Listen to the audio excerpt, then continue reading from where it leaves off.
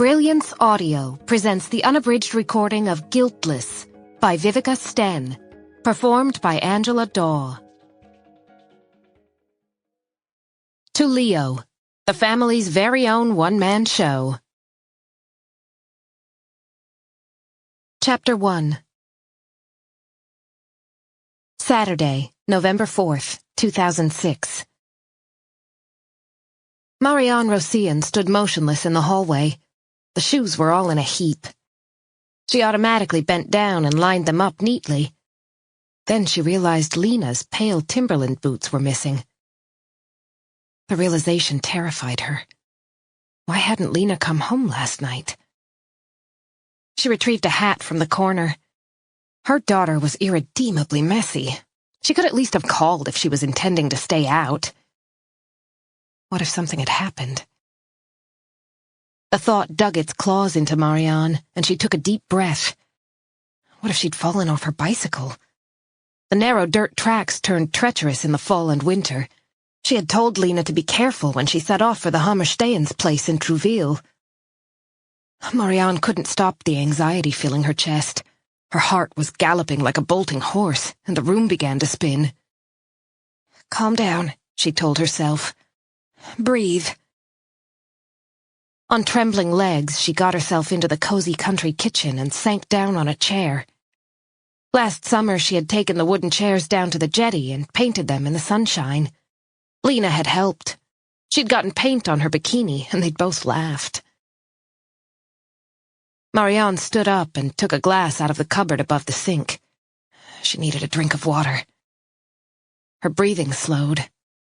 Of course Lena was still at the Hammerstein's. She must be. Where else would she be?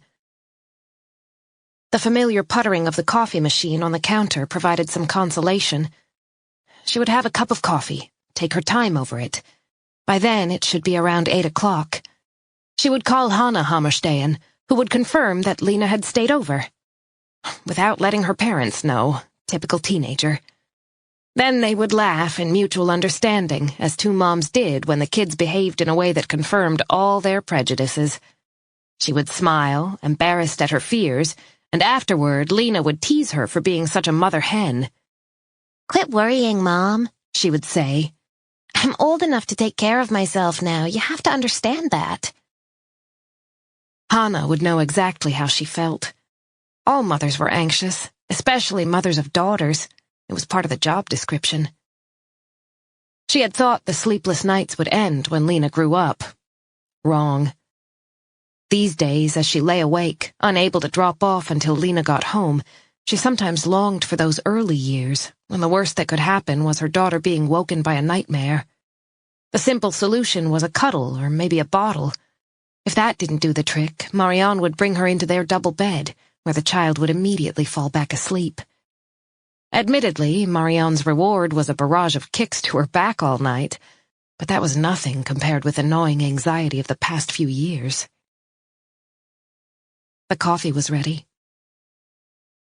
She checked the time again. 7:45. She would call at 8, not a minute later. That was still pretty early, but she just couldn't wait any longer. Her favorite blue ceramic mug was right at the front of the cupboard. The mere sight of it made everything feel normal again. 2 lumps of sugar and a generous dash of milk, and her coffee was ready. Sweet and strong, exactly the way she liked it. She felt better already. Marianne smiled to herself. What had she actually imagined? What could happen here on Sandhamn, an island Lena knew like the back of her hand? She could find her way home in her sleep. It was just over a mile between Trouville on the eastern side of the island and their house in the village. What could possibly happen over such a short distance? Marianne sipped her coffee and shook her head. She had gotten herself all worked up for nothing. This wasn't the first time Lena had stayed over at her best friend's and forgotten to call. She'd probably been too tired when it was time to leave, so it was easier to stay with Louise, particularly given the fact that the nights were pitch black with no streetlights to speak of, and most houses were closed up for the winter. In spite of the fact that it was the mid-semester break, very few visitors had turned up. Distractedly, Marianne stirred the sugar that had collected in the bottom of her mug. She glanced over at the old wood-burning stove that they had kept when they renovated the house her mother had left them. It had gone out during the night, but the metal was still wonderfully warm. She got up to relight the fire. Eating breakfast next to the crackling flames was so cozy. When the bitter wind blew from the north, they were grateful for the wood stove as well as the old tiled stoves in the dining room and living room. She looked at the clock one more time. 3 minutes to 8. She couldn't wait any longer. She picked up the phone. "Hello?" A sleepy voice answered on the third ring. It was Hannah. Marianne immediately felt guilty. She had woken Hannah for no reason. "Hi, it's Marianne. Sorry to disturb you. I just wanted to check if Lena's there. She didn't come home last night, and of course she hasn't called. I know it's stupid, but I just wanted to check that everything's okay." Silence at the other end of the line. Only for a second, but it was a second too long. She couldn't breathe again. "Lena? She's not here. She left around 10 o'clock last night. You mean she didn't come home?" The surprise was audible in Hannah's voice. "Oh, wait a minute, I'll go check." "Please," Marianne whispered, clutching the receiver so hard her fingers ached. A few long moments later, Hannah was back. "I'm sorry," she said. "I was right, she's not here. Louise said she rode her bike home when the movie was over. Are you sure she's not in her room?" Marianne couldn't speak. She tried to form words, but her tongue refused to obey. Everything was flickering before her eyes. Where was her daughter? Chapter 2. Friday, February 23rd, 2007. "You spend your summers on Sandhamn? I have a friend who lives there." The young woman chattered away, seemingly oblivious to the fact that she was getting no response. Nora Linda wished she hadn't let herself be persuaded to attend the party, organized by a doctor who was a colleague of her husband Henrik. As soon as they'd arrived, Henrik had headed off to join a group of his friends, and now Nora was stuck here with a girl at least 10 years her junior. Her brown hair was cut in a fashionable choppy style, and she was wearing a short skirt that emphasized her slim legs. She made Nora feel old and worn out. Nora couldn't remember when she had last found the time to exercise, and her blonde bob was in dire need of a trim. 10 years of small children and a full-time job as a lawyer for a major bank had taken their toll. A husband who chose to devote himself to his career and a passionate interest in competitive sailing didn't exactly help matters. Her black dress was neither new nor trendy, but she hadn't been able to summon the energy to make an effort. Not for Henrik's sake, anyway. Their relationship had been frosty these past 6 months, thanks to Nora's decision to hold on to the Brond villa, which her neighbor and honorary grandmother, Sina Brond, had bequeathed to her. Henrik had insisted on selling the house, which sat right on the Sandhamn inlet, so that they could buy a larger and more ostentatious property back home in Saltsjöbaden, but Nora had refused. They had bickered all fall, polite strangers doing their best to behave normally. Conscientious parents who went together to Adam's football matches and Simon's tennis games, pretending that nothing was wrong. They'd been living in an emotional vacuum, which worked in the short term, but something had to give. "Sorry, I didn't quite catch what you said," she apologized. It wasn't this cute girl's fault that Nora and her husband weren't getting along. The girl beamed at her. "No problem. I know I go on a little sometimes. I just said I know someone who lives on Sandhamn. Or rather, my best friend Marie does. I came to the party with her. She's a nurse." "Oh, yes?" Nora did her best to seem interested. She sipped at the pink concoction in her glass and smiled encouragingly. "Marie's with a guy who has a house there. The archipelago is amazing, isn't it? Anyway, he has a place there with his wife." "His wife?" Her companion looked guilty. Well, maybe I shouldn't have said anything." She suddenly seemed unsure of herself. "Marie's boyfriend is still married, but he's in the process of leaving his wife. He would have done it already, but they've got kids." Makes sense," Nora said, wondering what she could say that wouldn't sound idiotic. The conversation was bizarre. And what do you say to someone who tells a complete stranger that their friend is having an affair? Marie's crazy about this guy. He's fantastic. Tall, dark, and handsome. He's even a doctor. Not bad, huh? She winked meaningfully at Nora and took a big gulp of her drink. A doctor, Nora repeated.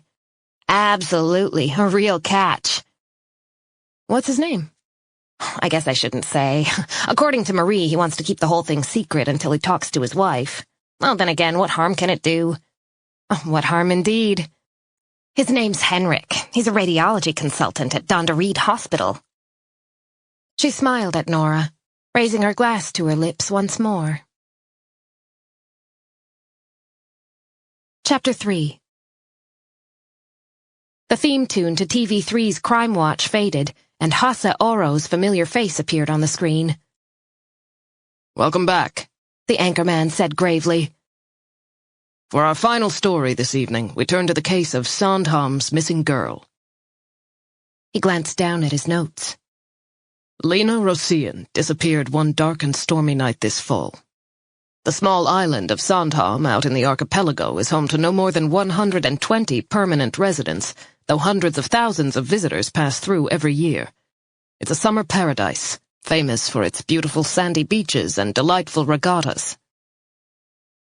He cleared his throat, and the camera zoomed in on his face. His expression was troubled, his tone sorrowful.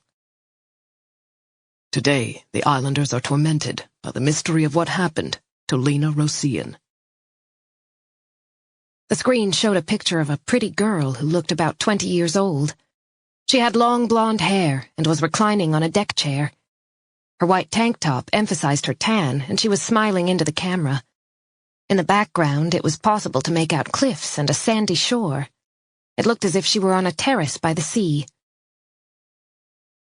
The last time Lena's parents saw their daughter alive was Friday, November 3rd of last year, when she went to visit a friend on the southeastern side of the island, in the resort area known as Trouville. According to this friend, she set off for home on her bicycle at around 10 o'clock in the evening. From that point on, there is no trace of Lena Rosén. In spite of a huge police operation, she has never been found. The image switched to a view of the Sandhamn inlet, the camera panning across the wooden structure of the Sandhamn Inn, past the steamboat jetty, and across to the Royal Swedish Yacht Club's red clubhouse, built in 1887. There wasn't a soul in sight. In summer, there would be long lines of people at the kiosk by the jetty, but now its grey metal shutter was firmly closed. The stores along the promenade were all closed up too, secured with sturdy padlocks. There was a feeling of desolation about the place, reminding viewers that the search for the young woman had proved fruitless. Then the camera zoomed in on a white house. The Roséns were natives of the island, the voiceover explained, and the house had been in the family for many years. Slowly, the camera moved away, panning out across the forest to the tennis courts, where the road to Trouville began. The road Lena had traveled the night she disappeared. Back in the studio, Hasse Oro now turned to a police officer. The man was about 40, tall and broad-shouldered with short blonde hair. He seemed kind and had a fine network of laugh lines around his eyes. Thomas Andreasson, you are a detective inspector with the Nacka police, and you've been involved in this case ever since Lena Rosén was reported missing. What can you tell us? The DI cleared his throat. The search went on for several days, but unfortunately we were unable to find any trace of Lena. Did you have help from the public? Yes, the islanders made a huge contribution. Lots of people volunteered, and we had search parties combing the entire island. How is it possible to disappear on an island as small as Sandhamn? Thomas looked troubled, and he gave a little sigh. I agree that it seems unlikely, but the truth is we've found no evidence. Nothing that could explain where Lena has been since she disappeared almost 4 months ago. Could she have drowned? It's not impossible. As you said, it was a stormy night. If she went out in a boat for some reason, it could easily have capsized. We are now appealing to members of the public to get in touch if they have any information that could help us. Our investigation has reached a dead end. Hasse Oro looked straight into the camera. If you know anything about Lena Rosian's disappearance, please contact us or the police immediately. Her parents are offering a reward. The theme song returned, and a box at the bottom of the screen stated that the program was a repeat and that viewers could no longer call in.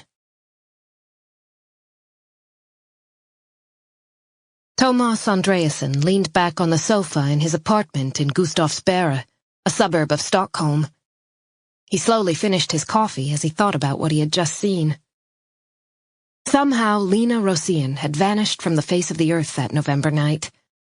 It had been extremely wet and windy, one of those autumn storms so common in the outer archipelago. It had been several days before the wind died down and the sea regained its normal blue color. By the time they realized the gravity of the situation, almost 48 hours had passed. Initially, Lena's parents had searched for her on their own, only contacting the police on Sunday night. Procedure dictated waiting at least 24 hours. It often turned out that missing teenagers were with friends and had simply failed to get in touch. So Lena's parents had been assured that their daughter would probably be back soon. And when the search finally did get underway, valuable time had been lost. A large number of officers had been dispatched to Sandhamn and ordered to comb the island. Several search and rescue dogs were also deployed, but the heavy rain had effectively washed away all traces and scents. The island was as clean as if someone had scrubbed it with soap. Thomas and his colleagues had gone over the whole island in driving rain, together with Lena's desperate family and their friends and neighbors.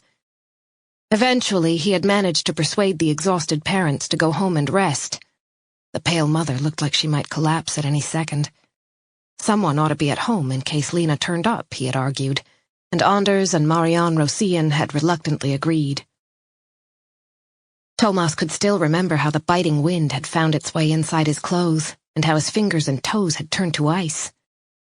The temperature had hovered around freezing, and the sea air was raw and damp.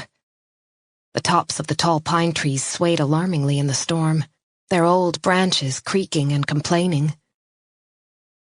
Slowly and methodically, they had covered the beaches.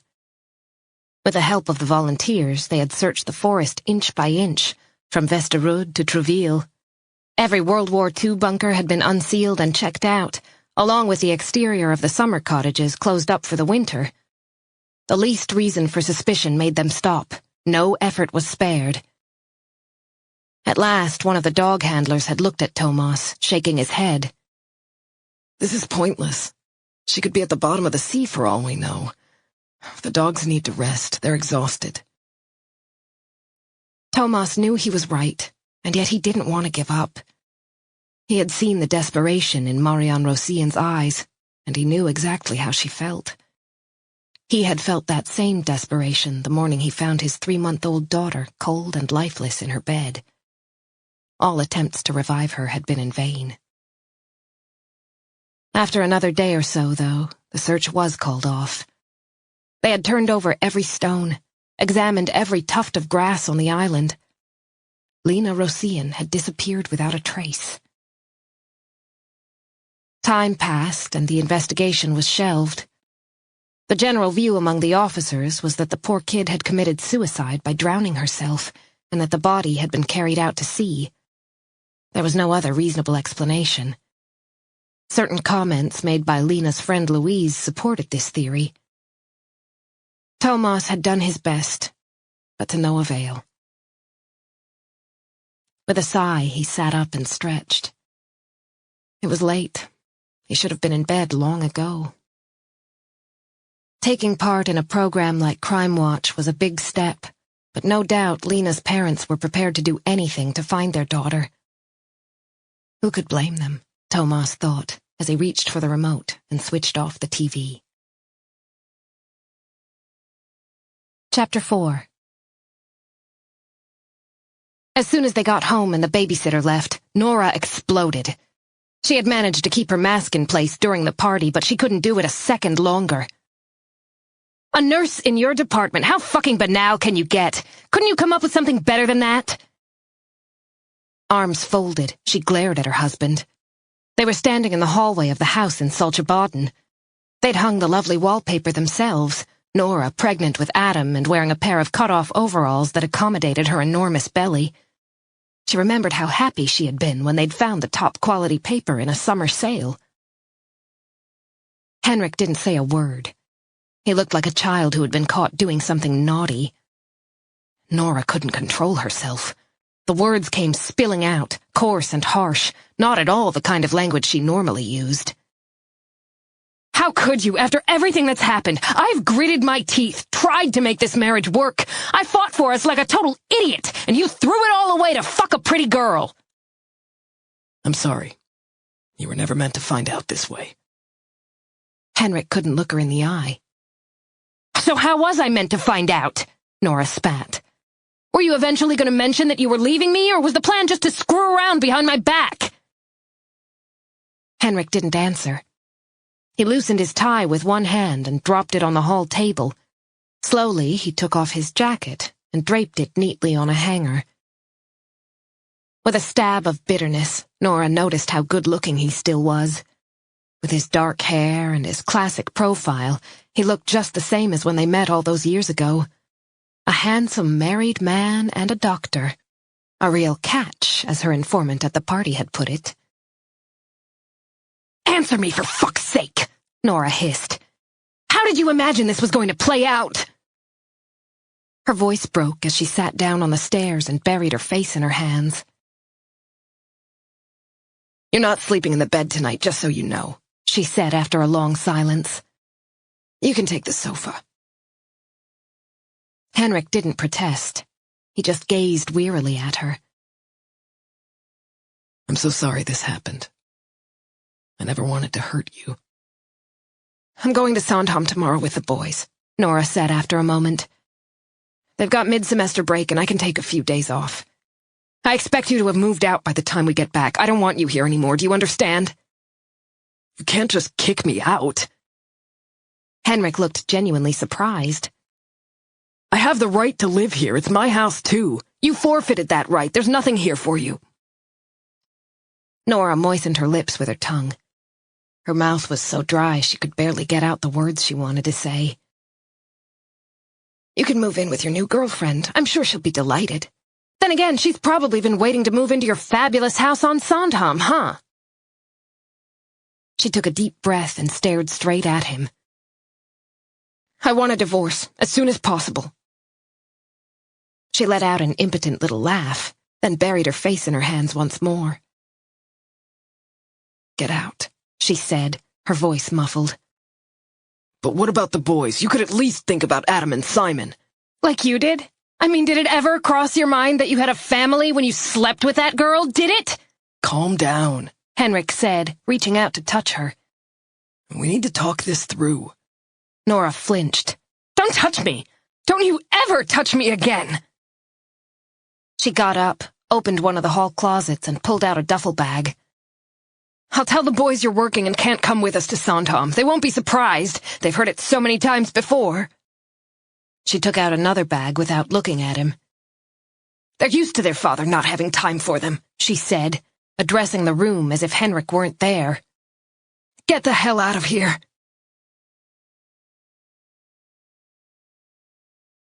Sandhamn, 1899. The thin lips parted, exposing yellowed teeth. He looks like a skull, Gottfrid thought before he could stop himself, then immediately felt guilty for thinking such a thing about his dying father. But he deserved it, the old bastard. The emaciated body was propped up on pillows in the four-poster bed. The curtains were drawn, and just a little afternoon light seeped in. In the dark room, shadows deepened and contours blurred, making the dark rings under the man's eyes stand out. The covers were pulled up to his chest, with a sheet folded back over the thick bolster, and next to the embroidered flowers, Gottfrid could see a dried patch of something red that didn't belong there. Come here, his father said. They had moved his bed into the living room so that he would have peace and quiet, but still be close to the kitchen where the rest of the family spent most of their time. Gottfried hesitated, but didn't dare refuse. The fear was rooted deep within him. He recoiled from his father's rank breath. The body gave off a sour smell, like seaweed rotting on the shore. His mother had scattered lavender bags around the room, but they had no chance against this alien stench. He swallowed back his revulsion. After all, he was 11 years old, not a child anymore. He pulled off his peaked cap and took a step forward. "Come here," his father ordered again. An echo of the old authority lingered in the room. Gottfried edged closer. His father started coughing. It sounded different from when Gottfried had a cold. This was a rattle deep down in the chest, and it scared Gottfried. His father's pale face turned bluish as he tried to force air into his diseased lungs, holding onto the bed with one hand as he banged his chest with the other, as if trying to force it to take in the life-giving oxygen. When the fit was finally over, he spat a huge blood clot into the bucket on the floor next to the chamber pot. "How are you getting on with the fishing?" Gottfried looked down at his feet. Since his father's tuberculosis had gotten so bad he could no longer work, the boy had been forced to support the family. In the summer, they could rent out rooms to tourists. Otherwise, the money he earned fishing was all they had to live on. His uncle owned the nets and the boat, a small skiff with a sail. He got half the profits, and Gottfried's family got the other half. From time to time, Gottfried was allowed to keep a few kroner for himself if the catch was particularly good. He had to get up at 1:30 in the morning to go out with Uncle Ole, and sometimes he was barely awake as he pulled on his clothes. Once they'd hauled in the nets and returned to the island, he'd stand in the harbor selling to the serving girls who came down to buy fresh fish for dinner. "We laid 2 bottom nets over by Rocheren last night." "Cod?" His father didn't have enough breath for a full sentence. Gottfried nodded and straightened his shoulders, proud of the catch. His worn knee breeches were getting too small and crept up his thighs when he moved. His sweater was also too small. The sleeves didn't reach his wrists. Only yesterday his mother had looked at him anxiously, complaining that he was growing too fast. "Tomorrow we're going over to Sjöbrunmaren to try for whitefish." There hadn't been a breath of wind all night, as was often the case in the summer, and they had been forced to row the whole way. At least it was better than last fall, when they'd had high winds almost all season. "A Sandhamn storm is the very devil incarnate," Uncle Ole would sometimes mutter as he fought with the sail. Usually, putting stones in the bottom of the boat was enough to steady her, but occasionally they had to head for land in order to bail out when the waves came crashing over the sides. So Gottfried never complained about calm nights, even though it meant he had to row for hours. He had learned how to row properly when he was just 5 years old, keeping his muscles relaxed so that his back and thighs did all the work. He could smell coffee. His mother had promised him a cup before it was time to go out and lay fresh nets. "Are you reading your catechism every day?" "Yes, Father." It wasn't true, but he didn't want to rile the old man unnecessarily. "Good." His father settled back on the pillows. The huge fists, always so ready to deliver a blow, lay helpless on the covers. Another coughing fit overwhelmed him. When it had passed, he lay there with his eyes closed. Gottfried crept out of the room. In his peripheral vision, he saw his father lean forward and spit into the bucket. It couldn't be long now. Chapter 5. Saturday, February 24th, 2007. They had stopped in Mölnvik to buy groceries, then caught the Vaxholm ferry over to Sandhamn just after lunch. Henrik hadn't been home when Nora woke up, which was a relief. She couldn't have coped with seeing him, pretending everything was fine in front of the children. In spite of being so upset, she'd slept for 7 hours straight, a deep and dreamless slumber. Simon had woken her when he'd crept under the covers, and his warm little body had made her feel calmer. He was almost 8, but he still liked to cuddle, and she had buried her nose in his shoulder, taking deep breaths. Nothing is more important than Adam and Simon, she thought. Nothing takes precedence over them. She was sitting at a small table on the ferry, drinking a cup of coffee as the ship plowed out into the wintry archipelago. It had been bitterly cold ever since the turn of the year. For once, the sea had frozen, and the icebreaker had been deployed to open up a channel to Sandhamn. The rough covering of ice made it possible to walk right off the islands, and the jetties looked like they were sitting on top of the ice. Shining formations hung from every hook and gaff. The boys had gone to help their friend walk his dog, so she was all alone. Single mom. The words pounded inside her head. Single mom.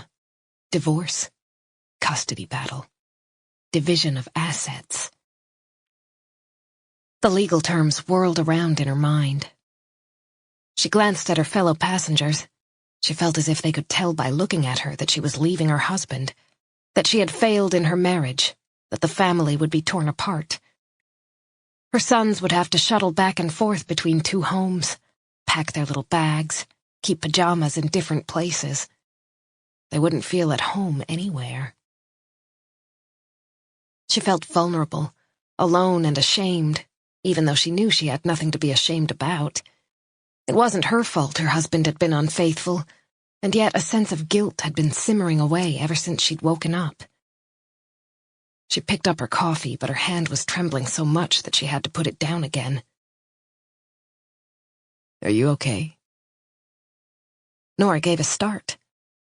She'd been so lost in thought that she hadn't noticed the man standing next to her table. His face was familiar. She couldn't quite place him, but she thought he probably lived on Sandhamn. He had dark hair, the stubble on his chin peppered with a few hints of gray. She smiled uncertainly, and he sat down opposite her. I didn't mean to disturb you, but you looked so sad. He held out his hand. Pelle Forsberre. Nora, isn't it? She nodded. I live by the tennis courts, and you're in Kvarnbera, am I right? We took a sailing class together many years ago. She nodded again. It was possible, although she had no recollection of it at the moment. Did something happen? Nora's eyes filled with tears. She tried to blink them away, but to no avail. They just kept coming. Oh, dear, Pelle said, getting to his feet. He went over to the cafeteria and grabbed a handful of napkins. Nora accepted them gratefully and dried her eyes, then gave her nose a good blow. Sorry, she mumbled. You must think I'm crazy. Not at all. Things aren't too good between my husband and me right now. I understand. We're separating. There. She had said it for the first time. She hated it, but at least now she knew she could say the words. Pelle waved his hand. Hey, I'm divorced too. I know what it's like. I didn't mean to start crying, it's just that everything's so hard. There's no need to explain. Would you like another coffee? His expression was kind. Thank you, that would be great. Nora had pulled herself together by the time Pelle came back. She blew her nose and sipped the hot drink. She really had to get a grip. She couldn't start randomly sobbing like this. What if the boys saw her? Are you staying on the island for the whole mid-semester break?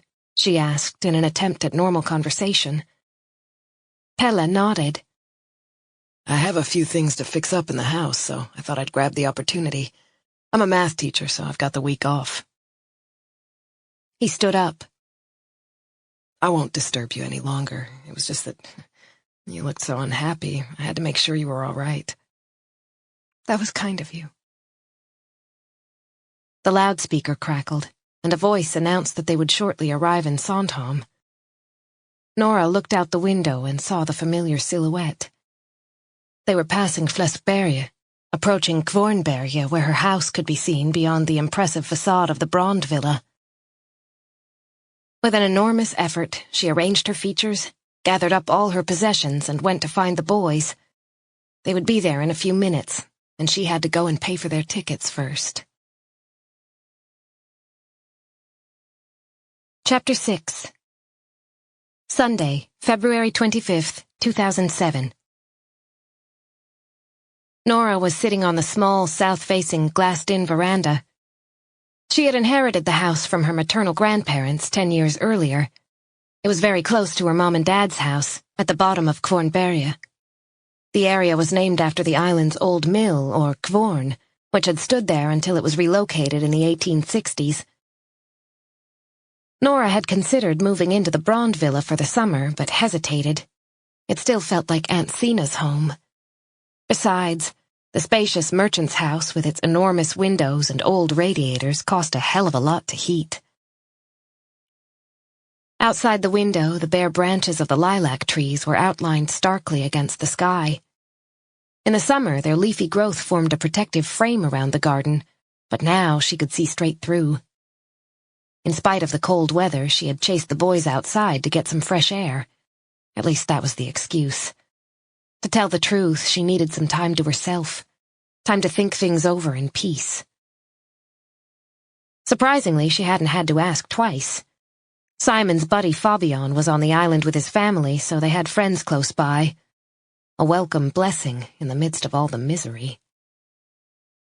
She couldn't stop thinking about Henrik. Had she driven him into the arms of that nurse? Had she been such a bad wife that he'd been forced to seek consolation elsewhere? It was true she'd put her foot down when it came to the Brand Villa, but could her decision to keep the house really have caused him to be unfaithful? The previous summer, their disagreement about it had led to a terrible fight down on the jetty. Henrik had lost control and hit her, right across the face, so hard she started bleeding. She could never have imagined that her husband would hit her. Henrik begged and prayed for forgiveness, and Nora gritted her teeth and tried to grant it, but something in their relationship had been broken beyond repair. For the sake of the boys, she'd repeated over and over again like a mantra. We have to stay together for the sake of the boys. But when she really thought about it, maybe she'd stuck it out more for her own sake. Sometimes she'd wondered if she even liked Henrik anymore.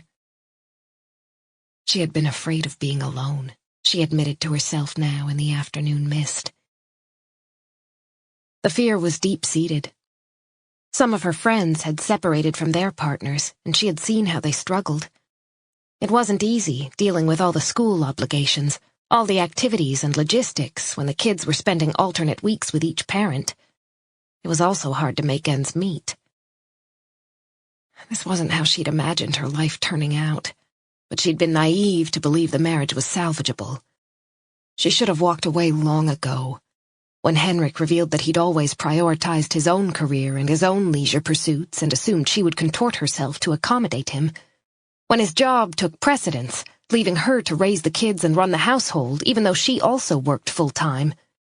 When it became increasingly clear that their views and values were poles apart. Instead, she had adapted. She had become compliant and accommodating. Slowly, they had slipped into a pattern where whatever Henrik wanted automatically came first. Why had she accepted it? She gazed out at the white landscape. In a weeping birch in the next garden over, abandoned birds' nests stood out against the sky like dark stones. What kind of old-fashioned sense of duty had made her stay with Henrik for so long? When they'd met and become a couple, they were equals, two students who operated according to the same principles and each dreamed of exciting careers. 15 years later, she was living like a 1950s housewife and with her own job on top of it. Compliant, accommodating, and deceived. Nora shook herself angrily. She had been such a fool. There was no other way to describe it. She sighed and leaned back in the wicker chair with her eyes closed. Even though she had slept all night, she was so tired she could barely move. Her limbs ached with exhaustion. Somehow it would work out. Thousands of women before her had survived a divorce. Many, many children with separated parents were absolutely fine. 1 week in each home, with access to one parent at a time. She couldn't stop the tears, but she was determined to stand her ground. She was going to divorce Henrik.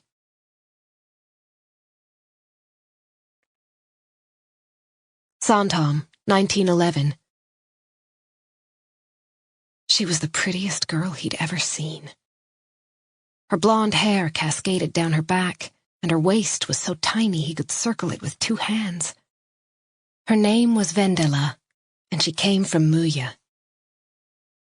Her parents lived on the southern part of the island, and she had 5 siblings. At 18, she was 5 years younger than him, and her eyes were the color of the June sky at twilight. They had met at Dansberget, behind the Royal Swedish Yacht Club's lavish clubhouse where the rocks were lovely and smooth, perfect for dancing to the sounds of Arne Carlsson's fiddle and Bertil Söderman's accordion. Korsjö Tower rose up diagonally opposite, and a beautiful schooner lay at anchor down below. The evening sun was shining. Earlier in the day they had raised the impressive midsummer pole, decorated with flowers and birch leaves. Now it stood there tall and proud, a sign that summer was here at long last. Groups of excited young people were standing around. They had come from Runmoro, Hara, and Muja. The fact that it would take several hours to row back home didn't bother them at all. That was just the way things were if you wanted to join in on the festivities on another island. Besides, the dawn usually brought a gentle breeze, so a sail could be deployed. Gottfrid was wearing his best coat, which looked good on him even though it had belonged to his late father. His mother had carefully cleaned and pressed it for the dance. She had gotten it out a week earlier, her hands lingering over the task. Gottfrid was perspiring in the sunshine, but he had no intention of undoing a single button. Later, perhaps, when he'd had a couple of drinks and gotten even sweatier dancing the mazurka and the hambo. On the promenade, on his way to Dansberget, he had passed a number of tourists strolling along by the water. The elegant ladies wore pale, floaty summer dresses and protected themselves from the sun with colorful parasols. The gentlemen sported straw hats and blazers in spite of the heat. He had lowered his eyes and hurried by. His mother rented out rooms, but he was still unsure of himself whenever he had any dealings with visitors from Stockholm. They pronounced words differently. Their voices were strident, and they gawped at the boats anchored up in the harbor. They were everywhere this time of year, drinking coffee in Anna Luvgren's cake shop or Lila Beaumont's cafe, staying at the tourist hotel or the sands. In the evenings, they settled down for dinner at beautifully laid tables at the yacht club or the Solheim restaurant. The gentlemen took a schnapps or 2 and called each other my dearest friend. The ladies smiled behind their fans and sipped at their drinks, laughing delightedly at their husbands' witticisms. The huge trunks that were unloaded at the steamboat jetty shocked the islanders. How could anyone own so much and pack it all up just for a few months in the archipelago? Everything Gottfrid and his mother possessed wouldn't even fill one of those trunks. But he was grateful for the income the visitors brought with them. Since his father passed away on a cold January night 11 years ago, the family's situation had improved. His mother received a widow's pension. It was a modest sum, but it came every month, which meant that Gottfrid could return to school. He still went fishing, but not at the expense of his studies. The money he earned was a welcome addition, rather than essential to the family's survival. The year he was confirmed, he got a job at the Royal Customs Office as an errand boy. The supervisor, an older man by the name of Ossian Ekborn, had known his father, and he took pity on the boy. He arranged for Gottfrid to take up his post at the yellow-plastered 18th-century building, which stood majestically by the inlet to the harbor. Gottfrid worked hard, and after a few years he was promoted to customs assistant and given a uniform. The first time he wore it home, his mother burst into tears. My boy, she'd sobbed as he stood there in the doorway, simultaneously proud and embarrassed. The wages he received were a great relief. They could finally start fixing up the house, which had fallen into disrepair during his father's illness. However, his mother was determined to save as much as possible. It would soon be time for him to find a girl, and he would need financial stability. Eventually, at his urging, she agreed to buy herself a new silk shawl and a black ready-made skirt.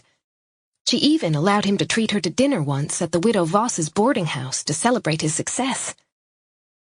But she still got down on her knees to scrub the floor tiles with sand and water until they were smooth and white, and she wouldn't hear of sending the laundry to one of the village washerwomen. She hauled water from the pump as she had always done, and waved him away when he came home with something sweet from the cake store to cheer her up. Go on, ask her. Adolf Volin, Gottfried's best friend, gave him a push.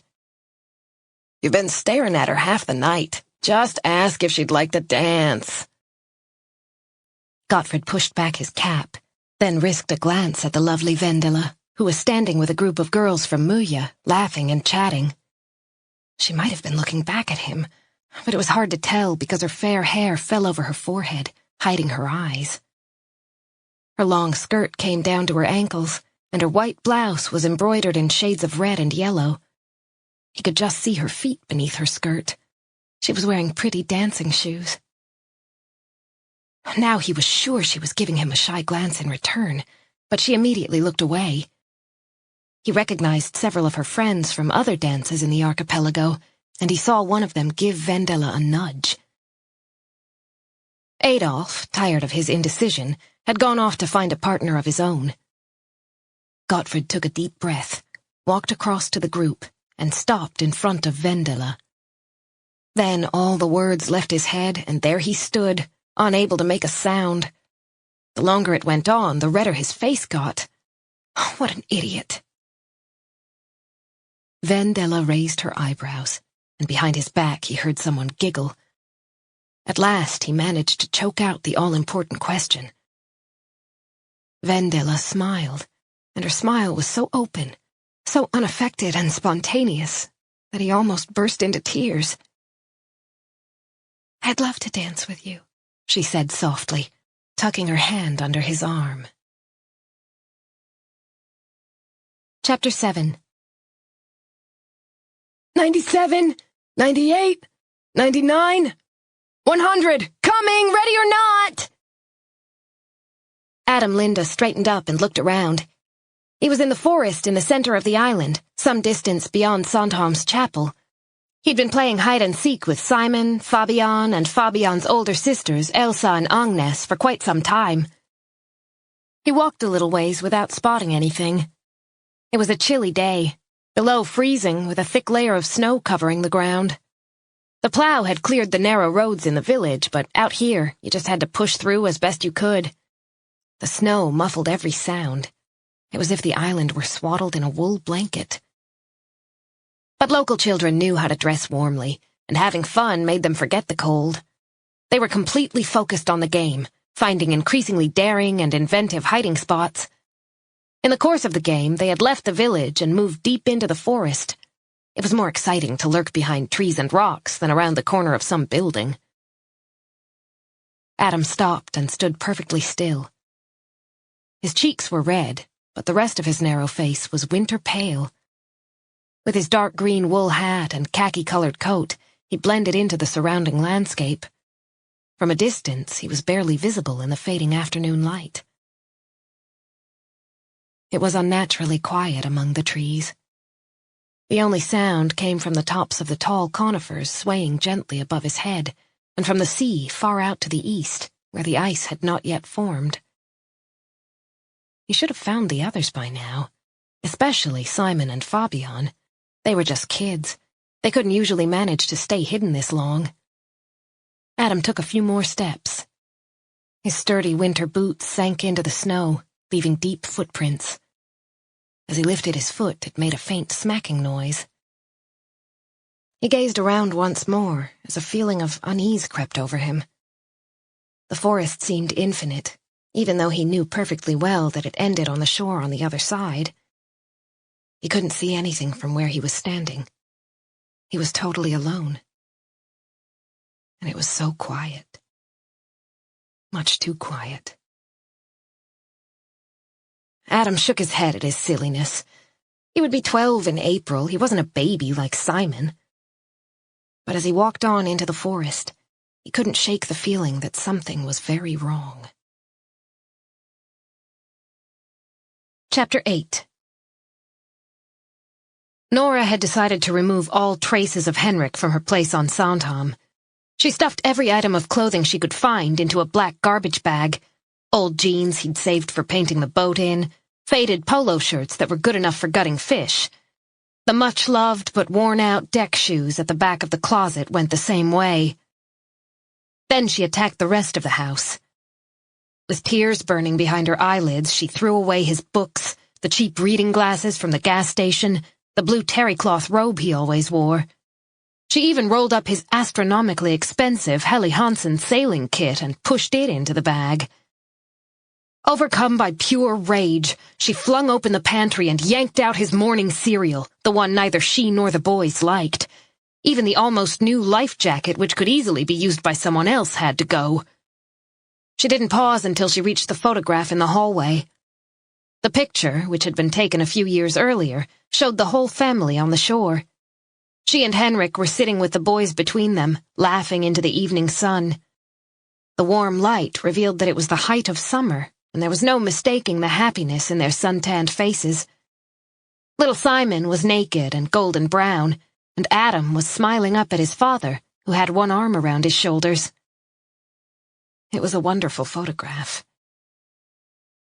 Nora hesitated. If she took it down, the boys might start asking questions, and she didn't have the strength to explain the situation right now.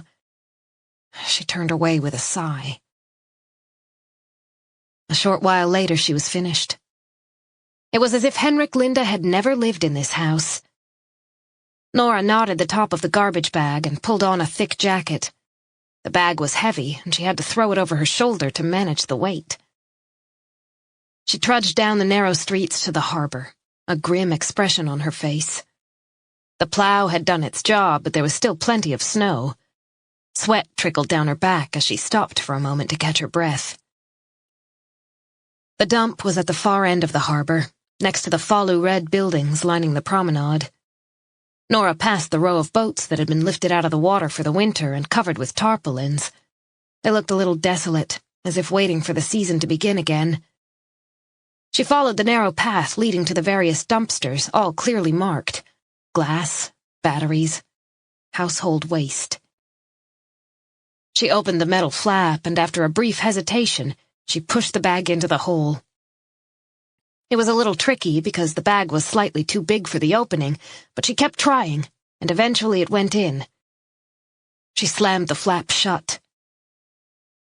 Pre-spring cleaning? Nora gave a start and turned around. Pelle Forsberg was standing a few yards away with a curious expression on his face. Nora felt caught out. She had no desire to reveal what she had just disposed of. Glancing guiltily at the container, she tried to come up with a sensible answer. "I just needed to get rid of a few things," she said, edging away. "How are you feeling today?" It was kind of him to ask, but Nora wasn't in the mood to chat. She just wanted to go home and cry. But good manners won the day. "Better, thank you. It's nice of you to ask." She smiled, but avoided saying anything that might prolong the encounter. "I need to get home to the kids." Pelle stepped aside to let her pass. He was holding a knotted Konsum market bag in one hand. "You're going through a tough time. Sometimes you're angry, sometimes sad. One minute you want everything to go back to normal, and the next, you hate your ex with a passion." Nora realized he knew what he was talking about. She longed for Henrik at the same time that she loathed him. "Yeah, it's not easy." "Had you been together long?" "We got married 13 years ago." The unlucky number made her grimace. "But we've been together longer than that." "Did you go to college together?" She nodded. Kind of. I was studying law and he was a medical student. We met in a bar when I was celebrating after my exams. She remembered the way Henrik had looked back then. He had been a friend of one of her classmates. A whole gang of them had gone out. He had offered to buy her a drink and they'd danced together half the night. Nora had been interested right from the start, but she didn't expect the attraction to be mutual. Henrik seemed like the kind of guy who could afford to be choosy. When he got in touch the very next day, she'd been surprised and pleased. She said yes right away when he suggested meeting up at a popular cafe. Tears pricked at her eyes yet again. Nora blinked them back. Pelle looked at her sympathetically. I know exactly what you're going through. We'd been together for 10 years. Met right here on the island in the diver's bar. I spilled beer on her and we started chatting. He gave an embarrassed laugh. Breaking up is hard to do. It is. Was he unfaithful? He sighed and put down the bag. I made a stupid mistake at a work party, and that was the end of that. We'd been arguing for a while beforehand, of course. No doubt you two were having problems. Nora shifted uncomfortably. This was getting much too personal. No doubt Pelle meant well, but she really didn't want to stand next to a garbage dump discussing her marriage with a man she hardly knew. I really do have to go, she said with an apologetic smile. Drop by for coffee if you want to talk. Like I said, I'm here all week. My wife has our little girl. They're skiing in Sälen. Thanks, Nora mumbled. I did tell you where I live, right? It's one of the houses by the tennis courts. The green one with white window frames and a brown fence. She gave a quick nod of thanks and slipped past him. All done. Henrik's possessions lay in the bottom of a dumpster, along with all the other garbage. It felt good. Really good. The house on Sandhamn was no longer his home. He wasn't welcome here.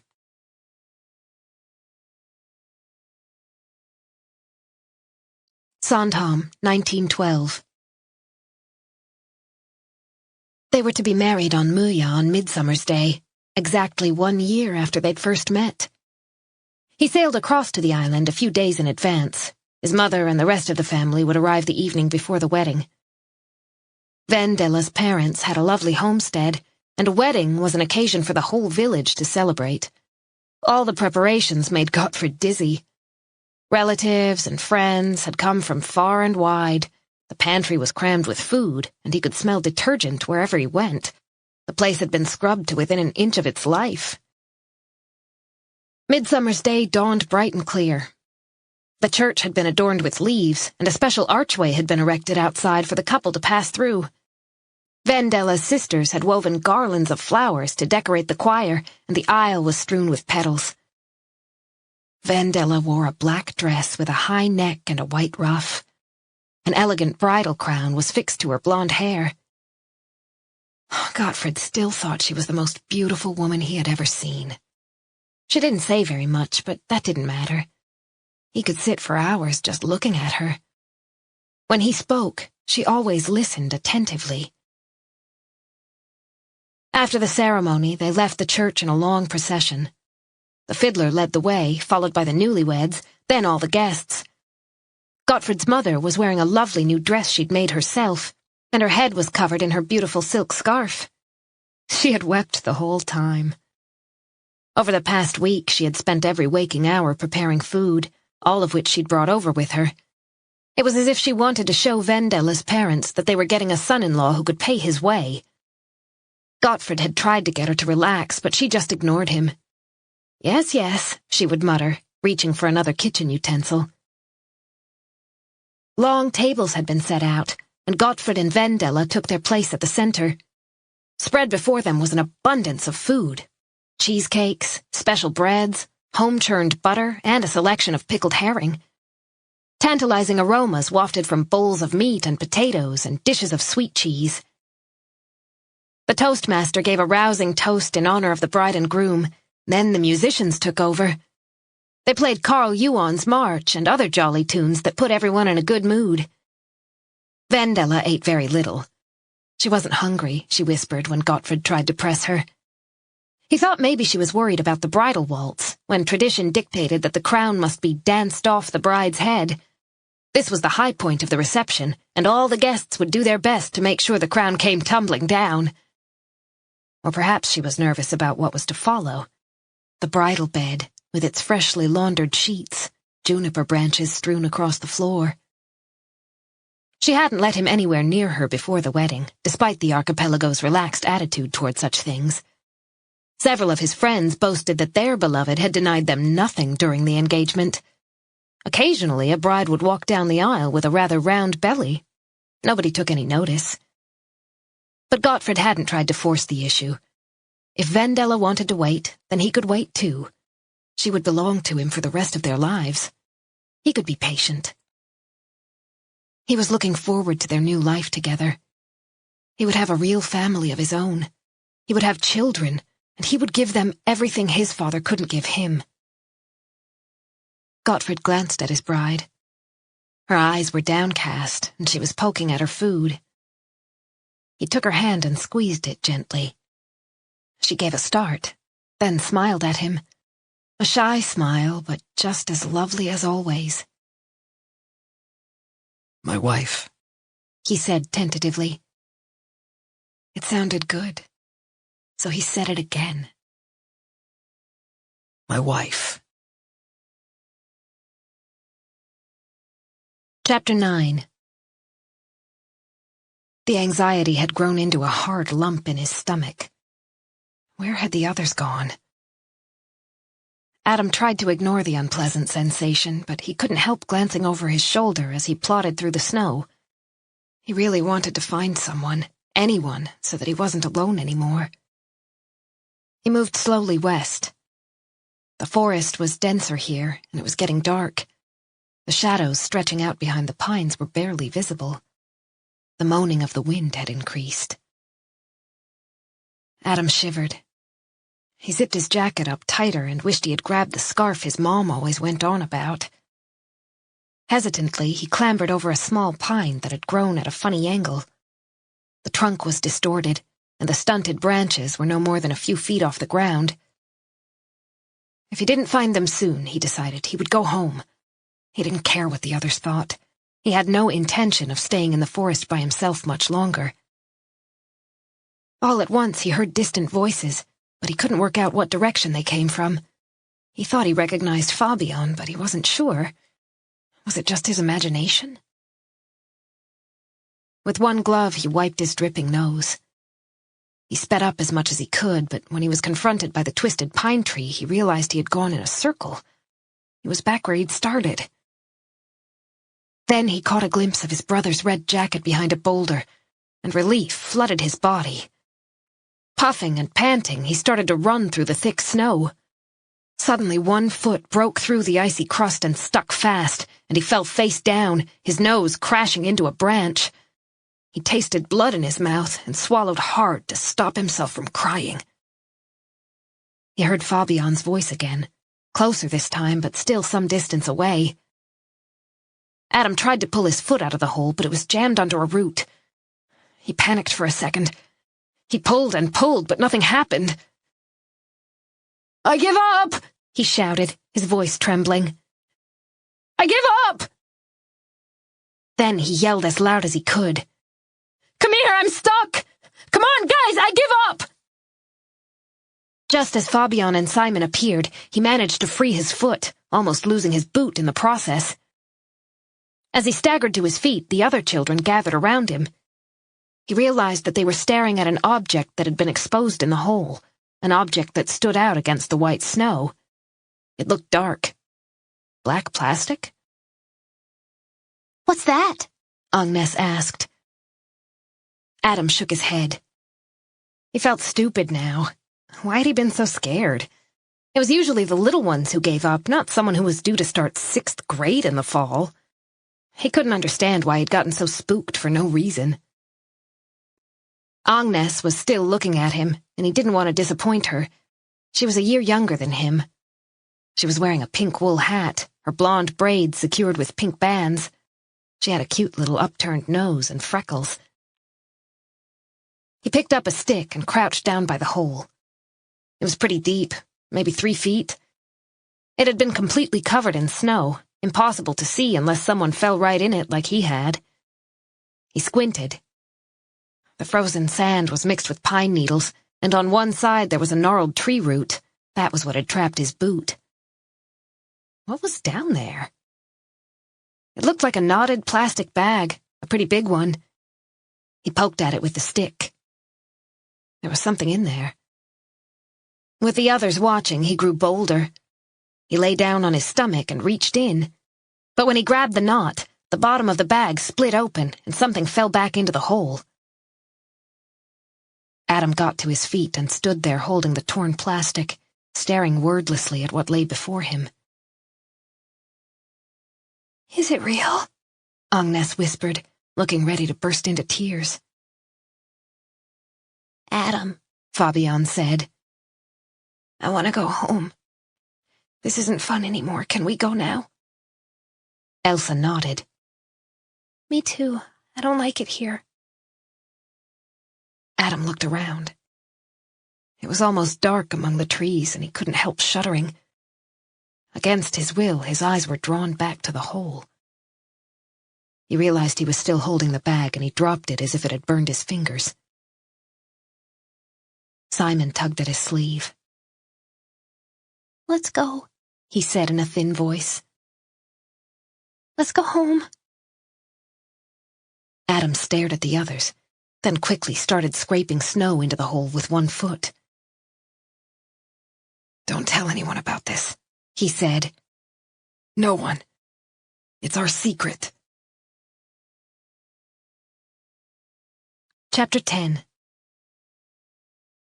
"Hi, it's me." Thomas recognized the voice right away. The gentle tone reminded him of the old days, when he and Pernilla were still married. He could picture her in his mind's eye that summer when she was pregnant with Emily. The child who had kept them waiting for so long would soon be born. A miracle after all the doctors, all the attempts. "Hi." He couldn't help sounding wary. The period after Emily's death and their separation, which gradually became inevitable, had left its mark. Their inability to deal with the catastrophe wasn't easy to erase, nor was the desperate need to lay blame to which they had both fallen prey. The distance between them had grown ever wider, until in the end there was no possibility of building a bridge. They had parted a couple of years earlier. There was a brief silence. "How are you doing?" Pernilla wondered hesitantly. "How are things these days?" She laughed. "Sorry, I sound like a Thomas Ledin song." Thomas smiled, but he didn't really know how to answer. He leaned back on the sofa and thought for a moment. It was almost 7 o'clock in the evening, and the sun had set long ago. Soft snowflakes were drifting down past the window. The previous summer, he had ended a relationship with Karina Persson. It had lasted just over a year. Karina was an administrator at the police station, and she was also the boss's daughter. Since then, Thomas hadn't done much apart from work. He spent most evenings at the station, including Sundays. His normal approach to handling a crisis, he thought wearily. The breakup had been difficult. Karina had wanted a long-term relationship. Instead, she had gotten a secret boyfriend. Thomas had let things go much too far before he admitted to both himself and Karina that he wasn't interested in anything serious. He still felt guilty and had kept a low profile for the past 6 months. "Are you there?" Pernilla's voice brought him back to the present. "Sorry. I'm fine. How about you?" Pernilla laughed again. She knew him so well. "I'm fine, too." Silence. Thomas could hear her breathing.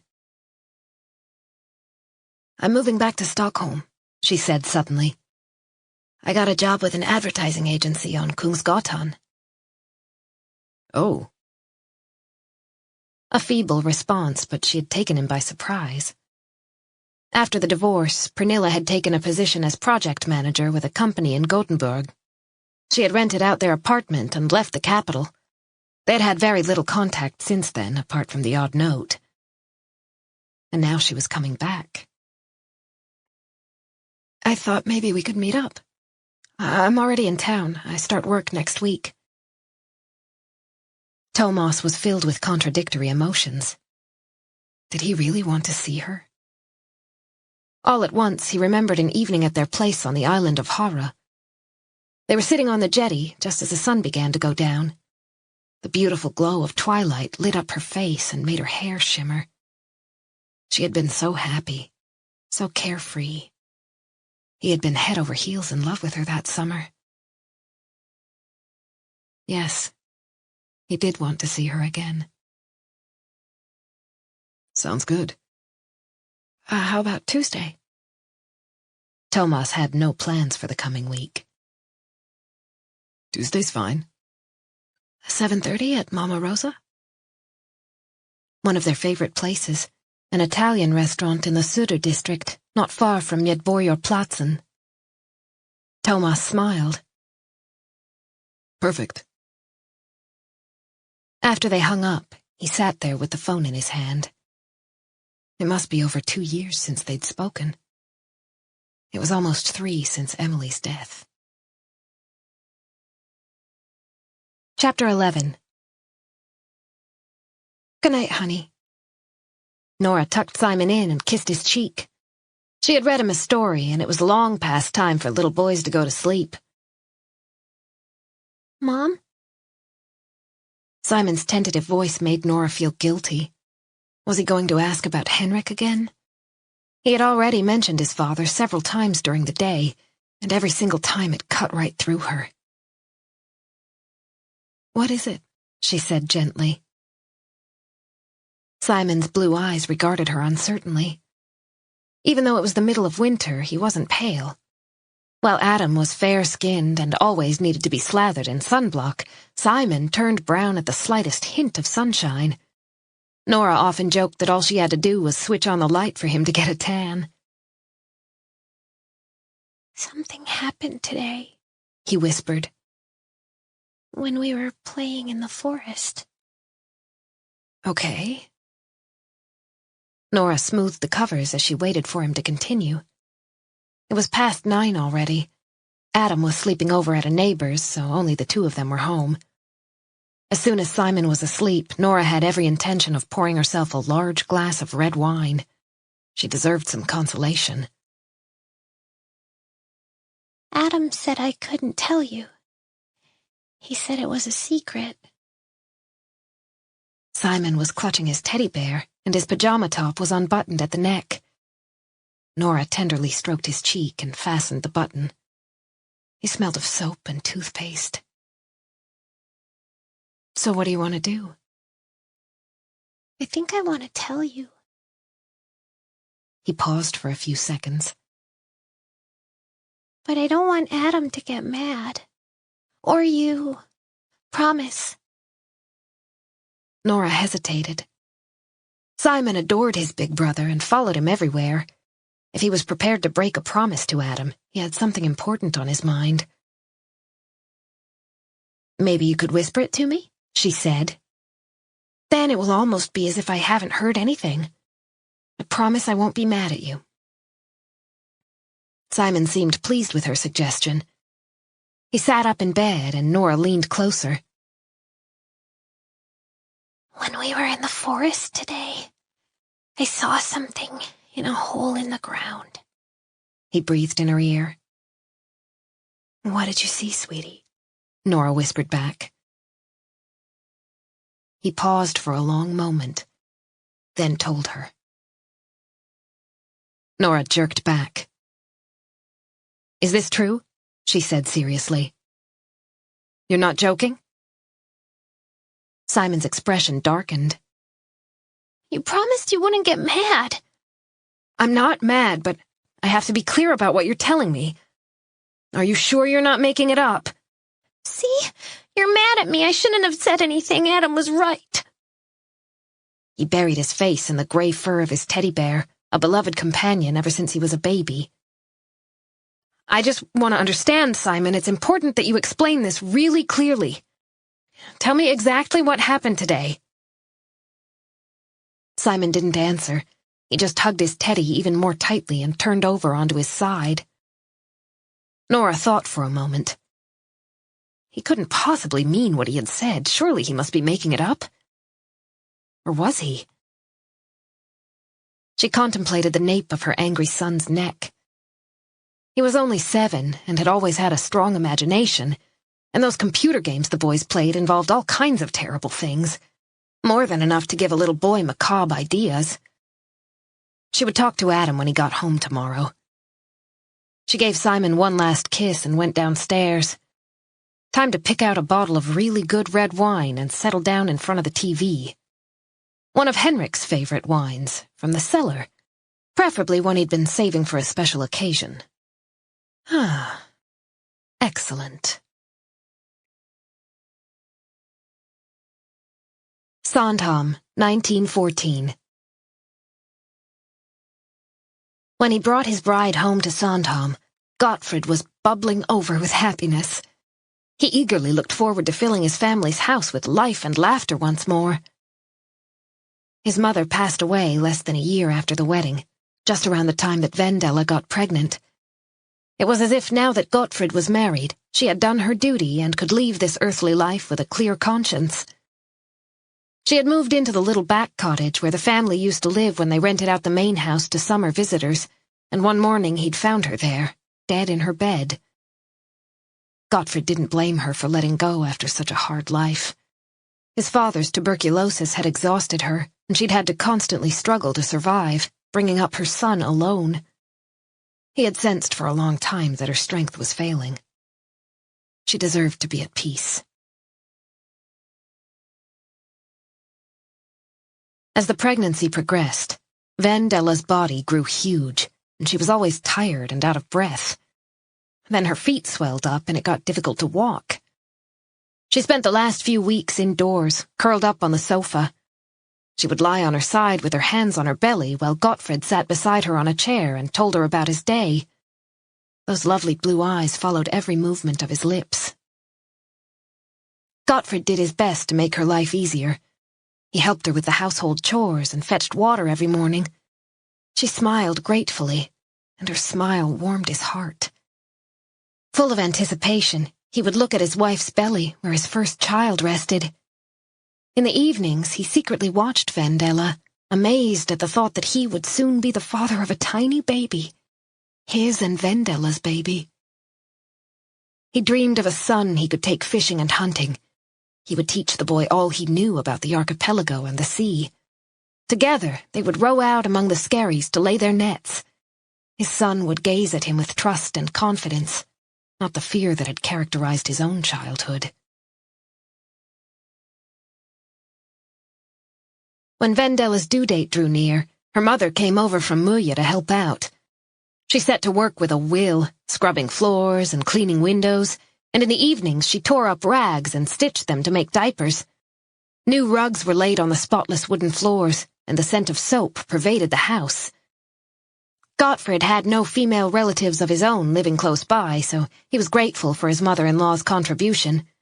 Now the child could arrive whenever it liked. He longed to meet the baby, but at the same time he was terrified. Vendela's labor was a protracted torment that went on for 36 hours.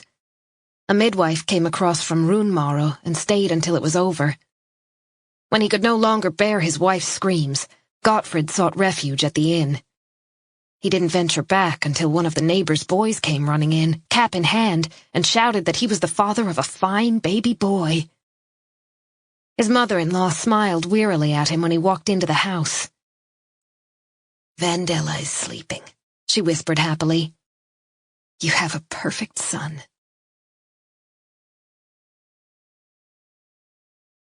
The following day, Vendela started crying. She cried constantly. She cried when she woke up and when she went to bed.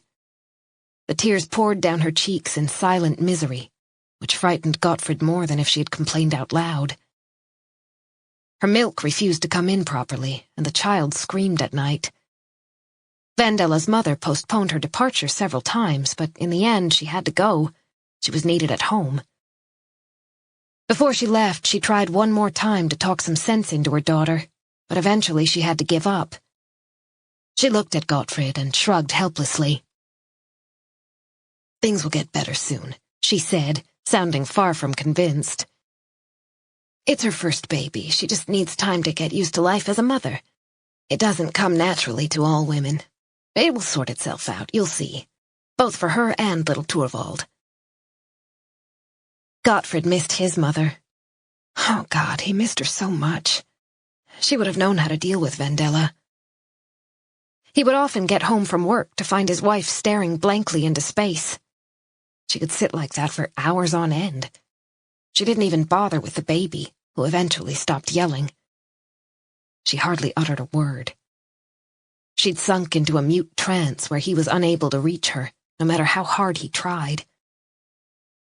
On many occasions, she had actually gone to bed when Gottfried arrived home from the customs house. He would find the house in darkness, the fire out. There was rarely any supper left out for him, and he got used to eating bread and cheese with no one to keep him company. Vendela stopped doing her chores. The dirt Gottfried brought in on his shoes joined breadcrumbs and bits of food that had fallen on the floor. The sand, the endless sand that came creeping in through the windows, was never swept up. One evening Gottfried saw a mouse scuttling away as he lit the kerosene lamp. The mess really bothered him. They may have been poor when he was growing up, but his mother had always kept the place neat and clean. He was a tidy person by nature and found it difficult to cope with the dirt and disorder. Gottfried felt helpless. He had no idea what to do with a wife who wouldn't speak to him and a baby who screamed for attention. Before long, out of despair came rage. Life wasn't easy. Every single person in the archipelago knew that. You simply had to carry your burden, get by as best you could. Vendela was his wife, and they were joined together before God for the rest of their lives. It was her duty as a woman and a mother to look after the boy and keep the house in order. He sought refuge at sea. The weather was irrelevant. He spent hour after hour in his boat.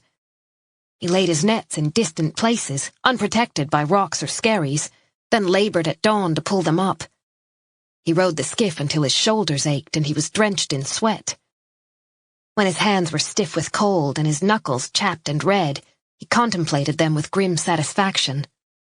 Resolutely, he dealt with any damage to the nets, as if every meticulously mended net would bring him redemption. But things didn't improve.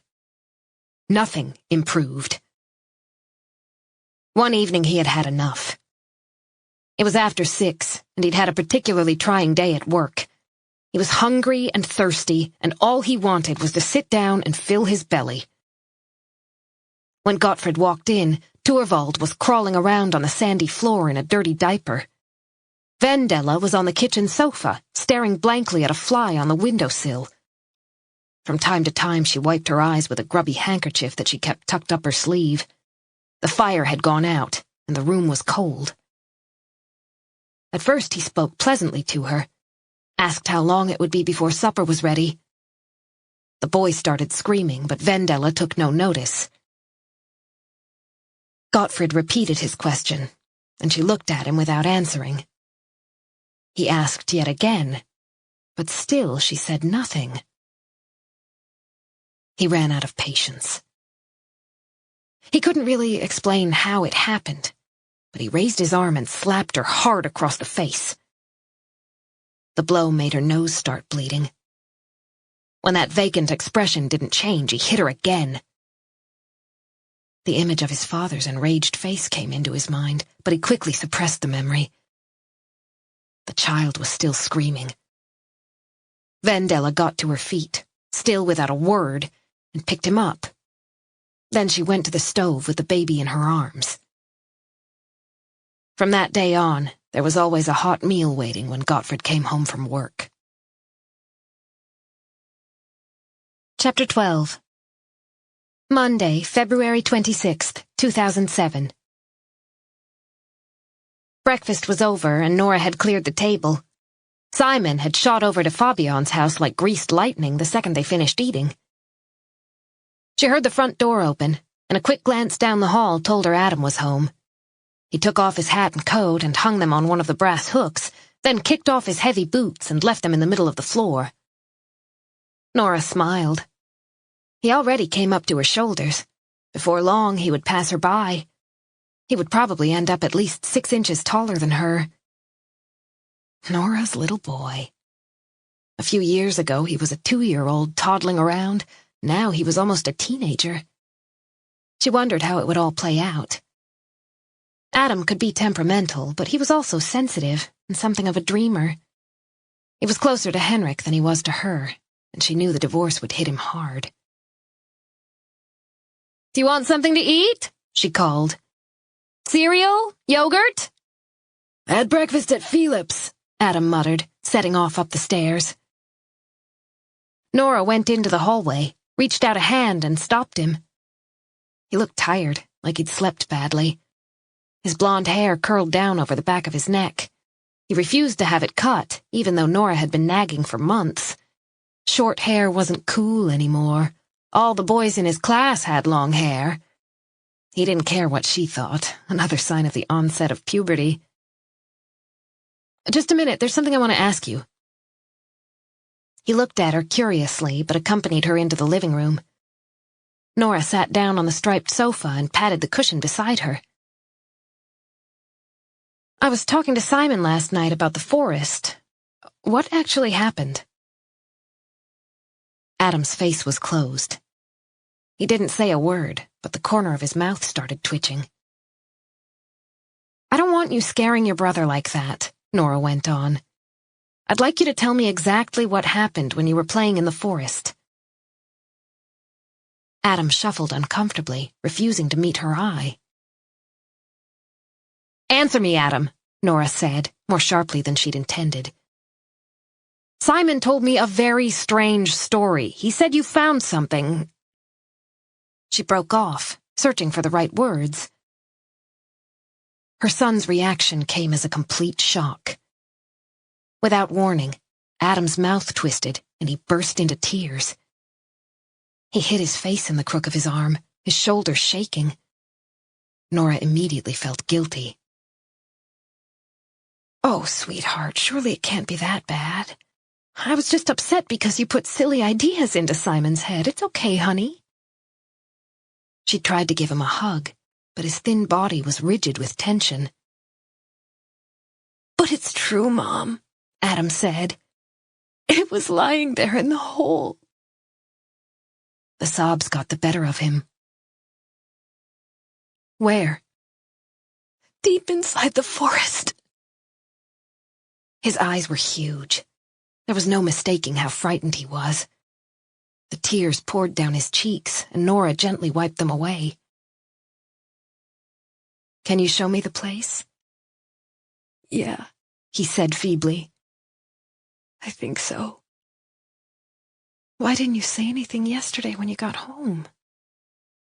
Nora pulled him close, and for once he didn't object.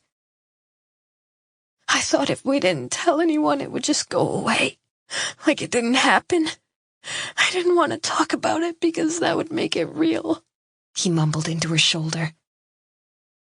Nora hugged her son as her stomach contracted into a hard lump.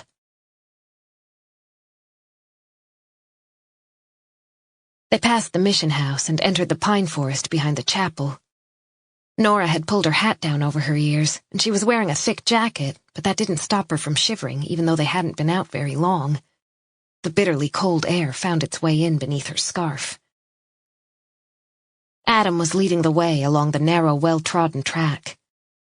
He kept looking back as if to check that she was really there. Dry yellow pine needles were clearly visible against the white snow, and a dark patch suggested that a dog had recently passed this way. They had been walking for almost 15 minutes when Adam stopped and glanced around uncertainly. "I think this is where we were yesterday." "There," he said, pointing with a blue-gloved hand. "Over there by the bushes." They were roughly in the middle of the island, Nora thought.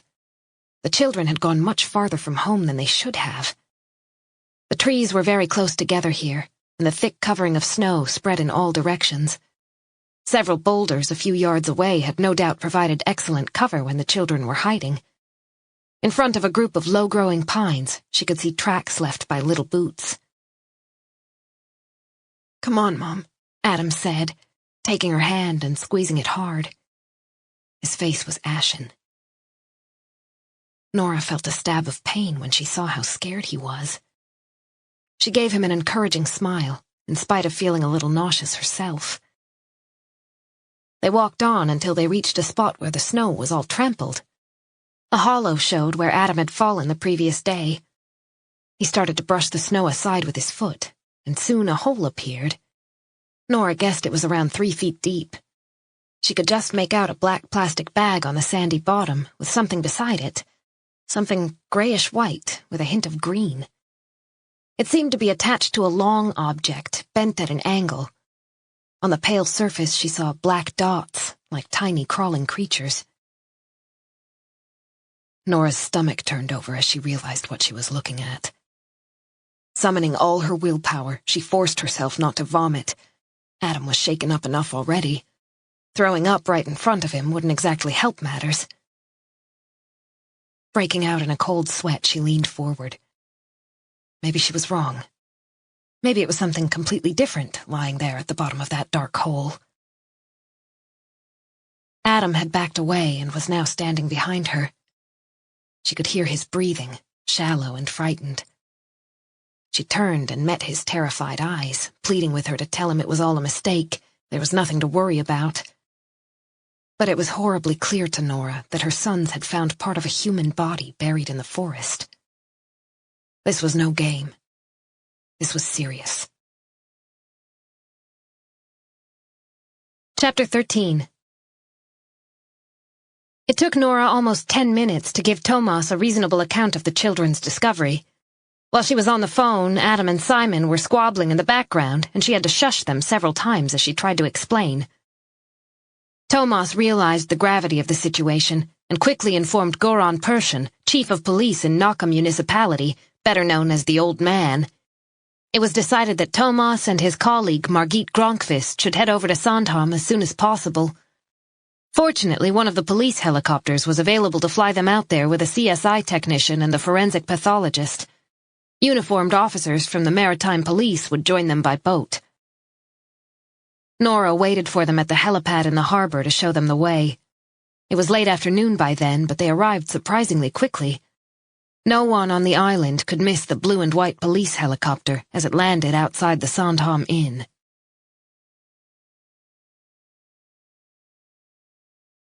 The area had been cordoned off, and the forensics team was doing their best to preserve any evidence they could find, given the circumstances. Nora had gone back home to be with the boys. She and Thomas would speak later. At the moment, the police were fully occupied examining the site in the forest before it got too dark to see anything. "Not very pleasant," Margit said, stamping her feet to try and keep warm in the biting cold. The icy sea air got right into your bones. She was freezing, even though she'd put on extra layers when she found out where they were going. She remembered how cold she had been back in the fall when they were searching for the missing girl. "No," Thomas said. He contemplated the scene before them. A white tarpaulin had been spread out on the snow, and after a preliminary assessment, the CSI technicians had carefully removed the black bag and its contents from the hole and placed them on the tarp. In spite of the icy winter air, Thomas thought he could detect a faint stench, a revolting smell that made him instinctively wrinkle his nose. It was all in his mind, of course, but he still wanted to take a step back. Instead, he forced himself to stop thinking about it and leaned forward to get a closer look. A hand, a half-decayed left hand, lay in front of them. The fingers were outspread, and the nails still bore traces of what appeared to be purple nail polish. There was also a forearm, its pallid gray skin smeared with dirt. Bizarrely, a watch with a large gold and silver face was still on the slender wrist. Margit shook her head sadly. "What kind of lunacy makes a person do something like this?" she murmured. "Wasn't killing her enough?" Nothing. Just talking to myself." Margit made a face and stepped back. "Are you thinking what I'm thinking?" That it's the missing girl? "Yes. Has to be, doesn't it?" Probably.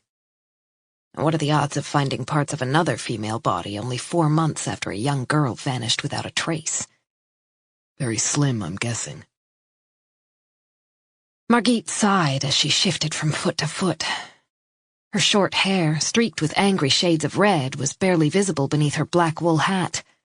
A few strands poked out around her ears, which were almost as red as her hair. "Do you think her parents might be able to identify the watch?" she said. "It would save a lot of time if we didn't have to wait weeks for the DNA analysis." Thomas bent down and peered at the watch. It was an impressive model that looked both sporty and expensive. The wide bracelet shone against the rotting skin. It didn't seem too badly affected by being buried in the ice-cold earth. Maybe if we show them a photo. He ignored the automatic feeling of distaste and went on. I don't like doing that to them, but the sooner we know for sure. He was interrupted by a piercing scream. He turned around to see a woman running through the forest, ignoring the police tape. Her blue jacket was open, and panic was written all over her face. A uniformed officer tried to stop her, but she pushed past. Thomas realized it was Marianne Rosén, Lena's mother. He had spoken to her many times during the fruitless investigation in the fall. For a while, they'd been in touch almost every day, and he had felt the deepest sympathy for her. Back then, she had been quite plump, her desperate expression underlining her refusal to accept that her daughter had vanished. Now she was gaunt, with dark shadows under her eyes. The uncertainty of the past few months had cost her dearly. "They said you found something," she gasped. "My neighbors said you came because you found something. Is it Lena? You have to tell me if it's Lena. Is it my little girl?" Thomas grimaced. The sight of human remains was difficult enough for a police officer with many years' experience. He couldn't imagine what it would be like for a parent to see a beloved child defiled in this way. He exchanged a glance with Margit, who tried to put herself in Marianne's way, but before Thomas had the chance to speak, Marianne dodged around them with a surprising burst of speed and caught sight of the objects on the ground. She stopped dead, then swayed and fell to her knees. "Lena," she whispered. "My darling little Lena. What have they done to you?" Tears poured down her cheeks. She opened her mouth as if to scream, but only a heart-rending whimper emerged. It would have been easier if she had screamed, Thomas thought. He had dealt with hysteria before, in many forms, but the grief emanating from Marianne Rosén was so bottomless he could barely breathe. It seemed to suck in all the oxygen around them. He knew what it was like to lose a child, but he had no idea what to do right now. He gazed helplessly at the devastated woman kneeling on the snowy ground. Margit crouched down beside her and put her arm around Marianne's shaking shoulders. Gently, she moved her away from the tarpaulin. "Okay, let's go," she said. "It might not even be Lena. We don't know anything yet. Come away." "It's her," Marianne whispered. She looked straight at Thomas, her voice heavy with pain. "That's Lena's watch. We gave it to her for her 18th birthday. She never took it off. That's my daughter's arm."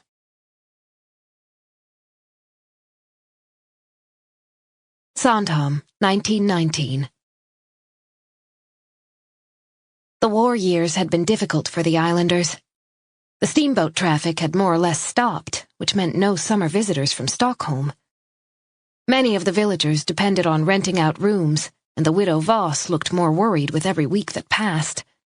No one ordered her stewed perch or her veal with gherkins anymore. Then again, everything was in short supply during those challenging times. It was difficult to find out what was going on in the world, and the lack of news gave rise to all kinds of rumors. One day, an old man announced with authority that a peace treaty was due to be signed, and that this would involve the Russians taking over the archipelago. No one really believed him, but what if he was right? Gottfrid had gotten used to the silence at home. Vendela did her chores and looked after the boy. She kept the house clean, more or less, and made sure her husband's uniform was washed and starched. Torvald no longer screamed with hunger, and his clothes were neither ragged nor dirty. Gottfrid did his job at the customs house with extreme conscientiousness and minute attention to detail. Night after night, he stayed behind to make sure that all information had been entered into the ledger. Every customs inspection must be correctly carried out, no matter how many vessels were in the harbor. In his office, pens and papers were arranged with military precision. No one could complain about his work. Just the opposite. He was often praised by his superiors. However, he didn't understand Torvald at all. There was no doubt that the boy was his son. He could see the similarities between the two of them. They had the same coarse, fair hair, the same deep-set eyes that contemplated the world somewhat warily. But he felt nothing for the fruit of his loins. Grief and bitterness over his wife's metamorphosis overshadowed everything, and Gottfrid blamed his son for the change in Vendela. Before the child was born, he'd had such high hopes, but the dream of a happy family remained just that, a dream. Neither his wife nor his son met his expectations. Torvald was shy and avoided his father. He kept to himself in the kitchen playing with his toys, mostly sticks and pine cones he'd found in the forest. He absolutely adored a bark boat that his maternal grandfather had made him. They had gone out together one sunny spring day to search for a particularly fine piece of bark. Then his grandfather had sat in the sunshine, whittling away. Vendela's parents came to visit occasionally, but they didn't stay long. Their life on Muya didn't allow for protracted absences. They had animals to care for, the harvest to bring in, and there wasn't much time left over for excursions to see an unhappy daughter on Sandhamn. Besides which, they had 5 other children, 3 of whom were still on Muya. One day, Gottfrid's father-in-law had taken him aside and made a clumsy attempt to talk to him. "She wasn't very happy when she was a girl, you know," he said, fumbling with his pipe. The white calluses stood out on the rough hands.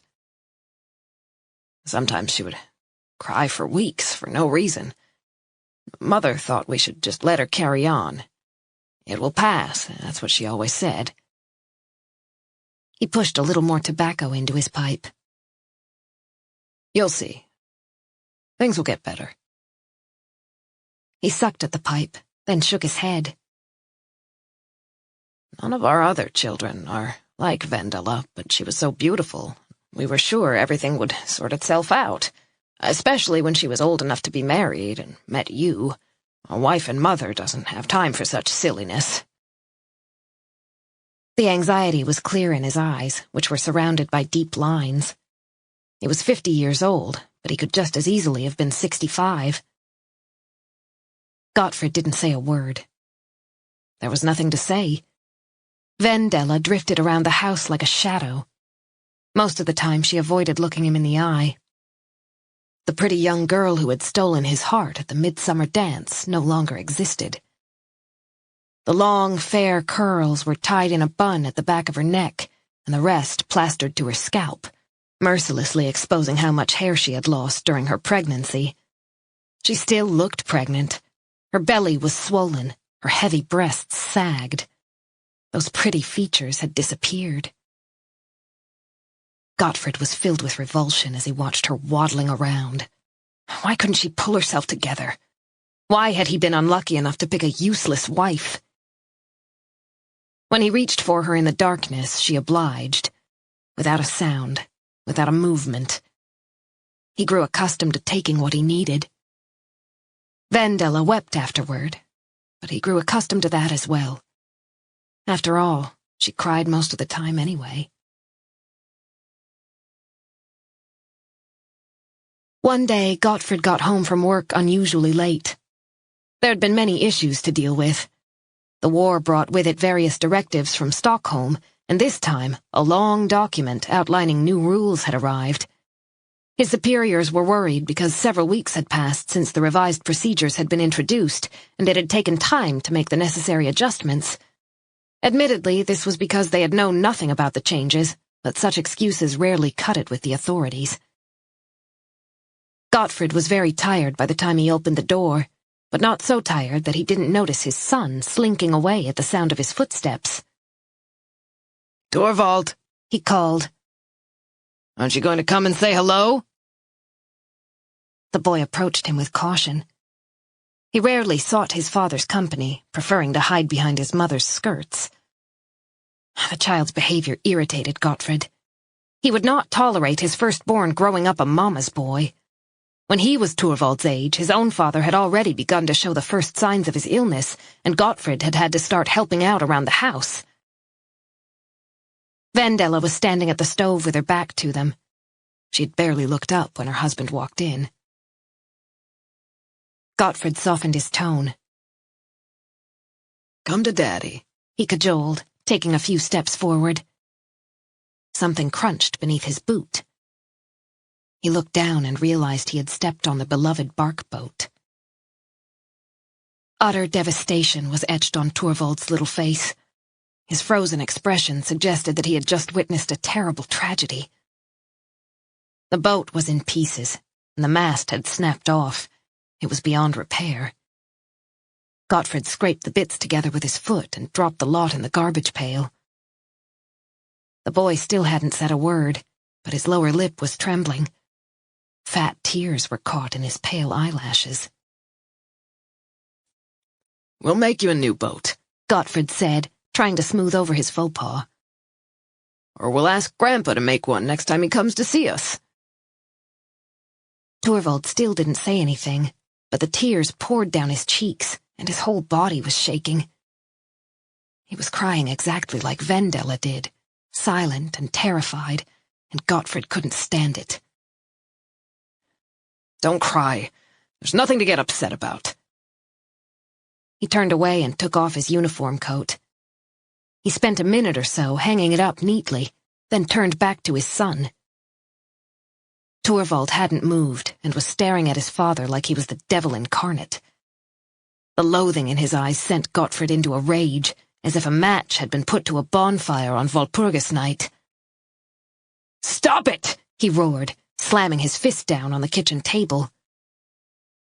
Vendela stiffened, and Torvald inhaled sharply, as if he really was trying to calm down. His body shuddered, and the tears kept on squeezing their way out. A string of snot dangled from his nose. Gottfrid was furious. He was tired and hungry. It had been a trying day, and he had no intention of putting up with this nonsense. "Stop that right now!" he bellowed, raising a warning hand, a gesture with which Vendela was very familiar by now. It was usually enough to make her do what he wanted. Gottfrid didn't make empty threats. And yet this time he hesitated. He had never struck his son, but this defiance must be quashed. A boy of his age shouldn't be mewling like a girl. It was only a toy boat, after all. "For the last time, stop that!" Torvald let out a hiccuping sob, and that was enough for Gottfrid to lose control. The blow made the child lose his balance. He fell over and lay there on the floor. Vendela cried out. She ran over to her son and knelt down beside him, whimpering. She put her arms around him, glaring reproachfully at her husband. "Leave him alone! Don't you touch him!" she shouted. Gottfrid gave her a hard shove. "Shut your mouth. Boys don't cry. That's what girls do." He turned to Torvald. "Are you a girl?" He seized the boy's wrist and tore him away from Vendela. He dragged him over to the closet in the corner of the room, where his mother had kept the clothes belonging to his sister, who had died at the age of 8. Incandescent with rage, he grabbed a pale blue dress and forced it over Torvald's head. The child had stopped crying, but was staring at his father in sheer terror. Vendela was still on her knees, swaying back and forth with her hands pressed to her belly. Roughly, Gottfried yanked the dress down over the skinny boy, then adjusted the frill. If you behave like a girl, you can dress like a girl. He flung the front door open. The bright evening sun took them all by surprise. Torvald blinked. He seemed totally confused, as if he had no idea where he was. The sound of the neighbor children playing outside filtered into the room. Instinctively, Torvald pressed his back against the wall, looking around like an animal desperate for somewhere to hide. Gottfried was having none of it. He took his son by the shoulders and pushed him out onto the steps. Don't come back until you can behave like a normal boy. The door slammed shut. He turned to Vendela, who was staring at him with her mouth hanging open. Her red-rimmed eyes did nothing to improve his mood. What are you gaping at? The child needs discipline. If you can't provide it, then it's up to me. He sat down at the kitchen table. He knew he had acted in haste, but what was done, and the boy had to be taught right from wrong. Vendela's constant weeping was no good for him. It was making him weak. Torvald must be hardened, just as he himself had been hardened when he was young. Chapter 14. They were planning on traveling back to the mainland on a police motorboat, which would take them to Stafsness. The doctor had given Marianne Rosien something to calm her down, and she had gone home with her husband, Anders, who arrived shortly after his wife. Ashen-faced, he too had identified the watch on the pathetic little wrist. It was Lena's birthday watch. They could confirm it with the inscription on the back. The area would need to remain cordoned off for some time, and Margit and Thomas knew the entire island would have to be searched again, which wouldn't be easy, Thomas thought grimly. The ground was frozen and covered in a thick layer of snow. Staffan Nilsson, a forensic technician Thomas had worked with on several occasions, had taken him aside while Margit was comforting Lena's mother. It looks like the hole was dug before the temperature dropped below freezing, Nilsson said, squatting down at the makeshift grave. As you can see, the bottom is frozen. It would be almost impossible for anyone to dig when it's this cold. He pointed to the uneven sides, where traces that could have been claw marks were just visible. I think the murderer buried the bag before the frost penetrated the ground. Then an animal came along, a fox maybe, picked up the scent and dug it up. Again, must have been before the dirt froze. And you see those roots? That's probably why the perp couldn't dig any deeper. The whole island is crisscrossed with undergrowth. Hard to get anywhere with only a spade. So we had to give up. Well, he didn't make any effort to go deeper. Maybe he misjudged how tricky it would be. Anyway, the shallow hole explains how predators got at the bag. He waved toward the arm, still lying on the tarpaulin behind them. It looks like there was more in the bag, Nilsson went on. Obviously, we need to carry out a detailed examination, but if I'm right, it could have contained other body parts, which might have been taken by the fox. Thomas pushed away the image of a predator gnawing at the young girl's remains, but if Nilsson's theory held, it would explain why Adam had gotten his foot stuck. An animal had dug out the hole the murderer had tried to fill, then the snow had covered the traces, until the boy stumbled upon the hiding place. But in that case, where was the rest of Lena Rosien? From a purely theoretical point of view, of course, she could still be alive, Nilsson pointed out. A forearm is not a vital organ. People can survive perfectly well without one, or indeed both. You think someone chopped off her arm and has kept her hidden for all these months? There was no mistaking the skepticism in Thomas's voice. That's not what I said. Nilsson sounded offended, as if he'd offered important information and expected praise rather than doubt. I just wanted to stress that the loss of a limb is not in itself a cause of death. I'm sure the pathologist will make the same observation in his autopsy report. Thomas knew he was right. They couldn't be absolutely certain that Lena was dead until they found more body parts, or unless the report confirmed that the arm had been removed after death. Still, it was difficult to believe she was still alive. Hard to imagine she could be hidden on the island, particularly with such a severe injury. No, but it's theoretically possible, Nilsson persisted. So why chop off one arm, and why bury it? You're the detective. Thomas rubbed his cold hands together, hoping to regain some feeling. His fingers were like lumps of ice inside his gloves. He studied the hole for a few minutes longer, his mind wandering. Can you tell me anything about the time frame? It's tricky, Nilsson said, rubbing the back of his neck. But as I said, the hole was dug before the temperature fell below freezing. The cold set in pretty late last year, Thomas said. Around Christmas, if I remember correctly. I know it rained in the middle of December. When did the girl disappear? She was reported missing on November 4th.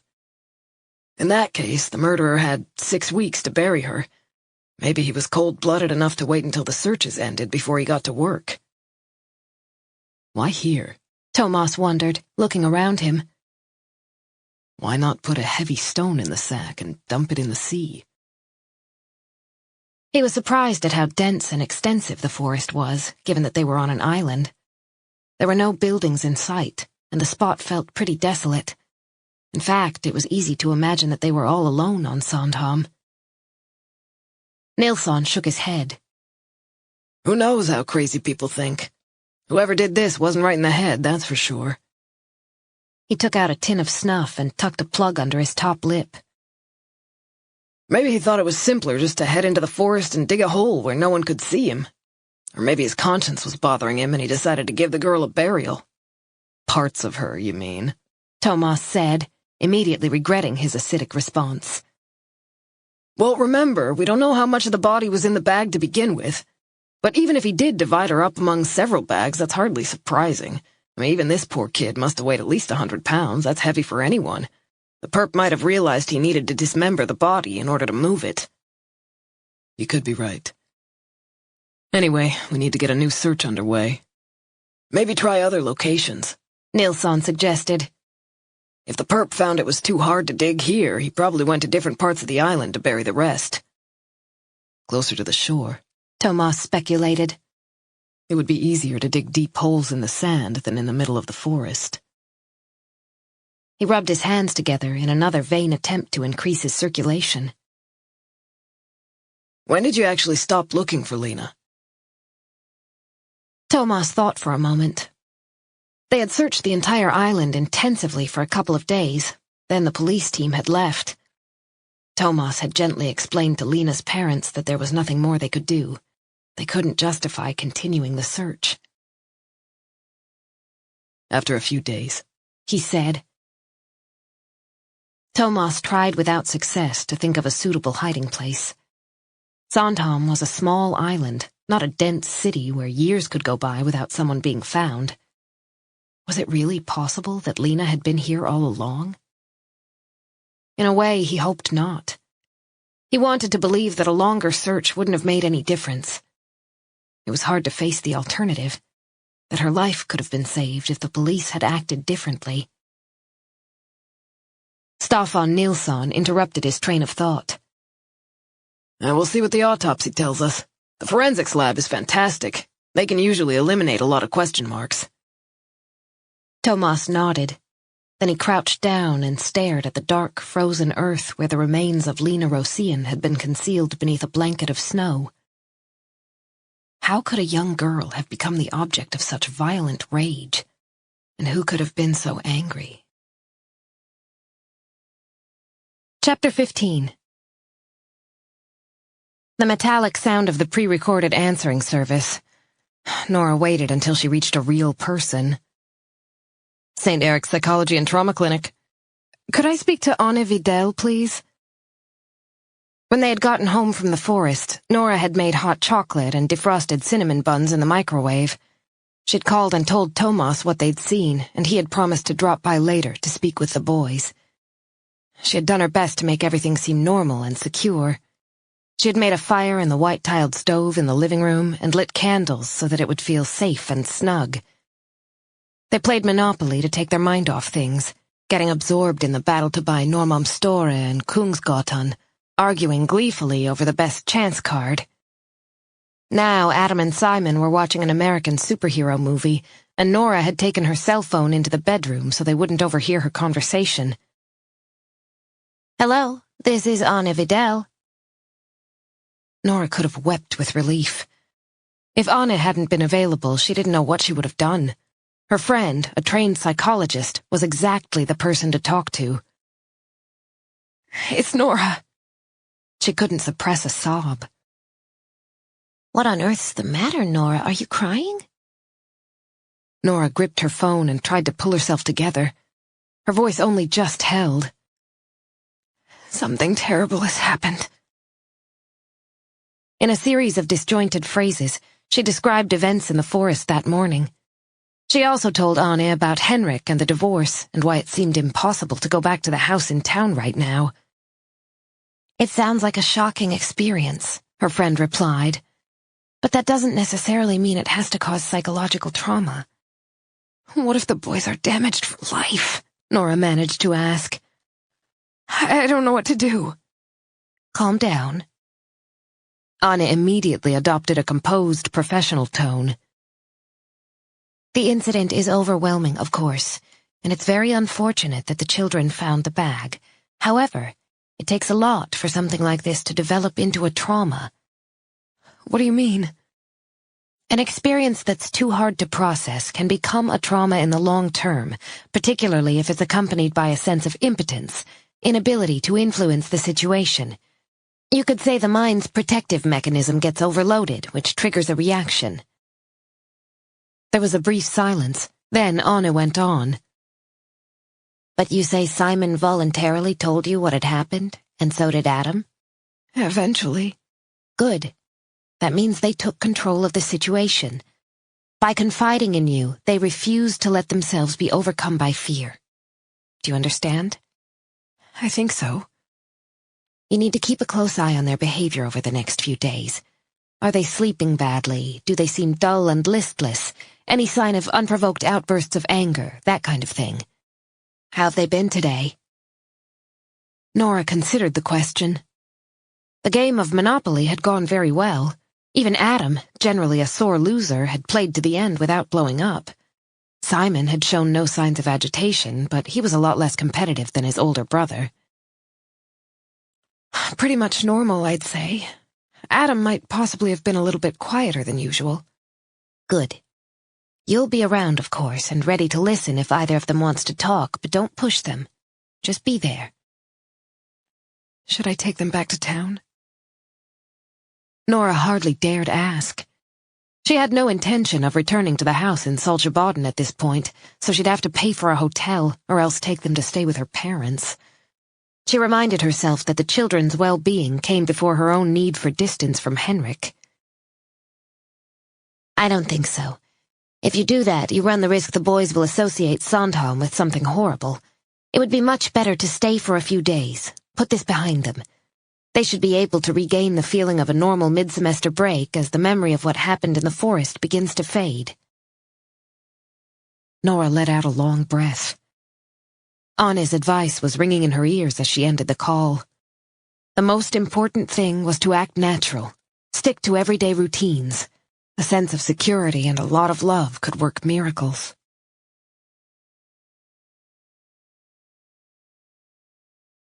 Sandhamn, 1919. "Not long now." The midwife's voice woke Gottfried. He looked around in some confusion. From the bedroom he could hear Vendella's whimpering voice. It had been going on for so long that he had gotten used to it. The midwife hurried back to her patient, and Gottfried sat up and ran his hand through his hair. He was thirsty, and he drank a scoop of water from the bucket by the stove. The front door opened. "Father?" Torvald's frightened face appeared in the gap. "Can I come in? I'm freezing." Gottfrid shook his head. Not yet. The door closed. Vendela had been in her 6th month when she told him she was pregnant. That was in June, and the child was due in September. Her bloated body had hidden the new life as she shuffled around in her black dress, but one evening, when she'd spilled hot porridge on him and he'd raised his hand, she'd blurted it out. "But the child!" she shrieked, just as he was about to strike her. He stopped in mid-swing. Torvald was sitting at the end of the table, staring with those scared eyes. Something in Vendela's voice suggested that she wasn't referring to her son. Gottfrid raised his eyebrows. "I'm pregnant," she whispered. He contemplated her belly. Maybe it was rounder than usual. Her breasts were swollen too, he just hadn't noticed. Slowly, he wiped the sticky porridge off his shirt. Another child. It wasn't impossible. They were sometimes together as man and wife. But in the 6 years since Torvald was born, Gottfrid had stopped thinking about extending his family. Vendela's metamorphosis after Torvald's arrival had terrified him. He got up from the table, grabbed his coat, and opened the front door, all without saying a word. He needed peace and quiet. He needed to think.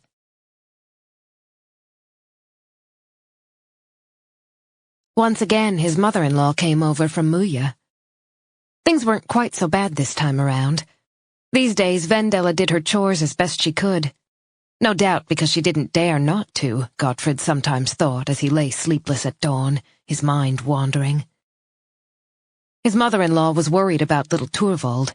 He was much too skinny, and he rarely laughed. On an island like Sandhamn, where were the playmates a boy of his age needed? Gottfrid couldn't be bothered to answer her.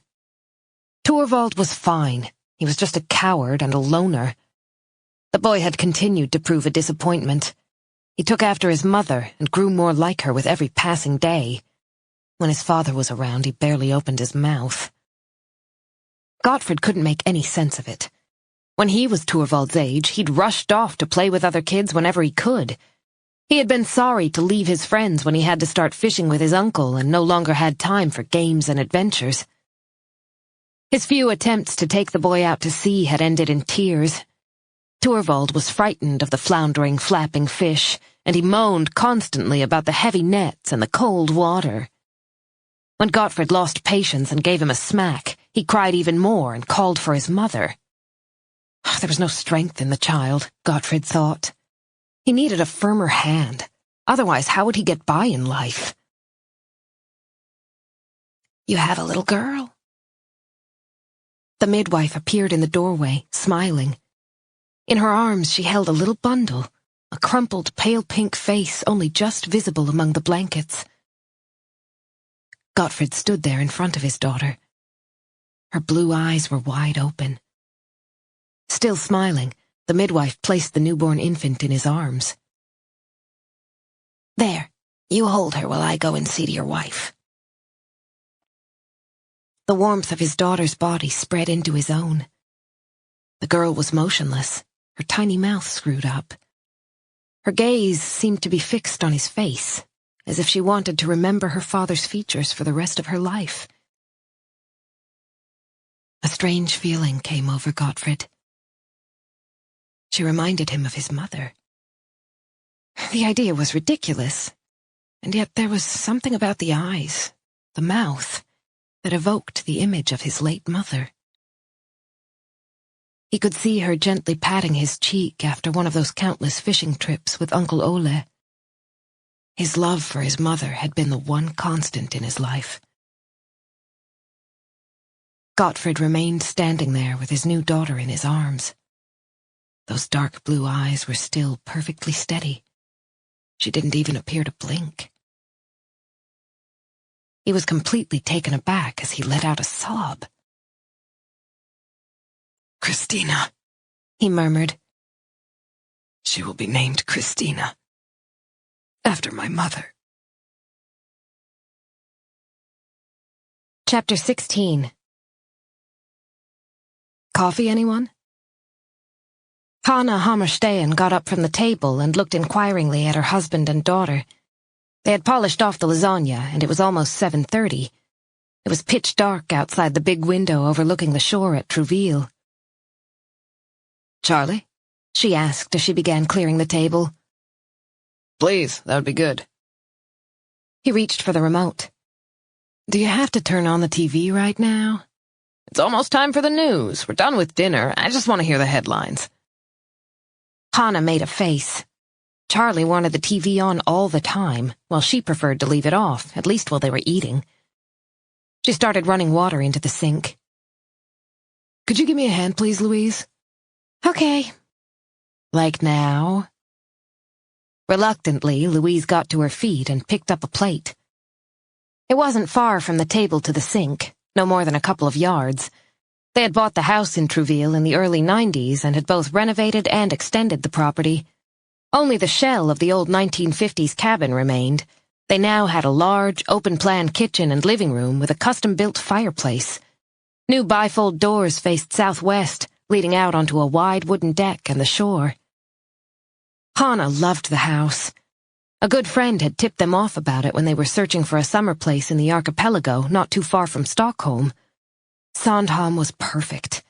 It only took an hour to drive from Bromma to Stavsnäs, where a regular ferry service ran year-round, less than 2 hours from door to door. The only disadvantage of Trouville was the 15-minute bike ride into the village, with its shops and restaurants and, of course, the famous bakery. On the other hand, this gave them much-needed exercise. It was all too easy to put on a few pounds each summer with all those donuts, barbecues, and fresh berry tarts around. At this time of year, however, it was like living on a distant planet. Apart from the family, Hanna hadn't seen a soul all day. She hadn't had the energy to trudge down to the village in the gray, overcast winter weather, so she'd curled up with a book instead. "Fucking hell!" Hanna jumped. Charlie's shout came out of nowhere, and she turned around, still holding the lasagna dish. "What's wrong?" Charlie pointed the remote at the screen, where the latest headlines shone out in bold yellow letters. "Dead body found on Sandhamn." Hanna was still staring at the words as the news anchor began to speak. "The police found human remains today on the island of Sandhamn in the Stockholm archipelago. A police spokesman was unable to confirm that this discovery is linked to the girl who disappeared without a trace on the island in November of last year, but stated that the possibility has not been ruled out." Hanna quickly put down the dish and dropped onto a chair as her legs gave way. "Oh my God, what if it's Lena?" She covered her mouth with her hand. "Poor Marianne. Oh, poor Anders and Marianne," she whispered. Charlie put a consoling arm around her, his face ashen. Louise hadn't said a word. She sat facing the TV, stiff and unmoving. Then she let out a little whimper. "Mom." She turned, her face distorted, and the tears began to flow. "Oh, sweetheart." Hanna rushed over and pulled her close. "They haven't confirmed it's Lena. They don't know anything for sure." She turned to Charlie. "Switch it off."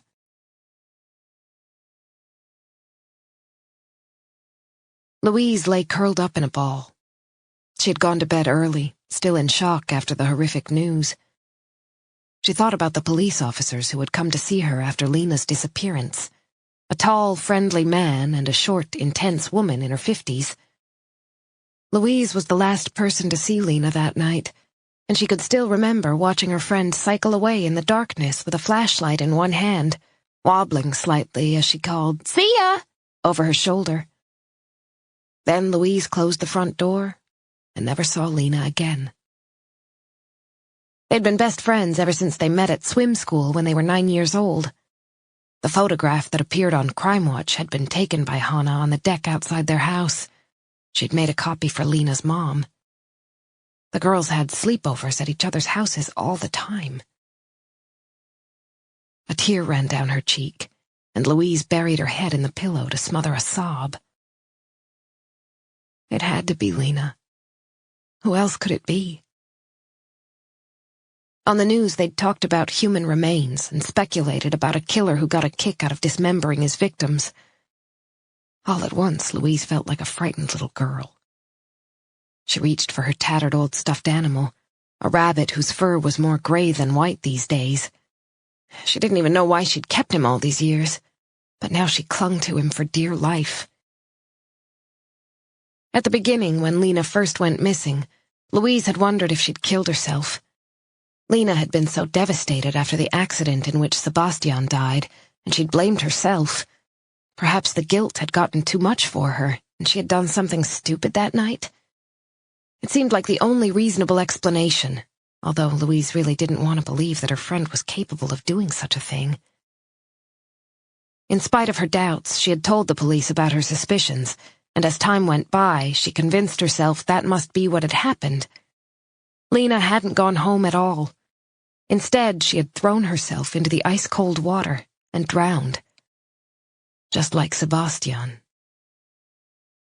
But the truth was even more terrifying. Lena had been murdered. Louise's grip on the stuffed rabbit tightened as a thought brushed against her subconscious. She pushed it aside, but it refused to go away. She saw a familiar face in her mind's eye. Jakob. She could hear his voice, yelling at Lena, the rage spilling over, the fear in Lena's eyes. Jakob. Chapter 17. At the station, Thomas and Margit settled into one of the smaller conference rooms to wolf down the pizza they'd picked up on the way back from Sandhamn. The oval table was covered with documents from the Lena Rosén investigation, reports, photographs, notes, witness statements, and transcripts of interviews held months ago. Much of November had been spent speaking to friends and relatives of the missing girl, but their efforts had led nowhere, and eventually fresh cases had claimed their attention. Over the course of the next few hours, they read back through everything. Meanwhile, their younger colleagues, Eric Bloom and Kalle Lidval, searched the database for similar crimes that might provide leads or ideas. A note had been waiting for them on their return from Sandhamn. The new assistant, a slender gray-haired woman in her 50s named Karin Eek, informed them that Oscar Henrik Saxon from the forensics lab in Solna had called. He promised to make the arm a top priority and hoped to have something for them by the following day. That would be good, Margit said. Thomas nodded. Do you remember when we went to Uppsala to talk to Lena's classmates? He asked. Margit clasped her hands behind her neck and leaned back. The place was almost deserted, and it was pitch dark outside the windows. The odd snowflake drifted down, and the temperature had dropped well below freezing. Margit still felt chilled to the bone after all those hours in the forest. Sure, some of her teachers, too. Several people mentioned that Lena seemed different when she came back after summer break. Thomas looked down at the piles of paper and found the page he wanted. She'd gone from being a model student to one who didn't care about her work. He went on, glancing through the notes. She partied too much and bombed her exams. Only a month into the new semester, she took a leave of absence and moved back home. And broke with the guy she was seeing in Uppsala. He took it pretty badly, as I recall. Yes, but we eliminated him. He was with his parents in Härnösand the weekend Lena went missing. They confirmed he'd been there the whole time. Margit picked up her cup of cold coffee and took a couple of sips as she gazed pensively at Thomas. He mentioned the possibility that she might have taken her own life, just like Louise Hammerstein suggested. He said Lena had changed, that she was moody and sometimes burst into tears but refused to tell him why. And we accepted that explanation. Thomas couldn't help reproaching himself, even though he knew it was pointless. He could see from Margit's expression that she shared his sense of failure. I wonder if something happened to Lena that summer. Thomas went on. Something we didn't pick up on when we interviewed everyone in the fall. Maybe. We need to speak to them again, especially Louise Hammerstein. Margit yawned. Sorry, been a long day. Shall we call it a night? Thomas asked. I'm wrecked too. We'll start fresh tomorrow morning.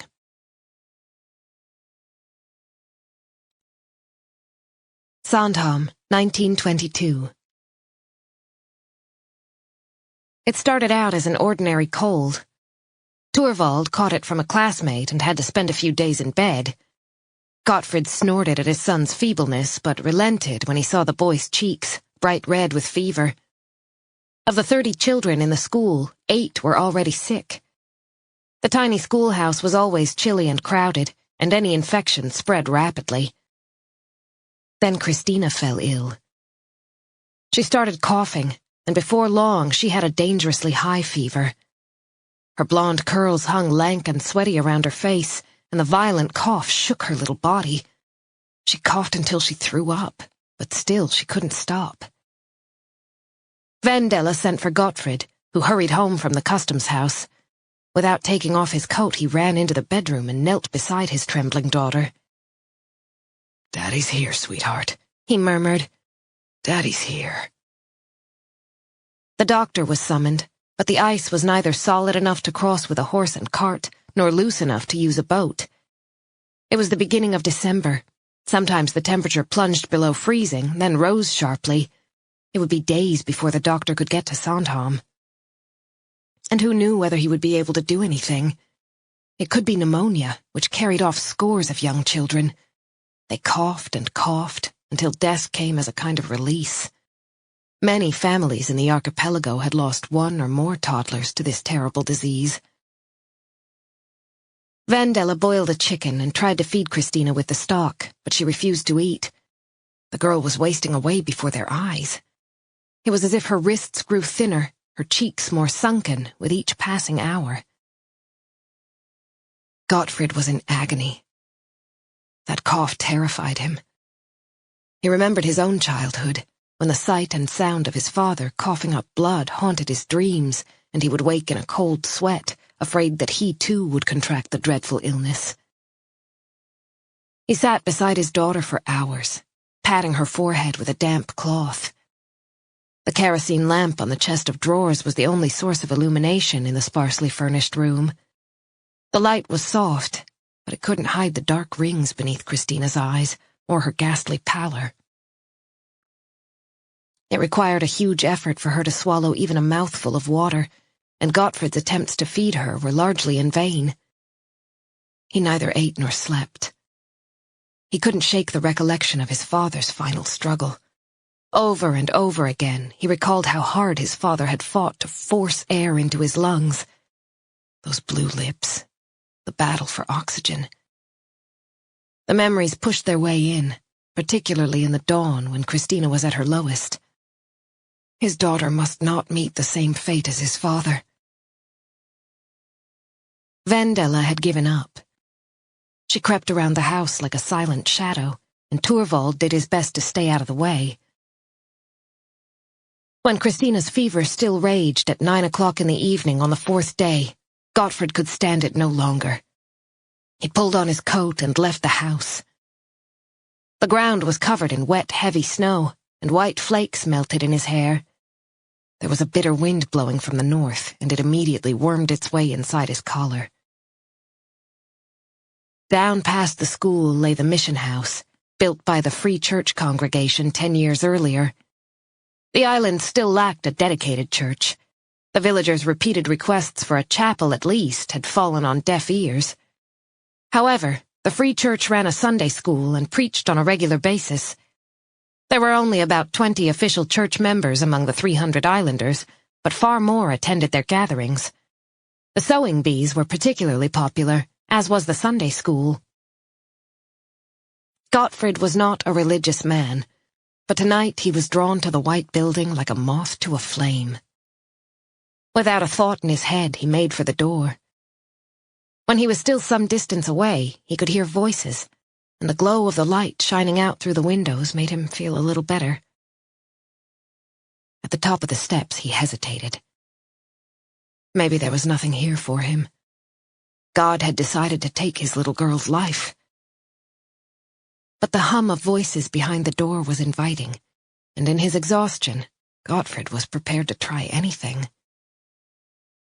He pushed down on the handle and stepped into the warmth. He was met by the sight of a group of women busy with their needlework.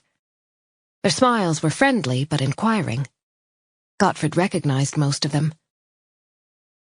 A man with a bald pate circled by a grey crown of hair came toward him, and Gottfried tried to keep his voice from shaking as he explained. "Is there anyone here who can help me? My little girl is coughing so hard it's destroying her lungs. I don't know what to do." As he uttered the words, he realized how true they were. He really didn't know what to do, but he was prepared to give all his earthly possessions to anyone who could heal Christina. The man went over to an elderly woman sitting in the far corner of the room. Her grey hair was caught up in a bun, and her cheeks were surprisingly smooth for her 70 or so years. She was wearing a black blouse and an ankle-length skirt. They exchanged a few words. Then the woman got to her feet and picked up her coat. "Sister Anna Grieta will come take a look at your daughter. If there's anyone who can help, it's her." Together, they went to Anna Grieta's house, and Gottfried waited outside while she fetched a bag. A pale December moon had appeared in the sky, and the wind had let up a little. The damp, raw sea air came in gusts. From a low building outside one of the neighboring houses, Gottfried could hear a goat bleating. There were still a few of the beasts known as poor man's cows left on the island. Back home, Vendela had nodded off in the chair next to Christina's bed. She gave a start and nodded to the visitor. She obviously recognized Anna Grieta. Clumsily, she got to her feet, making room for the other woman. Christina lay motionless, her eyes closed. Gottfried stiffened. Surely it wasn't too late, now that he had found someone who might be able to help. But then came a faint, hacking breath, then another. She was still alive. Gottfried let out a sigh of relief. "Pneumonia," Anna Grieta pronounced, not sounding remotely surprised. "So little and so ill. Poor child." "She's been like this for days," Vendela mumbled behind her.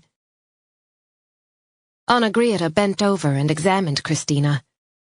Her fingers traveled slowly across the girl's body, and she examined her ears and throat with an air of assurance. The thin chest was barely moving, and the lungs rattled with every breath. Christina's skin was virtually transparent, and her pallor emphasized the blue veins at her temples. She looked like an elfin creature. "Pneumonia," Anna Grieta repeated. "It affects a lot of children this time of year, but we can get it under control." She stroked Christina's cheek and adjusted the covers, then reached into her bag and took out a little sachet tied up with black thread. She turned to Vendela, who was waiting anxiously. "Could you boil some water? We're going to make tea." She tipped a few dried brown flakes into her hand and held them out to Gottfried. "These are lingon leaves and one or two other little things that will help to heal the child. It's not too late. With God's help, she will recover."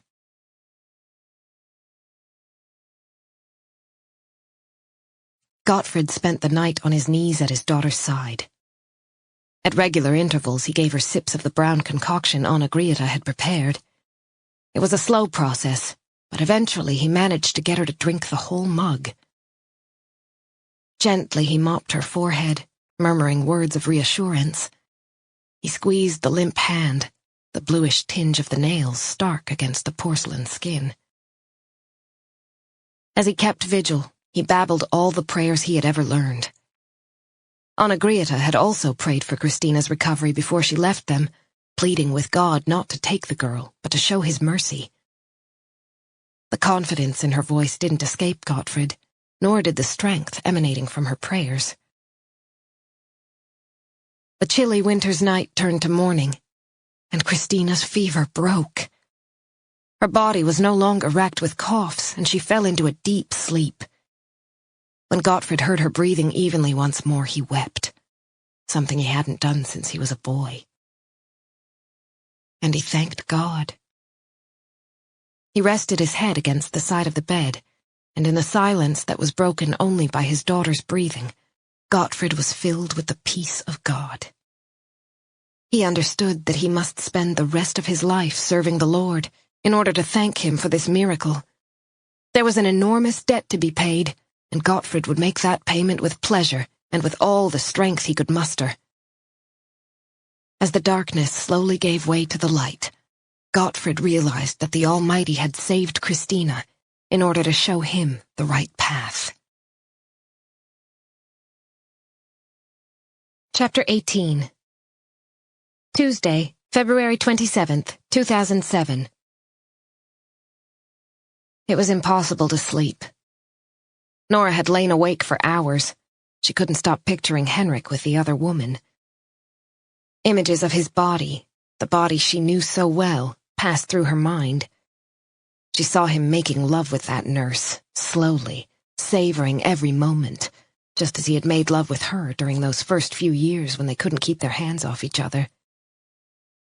Did he make the same sounds? Did he let out the same sigh of satisfaction in her ear as they approached the end? She imagined them curling up together afterward, whispering about their future, planning exciting trips. The kind of thing Henrik would never do again with Nora. Bitter tears forced their way out, in spite of the fact that she despised herself for being so weak. Her face was already swollen and puffy. The boys were bound to notice. And still, the visions of Henrik and his nurse wouldn't go away. The thought that he had slept with his mistress and then come home to her bed made her feel physically ill. The first thing she had done when they arrived at the house on Sandhamn was to change the sheets. She had put on a fresh new set that Henrik had never slept in, and never would. She stuffed the old ones in the garbage. She still felt mortified, though. How stupid and gullible was she not to have suspected a thing? He must have been laughing at her. He probably thought it served her right, that she had only herself to blame for the failure of their marriage.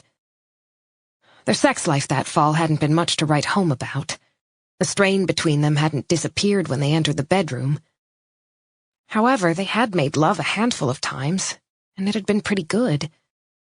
At least that was what she had wanted to believe, telling herself that they could find their way back to how things had been. They were a family, after all. Every time the idea of splitting up had crossed her mind, she had recoiled, thought everything would sort itself out, eventually, somehow. Now she wished she hadn't been such a coward, such a pathetic coward. She should have left Henrik back in the summer, as soon as he raised his hand and slapped her across the face. She should never have let him touch her after that. It had been naive of her to believe that everything would be fine if she just kept quiet, let time do its work. It was like some cheap romantic novel where the noble heroine bears her trials and tribulations with dignity and is rewarded with happiness and everlasting love. But that only happened in books.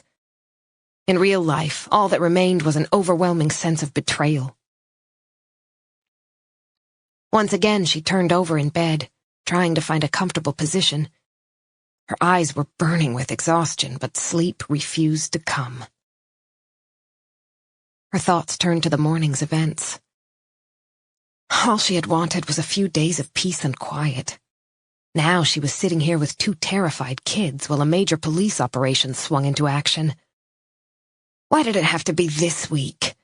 Didn't she have enough to deal with right now? Immediately she was stricken with guilt as she remembered Lena Rosian's poor parents. It was selfish of her to think that way. Her children were alive. Nora sat up and switched on the lamp. This was hopeless. She reached for her book, a prize-winning mystery with hints of the supernatural, set on the island of Öland. She loved this particular author, but tonight it was no use. After a while, she realized she'd read the same page 3 times and still didn't have a clue what it was about. Perhaps a glass of wine would help her relax? Her body was like a taut spring, and her shoulders and neck ached. Then again, she had already drunk almost a whole bottle this evening. She really shouldn't have any more. Henrik had called from his cell phone again, but she hadn't answered. The very idea of speaking to him was repugnant. Instead, she'd flopped down in front of the TV. The late news ran a story about the discovery on Sandhamn, and with the boys in bed, she'd been able to watch. The reporter didn't really have any fresh information, but Nora knew Henrik would hit the roof. Oh, God, she hoped he wouldn't use it as an excuse to come here. She put down her book and decided to fix herself a mug of warm milk with honey. Grandpa's old trick to get overtired children off to sleep. Not quite as appealing as a glass of red wine, but possibly the healthier option. She gave a little smile as she thought about her maternal grandfather. Arthur Ekman had been the archetypal resident of the archipelago. He had passed away when Nora was 25, leaving her this house. Her grandmother had spent most of Nora's childhood in a nursing home. She had been a diabetic, just like Nora, and developed early-onset dementia. Arthur was born on Sandhamn, in this very house. His father, Nora's great-grandfather, had been a pilot, as had the father of Sina Brand, her honorary grandmother. Arthur had spent many years on the island and only moved away when he started working for a shipping company in Stockholm. Nora pulled on her robe and stuck her feet in a pair of well-worn slippers. There wasn't a sound. She almost wished she had taken the boys back to town. She suddenly felt vulnerable and alone. She reminded herself that she had locked the front door when they'd gotten home, left the light on in the kitchen, and checked twice to make sure the veranda door was locked too. She pulled her robe tighter and tried to shake off the sense of unease.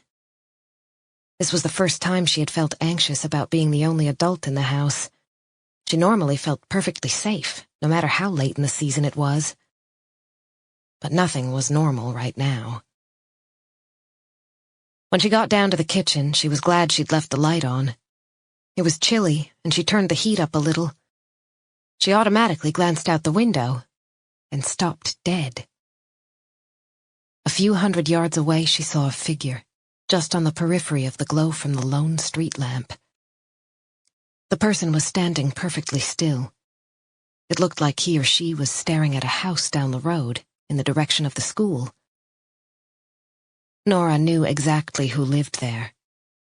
Marianne and Anders Rosén, the parents of the murdered girl. Their place was dark. Not even the porch lights were on. She shuddered. It was almost midnight, far too late for an evening stroll.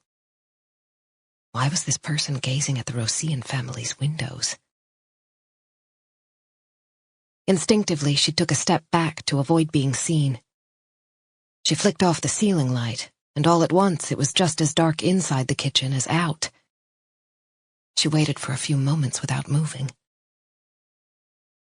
The solitary figure remained where it was. Nora's teeth began to chatter. She didn't know whether from cold or fear. The person turned and walked away. Was it a man or a woman? With their hood pulled up, it was impossible to tell. Teeth still chattering, Nora ran back upstairs and pulled the covers over her head. She curled up and closed her eyes. There was something creepy about the person lurking outside. What did he or she want with the Rosén family? Chapter 19.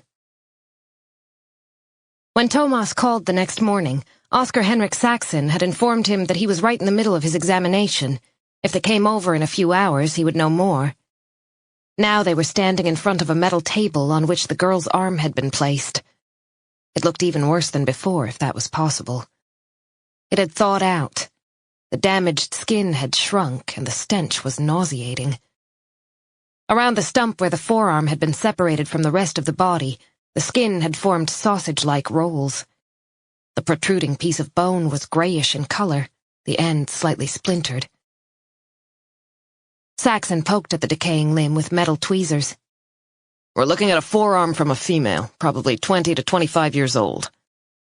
When will we know definitively if it's Lena Rosén's? Thomas asked. Saxon managed a weary smile. We've sent off tissue samples for DNA analysis. We'll have to wait and see. The watch and the plastic bag are with forensics. But what do you think? Thomas persisted. You know just as well as I do that it could be a while before they get back to us. Be patient. They'll do their best. So what can you tell us? The pathologist pointed with the arm of his glasses. I would say a knife has been used. He bounced lightly on his heels, legs apart. What kind of knife? Maybe a hunting knife, not too big. Saxon used the tweezers to turn the stump a fraction. You see this edge here? Thomas and Margit nodded. That's typical of a knife cut. A saw or an axe would leave completely different marks. A knife, Margit said. What does that mean? Lots of people in the archipelago carry knives, Thomas said. Especially the ones who live there year-round and hunt or fish. There's always something that needs to be cut free. Furthermore, the arm was removed from the body after death, Saxon continued. The blood flow had stopped before it was severed. So how much time would have passed? Not a great deal, no more than a few hours, I'd say. Rigor mortis wasn't far advanced. Thomas contemplated the stump without being able to see anything in particular that supported Saxon's assertion, but the pathologist was the expert. They now knew that Lena Rosian was probably dead. The possibility that the arm came from a different young woman was very small, especially since Marianne and Anders had recognized the watch. Within a week, the DNA tests would show whether the new samples matched the strands of hair taken from Lena's hairbrush in November. Are you absolutely sure she was dead when the arm was severed? Thomas asked. Saxon nodded, and Thomas found himself relieved, in spite of the fact that they'd have to tell the Rosians their daughter was dead. He knew from experience how corrosive uncertainty could be. At least this would bring certainty. I assume you can't tell us anything about the cause of death? He said. Not without additional body parts, no. She could have been suffocated, strangled, shot in the head. It's impossible to say. And of course the perpetrator could have used other tools to dismember the rest of the body. You haven't found anything else? Thomas shook his head. The search had started at first light, but nothing had been discovered so far. We've got people out there with detection dogs, but the prospects are pretty poor in this weather. The body parts could be anywhere beneath the snow. Worst case scenario, it could be months before the thaw sets in and lets us conduct a full-scale search. The dogs are amazing, but the snow seals in the scent, Margit explained. How long do you think the arm might have been out there? Thomas asked. The cold makes it hard to be precise, but at least a couple of months. I'll get back to you when I've had more time. And what do we know about killers who dismember their victims? Margit asked. They're very rare, Saxon replied. I've only come across 1 or 2 cases in the years I've been here. Thomas bent over the table and studied the surface of the cut as he allowed Saxon's comment to sink in. The pathologist was right. This kind of brutality was extremely uncommon in Sweden. It must have taken a fair amount of strength to do something like this, he said. Probably, Saxon agreed. So can we assume we're dealing with a man? Margit gave him an inquiring look. Would a woman have the physical capability to cut through bone and muscle in this way? I don't think so, but I couldn't swear to that. I'm sure there are women who are capable. He glanced at Margit's slim but sinewy arms. Personally, I'd look for a man. It takes serious strength to dismember a body. Would you say this was someone who knows what he's doing? Margit pressed. That's an interesting question. Saxon stroked his chin. I mean, there isn't much to go on, but the cut isn't too impressive. Impressive? Professional, Saxon clarified. This is largely speculation, of course, but I'd say we were looking at a hunter rather than a surgeon. That would be my guess. Would it be possible to identify a murder weapon by comparing a blade with a wound? Thomas wanted to know. Saxon nodded. Very possibly.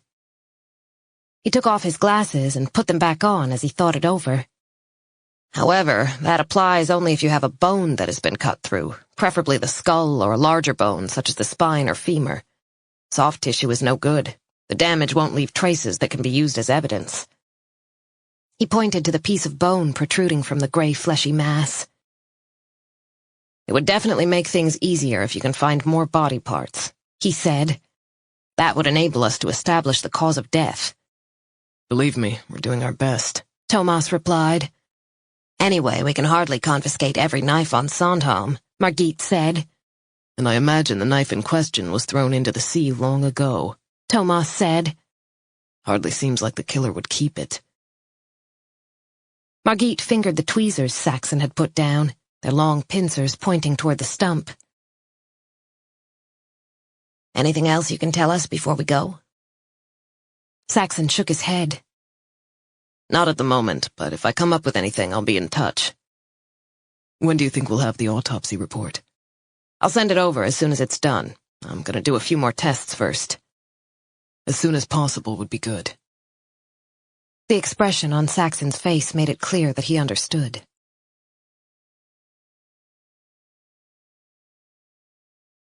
Sandhamn, 1923. Great-uncle Ole lived in a little red cottage not far from them, close to Manjobakken. It consisted of one room with a big stove. There was a bed against one wall and a shabby kitchen table and wooden chairs under the window. Ole was almost 70 years old. He was a widower, and his body was tired and stiff. All those years struggling with the nets in the damp and cold had given him rheumatism. His huge hands were bent and distorted, and in the mornings he found it difficult to straighten his fingers. He'd had to give up picking berries and foraging for mushrooms, but he still knew where to fish for the best catch. One long line, and he had cod, flounder, sometimes even a splendid eel. From time to time, Gottfried gave him a few kroner. Otherwise, he lived simply and without fuss. The little kitchen garden behind the cottage provided him with enough potatoes, and he bought sour milk for 30 øre a bottle from the residents of Hara, who would row across with their churns. Torvald enjoyed visiting his great-uncle, and Ole's face would light up as soon as the boy appeared. They liked to sit on an old bench that Ole had made out of driftwood. They could stay there for hours as the old man talked about days gone by. He had a good memory and a rich fund of stories to tell. Slowly he would fill his pipe and lean back against the wall. Then he would begin his tale as Torvald listened in awe. Ole remembered fishing for herring at the start of the fall. Special fine nets were laid out in order to catch the skinny but delicious fish, which would be salted before reaching the table, to great anticipation from everyone. He could also entertain Torvald with tales of fishing expeditions unexpectedly struck by bad weather, when sails were torn asunder and both boat and men went down.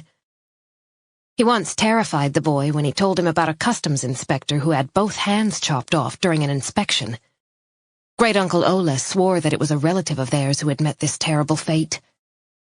The inspector was attempting to board a French brig that was suspected of smuggling. A fierce storm was blowing as the customs boat set off, and they had great difficulty reaching the brig. When they finally pulled up alongside, the conscientious inspector hurled himself across and just managed to grab hold of the brig's gunwale. However, as he was about to heave himself on board, the captain appeared with a huge axe. With one single blow, he chopped off both the inspector's hands. The poor man fell into the sea and drowned while the smugglers got away. After that, Torvald dreamed of bloody severed hands clutching at him. Night after night, he woke up breathless and dripping with sweat. That didn't stop him begging for more stories, of course, and Torvald was always welcome at Ole's house. Even though the old man had very little, he never failed to offer the boy a sandwich. "Don't you eat at home?" he once asked, his expression troubled as the boy devoured what had been put in front of him. "Doesn't that mother of yours feed you?" The boy merely shook his head, too busy chewing to reply. Torvald sometimes noticed his great-uncle looking at the bruises on his arms or cheeks, but the old man never asked questions. He simply shook his head and muttered under his breath, Ole often gave the boy a loving pat on the cheek before they sat down at the rickety table to eat. And every time, Torvald wondered why his father never touched him that way.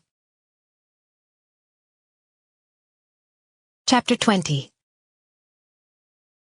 The tentative knocking was almost inaudible.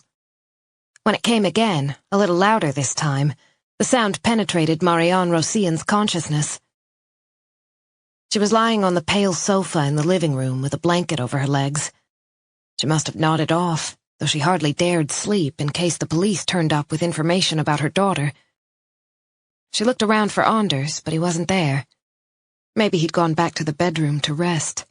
Neither of them had slept for more than a few minutes at a time overnight.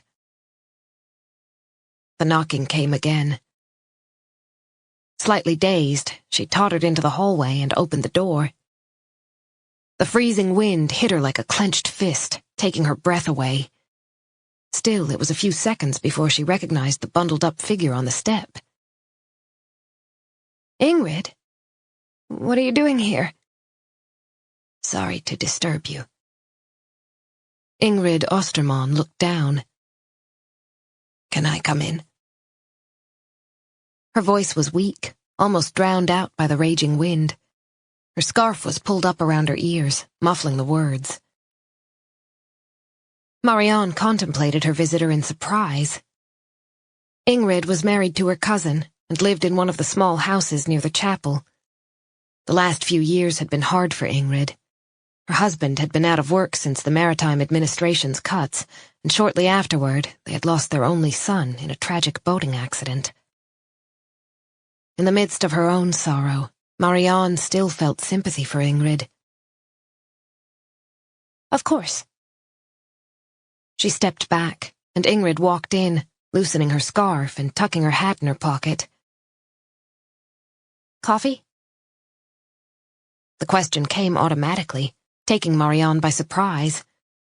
How could she operate normally, given the circumstances?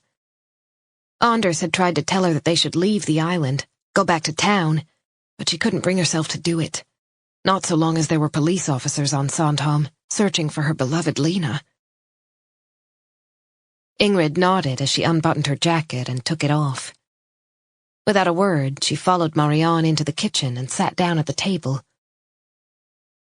Marianne switched on the kettle.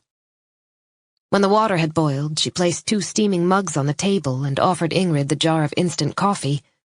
Then she spooned the powder into her own mug and added 2 lumps of sugar. Ingrid still hadn't spoken. Her hair was uncombed, the greasy gray strands hanging around her face. She seemed unable to look at Marianne. "How are you?" Marianne said eventually. She stirred her coffee to dissolve the sugar, then got up and fetched milk. She was restless, couldn't sit still. She refused to believe that Lena was dead. Her baby was alive, and soon the police would find her. It was only a matter of time. She would have known if Lena was dead. It was perfectly possible to live without an arm. Ingrid reached for her coffee. Her hand was trembling. She opened her mouth as if to say something, then closed it again. After a few seconds, she made another attempt. "I wanted to offer my condolences. I know what it's like to lose a child. I know how much it hurts. I wish there was something I could do for you." Marianne's sympathy was subsumed by a rush of rage. Unshed tears scalded her eyes. "I haven't lost a child!" she snapped. Ingrid's comment infuriated her. They weren't in the same situation at all. Ingrid's son had drowned, but her daughter was alive. "Lena isn't dead. I'd feel it if she was. I'm her mom. She's not dead, you hear me?" "I'm sorry, I didn't mean... I just wanted to..." Ingrid's voice died away as the panic in her eyes grew. Marianne lost control. How dare this woman claim that Lena was dead? There was always hope.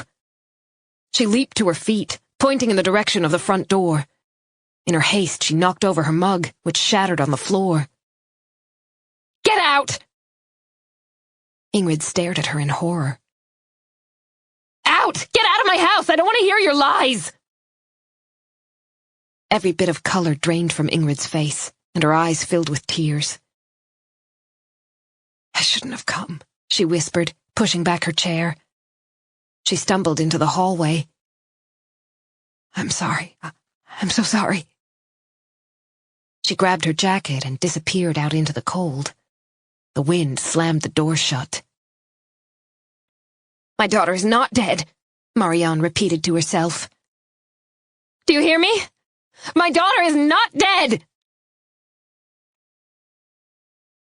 Chapter 21. The knowledge that he was seeing Pernilla that evening nagged at Thomas, even as he tried to focus on work.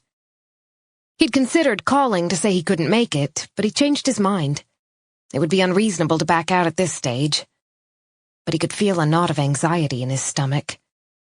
He blamed the greasy hamburger he'd grabbed on the way back from the mortuary and resolved to eat less junk food the rest of the week. Like that'll help, he thought with a grimace. Everyone else had gathered in the conference room by the time he'd arrived for the briefing. Margit was sitting opposite Eric Bloom and Kalle Lidval, with the old man at the head of the table and Karin Eek beside him, pen and notepad at the ready. She was extremely organized and had quickly found her place in the team. Thomas nodded to co-workers from the specialist search unit. They'd brought in extra resources to help out. A dozen or so uniformed officers were on Sandhamn right now, hunting for more body parts in the frozen ground. The old man had already seen the pathology report, but the rest of the team knew nothing. Thomas summarized Saxon's findings. It seems more than likely that Lena Rosén is dead, he said in conclusion. Although we're still waiting on the DNA analysis. We need to inform the family that we're working from that hypothesis. Better do that as soon as you can get over to Sandhamn, the old man said. Thomas nodded. Poor things, Margit murmured. She had 2 teenage daughters herself. Anything from the public? Asked the old man. Not really, Eric Bloom replied. Nothing of any significance. He had just returned from a week of skiing in the Alps and was tanned and well-rested. Next to his weary, hollow-eyed colleagues, he looked unforgivably fresh.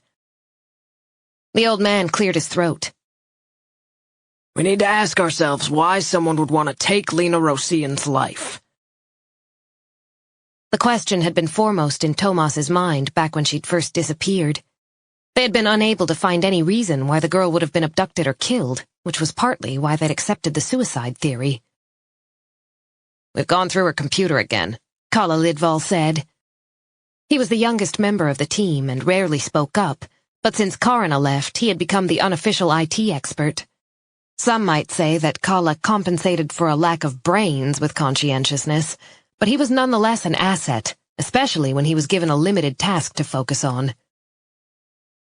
We didn't find anything new in her mailbox, but when I checked out her favorites, I found a website I'd missed, an anonymous forum. On what? Thomas asked. It seems to be a pretty strange group that's into Old Norse mythology. I came across all kinds of weird symbols and expressions. Eric immediately took the bait. Could it be a ritual? A form of blood sacrifice that some nutjob decided to try out? That's what I wondered, Kalle replied. Nasty. He ran a hand over his light brown hair. It was so short he looked like a U.S. Marine. Eric flipped through his notes. Wasn't there a shed that burned down on Sandhamn the weekend the girl disappeared? There was, Thomas confirmed. The local volunteer firefighters had informed the police about the small fire on the southern end of the island. The site had been thoroughly examined, but there was nothing to link the blaze with the missing girl. However, it was clear that the fire had been started deliberately. Traces of accelerant had been found, and the small building had been reduced to little more than a pile of ash. Eventually, the incident had been written off as a dangerous prank gone too far. Blood and fire, the old man said slowly. A classic combination for sick minds. Maybe we should take a closer look? Thomas thought about it. Could Sandhamn be harboring followers of Germanic neo-paganism, ready to go so far that they would carry out a blood sacrifice? There were barely 120 permanent residents on the island. Everyone knew everyone. Was it really possible to hide a secret like that? Or maybe that was actually the explanation. In isolated communities, the most horrific things took place behind closed doors. What did any of us actually know about our fellow human beings? The previous summer, Thomas had been involved in a case in which Oscar Juliander, the vice-chairman of the Royal Swedish Yacht Club, had been shot dead during the start of the Round Gotland race. It soon came to light that the renowned lawyer had been a habitual liar who was unfaithful to his wife and had accepted millions in bribes. The truth had come as a shock to both family and friends. I think it's worth following up, he said. Kala, look for anything related to blood rituals, particularly rituals that might have links to the archipelago. At that moment, there was a knock on the door. I've invited someone special to join us today, the old man said. He's an analyst from the PPG, here to help out with the case. He pronounced the acronym in an American accent, and Thomas looked up. The old man wasn't usually too keen on bringing in outsiders. His reluctance to involve the National Crime Unit was well known. This time, though, specialists sounded like a good idea. This perpetrator was definitely an unusual character, to say the least. What's the PPG? Karin Eek asked. The old man sighed, but Thomas gave her an appreciative glance.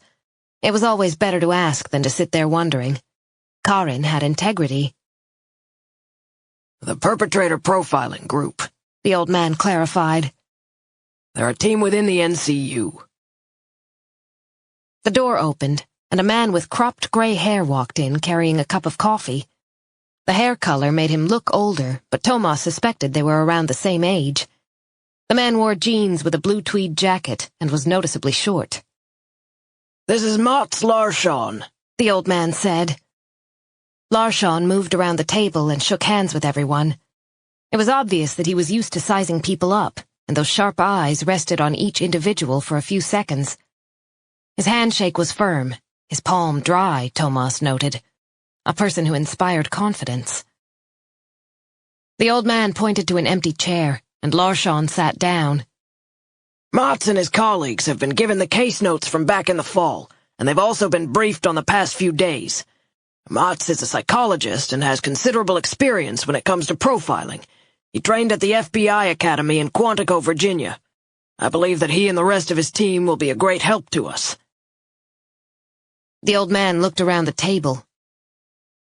Any questions? No one said anything, but the silence was filled with curious anticipation. Everyone's eyes were fixed on Mats Larsson, who took a handkerchief out of his pocket and blew his nose. Then he removed his glasses and began to speak. First of all, I have to say that profiling isn't an exact science. The Swedish police have been using this approach for only a few years. Before then, it was more or less regarded as nonsense, he said with a wry smile. And of course there are still plenty of people who think that. No one contradicted him, and Larsson went on. We can't tell you if a particular person committed a particular crime, but we can help make sure the killer is tracked down quickly. How? Karin asked. Mats Larsson didn't seem offended by the question. We'll build a profile of the perpetrator to help narrow the search. At the moment, you seem to be fumbling in the dark, to be perfectly frank. Thomas had to admit that Larsson had a point. To a certain extent, they were looking at a limited geographical area, but the murderer didn't even necessarily come from Sandhamn. We're very pleased to have you here, he said. What do you think so far?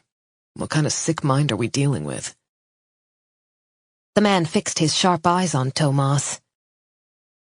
It's fair to say that we're looking for one or more individuals who are not entirely in their right mind, at least by normal standards. However, the questions we have to ask ourselves are what could have triggered this incident, and why was the killing carried out in this particular way? I assume you know a knife was used to dismember the body? Thomas said. Yes, a knife is the best implement for the job, except perhaps for a chainsaw. Mats Larsson said matter-of-factly. An axe is probably the worst. He paused and took a sip of his coffee. There are around 25 convicted killers in Sweden today who dismembered the bodies of their victims, and every single one of them knew the people they killed. The most notorious unsolved case is probably Katrine da Costa, a prostitute who was killed and dismembered using scalpels, among other things. Horrible, Karin Ek said, making a face. Larsson nodded. There are a couple recent cases that attracted significant attention. One was an 18-year-old woman from Luxila who was found strangled and dismembered. In the other, a man killed and chopped up his fiancée when she threatened to leave and take their kids back home to Finland. I worked that one, Eric said. I helped out with door-to-door inquiries when we were looking for her. I just graduated from the academy. Larsson took another sip of coffee. Anyway, the reasons why a perp dismembers his victim after a homicide vary, but it doesn't have to be as horrific as it sounds. This strange comment caught everyone's attention. First of all, the perp usually knows what he's doing. He's familiar with the necessary technique. Secondly, the dismemberment is almost always carried out in order to conceal the crime. We're not talking about someone whose aim is to desecrate the body or to exact some kind of revenge. There is a logic, however twisted, in the perpetrator's actions. Evidence must be eliminated, and chopping up the body is the most rational way to go about it. So you're saying our perp knows how to do this kind of thing? Kala said. Exactly. Typical occupations are a butcher or a surgeon, someone familiar with bodies, someone who knows how to cut through muscle and tissue. What about a hunter? Thomas asked, remembering what Saxon had said. Also a possibility. A hunter certainly knows how to dismantle a body. Plus there's the fact that a hunter usually carries a knife. Absolutely. There are lots of people in the archipelago who hunt. Thomas went on. Mostly small game and seabirds, of course, but on the larger islands they hunt moose and the odd deer. So someone who hunts on a regular basis could be our perp, Margit said. We need to check who on Sandhamn and the neighboring islands has a hunting license. Can you take care of that, Eric? Eric Bloom nodded and made a note on his pad. Mats Larsson's reasoning made sense, Thomas thought, but there was something he wanted to ask. Is this a one-off, or do you think he might kill again? Good question. The problem is that I don't have an answer. Why not? Margit demanded, a touch impatiently. There was a brief pause before Larsson responded. Because there's still so much we don't know. The motive, for example. We don't actually know if he meant to kill the girl or if things got out of hand. Nor do we know whether her body was dismembered in order to get rid of the evidence or if it was a goal in itself, although, like I said, I tend to go with the former. He looked at Thomas, spreading his hands wide. Which is why I can't answer your question right now. I'm sorry. I understand. Thomas wasn't surprised, but he had hoped for more. Lena's death was bad enough. The thought of another homicide was unbearable.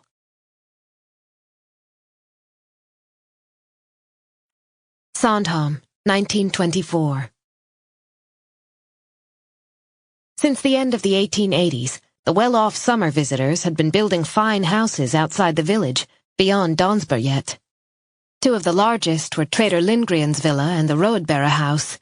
A little farther along stood a splendid home that Bruno Liljefors, the artist, sometimes rented, and right in the middle of Dansberget was a little cottage owned by Herr Mullesvard, the newspaper editor. His beautiful daughters were courted by a series of young men. In the summer, laughter echoed from the gardens. There was a buzz of spontaneous coffee mornings and merry dinners. District judges and master builders socialized with wealthy factory owners, attracted by the peaceful environment of the archipelago. Everyone was very friendly, enjoying the informality of their island existence. It was so delightfully simple compared with the strict etiquette that had to be observed in the capital. No effort was spared to ensure that life on Sandhamn was every bit as comfortable as in their spacious Stockholm apartments. Sometimes a separate cabin was built on the grounds to accommodate the housekeeper, gardener, and cook. Nets and other items could also be stored there. And at the end of the season, it was with great sadness that the temporary residents packed up to catch the steamboat back to the city. one last meal of steak and onions, known as steamboat steak, and the summer was over. It would be many months before they returned. For the islanders, everything went back to normal when the visitors disappeared. September was cold and wet. The foliage changed quickly. In just a few weeks, the leaves turned from joyous green to red and yellow. Then came the storms, leaving behind bare trees, their naked branches stark against the sky. The alleyways were full of puddles. It was impossible to avoid splashing through them. The hems of women's skirts were stiff with mud, while men's pants were splattered up to the knees.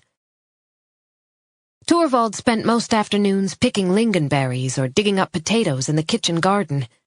It was filthy work, and his fingers froze as he scrabbled in the sodden earth. On this particular day, the village was veiled in wet fog, and he really didn't want to go home from school. He knew exactly what chores awaited him there. "No one's picked the apples in Dr. Widerstrom's garden," Arvid Black announced. He was a classmate of Torvald's and lived in a white house not far from Fleskberget. He had 4 older brothers and a younger sister. He'd never worn a new item of clothing in his life, and he was always hungry at school because his mother never packed enough for lunch. "No one's taking care of old Fru Widerstrom's apples," he reiterated. Uh-huh. Torvald kicked a pebble along as he wondered how he could get out of digging up potatoes. "Her apples are the best on the island. She hasn't been here since August. I don't think she'll be back before spring." Arvid looked meaningfully at Torvald, who stopped dead. "That's stealing." "Not really. We'd just be taking care of them. I mean, they fall off the tree anyway. The Bible says it's a sin to waste." Torvald shifted uncomfortably from one foot to the other. He knew exactly what the Bible said, and what his father would say if he discovered Torvald had taken something that didn't belong to him. But he was hungry, and he was sick of digging up potatoes. Arvid was right. Dr. Widerstrom didn't come in winter. She just went back to Stockholm, just like the other summer visitors. When she was on the island, she would spend hours puttering in her garden. She had once given Torvald a handful of strawberries when he ran an errand for her. They were the best he'd ever tasted. Huge and deep red, carrying the scent of summer. No doubt her apples were just as good. The image of his father came into his mind once more. "I have to go home," he said hesitantly, one foot drawing circles in the wet sand. "Oh, come on, we could at least go and take a look." "What if someone catches us?" Arvid wasn't listening. He had already set off in the direction of Sandfelten. Torvald still wasn't sure, but then again, how would his father ever find out? He made up his mind. It wouldn't do any harm just to look. He didn't need to take anything. When they arrived, there wasn't a soul in sight. The flowers were long gone, but the care that the garden's owner had taken throughout the summer was clear. The well-tended flower beds led from the gate up toward the house, and yellowed water lily leaves still floated on the surface of the little pond. The gravel path was so neatly raked that for a moment Torvald thought Dr. Widerstrom must be around after all. However, as he drew nearer to the yellow-painted house, he could see the curtains were closed and the garden furniture had been put away. He pressed his face against the window, and through a gap in the curtains, he saw the furniture draped in white sheets. The place had definitely been shut up, ready for winter.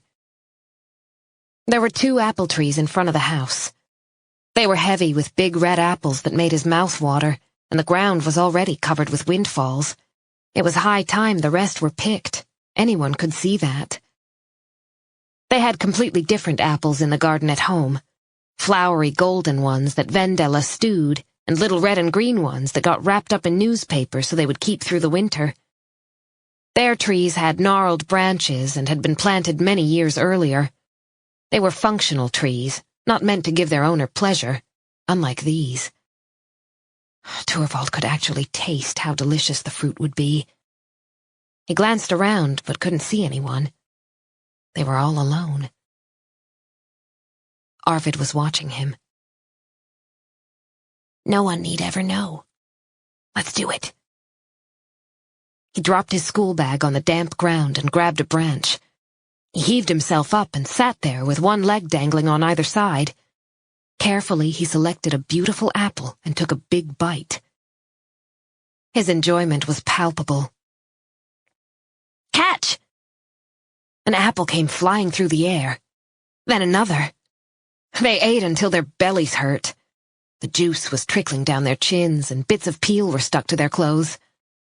When they couldn't eat any more, they flopped down in a corner of the garden, gorged and happy. They lay there like contented cats, digesting. From that day on, they made a habit of sneaking into Dr. Widerstrom's garden. They would spend half an hour reveling in those wonderful apples. Then they would hurry home with full stomachs and pounding hearts. Torvald soothed his guilty conscience with Arvid's words. If they didn't eat the fruit, it would rot. It was a sin to waste. That's what the Bible said, and his father often made the same point. All God's gifts must be used in the best way possible. They were doing nothing wrong. Chapter 22. Thomas pushed open the door of the local Italian restaurant. He and Pernilla had often met here for dinner when they were still married.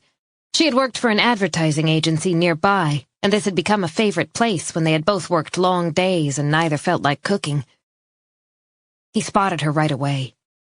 She was sitting in a booth, leaning back against the wine-colored leather. She was facing the door as she studied the menu. She had a new hairstyle, much shorter than before. It was different, edgier. She had also put on weight, which suited her. During their last few months together, she had gotten thin and gaunt, almost transparent. Now her face had matured, acquired more character. She no longer looked like the carefree girl he had married in Varmdö Church on a sunny June day 8 years earlier, but she was just as beautiful as always. The last time he'd seen her was in the lawyer's office, when they'd met to sign the final papers. Thomas hadn't protested when Pernilla made sure that their marriage, which had already ceased to function, also came to a legal end. He had wandered around in a fog after Emily's death and rarely came home. He sought refuge in his work and took on any extra duties he could. For a long time, he did everything he could to avoid both his own thoughts and the increasingly strained atmosphere in the apartment. It only took an hour with the lawyer to dissolve their life together. They had barely exchanged a word, simply did as they were told and signed each document that was put in front of them. When the meeting was over, though, something happened that Thomas had struggled to get over. They were standing in the lobby, and Pernilla was looking at him with a weary expression. She gave a polite smile that failed to reach her eyes, then held out her hand to say goodbye. The gesture hurt him deeply. This was the woman with whom he'd intended to spend the rest of his days. The woman he had vowed to love and cherish. The woman with whom he'd had a much-longed-for child. As they stood there like two strangers, their relationship passed before his eyes. Warm summer nights making love outdoors. Mornings when they woke up together on the island of Hara. The inexpressible joy when baby Emily lay between them, gurgling happily. All of it swam before his eyes as Pernilla opened the lobby door and walked out of his life. Now she glanced up from the menu, saw him in the doorway, and smiled. Thomas felt warm inside. He had been unsure how to behave, but she immediately got to her feet and gave him a hug. He was surprised at how easy it was to hug her back, how familiar it felt to hold her in his arms, as if they'd never been apart. Even her smell was the same. She took a step back. "I see you still dressed the same. Leather jacket, blue shirt." Then she gazed at him searchingly, a hint of sadness in her eyes. "But those gray hairs weren't there before." They sat down and Thomas ordered a drink. The soft hum of conversation in the restaurant helped them to settle, and he leaned back with a sense of peace. "How's Nora, by the way?" Pernilla asked after they'd chatted for a while. "I haven't had any contact with her, as you can probably understand." She gave a wry smile. Thomas hesitated, wondering how much to tell his ex-wife about Nora's current situation. Pernilla had never objected to his close friendship with Nora, but had treated her like family, almost like a younger sister. Not great, he said. She and Henrik just split up, so she's pretty low right now. She's on Sandhamn with the boys. I spoke to her yesterday. He deliberately avoided mentioning events on the island. He didn't want to bring the conversation down with the previous day's macabre discovery. I'm surprised their marriage lasted this long, Pernilla said, with a directness that took Thomas aback. He had never noticed any antipathy toward Henrik on her part. In fact, the four of them had spent quite a lot of time together. They're so different, she went on.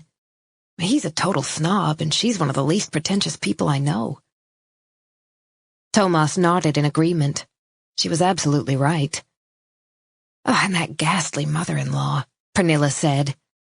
I think Nora's a saint for putting up with her. Yeah, they've been having problems for a while. Let me guess, he's screwing some pretty little nurse at the hospital? Exactly right, Thomas confirmed. He had heard the whole story during a tearful telephone conversation on Sunday evening. I should give her a call this week, see how she's doing.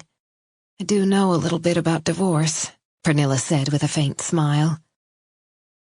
They were interrupted by the arrival of the waiter with their food. Linguine for Pernilla and spaghetti carbonara for Thomas. While they were eating, Thomas told Pernilla about his life and his job, all the time observing her secretly. She seemed to be feeling good, he thought. Really good. He asked a few questions, and as usual she gesticulated animatedly as she talked, telling him how she had fallen in love with the West Coast. When she shared some typical Gothenburg jokes, they both laughed so loud the other diners looked up. Sorry, Pernilla said, wiping a tear from her eye. But they do have a fantastic sense of humor down there. Why did you move back? The question slipped out before Thomas could stop himself. Pernilla's expression grew serious. She took a sip of her wine before she answered. I missed home, she said simply. Gothenburg was exactly what I needed during a difficult period, but Stockholm is my home. She looked as if she were about to go on, but then changed her mind. They sat in silence for a little while, but it wasn't uncomfortable. Strange, Thomas thought. It was as if the events of the last few years had never happened. As if they were about to pay the bill and go home to their apartment. He realized that Pernilla had said something. Sorry? I said this has been lovely. It was good to see you again, Thomas. She gently touched his hand, which was resting on the table. For a second, he toyed with the idea of grabbing hold of her hand, not letting her go this time.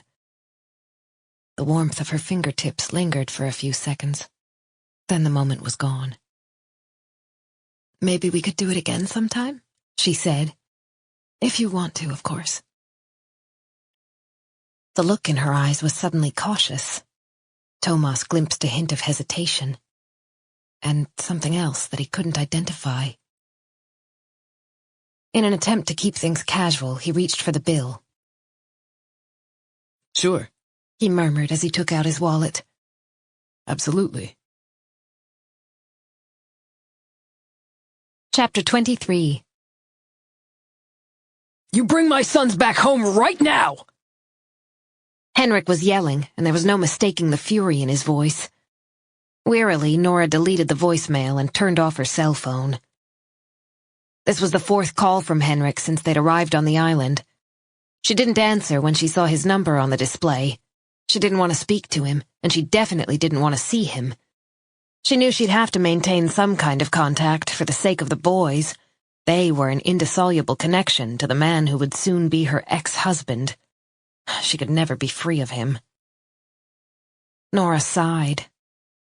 She'd never considered the fact that the boys could chain her to Henrik like this, but then she'd never planned to divorce him either. They'd go back to Saltsjöbaden on Monday, when school started, and she'd tackle the ruins of her life then. This week was all she had, and she felt a deep need to be left in peace for just a few more days.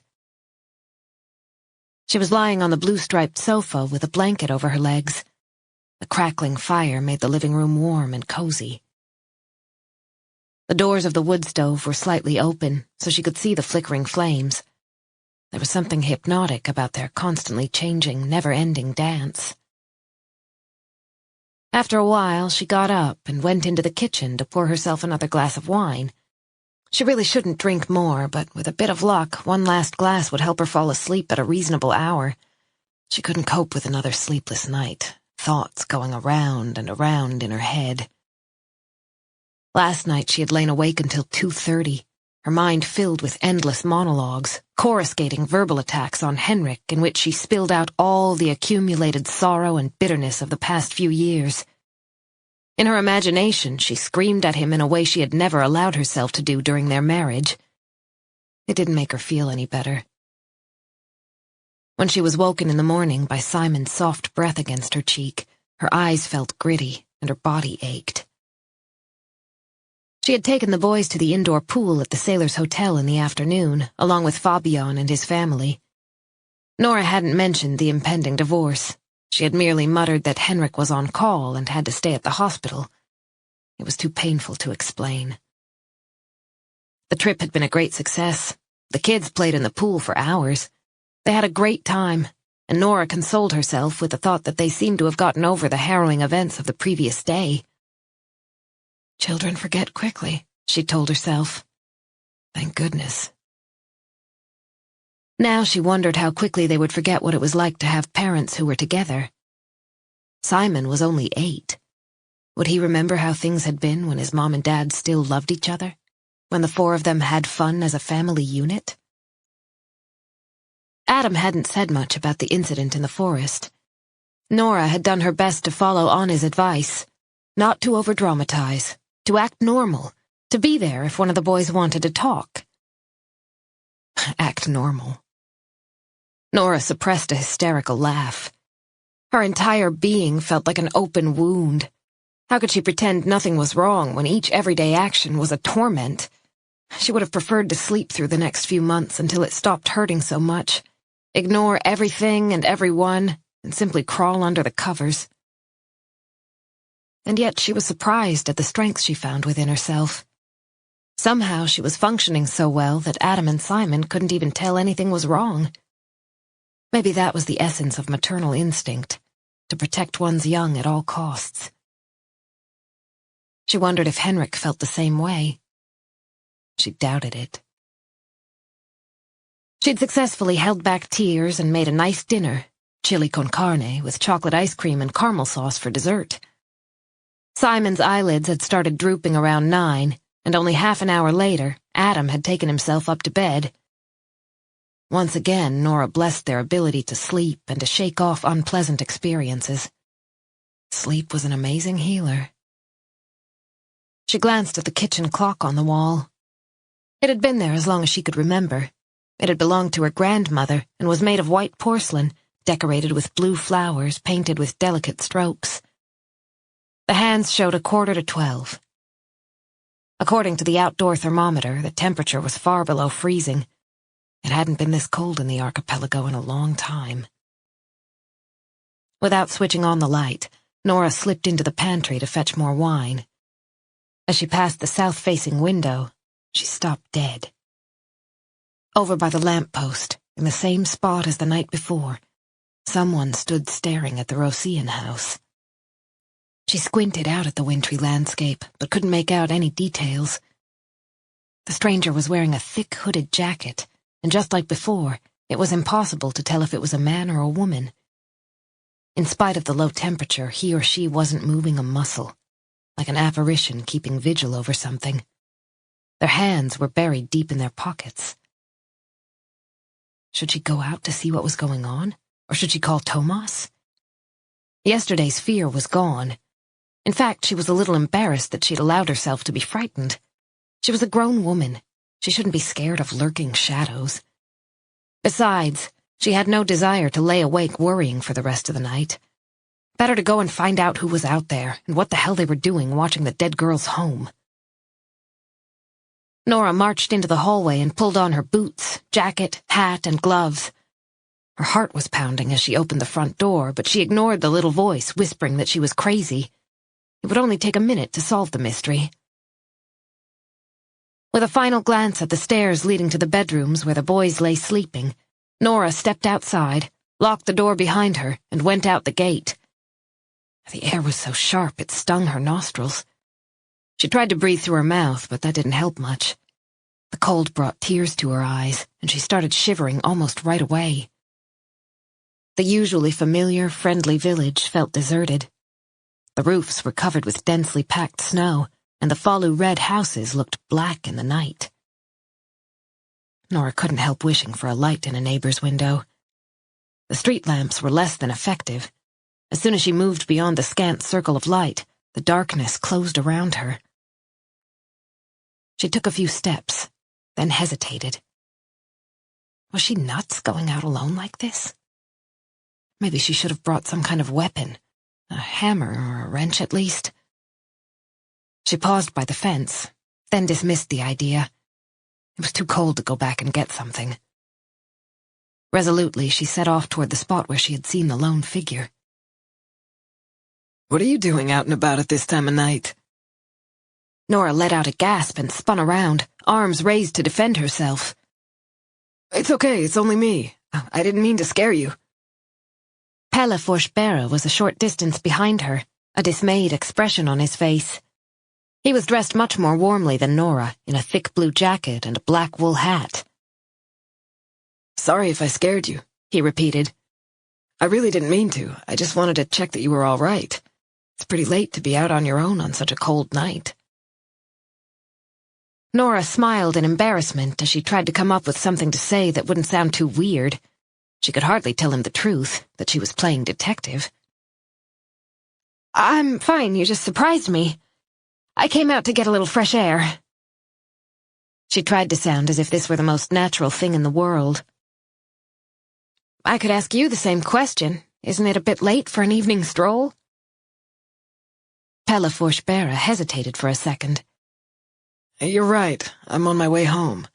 I was at the Granlunds. They live in the red house by Fläskberget." Nora knew the family well. Their youngest daughter was the same age as Simon. "Anyway," Pelle went on, flapping his arms to keep warm, "I'd better keep moving. Unless, of course, you'd like to invite me in for coffee in spite of the late hour." "I don't think so. I'm heading to bed. Like you said, it's late." "Sure. Good night, then," he said, raising a hand in farewell. "Good night." Nora turned and quickly walked home. She could hardly go toward the Rosian house with Pelle watching her. All at once, the whole undertaking seemed ridiculous. What on earth had she been thinking? She was back indoors in no time. She went straight into the kitchen without taking off her boots and looked out of the window. The lone figure was gone. There was no one under the street lamp by the Rosian family's house. Sandhamn, 1924. One day they lingered just a little too long in Dr. Widerström's garden. The apples on the lower branches were all gone, and they had to climb higher and higher to reach the fruit. Eventually, Arvid was right at the top of one of the trees. Triumphantly, he tossed the last treasures down to Torvald. They had 3 each, and ate them right away because twilight had already started to fall. However, Torvald decided to save one. He was often hungry in the evenings, and it was good to be able to sneak away and eat an apple before bed. They ran all the way from Sandfelten. As they approached the house, Torvald could see his father through the window, and it looked like he wasn't alone.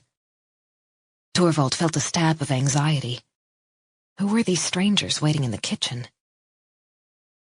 Slowly, he opened the door. The conversation stopped as he walked in.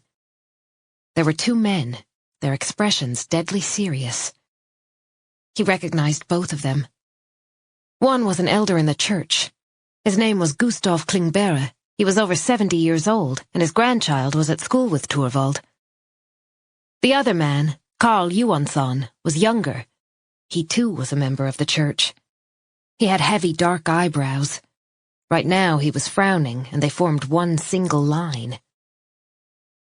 Gustav Klingberg met Torvald's gaze sternly, arms folded across his chest. The two men looked like black crows, Torvald thought. 2 crows about to start pecking away at him. They knew what he had done. He realized that in an instant. Someone had seen him and Arvid in the garden. They had been careful at first, but as time went on, they grew more daring. Over the past couple of weeks, they had hardly even bothered to look around before entering. Taking the delicious apples had been so easy, and by that point, Torvald had convinced himself that the fruit needed to be eaten up. That wasn't the case, of course. No doubt Dr. Widerstrom had promised the harvest to someone else on the island, someone who was extremely surprised to find the apples already picked. Perhaps the rightful owner had been lying in wait to see who was stealing from him. The bitter taste of gall rose in Torvald's throat. The flesh of the stolen fruit lay in his belly like a lump of lead. He wished he could vomit it up, make it all go away. His father hadn't said a word, but the boy knew he was furious. His jaws were working, his fists clenched. The silent movement of his lips terrified Torvald. Why had he allowed himself to be persuaded to go along to Dr. Widerstrom's garden? Tears were pricking behind his eyes, but he knew from experience that crying would only make things worse. Gottfrid detested any failure of manliness. He certainly wouldn't tolerate sniveling in front of visitors. "Torvald!" Vendela exclaimed as she emerged from the bedroom. "What have you done this time?" "Let us deal with this," Gottfrid said.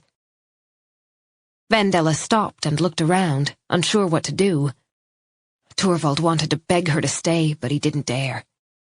Instead, he fixed his eyes on her face, hoping to make her understand through sheer willpower that she mustn't abandon him. "Get out," Gottfrid said, and Vendela turned away, throwing one final glance at her son. Torvald stood with his feet wide apart, afraid his legs wouldn't hold him any other way. Then he felt something warm trickling down his leg. He looked at the floor where a pool of liquid was forming.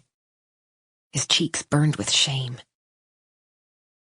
Gottfrid stared at him with disgust.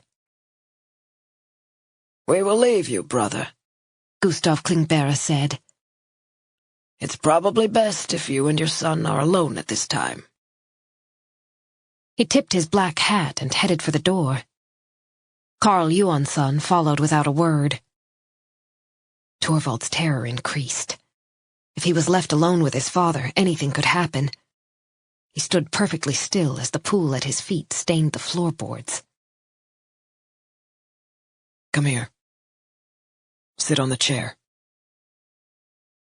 Torvald obeyed. He sat down on the wooden chair.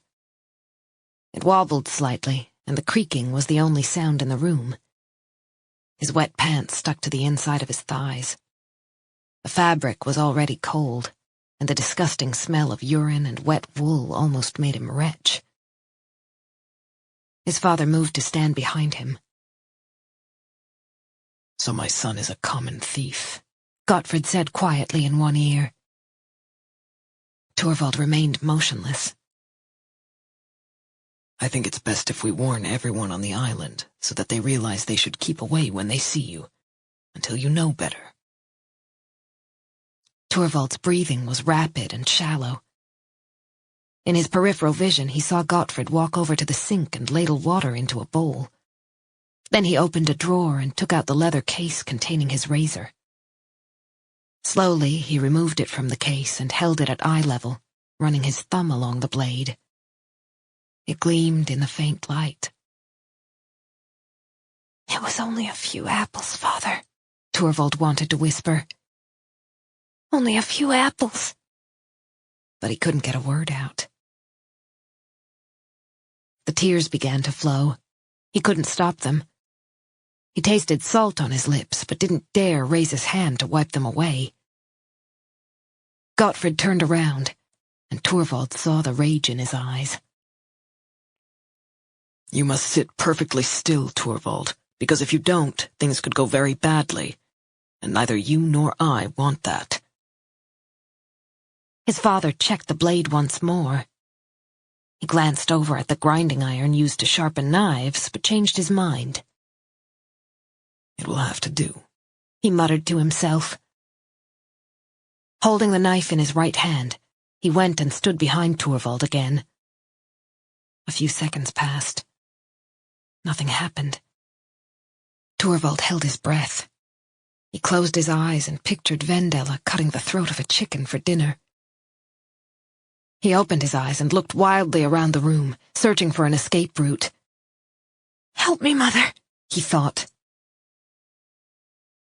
"Thou shalt not steal," Gottfried said, so quietly that Torvald could barely hear him. "That is the 7th commandment. Thou shalt not steal." Suddenly, Torvald felt his father seize his hair. "My son will never steal anything again," he whispered. A clump of blonde hair fell to the floor. Then another, and another. His father kept dipping the razor in the water, but that didn't stop its sharp edge from slicing into the skin of Torvald's increasingly bare scalp. The pile of hair on the floor was stained red. Still, Torvald didn't dare move. Instead, he tried to focus on the flame of the kerosene lamp. If he stared at the flame hard enough, perhaps he could blot out the pain. By the time his father finished, Torvald's head was pounding, and his scalp was covered in wounds. "If you ever defy me again..." Gottfried didn't finish the sentence. There was no need. Torvald kept his head down and tried to avoid looking at the hair. The shame was almost as bad as the pain. How could he go to school the next day? He would never be able to show his face in the village again. Chapter 24. Wednesday, February 28th, 2007. The first ferry to Sandhamn left Stavsnäs at 7 o'clock in the morning. Margit had only been home a few hours. The previous day, she had traveled to and from Sandhamn to inform the Rosén family that their daughter was dead. She had offered to go, and Thomas, who was aware he hadn't handled Marianne's reaction in the forest particularly well, had gratefully accepted. Accompanied by the local priest, Margit had tried to break the terrible news as gently as possible.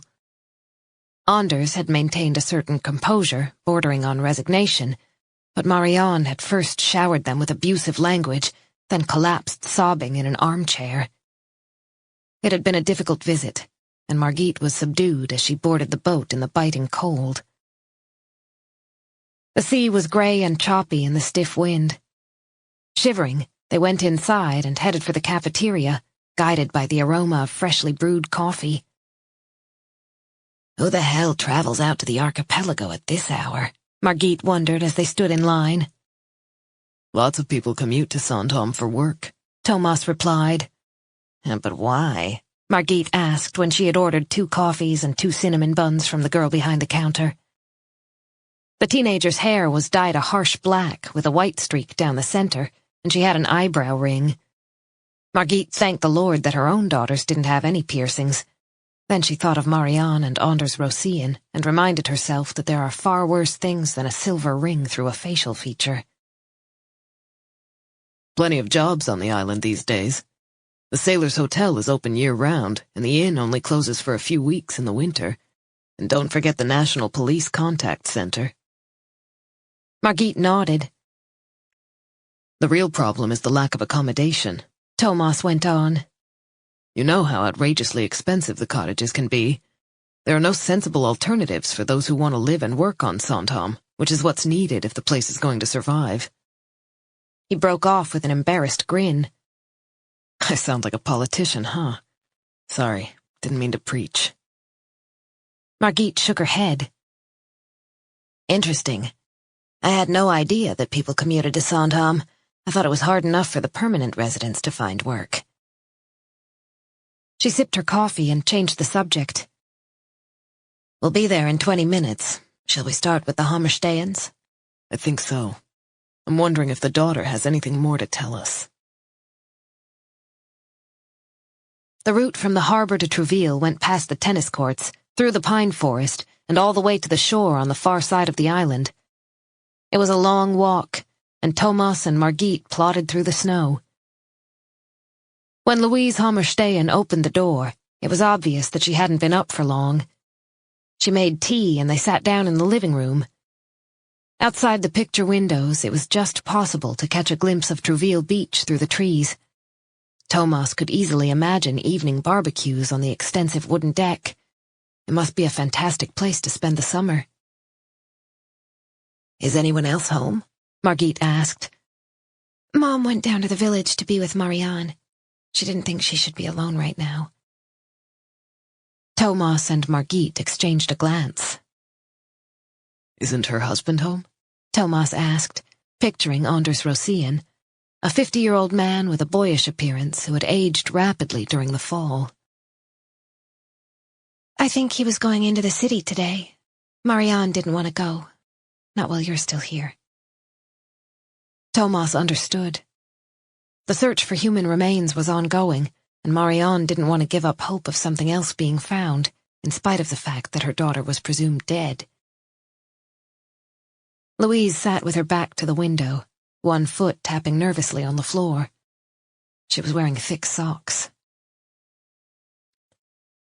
We need to talk to you, Louise, Margit said softly, glancing at her colleague as if trying to decide how to proceed. About something you may already know. Louise looked at them anxiously. When they'd called the previous day to arrange a meeting, her voice had revealed how upset she was. We believe Lena was murdered last fall, Thomas said tentatively. You might have heard that on TV. Louise nodded. Then her eyes filled with tears, and she let out a little whimper. Is it true? You couldn't possibly be wrong? Unfortunately, it seems not, Margit said. Her parents have identified her watch. The fancy one. Exactly. You know it?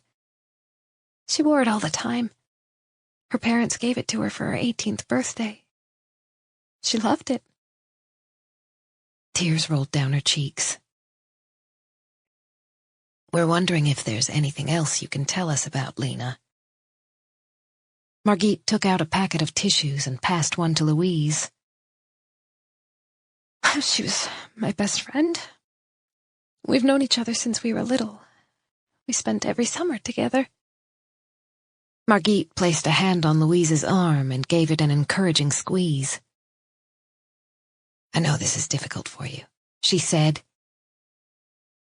The last time we met, you were very upset about Lena's disappearance, Thomas said.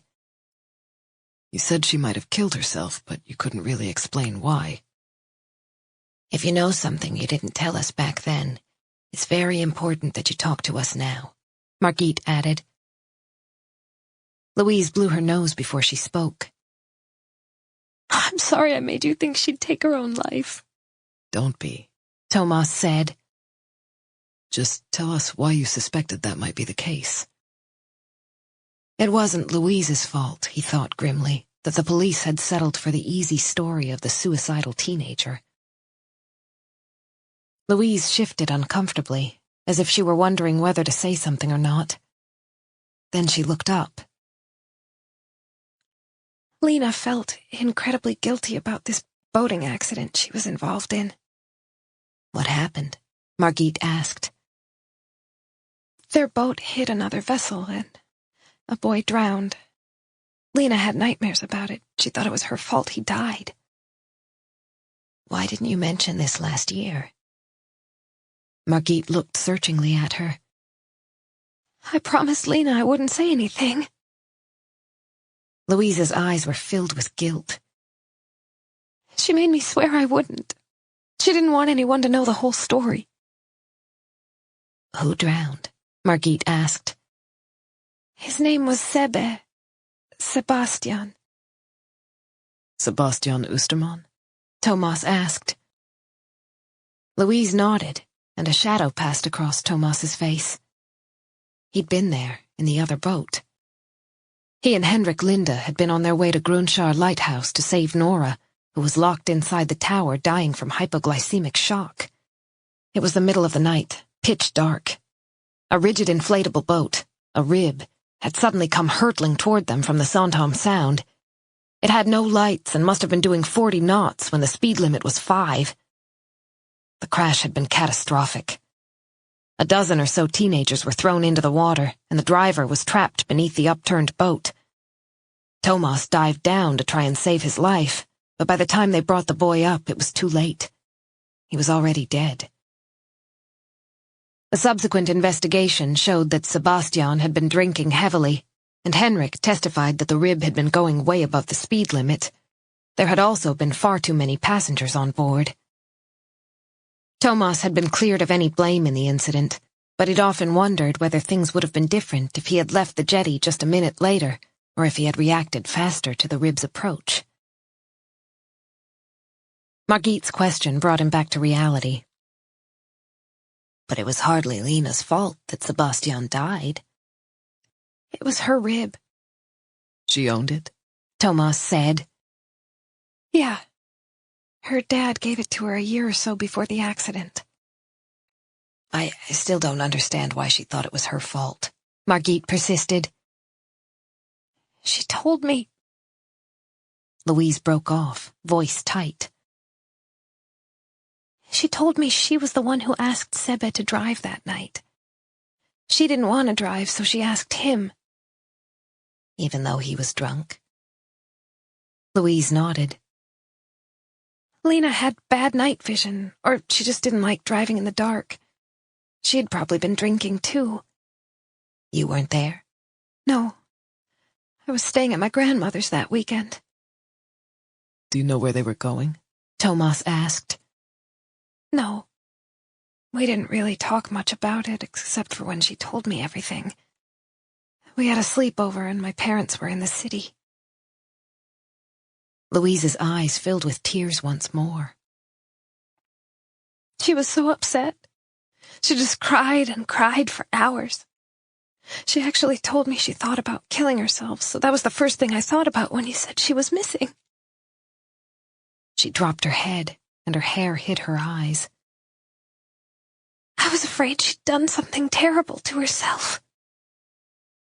It would have been much better if you'd told us this the first time we spoke to you, Margit said.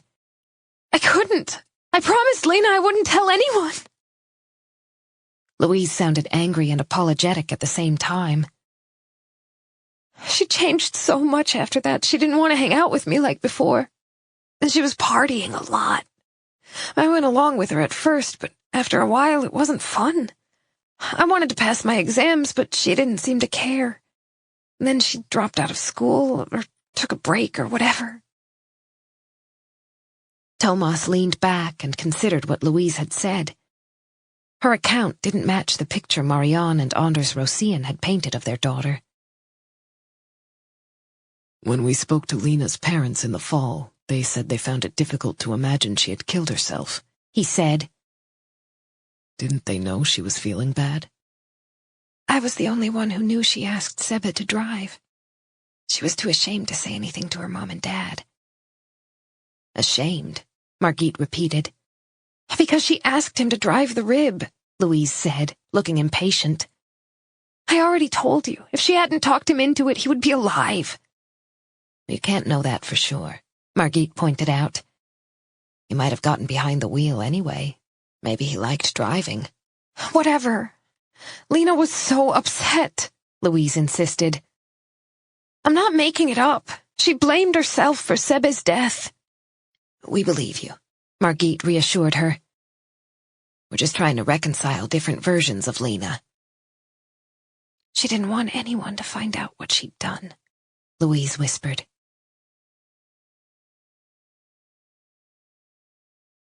Sandhamn, 1925.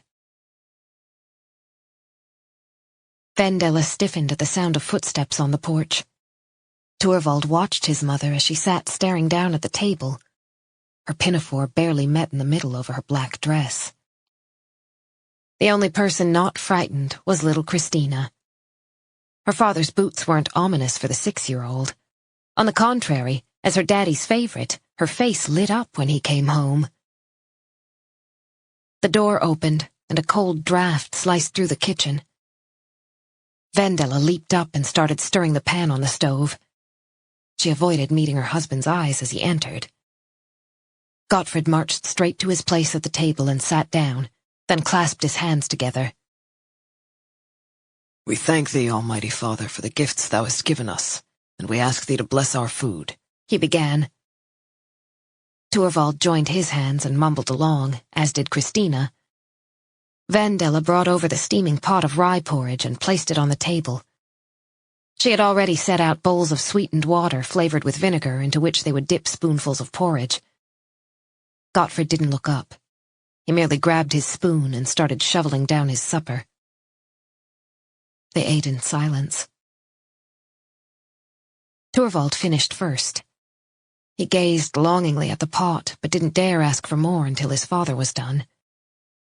His mother realized what he wanted and reached for the scoop to give him a second helping.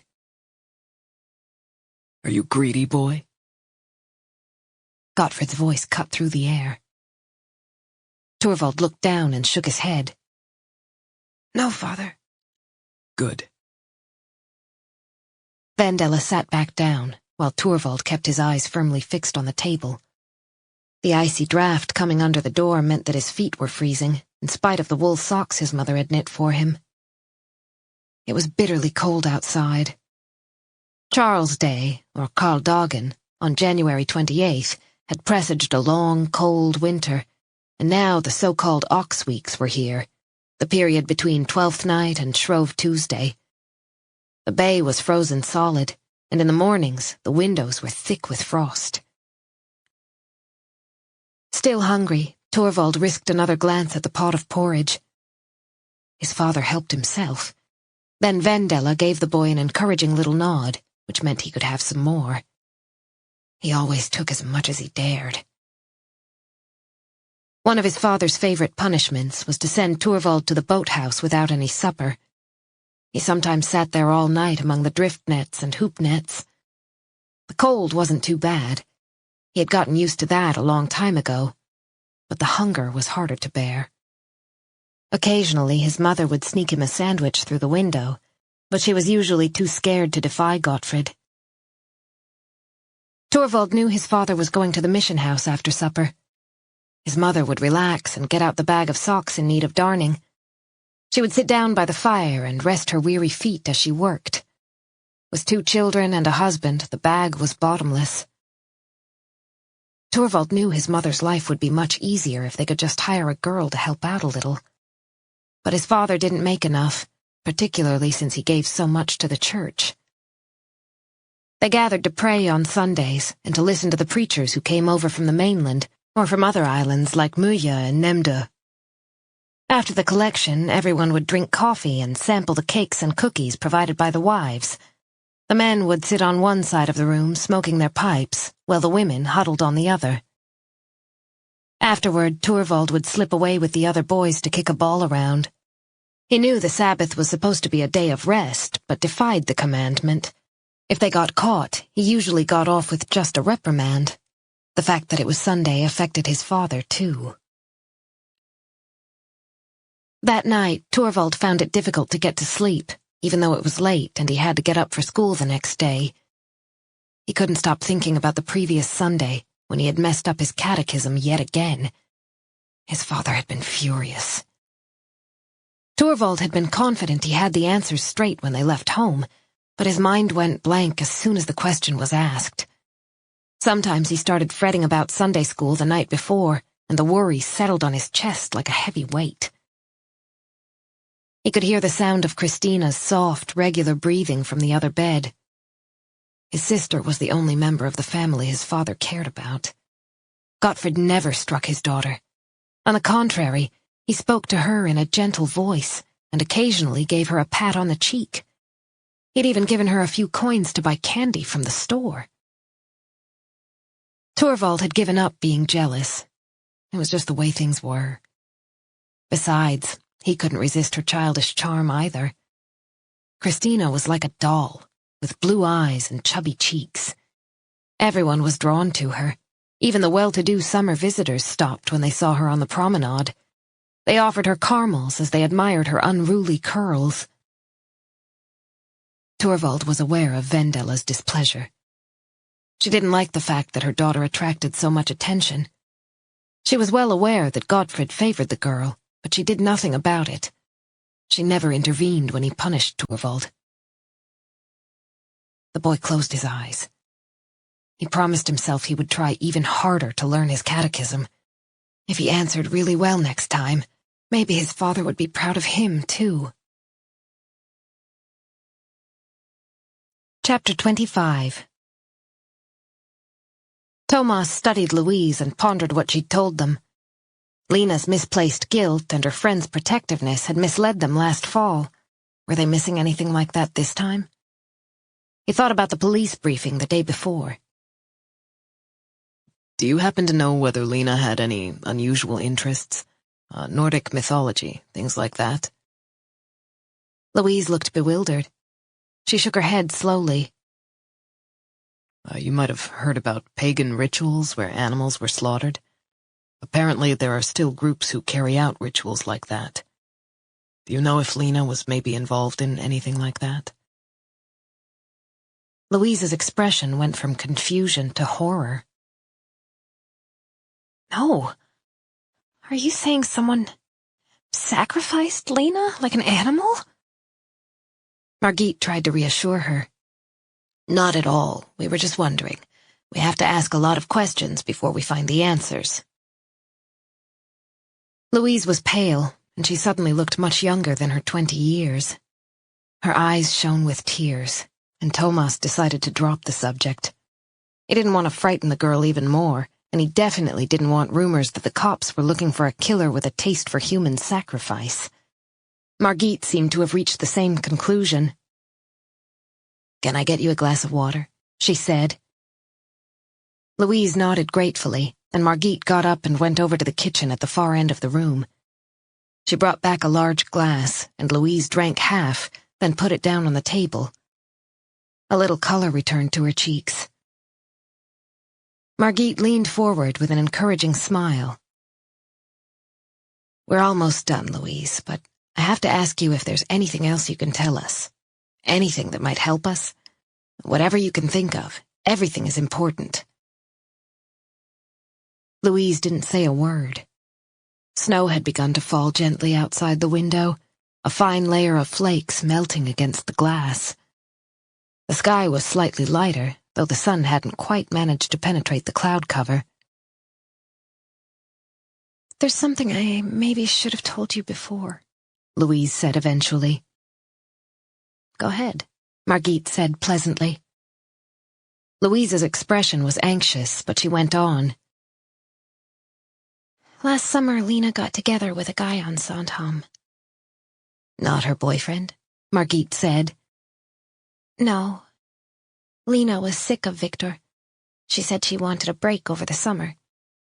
I see. This guy wasn't very nice to her. In fact, he was a total jerk sometimes. In what way? He was awful to her. He'd say terrible things to her in front of other people, especially when he was drunk. One minute he was really sweet, then he'd just turn nasty. Did this happen often? Pretty often. Lena and I worked at the bakery, and he worked in the harbor. At night, most kids with summer jobs here meet up. There's usually a whole gang of us. So what did you do? Louise shrugged. We partied, drank beer and stuff. Where? Different places. Utsiktsberg, Kvarnberg. Sometimes we'd go to someone's house if their parents weren't around. Lots of people have parties when their parents are away. She shrugged again. A lot of the summer people have homes in other places too, like France, for example. The other side of prosperity. Thomas knew from experience that she was right. During his years with the maritime police, he had often been called out to houses on the island by irate neighbors when a party got out of control. He would be confronted by drunken miners shouting in the garden while huge speakers blasted music. Sometimes the parents actually were around. They would stagger to the door to speak to the authorities, often just as trashed as their kids and not particularly civil. Worse, the parents knew exactly what the police could do and what they couldn't. All Thomas and his colleagues could do was politely ask them to turn down the music and show a little consideration for others. Why grown adults thought it was a good idea to get drunk with their kids and their kids' friends was a mystery to Thomas, but he'd seen it plenty of times. "What's this guy's name?" he asked. Jakob. "Do you remember his last name?" Sandgren, I think. I can ask Mom, she'll know. Did anything in particular happen between Lena and Jakob? Margit asked. Yeah. This one night, Lena saw him making out with another girl. She was so mad. She yelled at him and told him she didn't want to see him anymore. To be honest, I think she was glad for an excuse to break up. I told her a bunch of times she should. Then what happened? Jakob got so angry. It was horrible. He almost sounded like he was threatening her. What do you mean? He said nobody dumped him and that he'd decide when it was over. He said she'd regret it. Did he do anything to her? Anything physical? Louise picked at a fingernail. Then she picked up her glass and drained it. Louise, was Jakob violent? Margit asked. She's avoiding the question. Thomas thought. Is she protecting him for some reason? Or is she too scared to answer? Margit tried a different tack. Did Lena ever tell her parents about this? A wry smile. No way. She didn't tell them much. Marianne is always worrying about everything, and besides, they really liked Victor. I don't think they even knew about Jakob. Does he live on the island, or does he just come over in the summer? He lives in Stockholm, in the city. I'm not sure where. But Lena was definitely scared of this guy. Yes. Her voice was weak. She began winding a strand of hair around her index finger. She was really scared. She went out of her way to avoid bumping into him after that night. The winding grew more frantic. She's going to break the hair right off if she carries on like that, Thomas thought. Chapter 26. Mom! Mom! Wake up, Mom! A little hand shook her tentatively. Nora had been sound asleep and struggled to orient herself as she slowly opened her eyes. Simon's face was inches from hers. Are we having breakfast soon? I'm hungry. Nora glanced at the alarm clock. Almost 11. She'd slept for 9 hours. Her body felt stiff and heavy. Mom, I'm starving. Nora pulled him close. Okay, honey, just let me wake up and I'll make us something. Come snuggle with me for a few minutes. She pulled back the covers and Simon cuddled up to her. His hair still smelled of the shampoo from the previous night's shower, a soft, clean smell that she inhaled gratefully. She remembered last night's failed attempt to play private eye and buried her face in Simon's shoulder. Are you awake now? He said impatiently, giving her a gentle nudge. I want breakfast. Toast and marmalade and hot chocolate. Nora sighed. Coming right up, honey. The snow was falling harder as Thomas and Margit walked back to the village. The snowplow had been through, but their shoes left tracks in the fresh cover. The wind whistled softly in the pines lining the road. Margit broke the silence. What are you thinking? You haven't said a word since we left the Hammerstein house. Thomas stopped. I'm thinking about those rituals we discussed, wondering whether the kids were doing something that went wrong. Went wrong, like turned into murder? Margit rubbed her hands together, trying to get warm. Teenagers today get into all kinds of stuff, but Louise said that Lena wasn't involved in anything like that. No, but she also said they hadn't been seeing as much of each other before Lena went missing. Maybe Lena didn't tell Louise what she was up to. We haven't really found much to point us in that direction. You're absolutely right. It was just a thought. Thomas set off again. Where next? Marianne Rosien, if she's calmed down enough for us to talk to her. We need to ask if she knows anything about this Jakob. And your rituals. Margit gave Thomas a meaningful look. We can have a chat with Hanna Hammerstein at the same time. They walked farther, noting the animal tracks in the snow covering the tennis courts. I'm wondering if we should have a word with Sebastian's parents, Margit said as they reached the sailor's restaurant. Really? It's almost 2 years since Sebastian died. It might be a waste of time, but we're here anyway, and there aren't too many families who had kids the same age as Lena. Of course. Thomas realized his reluctance was personal, not professional. Even though the inquiry had cleared him, it might be difficult for the parents if he suddenly turned up on their doorstep. He still remembered seeing the Ostermans at Sebastian's funeral. Thomas had gone to show respect. He'd sat all the way at the back of the packed chapel. He had recognized many of the islanders. The priest had spoken of the transience of life and what was waiting on the other side, even for a young life extinguished too soon. But Thomas hadn't joined the little procession that slowly made its way to the graveyard behind Fleskberget. Instead, he'd hung back outside the chapel. It had been a beautiful late summer's day, and he'd been struck by the irony of the loveliness all around him. The sun sparkled on the sea. The scent of Sandhamn's abundant roses drifted on the breeze. Far away in the distance, he could hear the laughter of a small child. When the mourners had disappeared from view, Thomas sank down onto the steps outside the green chapel door. He buried his face in his hands and allowed the tears to come. He didn't really know whether he was weeping for his own daughter or for the recently deceased teenager. All he knew was that the surge of grief was too powerful to fight. After a little while, he pulled himself together and put on his sunglasses to hide his red-rimmed eyes. He went down to the harbor, got in his launch, and went home to Hara. The memory was still painful. We'll split up, he said. I'll take Marianne Rosien. You go and see the Ostermans. Sounds good. Where do they live? Right next door to the mission house. I'll show you. Thomas's cell phone rang. He answered and spoke for a minute or two before slipping the phone in his back pocket. That was Nora. She heard we were on the island and she's invited us for coffee. Works for me, Margit said. I can always handle an extra cup of coffee. In that way, she was a perfect cop, Thomas thought.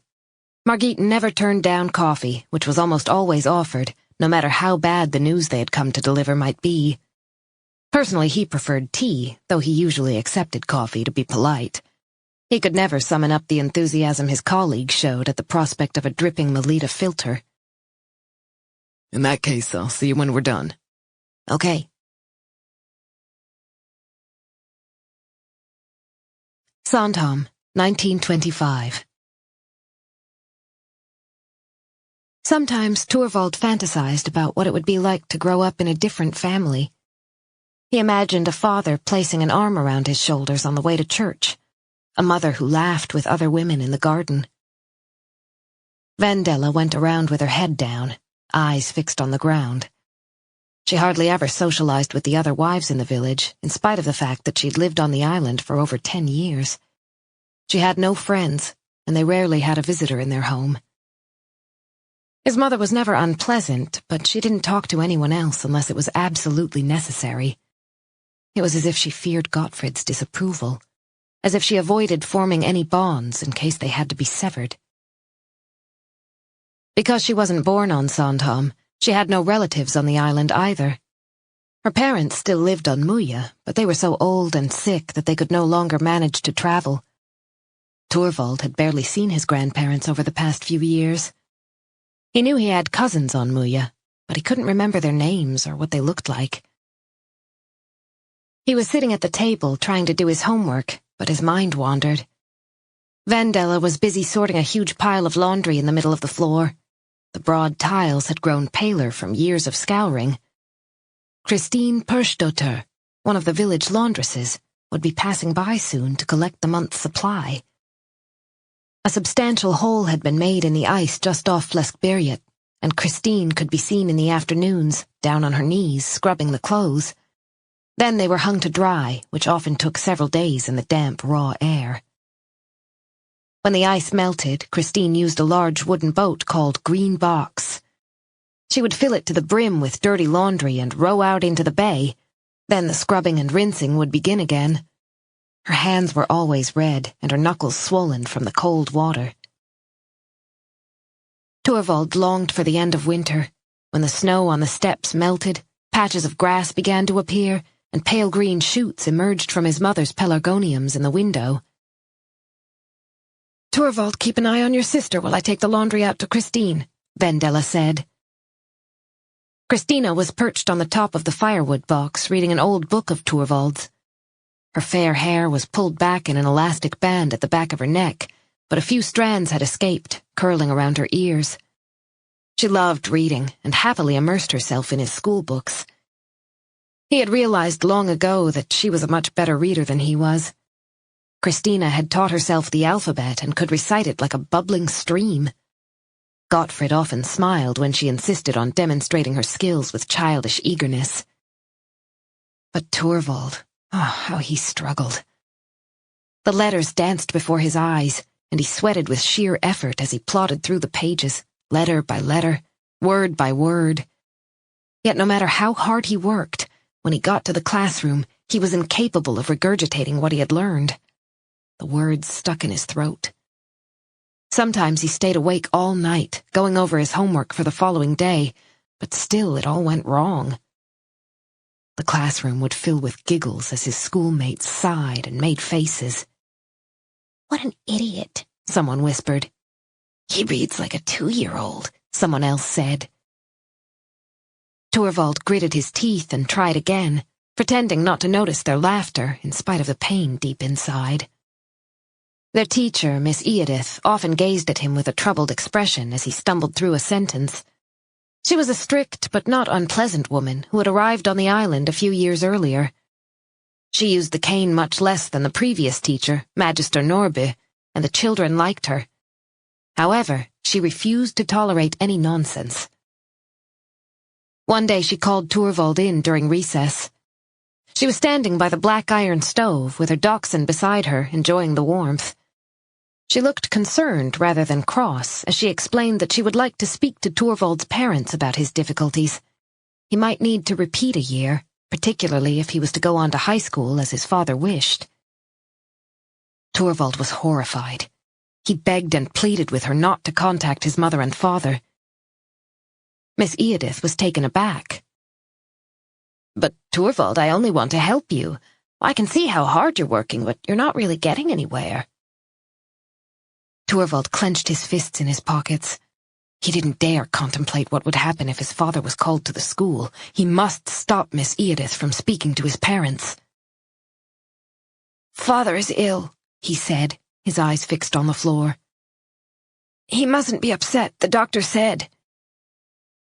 The lie just slipped out, but it served its purpose. "Oh, I didn't know that," Miss Edith said, putting down her pen. "Well, he looked fine the last time I saw him down in the harbor, but if that's the case, maybe we shouldn't make the situation any worse right now." Torvald nodded eagerly. He'd broken yet another commandment, but it was better to lie than to incur his father's wrath. "I'll work harder," he promised.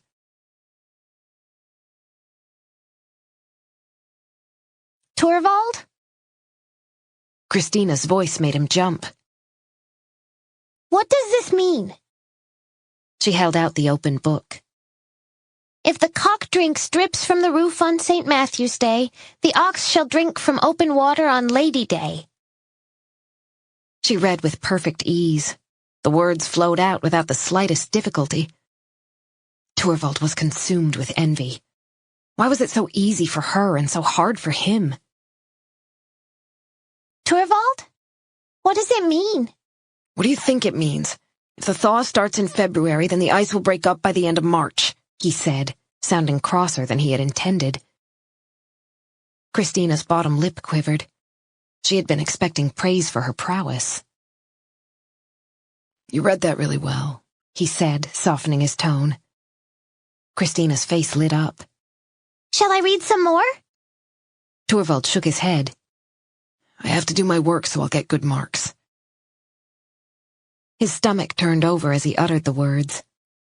He knew that his father hadn't had the chance to continue his studies because he'd had to work to support the family. Gottfried expected his son to go on to the higher education he himself had missed out on, but Torvald's grades were far too low. You stupid boy! Gottfried had exclaimed when he saw the grades Torvald brought home at Christmas. Do I have to hammer some sense into that thick head of yours? Torvald had no idea how he could possibly improve his grades enough to win a place at school on the mainland, even if he repeated a year. His skill lay in his hands, not his head. The things that came so easily to Christina were impossible for him, no matter how hard he tried. I'm a numbskull, he thought as he bent over his book once more. A useless numbskull. Chapter 27. Louise stared blankly at the screen. She was still sitting on the sofa in the living room with her knees tucked underneath her. As soon as the cops had left, she had logged on to chat, but the keys remained untouched. She hesitated. Should she share the questions the police had asked her? She chewed her right thumbnail. Should she have kept quiet about Jakob? The knot of anxiety was growing in her belly. If he found out what she'd said, he'd go completely crazy. She'd seen it several times. But when he wasn't like that, Louise got why Lena had fallen for him. He was super good-looking and one of the coolest guys on the island. He was also a fantastic sailor, and all the girls were after him. Secretly, Louise had been a little jealous when Lena hooked up with Jakob, even though he treated her so badly, especially when he was drunk. Louise didn't know anyone else who was so radically changed by alcohol. Most of her friends got loud and silly, but that was all. If they drank too much, they eventually fell asleep or went to throw up. But Jakob got aggressive. He could lose it over nothing. The thumbnail was bitten all the way down, the cuticle bleeding slightly. Please don't let Jakob find out I was the one who blabbed to the cops.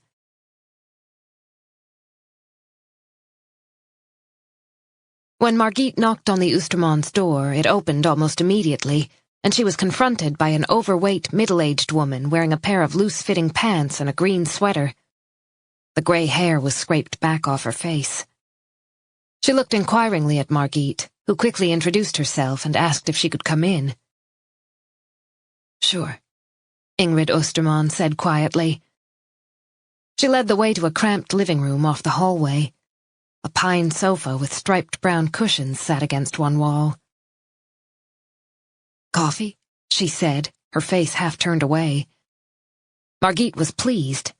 Making coffee was a ritual that usually had a calming effect on most of the people she visited in the line of duty. Please, if it's not too much trouble.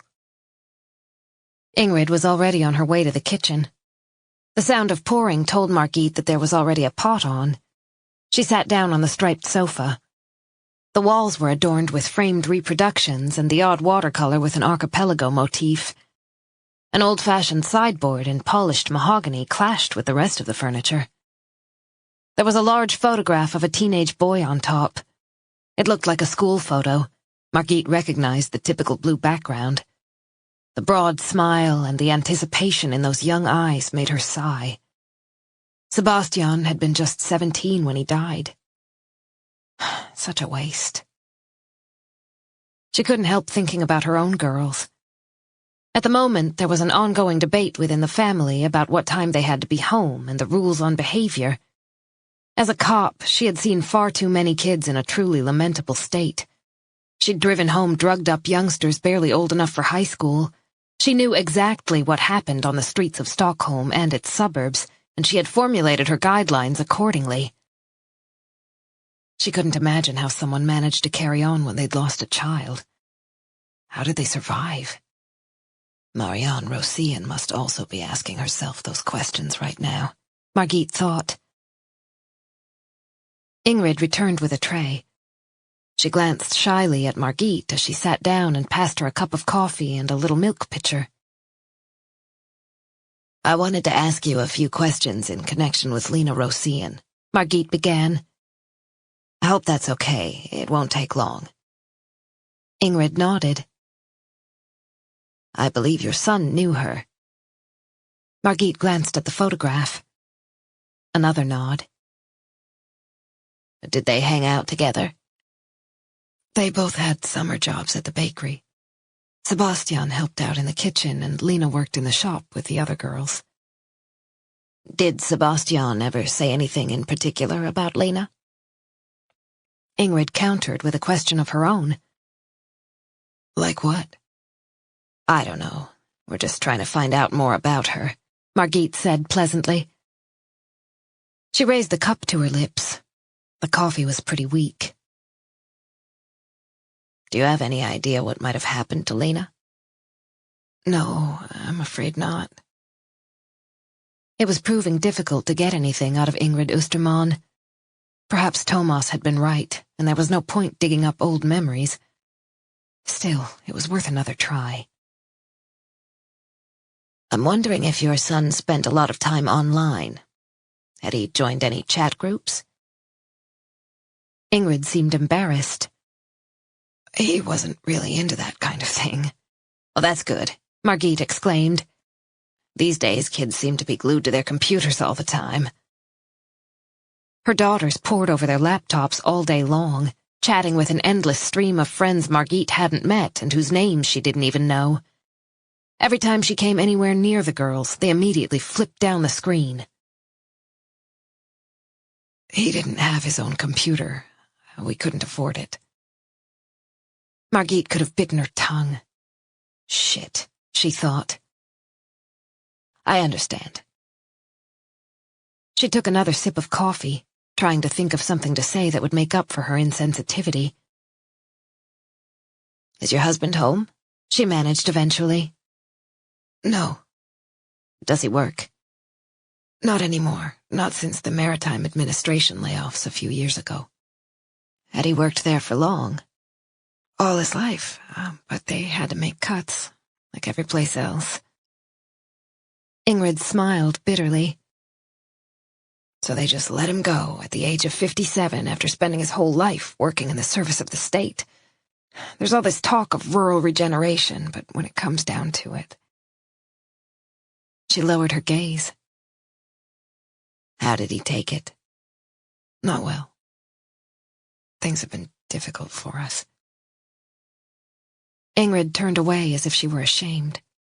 Her facial muscles twitched, and for a moment Margit thought she might start crying, but she pulled herself together and brushed a few crumbs off the cloth. Margit sympathized. First the husband lost his job, then their son died.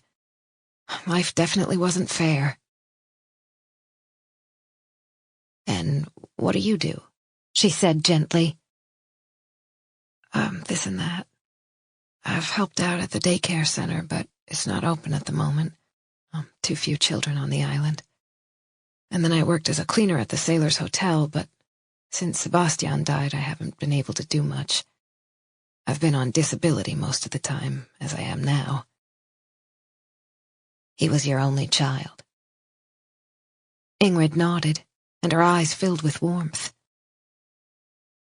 We couldn't have any more. I was 37 when Sebastian was born. So she wasn't even 57 yet, Margit thought. She looked 10 years older. It was a difficult birth, Ingrid went on. He almost died. He was a breech baby. It was a miracle he survived. A tear ran down her cheek. And then he died anyway. Margit gave the other woman a couple of minutes to compose herself. Then she made one final attempt. Can I ask you whether Sebastian and his friends ever showed an interest in Norse mythology or neo-paganism? Not as far as I know. No ancient rituals or sacrificial offerings, that kind of thing. Ingrid looked totally bewildered. Why are you asking such strange questions about my son? Red patches had appeared on her cheek. Margit shuffled uncomfortably. The conversation wasn't going the way she had hoped. In fact, the woman opposite her seemed to be getting more and more agitated. Isn't it bad enough that he's dead? Killed by the police, you know. Why can't you leave us in peace? Margit let the comment pass. I'm almost done. Just one more question. Did your son ever hang out with someone named Jakob Sandgren? I don't think so. What does he look like? Does he live on the island? I don't actually know what he looks like, Margit admitted. We don't think he's a permanent resident. Ingrid glanced at the photograph of her son. Her tortured expression spoke for itself, and her hands twisted in her lap as if they had a life of their own. Margit stood up. Thank you for your time. I won't disturb you any longer. It's fine. I'm not going anywhere. The hopelessness in those words stayed with Margit as she went out into the cold once more. Chapter 28. Daddy wants to talk to you. Simon passed her the phone, and Nora knew there was no escape. She could hardly hang up in front of her son. Reluctantly, she got up and went into the kitchen so that he wouldn't hear. Hello? Finally! Do you know how many times I've tried you? Why the hell haven't you called me back? Because I don't want to talk to you. For goodness sake, be reasonable. Why should I? She knew she sounded like a defiant child, but she couldn't help it. You can't pretend I don't exist. We need to discuss the future, if nothing else. And the boys. How are Adam and Simon? Fine. Henrik sighed. Nora, you must realize you can't stay on Sandhamn. It could be dangerous. I want you to bring the boys home right now. The familiar voice sliced through her. It was worse, much worse, when he sounded concerned than when he yelled at her. Please come home. She almost gave in. She remembered his soft hand against her cheek, the smell of him she'd inhaled so many times. We loved each other, she thought as the tears sprang to her eyes. I loved you so much, Henrik. The image that had haunted her the past few nights rose in her mind. His naked body with another woman, skin on skin. Their bed, tainted forever. She never wanted to sleep beside him again. She didn't even want to go back to the house in Solchebaden. Her throat ached. She had to force out the words. I'm staying here. I need to think things over in peace and quiet. She gritted her teeth to stop herself from crying. Henrik's voice took on a different tone. Listen to me, Nora. I'm very worried about the three of you. I don't want you there. We're not coming back before the end of the week. It's best that way. For God's sake, Nora, if you don't bring the boys home, I will come and get them. You cannot stay on the island. I won't allow it. That was the final straw. Don't you dare show your face here. Don't tell me what I can or can't do. They're my kids, too. Nora took a deep breath. You should have thought of that before you went to bed with that woman. Her name is Marie. I don't want to know what her name is! Was that her voice, yelling like that? She had to calm down. She didn't want to scare Simon. Don't get hysterical. Surely we can talk to each other like adults. Is that too much to ask? Yes, it is, Nora thought. If you set foot in this house, I will call the police.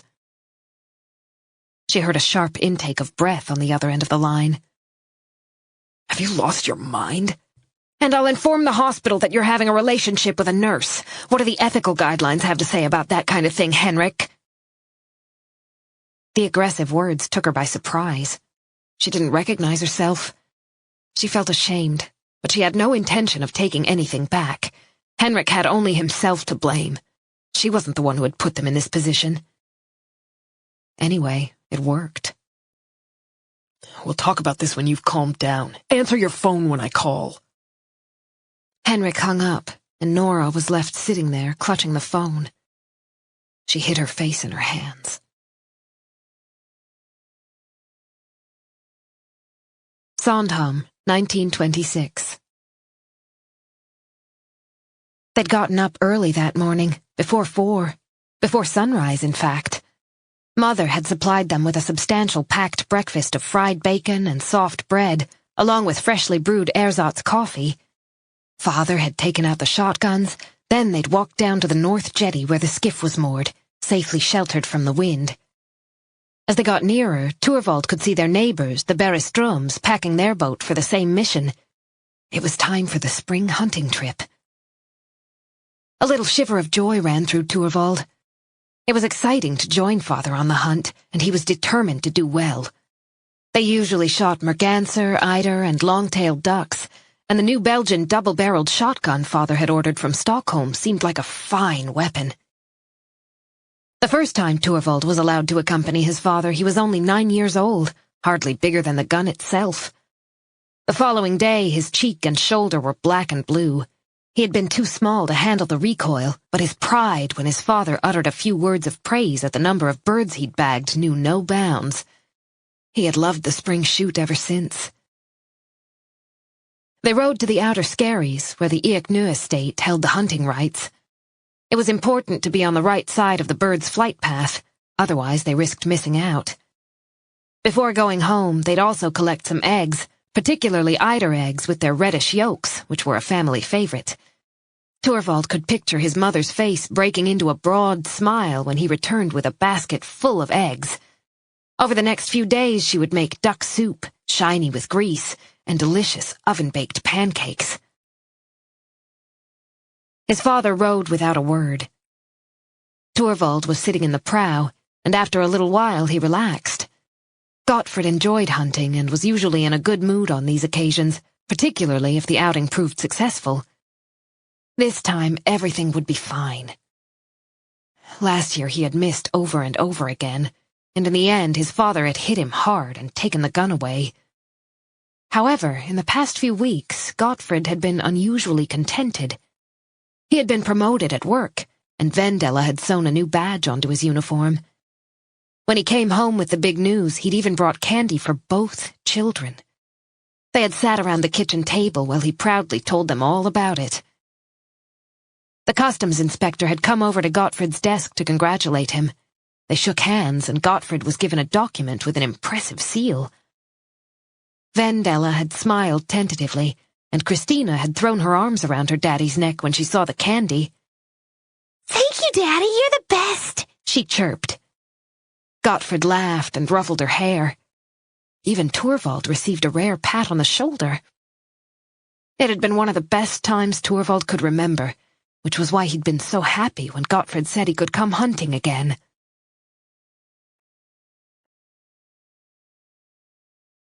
His father rowed with powerful strokes. The water rippled in barely visible waves in the morning breeze, and the islands drifted by like shadows. Eventually they arrived. Before going ashore, they laid out the decoys, generously smeared with tar and chalk and stuffed with finely shredded bracken fronds. These served as bait to attract the rare birds. Then they rowed the last few yards and dragged the boat up onto the rocks. It was bitterly cold, but by now the darkness was beginning to give way to a faint glow in the sky. Soon a pale reddish-yellow sun appeared, and it was just possible to see grey-white skerries on the horizon. Torvald carried the old, smaller shotgun as they made their way across the island, while his father held a new one in a firm grip. Beads of dew sparkled in the lichen. From a distance came the sound of a shot, It must be the Berestroms, father and son, who usually hunted from the next reef. Gottfried always scowled when the birds flew over the neighbor's territory. He didn't want the other villagers to grab the fattest booty right under his nose.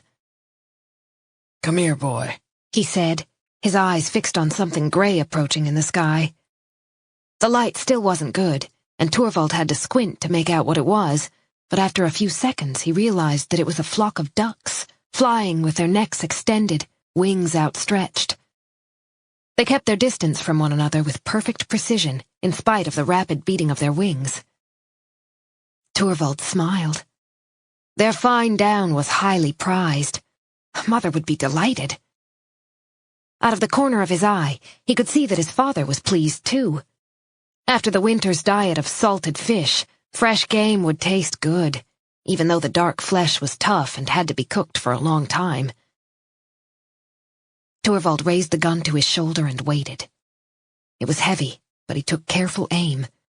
He was desperate to show his father that he was a good shot, that he deserved to come along. Soon the flock would be within range.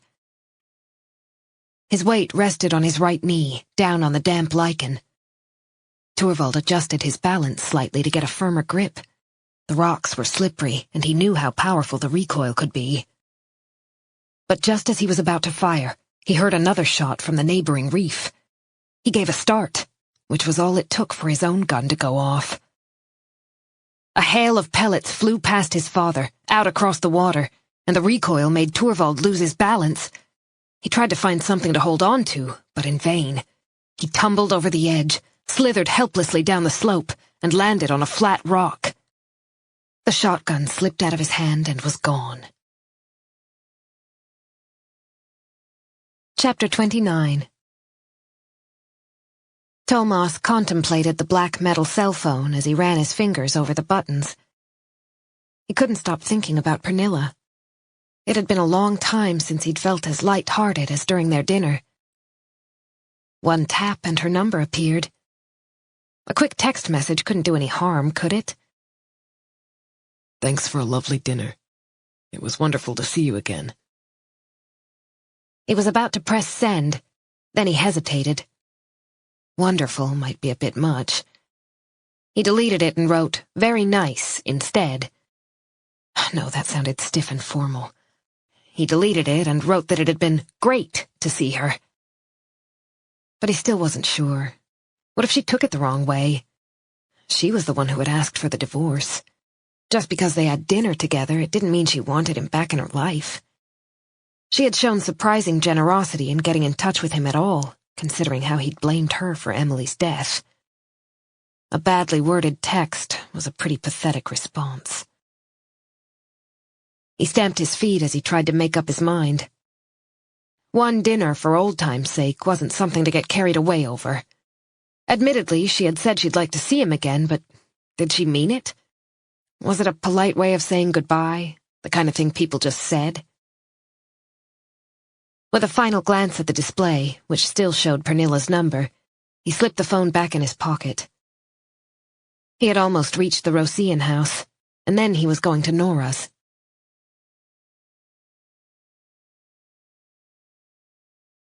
The breath emerged from Nora's mouth like an icy cloud. The Brond villa was enveloped in snow, and it was hard work trudging from the gate to the front door. The snow on the steps was several inches deep, and her boots sank in deep. Fortunately, she had brought a broom along with her. She swept the steps and turned the key. As usual, she felt a wave of happiness as soon as she opened the door and stepped inside, in spite of all the sad things that had happened.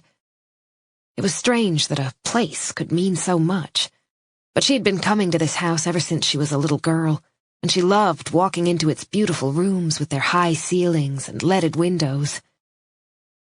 The chandelier and the grandfather clock in the dining room were a familiar sight, and she stood for a moment, enjoying the fantastic view. Even with the overcast sky, it was possible to see right out across the bay, where the wind was whipping up white horses. The temperature indoors was just a few degrees above freezing, so Nora kept her coat on. She had turned the heating way down to save money, but she didn't dare switch it off completely. It wouldn't do the old house any good if everything froze. Slowly, she wandered from room to room, checking that the windows were properly closed and that everything looked as it should. There were no mice in the traps, and Nora breathed a sigh of relief. Emptying mouse traps was always Henrik's job. She was no wimp, but the thought of removing a little dead body made her shudder. She sat down in the library for a while, resting her head on the little embroidered cushion in the wingback chair. Old books with ornate gold writing on the spines filled the shelves lining the walls. Works by August Strindberg, who had spent time on Sandhamn, stood side by side with titles by Werner von Heidenstam and Selma Lagerlöf. I should read them someday, Nora thought to herself. In the cozy atmosphere, her tense muscles began to relax. She remembered how close she'd been to giving in when Henrik kept pushing her to sell the house. She could still hear the prospective buyers' curious voices, wealthy Swedes living in Switzerland who would have destroyed the place with their horrific renovation plans. Now there was a sense of peace here, as if the house were resting, waiting to be brought back to life by a new family. There was a calmness in the walls that comforted her. It would soon be time to make the house her own. She glanced around the room. Frost covered the windows in a pretty floral pattern, as if someone had painstakingly applied little white strokes with a tiny brush. An intense longing for Aunt Sina came over her. She so wished that her neighbor was still alive. Sina was a good listener, and she would have understood exactly how Nora felt. "My dear child, this business with Henrik isn't your fault," she would have said. "You need to think about yourself and the boys. You're so sensible and smart. You'll get through it." Then she would have produced a plate of homemade raspberry buns and served tea. They would have sat down on the veranda and discussed how Nora was going to deal with a difficult situation. And Nora would have felt much better. With a sigh, she got up from the well-used chair. She really did miss her darling honorary grandma. Her own mother, Suzanne, was always so anxious. Nora found it hard to confide in her. She usually ended up consoling Suzanne instead of the other way around, and she couldn't cope with that right now. She made a careless movement with her arm and bumped a paperweight on the desk. The heavy object crashed to the floor, dust whirling up around it. Nora picked it up and realized the whole place needed a good clean. She'd had neither the time nor the energy during the fall. She ran her finger over the desk, leaving a clear path through the dust. It was a beautiful piece of furniture, made of cherry wood, with brass fittings that had darkened after many years in the damp climate. It reminded Nora that both Sina's parents and paternal grandparents had lived here. On a whim, she opened the top drawer to find pens and scraps of paper in a heap. She spotted a goose feather that might have served as a writing implement long, long ago. She set it aside to take home to Simon. The next drawer was the same, but the bottom one, twice as deep, was different. It contained an old shoebox tied with a red silk ribbon. Nora's curiosity was aroused. She took out the box and carefully undid the ribbon. When she removed the lid, she saw a neat pile of notebooks. She picked up the top one, full of anticipation. "This book belongs to Carolina Brand," it said at the top of the first page, the handwriting childish and a little ornate. Nora thought for a moment. Carolina Brand must have been Sina's paternal aunt. She was born at the beginning of World War I, if Nora remembered correctly, in which case she would have been 12 or 13 when she wrote this diary. Nora sat down and leafed through the pages. The writing had faded, but was still legible, and the style wasn't as old-fashioned as she'd expected. Carolina had written something every few days. June 10th, 1927. After supper, I'm going to the sewing bee at the mission house with my darling Mom. I can't wait. When we were tested on the catechism at Sunday school, I knew the answers to lots of the questions. Mom was pleased and praised me when we got home. Poor Torvald gave the wrong answers, and his father got really mad with him. I feel so sorry for him. He turned bright red and could hardly get a single word out. He's very shy, I think, but wise and smart. I can see it in his eyes. June 14th, 1927. I played with Misan this afternoon. She has to be the cutest cat on the island, and she's so clever. She understands everything I say. Then she lay on my knee, purring away. June 20th, 1927. Tomorrow is Midsummer's Eve. I'm so looking forward to it. Visitors are coming from all over the place, from Hara and Muya, and I'm sure the lighthouse keepers from Grunshar will sail across too, as they usually do. In the morning, we will row over to Croque-Sur to gather flowers and birch twigs to decorate the pole. If only Mom would let me join in the dancing like Andrea. She says I have to turn 13 first. I really, really wish she would let me. It would be wonderful. Nora shivered. The cold was getting to her, and she had started to lose feeling in her toes. Time to go home to her warm house. Thomas and Margit would be over for coffee soon. She ran her hand over the black cover of the notebook and smiled. It was 80 years since Carolina had written her diary, but she lived on through her words. Nora stood up, but she couldn't bring herself to put the shoebox back in the drawer. There was something fascinating about Carolina's account of days gone by. She went into the kitchen and dug out a plastic bag from under the sink. Maybe Carolina's account of her everyday life would take Nora's mind off her problems and help her to get to sleep at a reasonable hour.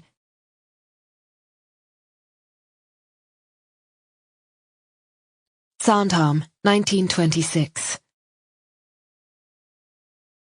The fear that seized him when he realized the shotgun was gone was worse than anything he had ever experienced. His nose was bleeding, but he didn't care. He slithered down the last part of the rock and stared into the cloudy water. It might be several yards deep.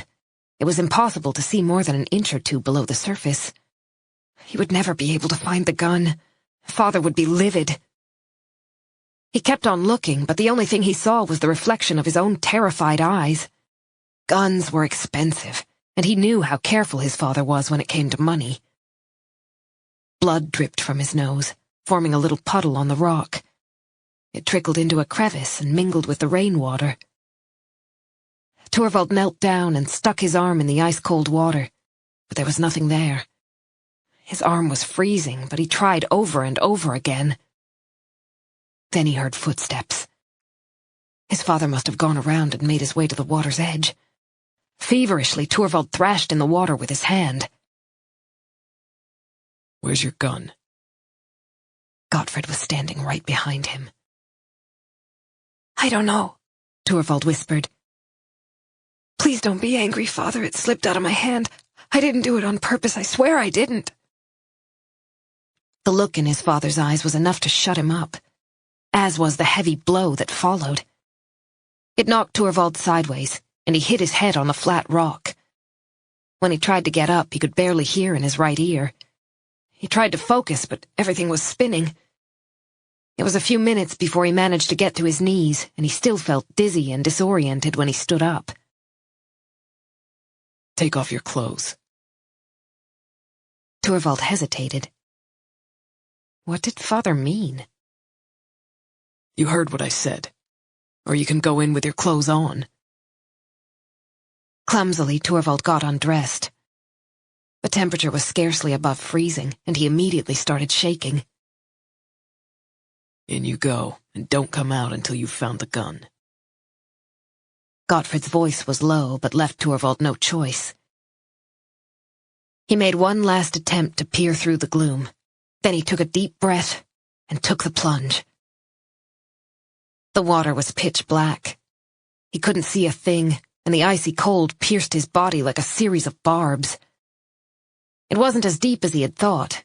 He soon touched the bottom, but all he could feel was slimy seaweed and tangles of rockweed. He fumbled blindly for the gun, terrified to come up without it, and forced himself to stay down as long as he could. He felt as if his lungs were about to burst. Air. He needed air. As he broke the surface, he was looking straight into his father's eyes. Gottfried was crouching on the flat rock, staring at his son as if he wished he were dead. Have you found it? Please let me come out, Father. Please. His voice sounded like a 5-year-old's. a high, shrill, childish voice that even Torvald didn't recognize. His teeth were chattering so hard that the words came out in short, staccato bursts. I'll do anything you want. I'll never drop anything again. Just let me come out. I'm freezing to death. Torvald started to cry. He had never been so cold in his entire life. If he stood on tiptoe, the water reached his chin. His fingers were numb, and he could no longer feel his feet. I'm going to die, he thought. This time I'm going to die. He remembered when he'd stolen the apples, and his father had picked up the straight razor. He'd been afraid that his father was going to kill him, but he'd escaped with just a bare scalp. Now he was in trouble again, and it was no one's fault but his own. He deserved to die. He was worthy of no other fate. Gottfrid sighed heavily as he gazed out to sea beyond Torvald. For a few seconds he seemed completely absorbed in his thoughts, as if an old memory had popped up, overshadowing his son's pathetic sobs. Torvald took a deep breath and dived one last time. He groped across the seabed in the icy water, and suddenly his fingers closed around something long and hard. He had found it. With stiff muscles, he moved slowly toward the shore. He held out the gun, and his father took it, then hauled the boy out. Torvald remained on his knees as if in prayer. He couldn't move. His legs were shaking so much he feared they'd never again support his weight. Gottfrid set off toward the boat. Summoning the last of his strength, Torvald managed to get to his feet. He struggled to pull on his clothes, then stumbled after his father, who was already sorting out the boat. He pushed it into the water and clambered in. On the trip home, Gottfrid uttered not one word. He sat behind Torvald with a grim expression on his face, his heavy breathing mixing with the sound of gunfire from the neighboring reefs and skerries. Torvald rowed as fast as he could to try and raise his body temperature. His hands were so stiff with cold that he was scared of losing his grip on the oars. I don't deserve to live. The words pounded inside his head, over and over again. He thinks I'm useless. His son is a worthless, useless idiot. He doesn't care whether I live or die. It was several days before he recovered, and he remained hard of hearing in his right ear for the rest of his life. Chapter 30. Hanna Hammerstein opened the door. Thomas introduced himself, and she let him in without hesitation. Marianne's in the kitchen, she said quietly. Is her husband back?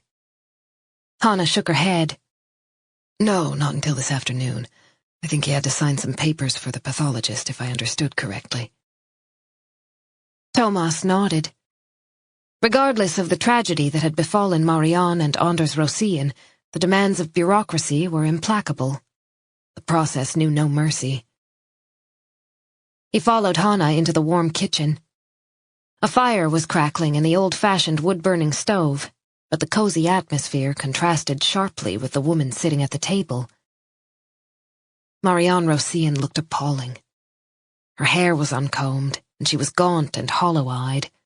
She was wearing a warm navy-blue cardigan, but she looked frozen solid. She clung to her coffee mug as if for dear life. She looked up as Thomas came in. How are you? He said gently. Not good. I realize things are very difficult right now, but I do need to ask you a few questions. I'll keep it as brief as possible. She gave a faint nod. Hanna sat down next to Marianne and took her hand. It's about a former boyfriend of Lena's. Thomas began. His name is Jakob Sandgren. Do you know him? The Sandgren's son, Hanna interjected. They have a house in Trouville, not far from us. I know the parents. Why do you ask? Your daughter Louise told us that he and Lena were together last summer, and that he didn't treat her too well. Hanna glanced at Marianne, who showed little reaction to Thomas's words. She stared into her coffee with no change of expression. I don't remember, she said eventually. I don't know anything anymore. Hanna caught Thomas's eye. Come with me. We can talk about this in the living room. She got up and left the kitchen, and Thomas followed her into a large room with windows on both sides. A generous sectional sofa dominated the space, and the coffee table was strewn with newspapers. Hanna sat down on the sofa. Thomas thought she must be around 45 years old. She was slender, with shoulder-length brown hair, and she was wearing jeans and a thick sweater. Marianne is devastated. Maybe I can answer some of your questions so she can rest for a little longer. Sure. You wanted to know about Jakob Sandgren? Like I said, Louise told us that he and Lena were in a relationship last summer and that it wasn't... He searched for the right expression. Without problems. I'm trying to find out more. I'd appreciate anything you can tell me. Hanna nodded and settled back. A lot of kids enjoy being out here for the summer. There's plenty of work, and they can have fun and earn some money at the same time. Lena and Louise worked in the bakery and the kiosk. There's a whole bunch of them, and everyone knows everyone else. Jakob Sandgren was part of the gang. She made a face. They do party, and they drink too much. It's hard to avoid. As a parent, you're just glad they're out here on the island instead of in town, where you don't have a clue where they are or what they're doing. It feels safer here. It's an island, after all. Her voice wobbled. At least that's the way it felt until Lena disappeared. How well do you know Jakob Sandgren? I know who he is. We don't socialize with his parents, but we say hello if we bump into them in the village. Did you know he mistreated Lena? I didn't know about it until after they'd split up. She hesitated. Louise told me how Jakob had behaved. She was very upset about it. I believe he actually hit her a few times. Thomas's ears pricked up. Louise hadn't admitted that there was physical violence, but she had avoided answering Margit's direct question. Are you sure? Hanna nodded, distaste written all over her face. Louise hinted that he'd slapped her from time to time. That was how she put it, but she didn't want to go into detail, and I didn't want to push her too hard. Why not? Hanna sighed. Do you have kids? Thomas shook his head. It's not always easy to communicate with teenage girls. Everyday chat is okay. How was school today? What are you doing this weekend? But when it comes to important things, like relationships, friends, how boys should treat girls... She broke off and ran a hand through her hair. And besides, it was hard to believe, if I'm completely honest. Jakob Sandgren is a parent's dream. He's good-looking and incredibly polite, or at least he was on the few occasions when I met him. He's at the Stockholm School of Economics now. He started in the fall. You need top grades to get in there. She spread her hands wide. Then again, Louise doesn't usually lie to me. When did you find out about this? Oh, let me see, when was it? Hanna leaned back on the sofa and thought for a moment. Maybe around the end of September, a few months after it had happened. After the fact, anyway. What made Louise bring it up? We'd been watching a TV show together about teenage relationships and the importance of being able to set boundaries. Afterward, Louise wanted to talk about what Lena had been through. She couldn't understand why Lena had let things with Jakob go on for so long. Have you spoken to Marianne about this? Hanna shook her head. She looked troubled. No, I haven't. Why not? Louise told me in confidence, and Lena had already split up with Jakob. It was too late to do anything about it, and Louise would have gone crazy if she found out that I'd told Lena's mom. She would never trust me again. And you didn't speak to the boys' parents either? No. Maybe I should have. I hate the idea of a young man abusing his girlfriend, but I didn't know what to say. I'd heard it secondhand from Louise, and like I said, I barely know Jakob's parents. How much do you think Marianne knows about this? Hanna frowned and ran her hand over a cushion. It was covered in a floral fabric that matched the sofa. I doubt she knows anything at all. She picked up the cushion and hugged it, a vulnerable gesture that Thomas had seen before.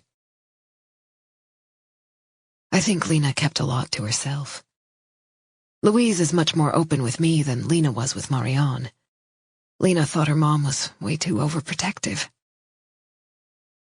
Hanna's eyes brimmed with unshed tears, and she pushed back her hair once more. But it didn't do any good, did it? She's dead. Thank you so much for telling me all this, Thomas said. Do you happen to know the names of Jakob's parents and where in the city they live? Urban and Lena.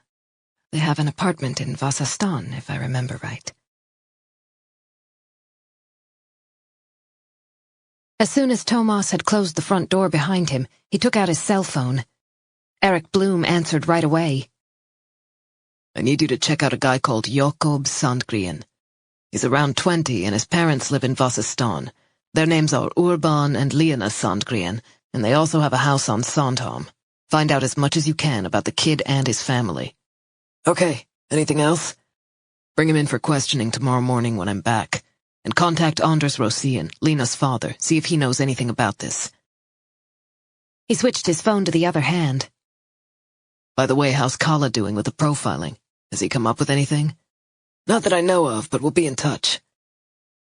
Eric broke off and started coughing. Sorry about that. Oh, I spoke to Victor Huström, Lena's boyfriend from Uppsala. I got hold of him a little while ago. And what did he say? Same as before, that he spent the weekend of November 4th in Härnösand. Not much else. He seemed very shocked by the whole thing. Did you ask if Lena was interested in rituals or blood sacrifices? Yes, he'd never heard her talk about anything like that. He didn't really understand what I meant. Thomas ended the call and mulled over what Eric had said. Victor Huström was probably telling the truth, and right now there were more important things to follow up on. Jakob Sandgren, for example. Sandhamn, 1927. Christina hurried on ahead with her basket over her arm. Vendela plodded along behind her, already out of breath, even though they'd only been walking for a few minutes. Torvald brought up the rear, eyes downcast, hardly even looking where he was going. They were on their way to the sand field to pick mushrooms. Thousands of flowers bloomed in the sand each spring, and at this time of year, the fungus known as man on horseback or yellow night was in plentiful supply. It flourished among the sparse pine trees. The dark yellow caps were often hidden in the sand, and it took skill to find them. Vendela was the best. She had often gone mushroom picking with her mother when she was a little girl. Gottfried had gone to Stockholm on the steamboat. It had something to do with work, and he would be away for 4 days. The atmosphere at home had lightened considerably. Before long, they reached their goal, and the search could begin. Vendela stood back and surveyed the field for a little while. The ground dropped away steeply. Large amounts of sand had been removed over the years to use as ballast on the big ships. This had been going on since the 18th century, and the pit was like an open wound inflicted without any thought about the fact that it would never heal. People said a little boy had once suffocated when he tried to scramble out and the sand came cascading down over him. Whenever the story was told, Vendela refused to listen. She didn't want to know whether it was true or not. It was too dreadful to think about. To the left, they could just see Sandhamnsøla, the narrow but deep sound through which a number of vessels passed on their way to the capital. Several large ships were anchored on the right, waiting for the pilot to come and guide them. Vendela wished she could sail away to Muja, where some of her siblings still lived. How she longed to go back there. She could feel something inside her at its breaking point, and she took a deep breath to hold it all in. Look, Mommy! Christina called from the edge of the trees. She was holding up 2 mushrooms. Good girl. Vendela moved her basket to the other hand and set off toward the children. Torvald saw her coming and straightened up. Vendela contemplated him with sadness. Her son was an awkward, unhappy boy who struggled in school. He was shy and rarely dared open his mouth, particularly when Gottfried was around. His grades were nowhere near as good as his father thought they should be, and the stricter Gottfried was, the worse Torvald did. Most of all, he struggled with reading and writing. He just couldn't seem to make any progress. Vendela was all too familiar with that feeling. Letters didn't make much sense to her either. That was why she preferred to keep quiet, to avoid drawing attention to herself so no one would realize how stupid she was.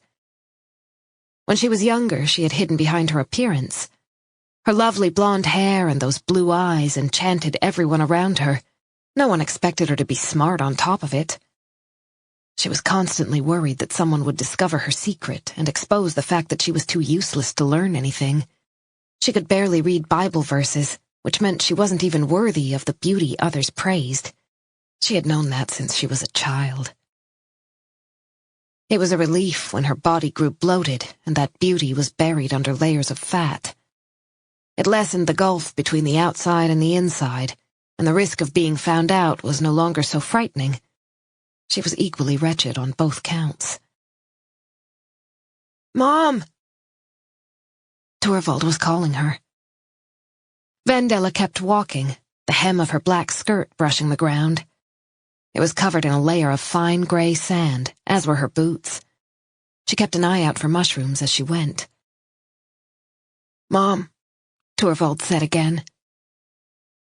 They were only yards apart now. The boy looked nervous. His eyes were full of sorrow. He seemed to be working up to something important. He opened his mouth, and although he spoke quietly, she heard him with heartbreaking clarity. Why doesn't he like me? The question hung in the air. They both knew who he meant. Gottfried's absolute power was never mentioned at home. It was a truth that didn't need to be spoken out loud. It was as self-evident as it was incontrovertible. Gottfried's word was law. Now Torvald had brought it out into the light of day. Gottfried didn't like his own son. Slowly, Vendela lowered her basket to the ground. She took a step toward the boy, but stopped and tried to think. She desperately wanted to offer him an acceptable explanation, something that could ease his pain. Wherever did you get such a foolish idea? She said. Thou shalt honor thy father and thy mother, that's what it says in the Bible. Her response was all wrong. She could see that right away in his eyes. What was she thinking? She should have consoled him instead of chastising him. He was only 13 years old. He needed a father who could provide support and guidance, but Gottfried was totally indifferent. It had been the same ever since the child was born. Sometimes the indifference turned to rage, which was even worse. There was only one person in the family her husband cared about, and Vendela had known for years that it wasn't her. They carried the same burden, she and her son. Torvald seemed to pluck up more courage, even though she saw the fear in his eyes. She recognized that fear. It was the same as her own. She didn't have an answer that would make him feel better, but she understood the effort it had taken to ask the question. She had no intention of telling him to be quiet. She had sought refuge in silence for far too long, and now the habit was so ingrained that she no longer knew if there was any other way. It was too late for her, but maybe not for Torvald. If only she knew how to help him. The sense of impotence was suffocating. She looked around, stalling. She ran a hand over her hair. It was peppered with gray, pulled into a tight bun at the back of her neck, just above the collar of her dress. He doesn't like me. It wasn't even a question. It was an assertion. His voice was monotone, as if he couldn't bear to reveal what he was feeling, but his chin trembled and his hands were pushed deep inside his pockets. Years of disappointment filled her son's eyes. The unresolved sorrow over Gottfried's lack of love made her own eyes fill with tears as well. Her words were suffused with despair when she spoke. Sometimes I think your father has loved only 2 people in his whole life, and they both have the same name. She glanced over at her daughter, squatting in the sand as she searched for sulfur-yellow caps. Then she clumsily reached out her hand to Torvald, but he took a step back as if he didn't want to accept what she had said. He's so thin, she thought. No more than skin and bones. And his face is old and unhappy. What has he done to you, my son? What have we done to you? And yet she knew there was nothing she could do. She had neither the strength nor the cunning to force Gottfried to change. The bitterness within her husband, the deep conviction that he must follow the words of the Bible to the letter, the rage that increasingly replaced love and forgiveness. She couldn't do anything about any of it. She feared his moods, and she feared his punishments. Fear colored her existence and ruled their lives. She did not dare step in when Gottfried disciplined their son. She failed Torvald every day, and the shame was choking her. I can't do it, she thought. God has not given me enough strength. It's not my fault. Your father can't help it, she ventured. God has given him a heavy burden to bear. That was the best she could come up with. She spread her hands wide in an apologetic gesture. Life hasn't been easy for him. Something in Torvald's eyes changed. He looked at her with contempt, just like Gottfried did when she was guilty of some stupid behavior that he couldn't tolerate. Do you seriously believe that God made Father like this, do you? His voice had risen to a falsetto. He threw down his basket and ran. Torvald! Vendela shouted after him, but she knew it was a waste of time. The boy needed to be left in peace. The only consolation was that Gottfried was away. Otherwise she would have had to invent excuses. Mom? Christina came skipping over, looking puzzled. Her brother had already reached the pine trees. Where's Torvald going? I thought we were supposed to pick mushrooms. Vendela gazed at her daughter, her beautiful, sweet little girl who was the apple of her father's eye, and suddenly she knew exactly how to use that fact to her advantage.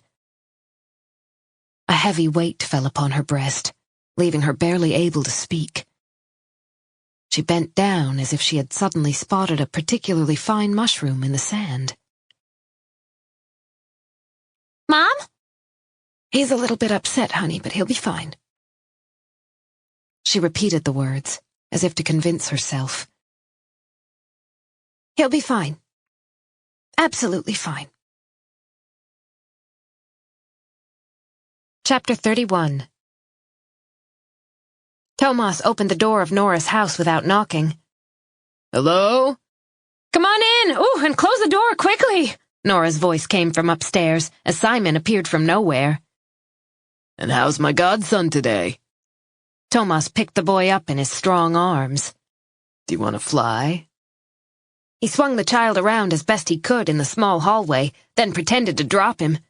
Simon was beaming, and Thomas gave him a big hug before putting him down. You're getting heavy, young man. Soon I won't be able to lift you.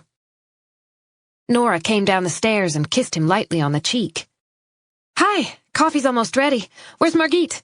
She's on her way. We split up. They went into the kitchen where 3 mugs had already been set out, along with a plate of cinnamon buns and gingerbread cookies. They sat down and Nora poured the coffee. Where's Adam? Thomas asked. Over at a friend's. He's growing up. Sometimes I hardly see him. Nora's smile betrayed a hint of melancholy. But it's good that he's not sitting at home brooding over what happened in the forest. Do you remember Anne, my friend who's a psychologist? Thomas shook his head. She said it's important to keep things as normal as possible so that the horrible memories fade away. Nora picked up a box of matches and lit the candle in the glass lantern in the middle of the table. There was a knock on the door, and she went to answer it. Thomas heard Margit come in. She hung up her jacket before she came into the kitchen and sat down beside him. Margit shivered. Goodness, it's cold out there today. Nora leaned forward and looked at the thermometer outside the kitchen window. Oh, practically a record. Do you know the Sandgren family? Thomas asked as he helped himself to a cookie. The Sandgrens. Nora thought for a moment. They have a place by the shore in Trouville. They haven't been on the island for long. What does long mean on Sandhamn? Thomas wondered. 20 years? More like 5 or 6. They're not very popular. They put up a fence leading down to the water, and it's difficult to get by. There's a lot of tension here about the right to walk around the island. But if it's their property? Margit said. Yes, but we've always been able to walk the shoreline, so when new homeowners try to stop that, everyone gets very upset. Upsetting people on a small island like Sandhamn doesn't seem like such a smart idea, Margit said. No, it isn't. Do you ever have anything to do with them? Thomas asked. No, they're in their 50s. Their kids are much older than ours. They have a son, Jakob. Do you know him? Nora frowned. About 20 or so? Yes. Does he sail? Oh, I have no idea. I'm just wondering if Jakob was the one involved in a sailing accident during the regatta a few years ago. Henrik told me about it. A boy got hit in the head by a boom and had to be flown to a hospital in Stockholm. Henrik was there racing, and he helped out while they were waiting for the helicopter. She stirred her coffee. Why do you ask? His name has come up in our investigation, Thomas explained. Anything else you know about him? Nora reached for a cookie. Not really, but, there is something I wanted to tell you. She hesitated briefly. It seems as if someone is spying on the Rosén house late at night. Chapter 32. Nora had gone to bed at the same time as the boys in an effort to get a good night's sleep, but she ended up lying wide awake anyway, her thoughts all over the place. What if the unknown watcher came back tonight? What should she do? Thomas and Margit had said it was probably just someone taking a late stroll who'd happened to stop for a moment. That reassured her initially, but now the anxiety was back. Eventually she gave up, pulled on her robe, and went down to the kitchen. She would have one more glass of wine to help her nod off. She knew she shouldn't drink every night, but she opened the pantry anyway without switching on the light and took out the box of Australian Red. A little wine would help her relax, especially if she downed it fast enough so that the effect would kick in quickly. She ventured a glance through the window. The Rosén house was in darkness. The roof blended into the night sky, and the old lilac hedge was completely covered in snow. No one was standing outside Lena's home tonight.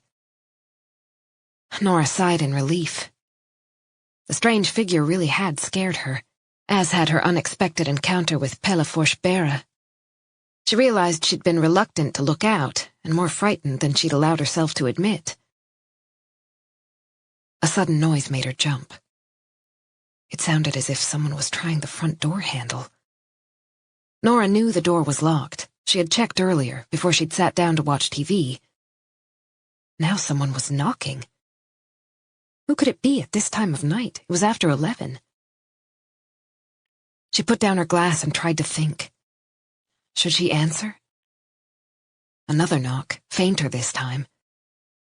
Should she switch on the light, look out the window, or stay where she was in darkness? She decided to stay put. She didn't have the nerve to do anything else. Another knock. Did someone really need her?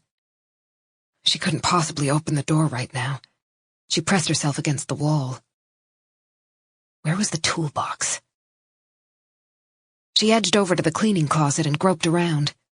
Her fingers closed on a handle. The hammer. That made her feel a little better. She stood between the kitchen and the hallway, gripping the weapon and cursing Henrik. It was his fault she was here on Sandhamn, frightened and alone with two small boys. If she'd had her phone, she could have called Thomas, but it was in the living room, and she'd left the lamp on when she'd gone to bed. She would be visible from outside if she went in there. No way. She realized then how easy it would be for someone to break in. All they had to do was smash a pane of glass, reach through, and unlock the door. The house was filled with light, thanks to all the windows, but now they seemed to be staring ominously at her, black panes of glass concealing a potential intruder. Every single one offered the chance to get into her home with little effort. Feeling sick with fear, she slumped down by the kitchen door. The hand holding the hammer was shaking. She listened hard but heard nothing. The knocking seemed to have stopped. She made up her mind to wait 10 minutes. If all was still quiet, she would go and look through the window. Slowly, she counted to 600. Was that 10 minutes? She waited a little longer, then crept forward and peered through the glass in the front door. All she could see was the deserted winter landscape, not a soul in sight. Had she imagined the whole thing? Nora sat down on the stairs, and the hammer slipped from her grasp. Someone had been there. She was sure of it. She hadn't imagined the knocking. She sat there for a while, then made her way upstairs and into the boys' room on trembling legs. There was a lock on their door, and she silently turned the key before crawling into Simon's bed. He murmured something as she gently shuffled him over to make room. His forehead was sweaty, and he was clutching his teddy bear. She lay awake beside him for a long time.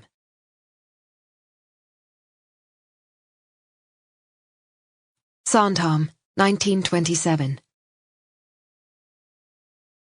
It was the worst autumn storm in living memory. The wind howled and the waves came crashing over the tarred jetties. No sane person ventured out. Everyone huddled indoors, listening to the rain hammering on the windows. Boats tugged at their moorings as their owners worried that the timbers wouldn't survive the tempest. The gale whipped up the sand, the fine grains blowing in through ill-fitting windows and cracked doors. However much the women swept, it was impossible to keep the floors clean. The villagers suffered as the sand found its way into their food and drink, into every nook and cranny, irritating their eyes and making their throats sore. Sandhamn cowered. The storm battered the island for 2 days, and when it finally abated, everything was covered with a fine layer of pale sand. Boats, machinery, tools, everything. The villagers had their work cut out cleaning up after nature's show of force. The community came together for a meeting. The sand must be held back somehow.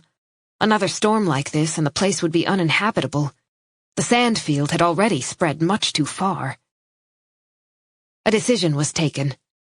Trees would be planted in order to bind the sand. Hundreds, no, thousands of pines would serve to anchor the loose grains. A huge order was sent to Stockholm, and the school children were recruited to carry out the task.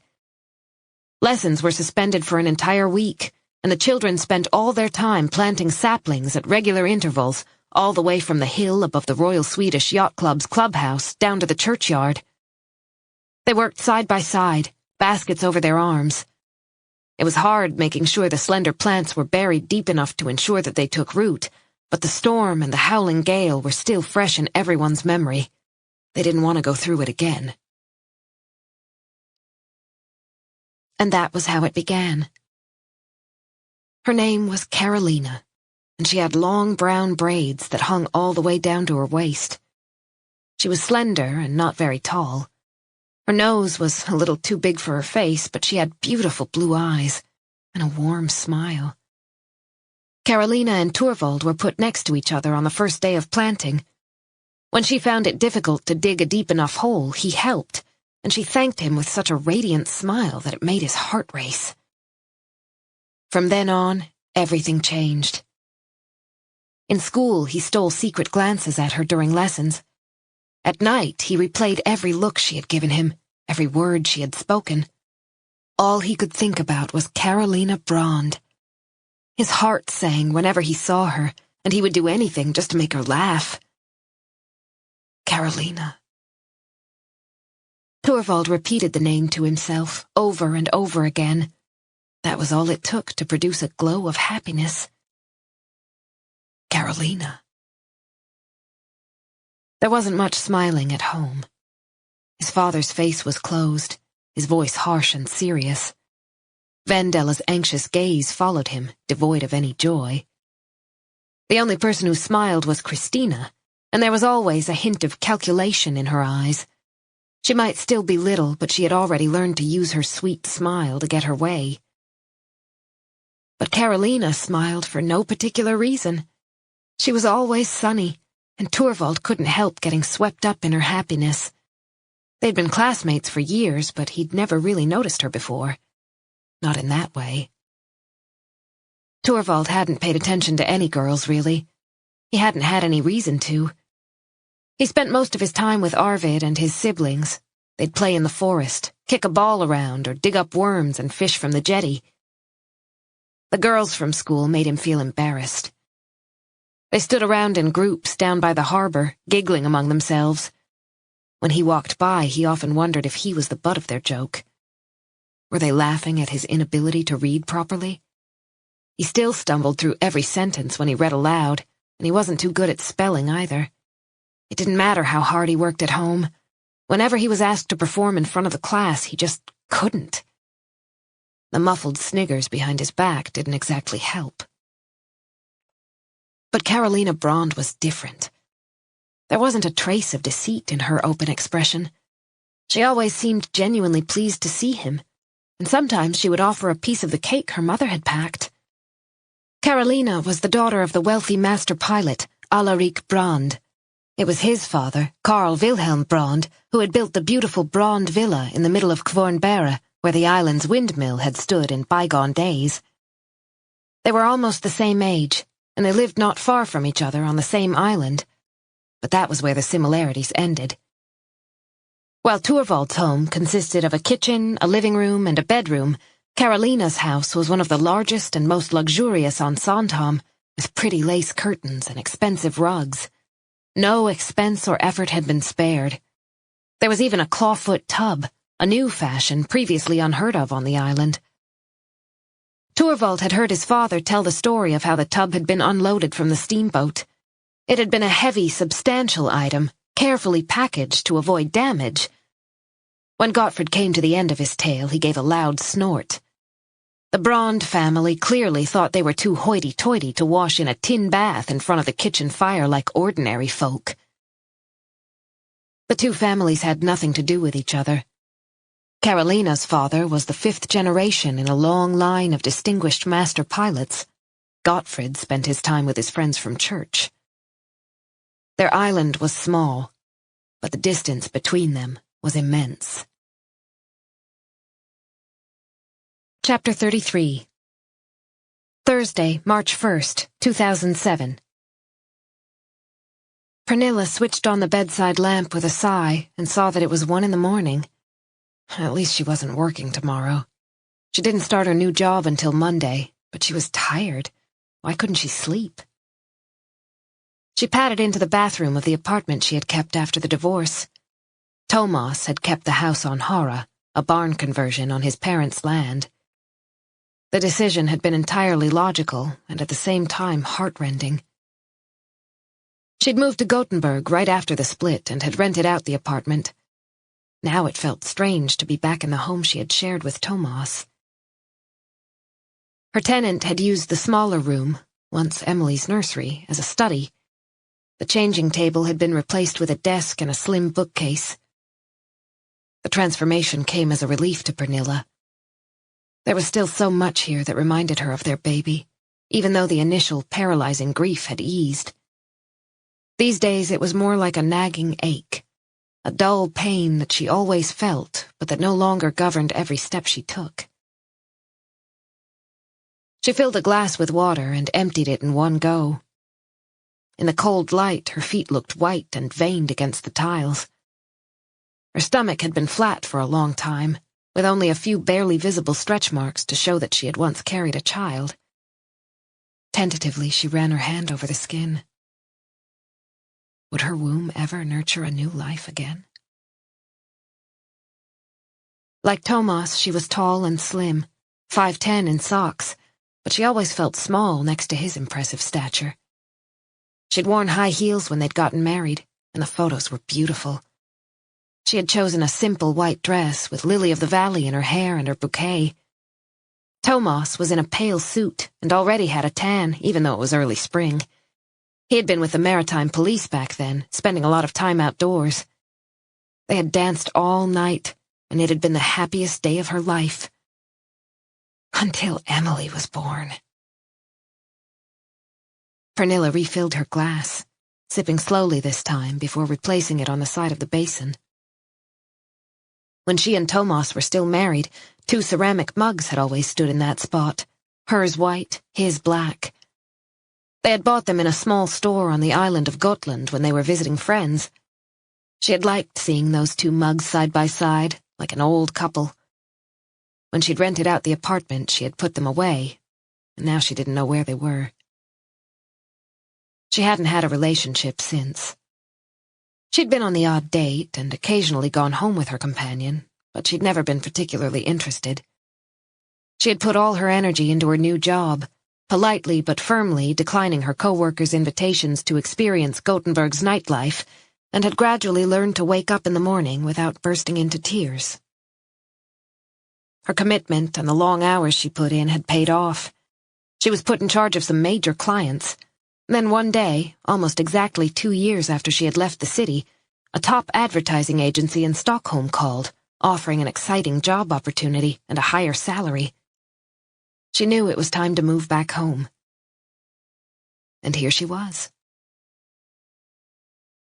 She couldn't really explain why she'd contacted Thomas, but she knew that she missed him, that he made her whole.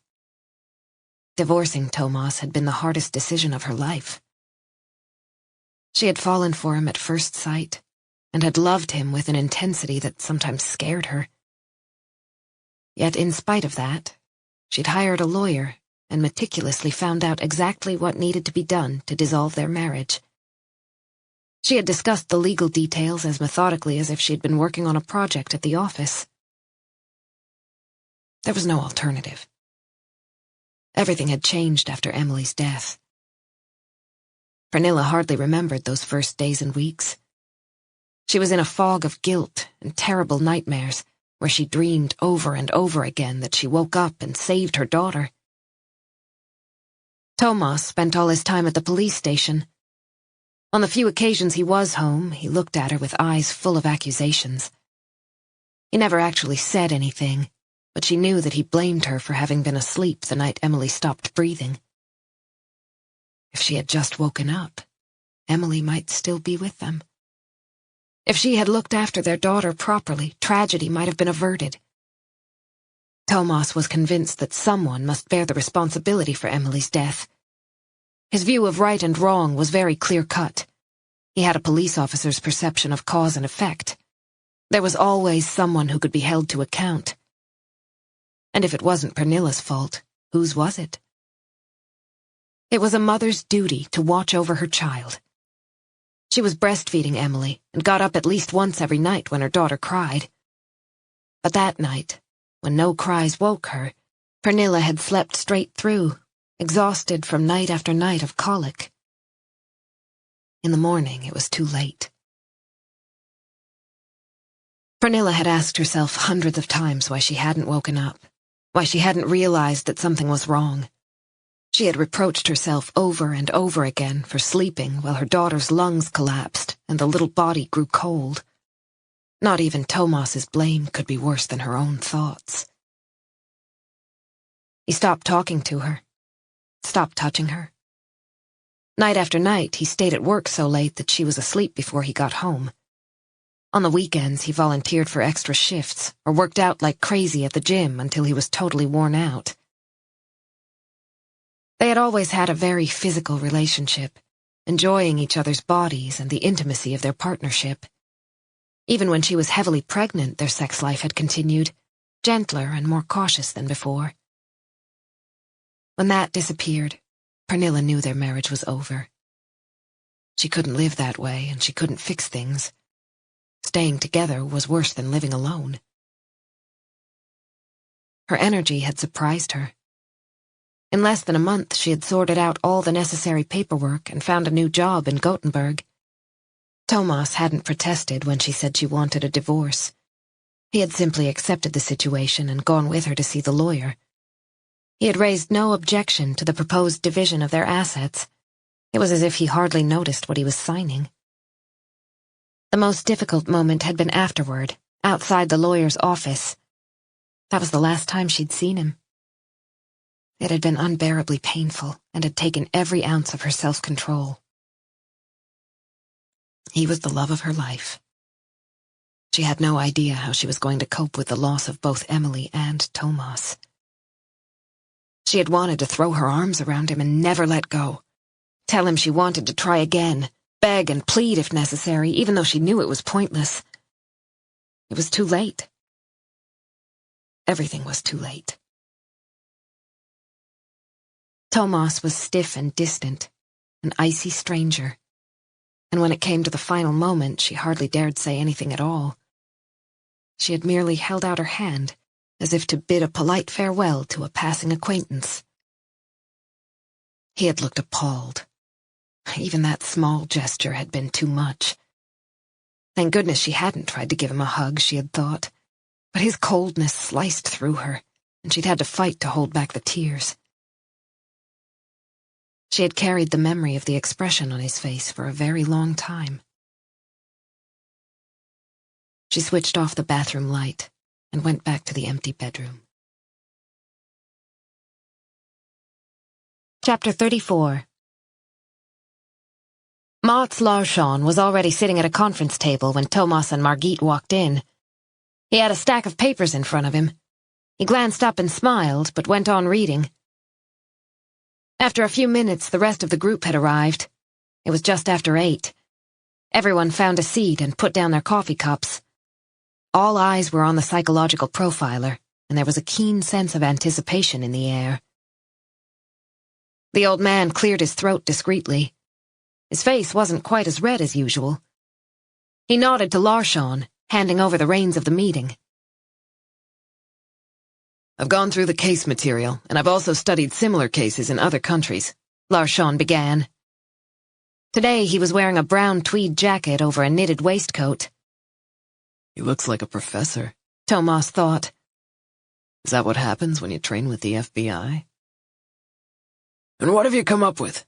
Asked the old man. We're dealing with a perpetrator who, first of all, took the life of a young woman, then dismembered her body using a knife. We already know that. The old man couldn't keep a hint of impatience out of his voice. Larsson glanced sideways at him, but continued calmly. In terms of the killer's personality, I'd say we're dealing with a person who has very poor impulse control and probably low self-esteem. That's a trait that often characterizes this kind of murder.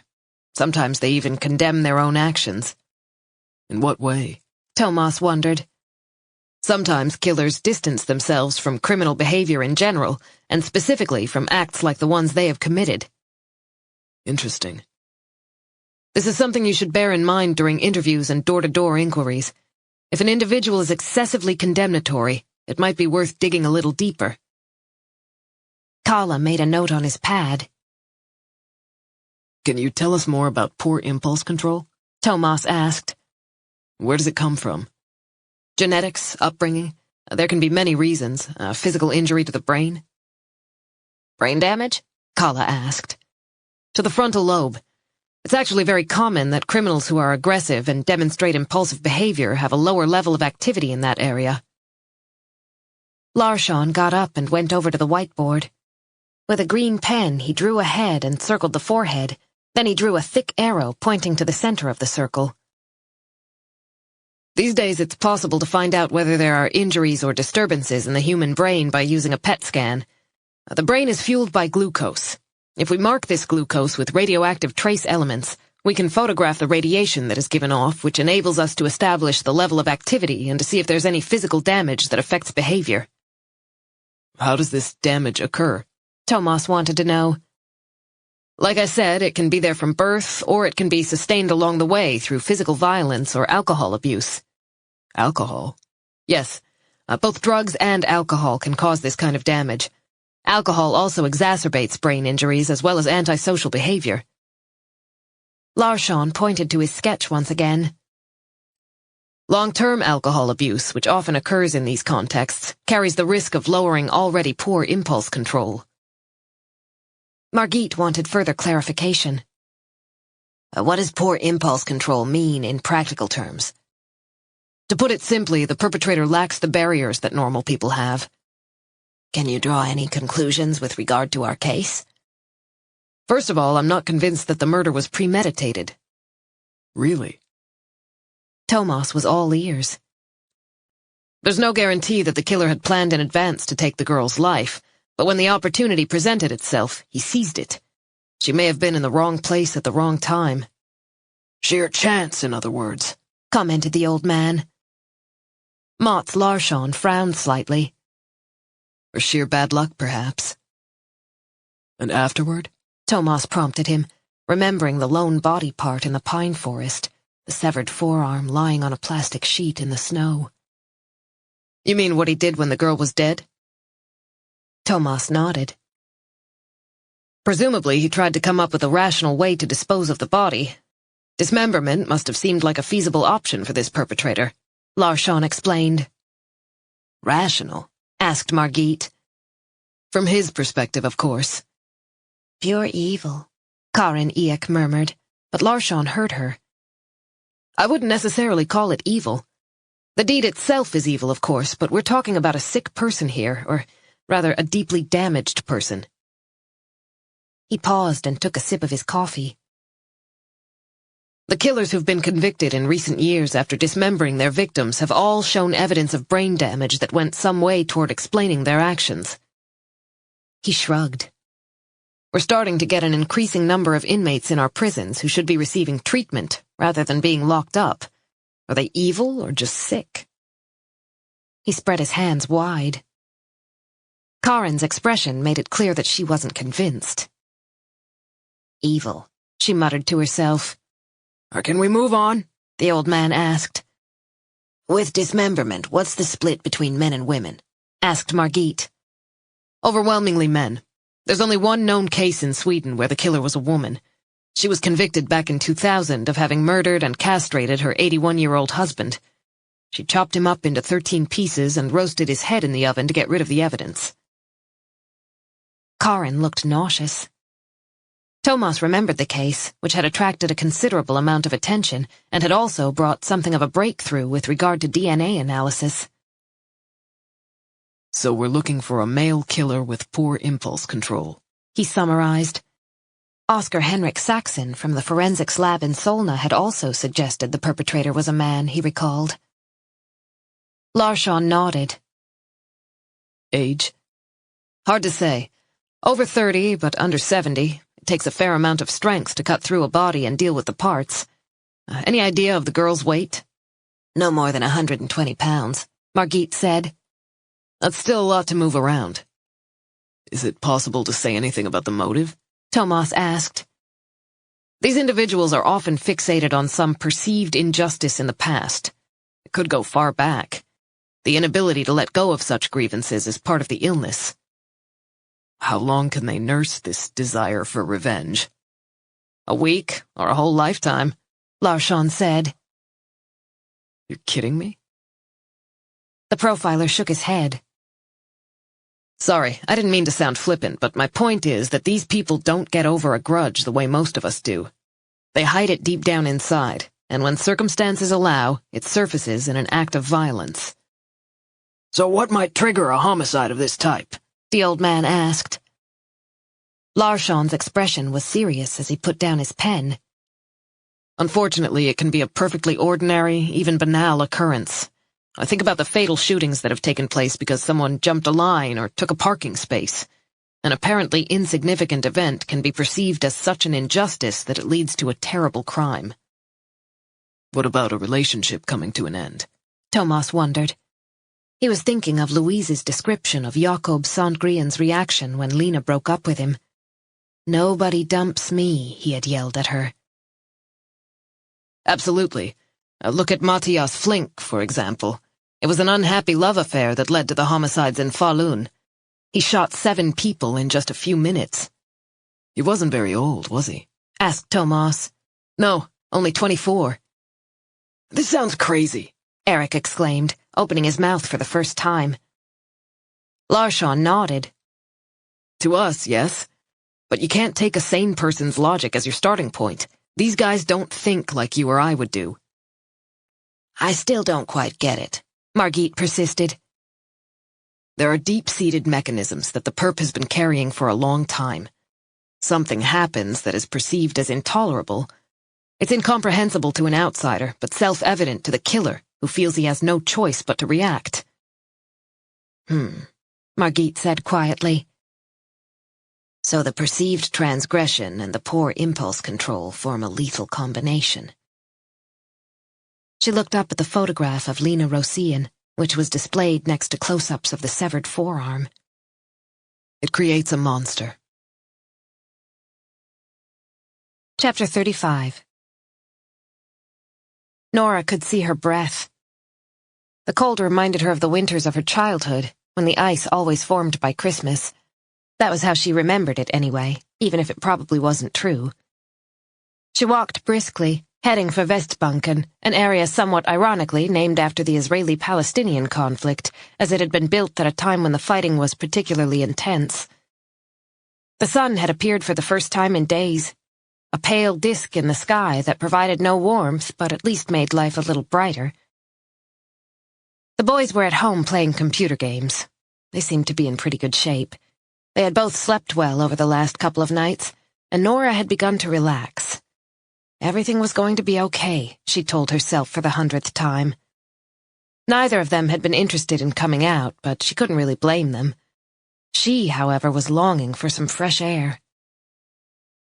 After a 10-minute walk through the forest, she emerged on the western shore, the fantastic view opening out before her. It really was stunning.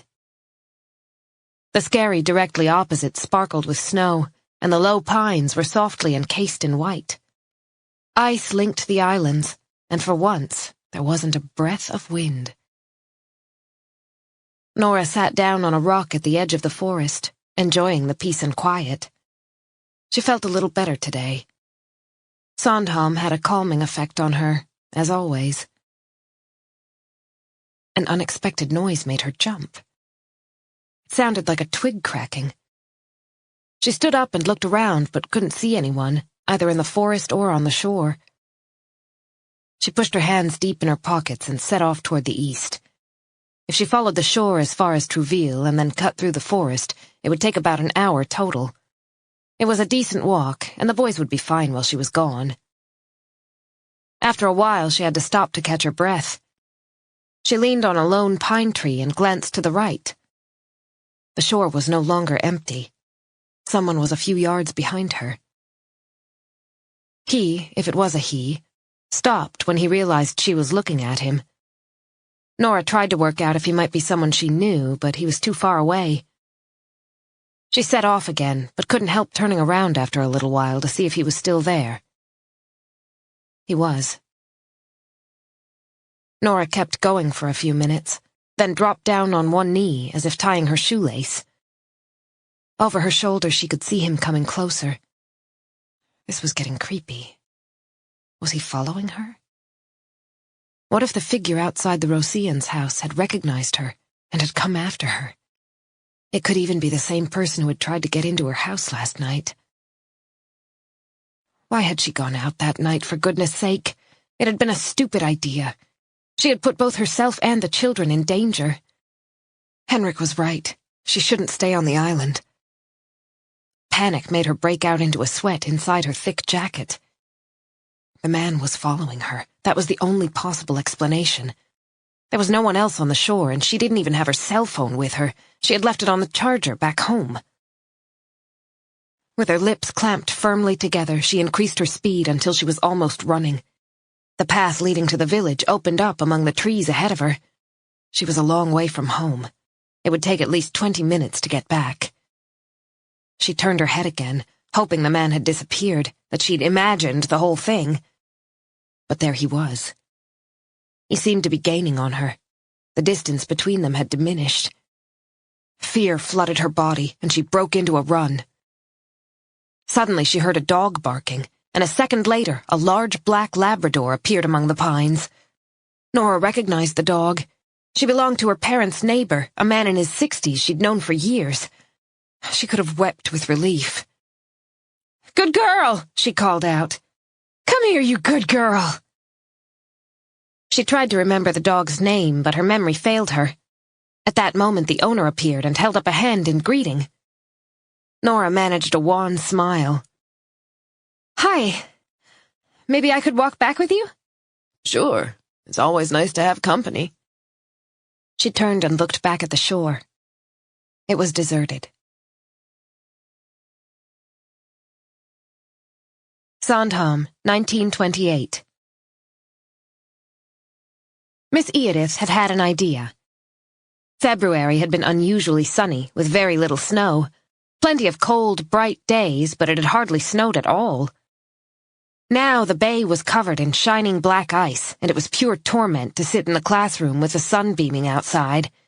So Miss Edith announced that the whole school would be going ice skating the following day. Some of the parents shook their heads and said old Magister Norbu would never have permitted such a thing, but the children were jubilant. They scraped together enough blades for everyone, then trooped off to the shore at Fleskberiet, pushed their boots into the toe straps, and secured the ankle straps. Many years had passed since so much laughter was heard on the island. There were tumbles and giggles, with the little ones landing on their bottoms as the older children took the opportunity to show off.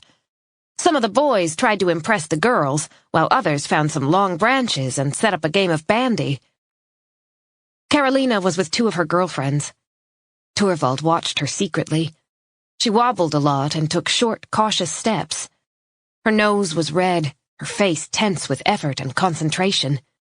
Her arms were outstretched as she tried not to fall over. She was the prettiest girl in school. Skating came easily to Torvald. He'd always had good balance, and he sometimes played bandy with Arvid and his siblings. When Carolina suddenly went crashing down, he saw his chance.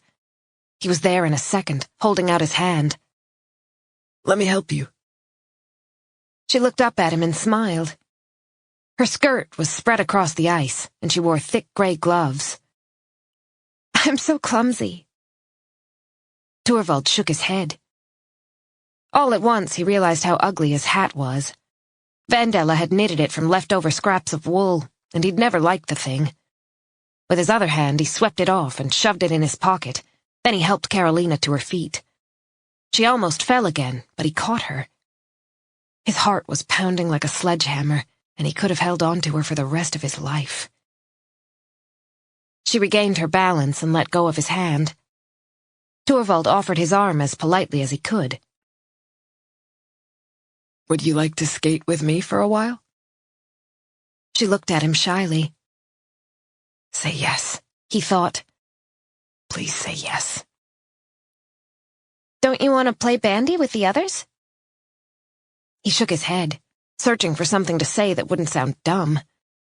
But Carolina solved the problem by tucking her arm in his. She only came up to his shoulder, and Torvald was surprised at how small she seemed. He had shot up over the past year, and Vendela had had to let down his pants several times. He was almost as tall as his father, and his voice had deepened. It was no longer a child's voice, although it hadn't completely changed yet. He began to move across the ice, and Carolina did the same. Before long, she grew more confident, and Torvald extended his stride. Soon they were crossing the whole bay, back and forth as the sun sparkled on the ice. Far away, a flock of birds rose into the air, a beautiful sight against the pale blue sky. Are you okay? He had to bend his head to look her in the eye. Yes. She gave him a huge smile with deep dimples. Her braids were dancing as she squeezed his arm tighter. This is so much fun, Torvald. She laughed, and he joined in, feeling freer than he'd ever imagined. He never wanted this moment to end. Torvald couldn't understand why Carolina liked him, but he was grateful every single day. He was constantly worried that she would change her mind, but as time went by, he began to feel more secure. At first, when she sought him out after school, he hardly dared believe it was true, but her sincere smiles convinced him. They got into the habit of strolling in the forest for a while in the afternoons, or going over to the southern shore. They didn't say much. There was no need. Sometimes they would simply sit on a rock, gazing out across the sea. Even when she was running around the schoolyard like Quicksilver with her friends, he knew she was thinking about him. A secret glance, a half smile. She was a miracle. And for the first time in his life, Torvald thanked God. He said his bedtime prayers with sincerity and intensity, and most of all, he prayed that Carolina would remain his beloved, forever and ever. Chapter 36. He's here. Interview room 3. Thomas had appeared in the doorway of Margit's office. Coming? Jakob Sandgren was tall, around 6'4", Thomas guessed. He seemed like a smart young man. His hair was neatly parted on the side, and he was in fashionable worn jeans and an expensive V-neck sweater. He shook hands politely with both officers. Certainly knows how to present himself, Thomas thought. It came as no surprise that Sandgren was indeed a student at the Stockholm School of Economics. Both his clothing and his manner confirmed Thomas's prejudices about that elite establishment. Sandgren showed no sign of nerves. He was so calm he could practically have been at the station on some kind of tour. Thomas switched on the tape recorder and gave the date and names of those present. We need to talk to you about Lena Rosén, Margit began. I'm assuming you know what happened. Sandgren nodded. She went missing back in the fall. New developments have given us reason to believe she's dead. You knew Lena, didn't you? Sandgren sat up a little straighter and crossed his arms. Yes. How well did you know each other? My parents have a summer cottage in Trouville, so do hers. Were you close? He shrugged. Maybe. Didn't you have a relationship? Thomas contemplated Jakob Sandgren. He seemed so young. Thomas could no longer remember what it felt like to be in his 20s. This guy was an adult, with a physique that spoke of regular visits to the gym, but his cheeks hadn't quite lost their baby fat. You have brilliant prospects, he thought. Have you ruined everything by taking the life of a young girl? Or is it just bad luck that you're here right now? Sandgren's shoulders slumped a fraction. We were together last summer, but it didn't last long. Why not? Margit asked. It just didn't. No particular reason?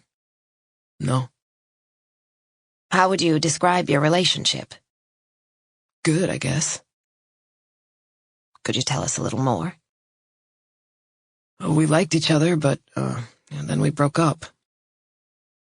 Was she afraid of you? Silence. Jakob Sandgren looked confused. The conversation had taken an unexpected turn. Why would she have been afraid of me? He asked eventually. Why don't you tell us, Jakob? Margit said.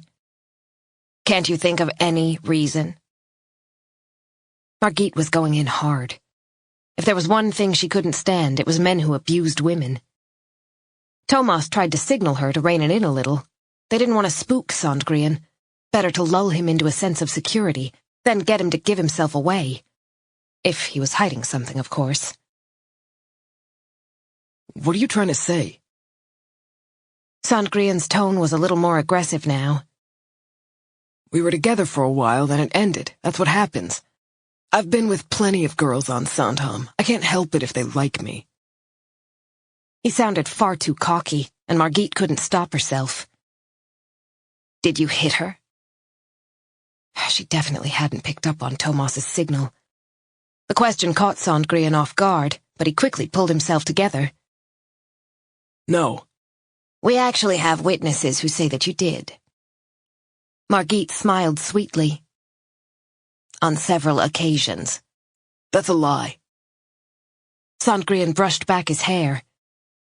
And if you want me to answer that kind of question, I insist on a lawyer. It's my right. Absolutely, Margit said. But that means you'll have to stay here until we can get hold of someone. Wouldn't it be better to just get this little chat out of the way? Thomas decided to step in. He didn't want an official reprimand for pushing it without a lawyer present. He could just imagine Sandgren's rich parents moving heaven and earth if they felt the cops had gone too far with their precious son. No doubt they had excellent contacts that they wouldn't hesitate to exploit. That kind of family usually did. The police had learned that Jakob's father was a successful real estate developer, and his mother was a plastic surgeon. They were clearly very comfortable. Too comfortable, it seemed, given their son's habits and alleged behavior. We just want to ask you a few more questions, Jakob, Thomas said in a conciliatory tone. For example, we're wondering where you were during the weekend of November 3rd to 5th last year. Sandgren was paler than he'd been at the start. He pushed his hair back again, revealing a pink scar on his right temple, irregular and just over an inch long. I was on Sandhamn with my parents, he mumbled. All weekend? Yes, my younger brother was there too. You know, of course, that's when Lena Rosian disappeared. Yes, but that has nothing to do with me.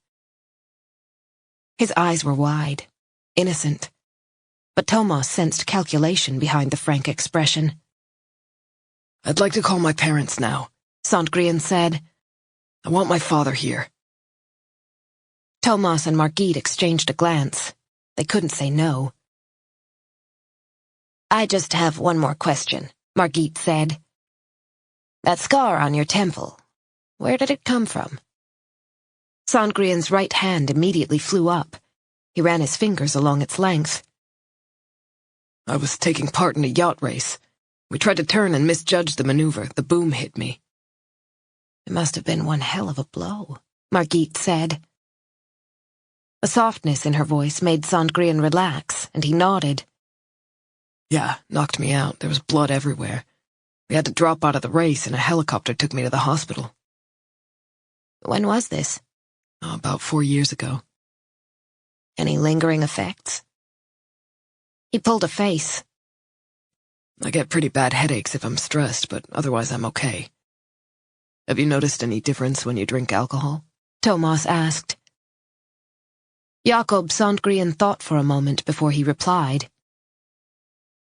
I guess so. I can't drink like I used to. If I'm not careful, sometimes I'll do dumb stuff and not even remember. A wry smile. But my friends make sure I hear all about it. Could you give us an example? I don't know. He grinned.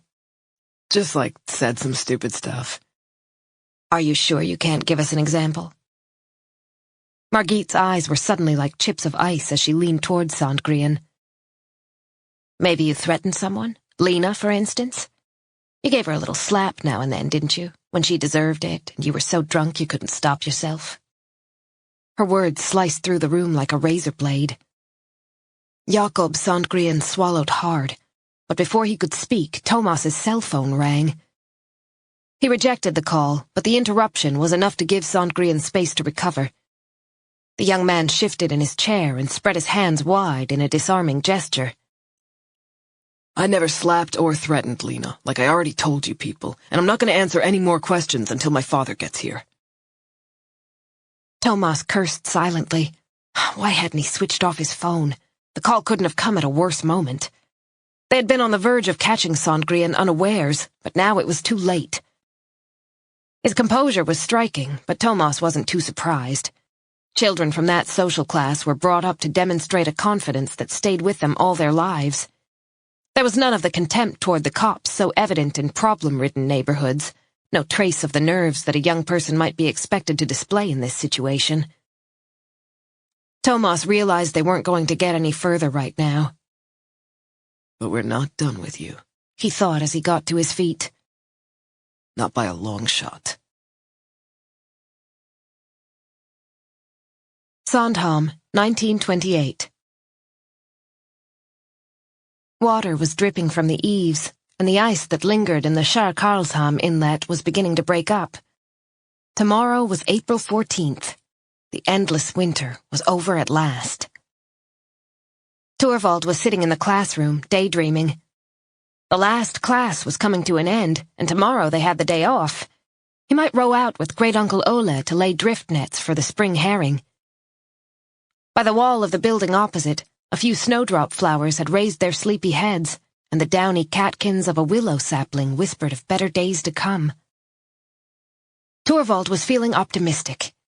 He liked the tasks that came with the spring. He had to help tar the skiff and put it in the water, check and splice the ends of all the ropes. There was a lot to do after school, but he didn't mind. In fact, he longed for classes to end so he could go out in the sunshine, down to the harbor. The place was buzzing with activity, the air filled with the smell of tar and seal oil. Great-Uncle Ole tended the nets. He would sit on the bench repairing any holes. When he'd finished, he would fill a huge pot with water and add potash, birch, and alder bark. As soon as it came to the boil, he would dip the nets. This stopped them from rotting, and they lasted much longer. "Thank you for today, children," Miss Edith said, closing her book. "God bless you all." "Thank you, Miss Edith," the pupils chorused. Torvald looked for Carolina. She was standing with some of the other girls, gesticulating animatedly as she talked. Slowly he gathered up his things and made his way to the coat room. He lingered there for a moment, trying to stay close to her without making it too obvious. When the girls went outside, giggling among themselves, he followed at a safe distance. "Are you coming down to the jetty, Torvald?" Arvid called out. He shook his head. "Later." All the other girls had disappeared. Through the window, he could see Miss Edith cleaning the chalkboard with a damp cloth. Carolina was standing by the gate, fiddling with the latch. Torvald straightened his shoulders and wandered over to her, trying to look as if he'd just happened to notice her there. Her beaming smile told him she wasn't fooled for a second. The spring sunshine had brought out a dusting of freckles on her nose, and those lovely blue eyes glowed with happiness. "Come with me," he said, taking her hand. "Where are we going?" "Come on." He led her past the mermaid's grotto and into the forest, dappled light filtering down through the treetops. Soon they reached the other side of the island, where the southern shore spread before them. They sat down on a boulder by the waterline. Carolina rested her head on Torvald's shoulder, and he gently put his arm around her. She smelled so good, he thought, a warm scent that was different from everyone else's. He always thought of fresh milk when he was close to her. "What are you going to do in the fall?" Carolina asked after a while, without looking at him. He immediately knew what she meant. They had just over a month left in the school on Sandhamn. If he was to continue his studies, as Gottfried wished, then he'd have to go to the mainland. Torvald doubted his grades would be good enough, but he couldn't think about that right now. His father's demands and expectations weighed heavily on his shoulders. "I'm not sure yet." He drew Carolina closer. "We'll see what happens after the summer." "Mom married Dad the day she turned 18, Carolina said softly. They met their last year in junior high, just like us." Torvald's heart leaped. He had never dared think that far ahead before. It was still a miracle that Carolina wanted to spend time with him. The fear of losing her was so strong that he could only cope with one day at a time. He was just happy that he'd been held back a year. Otherwise, he might never have found her. He brushed her forehead with his lips. Everything will be fine. You'll see. If you go to high school, you'll have to leave the island. But I'd be back for the holidays. You might forget us once you're gone. He shook his head. Never. If you decide to be a pilot, you'll be away forever, like my brother. I'm not going to be a pilot, Torvald assured her. Being a pilot meant passing exams and spending several years at sea. That was much too long to be away from Carolina. Anyway, it wasn't for him. Torvald enjoyed working with his hands. He was skilled with tools. Carpentry, that's what he'd like to do. A good carpenter could always find work. If you're going to have a family, you need to be able to support yourself, Carolina continued pensively. It'll be fine. Torvald smiled at her. Carolina was planning their future. It was the first time she had talked this way, and he loved it. All his life he had felt like an outsider in his own family, unloved by his father, in the shadow of his sister. Now there was the prospect of a partnership, somewhere he belonged. He pictured a little red-painted cottage with Carolina standing on the front step. She was wearing a white apron and smiling at him. They would always be happy, and he would never raise his hand to her. How many children do you want? Her question interrupted his daydream.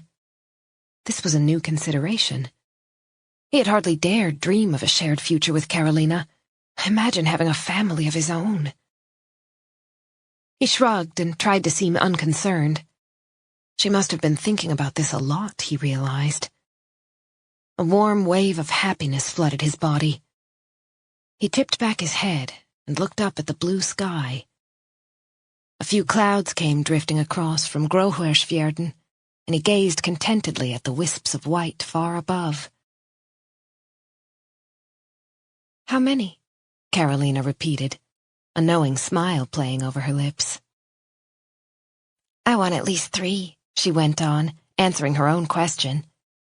Preferably a girl first to help me around the house, then 2 boys who can go fishing and hunting with you. He held her even more tightly. Carolina, he whispered. The name sounded like a caress. Carolina. We'll always be together, you and I. Chapter 37. Nora picked up the black notebooks from Aunt Sina's house and settled down on the veranda. Both boys had gone to play at Fabian's house. She had calmed down after her walk. No doubt the whole thing had been a figment of her imagination. She didn't know why she kept getting so agitated, thinking someone was after her. The events of the past week must have had more of an effect on her than she'd realized. There was no other explanation. Developing a persecution complex on top of everything else, that really would be the icing on the cake. The veranda was Nora's favorite place in this house, but the radiator couldn't quite combat the cold from the windows. She pulled on an old cardigan, then put her feet on a stool she'd bought at the special auction held at the island harbor every 2 years. The atmosphere was always festive, and people donated all kinds of things. Last summer, the highlight had been when a group of kids bid on an old dinghy. They'd been saving money for weeks, returning bottles and jars for the deposit. As soon as the auctioneer reached the dinghy, a 7-year-old made his move. 1,057 kroner and 50 öre! He had called out, loud and clear. Everyone grinned, and no one even considered making a higher offer. Nora picked up one of the diaries and began to read. February 20th, 1928. It's so cold out, there's frost on the inside of the windows in our classroom. Mom says it's as cold as it was during the war. Miss Edith says we're going to go ice skating. I'd love to try. It would be so much fun. Today I offered Torvald and his sister cookies after school. He didn't say much, but he seemed pleased when I held out the tin and insisted. Christina took too many, of course. Ugh, she's so horribly spoiled. I really don't like her very much, even though she's only a little girl. Augusta was annoying. She kept teasing me. She said Torvald secretly watches me when we're in class. He's so good with his hands, he can make just about anything. He once helped Miss Edith fix her desk when the wood had split down at the bottom, and it looked like new. February 24th, 1928. We skated together all afternoon. It was scary, but such fun. Torvald was really good, and he's so strong. He was really sweet to me the whole time. I pretended to fall over just as he came by, and he stopped and helped me right away. Augusta saw what happened, but she didn't say anything, even though she knew I'd done it on purpose. I held onto his arm, and he stayed with me instead of going off to play bandy with the other boys. February 28th, 1928. Today I went for a walk with Torvald. I hardly dared ask, but he said yes without even hesitating. I thought I would die with happiness. We went past the churchyard and we were all alone in the forest. He was so lovely. Nora smiled at the emotions bubbling over in Carolina's words. There was no doubt the girl was head over heels in love. She had written page after page about her love for this Torvald. Nora thought longingly of Aunt Sina. She could almost pick up her scent, a delicate, old-fashioned mixture of talcum powder and baking. A feeling of melancholy came over her. Sina had been a strong, wise woman in spite of the things she had done before taking her own life. Nora wished she could find that same strength now. She had no idea how she was going to get through everything that lay ahead. She closed her eyes for a moment, the book resting in her hands. Carolina had been so in love with her young man, and Nora envied her that feeling. However, as she read on, she noticed a growing sense of unease. Carolina was worried about Torvald's home life. It was clear that his father treated him badly. He often had bruises, and Carolina wrote about his father's strictness and fervent religious beliefs. It transpired that Torvald's father was an active member of the mission, a man who followed the word of the Bible to the letter, particularly when it came to punishing his family. In her childish way, Carolina wrote about a faith that seemed to border on fanaticism. Reading between the lines, Nora learned that the boy's family lived in fear of the father's unpredictable moods, which often found their outlet in violence. Carolina was also concerned he would try to stop them from seeing each other, but she didn't dare discuss the matter with her own parents. June 24th, 1928. Torvald didn't come to the midsummer celebrations yesterday, even though we had arranged to meet. I waited all afternoon, but there was no sign of either him or Christina. I asked Arvid if he knew anything, but he couldn't help. In the evening, I walked past their house, but my courage failed, and I couldn't bring myself to knock on the door. What if I made a fool of myself? What if he doesn't like me anymore? June 26th, 1928. It's now 4 days since I spoke to Torvald. Oh, why didn't he come to the dance? I had new shoes and a pretty dress with a pink sash that my darling mom had ordered from Stockholm. I was so looking forward to midsummer. Why didn't he come? I want to stop thinking about him, but I just can't. Did he ever really care at all? The rest of the diary was filled with sorrowful soul-searching, and tear stains were visible even now on the thin pages. When Nora reached the last entry, Carolina still hadn't seen Torvald since his failure to show up on Midsummer's Eve. What had happened to Carolina and her beloved Torvald? Tomorrow she must go back to the Brond Villa and pick up some more diaries. She really wanted to find out how things had gone for the young couple. She glanced at her watch. Almost 5. It was high time she started on dinner, but she couldn't tear herself away and went on flipping through the notebooks. Sina had mentioned her Aunt Carolina occasionally, but Nora had no memory of meeting her. She recalled a photograph of her in Sina's house, though, as a grown woman staring stiffly into the camera. She wore a serious expression, and her hair was smoothed back. It was impossible to imagine her as a young girl. It would be interesting to find a picture of Carolina in her teens, Nora thought, to see what she looked like when she was in love with the young man she described so vividly in her diaries. The sound of the front door opening reminded her to go make dinner. Then she'd call her mother. Suzanne was born and bred on Sandhamn. She must know what had become of Sina's aunt.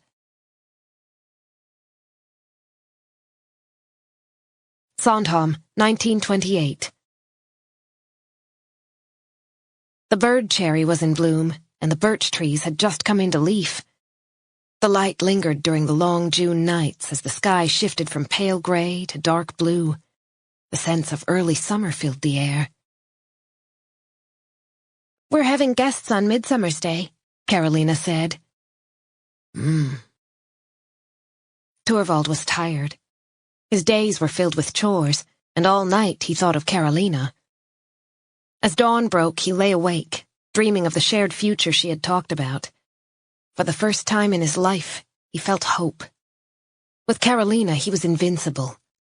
He fantasized about a home of his own where everything would be peaceful and secure, and where Gottfried would not be welcome. Right now, he was lying with his head resting in her lap. They were all alone at the end of the headland known as Vesterud. The area was uninhabited, and it was quiet and restful. They had followed the narrow path past Fleskberget and the churchyard, in among the pine trees and the blueberry bushes, where tiny pink berries had formed. They would gradually ripen into sweet blue fruit. Eventually, they had reached the tip of the island, a spit of land where the sea was visible in both directions. They had sat down on the rough, flat rock, with Eeknu Sound ahead and to the side.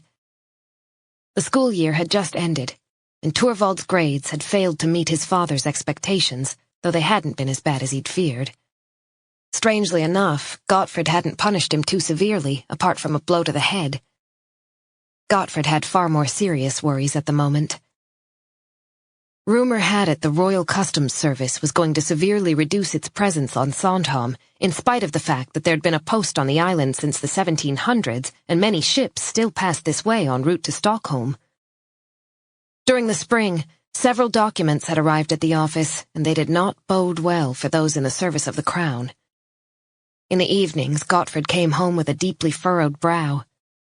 He would sit for hours at the kitchen table, reading the Bible and mumbling to himself. Sometimes he would grab his coat and leave, with no explanation. Torvald had no idea where his father went, but he made sure to keep out of the way as much as possible. The smallest misstep could trigger a vicious slap, or worse. Vendela became more and more cowed. Even Christina watched what she said when her father was around. Gottfried vacillated between unpredictable outbursts and oppressive silence, and the atmosphere at home grew increasingly tense. It was like waiting for an approaching storm. Sooner or later there would be an explosion. Torvald was sure of it. "We're having guests," Carolina repeated cheerfully. "From Nemde. Mom's cousin is coming to stay for a few days. He has 2 daughters, and one of them, Josefina, is a little bit in love with Andrea. She trails around after him like a puppy." She laughed delightedly at the thought of her second cousin making eyes at her big brother. Andrea was 7 years older than Carolina. He had just returned home after 7 years at sea. In the fall, he would start pilot training at navigation school, just as family tradition dictated. "I might not be able to see so much of you while they're here. Mom wants me to help out with everything." Carolina carried on, chattering away, oblivious to the fact that she wasn't getting much of a response. Torvald was just happy to be close to her, and lay there dozing. No one would miss them for another hour or so.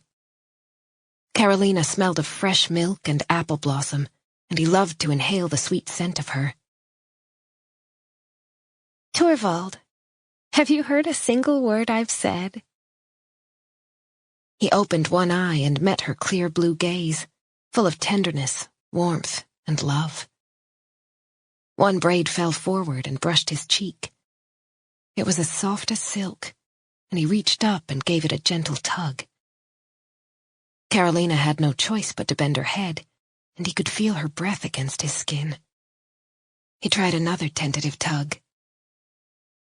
A faint smile played across her lips. They were so close to his own that it took only an imperceptible movement to meet them.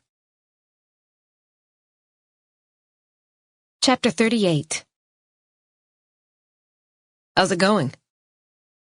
Thomas was absorbed in paperwork, and it took a couple of seconds before he realized that the voice belonged to Mats Larsson, The profiler was standing at his office door, a friendly expression on his face. I did knock, Larsson pointed out. Sorry. Come on in and sit down. Thomas pointed to the visitor's chair, then made an attempt to tidy up some of the documents strewn across his desk. I found your briefing very interesting, he said as he stuffed files into a cabinet behind him. Did it help at all? Absolutely, though I'm not sure what conclusions we can draw in this particular case. Do you have a theory of your own? Larsson fired the question at him as if he'd been waiting for the opportunity to ask. Thomas didn't respond immediately. He was reluctant to discuss his hazy ideas with an experienced psychologist. On the other hand, that was why Larsson had been brought in. Hey, I'm here to help, Larsson said with a smile, like he was used to reticent detectives. Thomas made up his mind. Last year we visited both the Sailors' Hotel and the Sands Hotel and went through their guest lists. He began. The Sands was closed at the time of Lena's disappearance, and the people staying at the Sailors were mostly families with children because it was the mid-semester break. Kala is in the process of contacting everyone, but so far we haven't found anything out of the ordinary. Which suggests that the person you're looking for has a house on the island. Right. But it could also be someone who was just visiting, someone who had borrowed or rented a cottage. How about the ferry staff? Thomas made a face. They don't keep passenger lists, so there isn't even a record of who visited the island that weekend. They just check tickets on board. He dug out a sheet of paper and pushed it across the desk. We spoke to the crew of the MS Sandhamn back in the fall, but no one could remember anything out of the ordinary. If we assume we're dealing with someone who lives on the island, then the question is whether it's a permanent resident or a visitor. Any thoughts on that score? Larsson looked searchingly at Thomas. Judging by his expression, he had already considered the issue. Like I said, it was the mid-semester break, so there were probably plenty of visitors, Thomas said. Any other week at that time of year, I would have put money on a permanent resident, but... What do you think? How many people live on Sandhamn? Between 100 and 120. It varies. In the summer, it's 2,000 or 3,000. During the school break in November, there might have been around 100 visitors. The risk of being caught suggests to me that it might not be a resident. The social control in such a small society is very strong. Everyone keeps an eye on everyone else. Very little can stay hidden in the long run. Larsson rubbed his chin as he thought. By the way, any luck with the hunting license front? Were there many people in the database with a connection to Sandhamn? Thomas shrugged apologetically. Unfortunately, Eric is still working on it. He's trying to cross-check that data against the property registry, but the second homeowners are hard to track. It's taking some time. Larsson nodded pensively. Anything from the public? No, nothing useful anyway. And we've spoken to most of the people in the village. We did that back in the fall when Lena first went missing, but we didn't come up with any leads. Don't forget that loyalty runs deep in small communities. They don't trust outsiders, especially the police. But I believe you know a lot of the islanders personally? I have a summer cottage on Hara, pretty close by. Do you spend much time on Sandhamn? Thomas considered the question. Yes, he did. My close friend Nora and her family have a house right in the middle of the village. I'm there pretty often. But no one has reached out to you directly? No, but Nora did see something the other night. Thomas explained how Nora had seen a mysterious figure watching the Rosian house. Interesting, Larsson said. Maybe you should put the place under surveillance? Your friend might well have seen the perpetrator. It's not impossible. You really think so? Thomas had been skeptical of Nora's story and had chalked up her anxiety to the problems with Henrik. She had looked tired and hollow-eyed, and her account was pretty garbled. Margit agreed that the stress of the separation could have led to nocturnal fantasies. Remember what I said before about the perpetrator's own moral perception? Larsson asked. It's not unusual for this kind of individual to condemn both his own actions and those of others. Our killer could well have distanced himself from the crime in spite of the fact that he was responsible. He could have stood outside the house, horrified at Lena's death, without feeling any guilt whatsoever. I'll set up surveillance right away, Thomas said, suddenly worried. He'd been far too quick to doubt Nora. Her powers of observation were excellent. I read over your interview with Jakob Sandgren, said Larsson. What do you think? Hard to say at this point. He comes across as a well-adjusted young man, decent home life, promising career path. But appearances can be deceiving. We're still looking into him. Eric Bloom is going through his background with a fine-tooth comb. But he doesn't have a criminal record or a hunting license. Thomas sat up a little straighter. Maybe you should meet him? Larsson nodded. That's what I was thinking. I'll bring him in tomorrow for a chat. I need to form my own opinion. He does have a motive, Thomas added, even though it's weak. You mean because the girl dumped him? Yes, last summer. Larsson raised an eyebrow. Hey, you're the one who said this kind of person could nurture a grudge for months or even years. True, but you have to ask yourself whether Jakob Sandgren is capable of murdering someone, much less dismembering the body. Larsson glanced at his watch. Almost 6:30. Time to get home to the family. Do you have kids? Thomas shook his head. No. I have 3, a 9-year-old girl and 6-year-old twin boys. They definitely keep me busy. I had a daughter, Thomas said. But she died when she was 3 months old. SIDS? Thomas glanced at him. Larsson's tone was warm, without a trace of curiosity, just genuine human interest and kindness. A lump rose in his throat, and he swallowed hard. Shit, he thought. I should be able to handle this by now. Yes. That must have been awful. I can't even imagine. Was she your first? Thomas nodded silently, overwhelmed with emotion. He thought he'd learned to deal with the grief, stowed it away so deep he no longer needed to worry about losing control. What happened? She was dead when we woke up in the morning. She was already cold. It was too late to do anything. His voice only just held. The memory of trying in vain to get Emily breathing was right there, the paramedics pulling him away from her tiny body. I'm so sorry, Thomas. Were you and your partner able to support each other? Far from it. Thomas shook his head and stared down at the desk. What the hell was going on here? Had seeing Pernilla reopened all the old wounds? And yet he had left the restaurant feeling better than he had for a long time. He had been happy that evening, he was sure of it. It's not unusual for a marriage to break up after the loss of a child, particularly the firstborn. It's too heavy a burden to carry. Mats Larsson was acting like he hadn't noticed that Thomas was on the verge of tears, but his voice was lower, gentler. He leaned back in his chair as if to give Thomas space to pull himself together. Thomas noticed and was grateful. If they can put all the guilt to the side and stop blaming each other, many couples do manage to find a way forward, Larsson said. A traumatic event can actually bring people closer together. He avoided Thomas's gaze, glancing around the room as if talking to himself. Such a cataclysmic experience can become a driving force in itself, a positive impulse.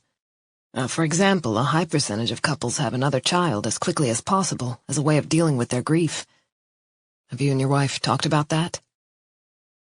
We split up, Thomas mumbled. We couldn't talk at all.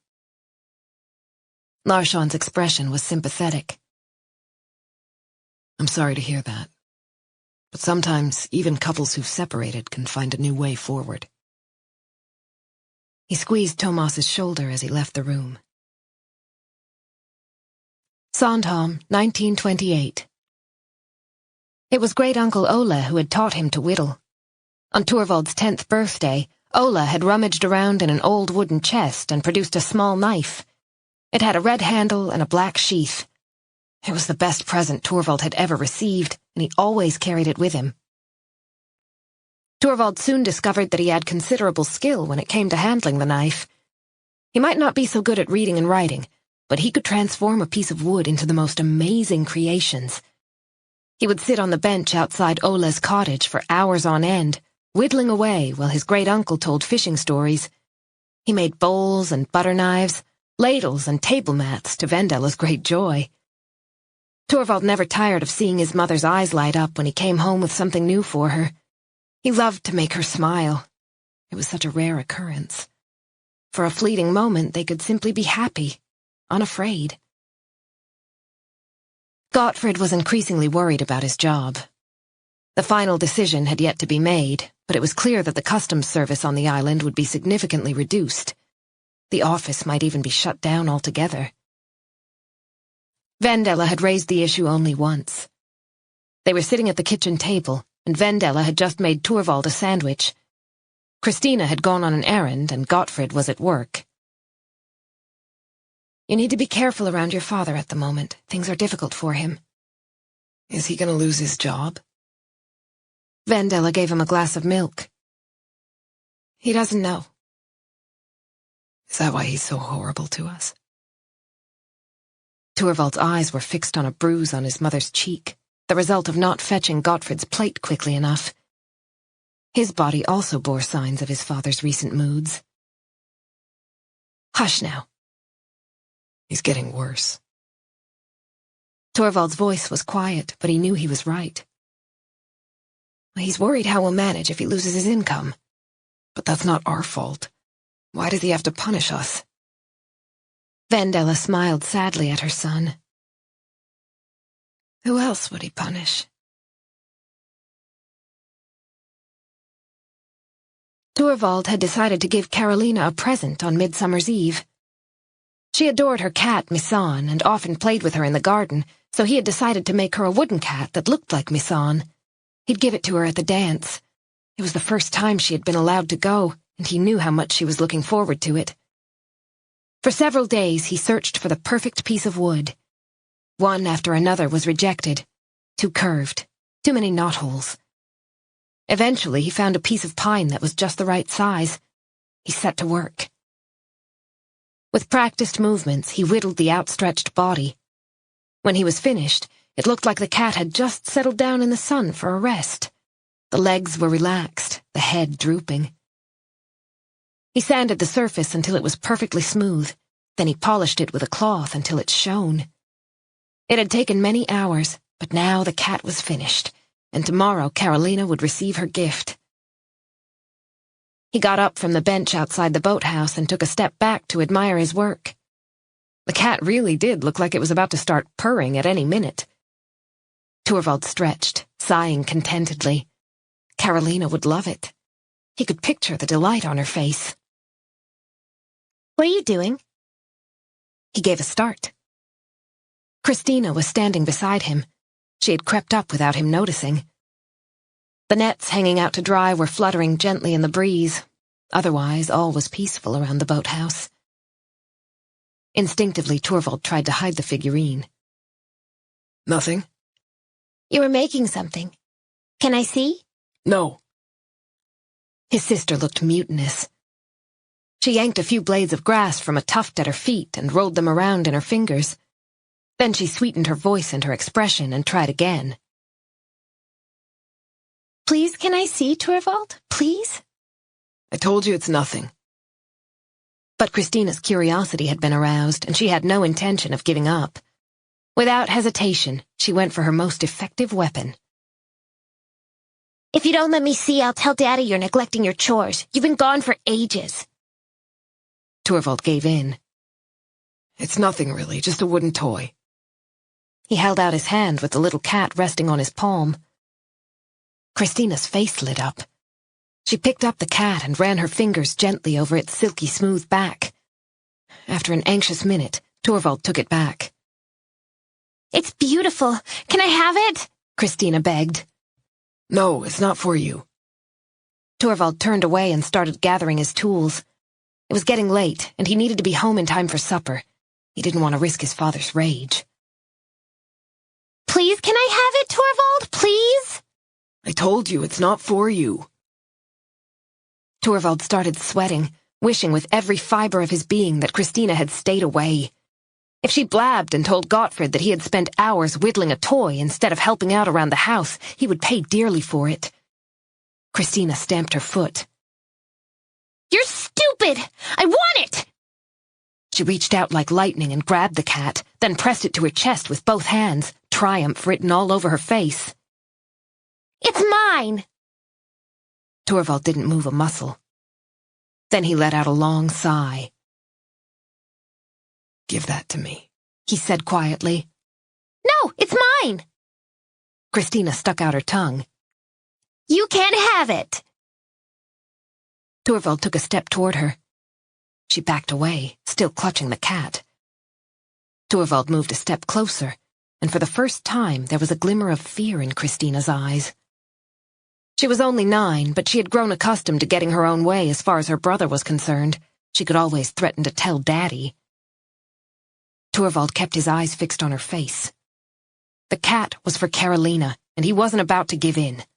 Not this time. Christina seemed to hesitate. I'll tell Daddy, she ventured again, still edging backward. The bright sunlight emphasized the shadows between them, and Christina's fair hair stood out like a halo around her head. Torvald? Her voice quavered. He wasn't listening anymore. In a second, he had reached her and forced her little fingers apart. He snatched the cat from her. He was so angry that he gave her a hard shove. She staggered and tumbled off the jetty. The water wasn't very deep, but she was soaked to the waist. She started sobbing. Stupid Torvald! Stupid Torvald! I'm gonna tell Daddy everything! Leave me alone, he said in monotone. Then he turned and walked away. Chapter 39. So what's actually going on between you and Henrik? Nora had just gone into the kitchen to start dinner when the phone rang. She immediately recognized her mother-in-law's voice.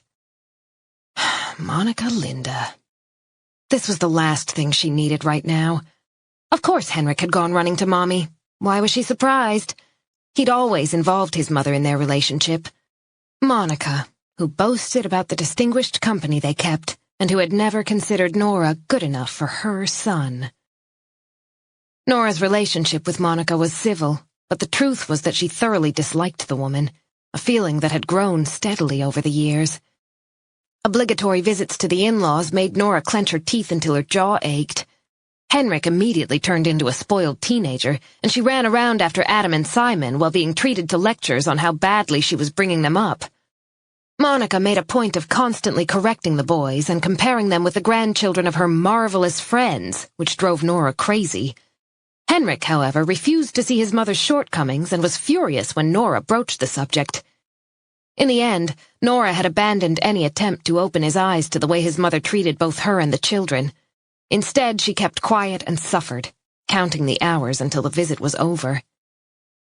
That was one of the few advantages of the separation. Once they were divorced, she would no longer have to spend any time with her loathsome mother-in-law. Did you hear what I said, Nora? Nora had no idea what Monica had said, and she didn't really care either.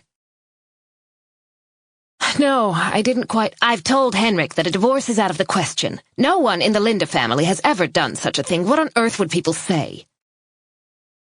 Nora didn't know whether to laugh or cry. How was it possible to have as high opinion of yourself as Monica Linda? How could she even imagine it was okay to pick up the phone and dictate to her daughter-in-law what she could and couldn't do? Monica had no respect for boundaries. She somehow assumed she had the right to rule the lives of everyone around her. It's not actually your decision, Nora said as politely as she could manage. You and Henrik will simply have to sort out your problems. You have 2 wonderful children. How can you even think of getting a divorce and exposing them to the shame that would bring? Grit your teeth, Nora thought. Don't lose your temper. She's not worth it. I wouldn't use the word shame, she said. There are many children who cope perfectly well with divorced parents. We'll figure out an arrangement, just like everyone else does. Don't be ridiculous. Children need both parents, especially young boys. How will you manage without a man around the house? Have you thought about that? Do you know how difficult it is for single mothers to raise their sons? Monica knew exactly which buttons to press.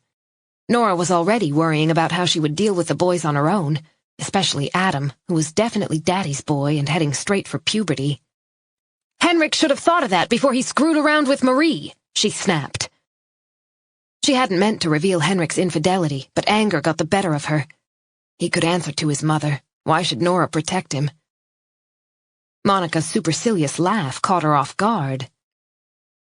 My dear girl, men have been behaving that way for centuries. They try to forget their faults through temporary liaisons. A young girl or two who looks up to them and massages their ego. We just have to put up with it. What do you think I've done all these years?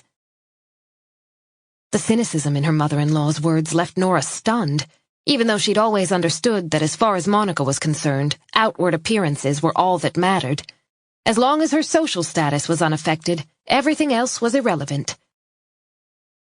Nora spared a thought for her poor father-in-law, who was a pretty nice guy. He would often give her a conspiratorial wink when Monica was droning on about something at the dinner table. If he had cheated on the old bully once or twice, no wonder. Nothing you say or do will influence my decision, Monica. I think it's time we ended this conversation. In that case, let me say this again. A divorce is out of the question. You need to get a grip, Nora. No matter how you or I feel about it, you're a member of the Linde family. Nora swallowed. She had no intention of humiliating herself by crying in front of Monica. How was this her fault? She wasn't the one who had broken their marital vows. I can't live with Henrik any longer. It's over. Listen very carefully, Nora. I don't think you understand what you're getting into here. If you insist on a divorce, we will support Henrik in every way. Nora closed her eyes and leaned against the worktop. She could hear Simon giving orders to his toy soldiers in the next room. Henrik will keep the house in Saltsjöbaden. It's in his name. We made sure of that when he used his inheritance from his grandfather to buy it. I know the house is his. She knew, but she had chosen not to think about it. When her in-laws insisted that the property should be in Henrik's name only, she hadn't been particularly bothered. They were going to be together for the rest of their lives, after all, so what did it matter whose name was on the deeds? And it's in the best interests of the boys if they remain there in their normal environment. Believe me, there will be no room for maneuver as far as Henrik is concerned. What are you talking about? The boys will stay in the house with their father, of course. Anything else is out of the question. Henrik isn't getting sole custody of Adam and Simon, Nora protested. I wouldn't be too sure of that. Monica's tone had changed, and her voice was low and hostile. Don't forget you were on sick leave last year. You isolated yourself and spent a lot of time crying from what I've heard. You were also seeing a psychologist. You were pretty volatile. Monica paused, allowing the words to sink in. And of course the children need a stable parent. Their welfare has to come first. Surely you must realize that. Nora went cold all over. So Monica knew she had been seeing a psychologist. Henrik had betrayed her in so many ways. I only saw her a few times. The words were barely out of her mouth before she regretted them. There was no reason to apologize. Why was she letting this happen? As I said, we have to consider what's best for the children. If I am forced to make a statement about your suitability as a parent, I can't refuse. For example, I remember the time Henrik had to leave the hospital because Simon hit his head on the corner of a table at preschool. The poor child needed several stitches, but you were too busy to even show up. That's not true, Nora thought. She remembered the incident very clearly. She had spent months working on a major credit agreement at the bank. All parties were on the point of signing the paperwork when the school called. She was usually the one who dealt with any problems, but on that occasion it was impossible to leave such an important meeting. It just couldn't be done. She had managed to get hold of Henrik and had begged and pleaded with him to go. He had been irritable for several days afterward, but she'd had no choice. She had already paid with a string of apologies and Henrik's guilt trips. Was she going to lose her children because for one day her career had come before his? Think very carefully, Nora.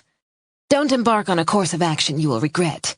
We have many good friends who can help Henrik. Eminent lawyers, influential judges. Nora had no doubt that Monica was prepared to pull those strings. Her mother-in-law could be ruthless when it suited her. All at once, Monica's tone softened. Don't you think it would do you and Henrik good to get away for a few days? Sort out your problems.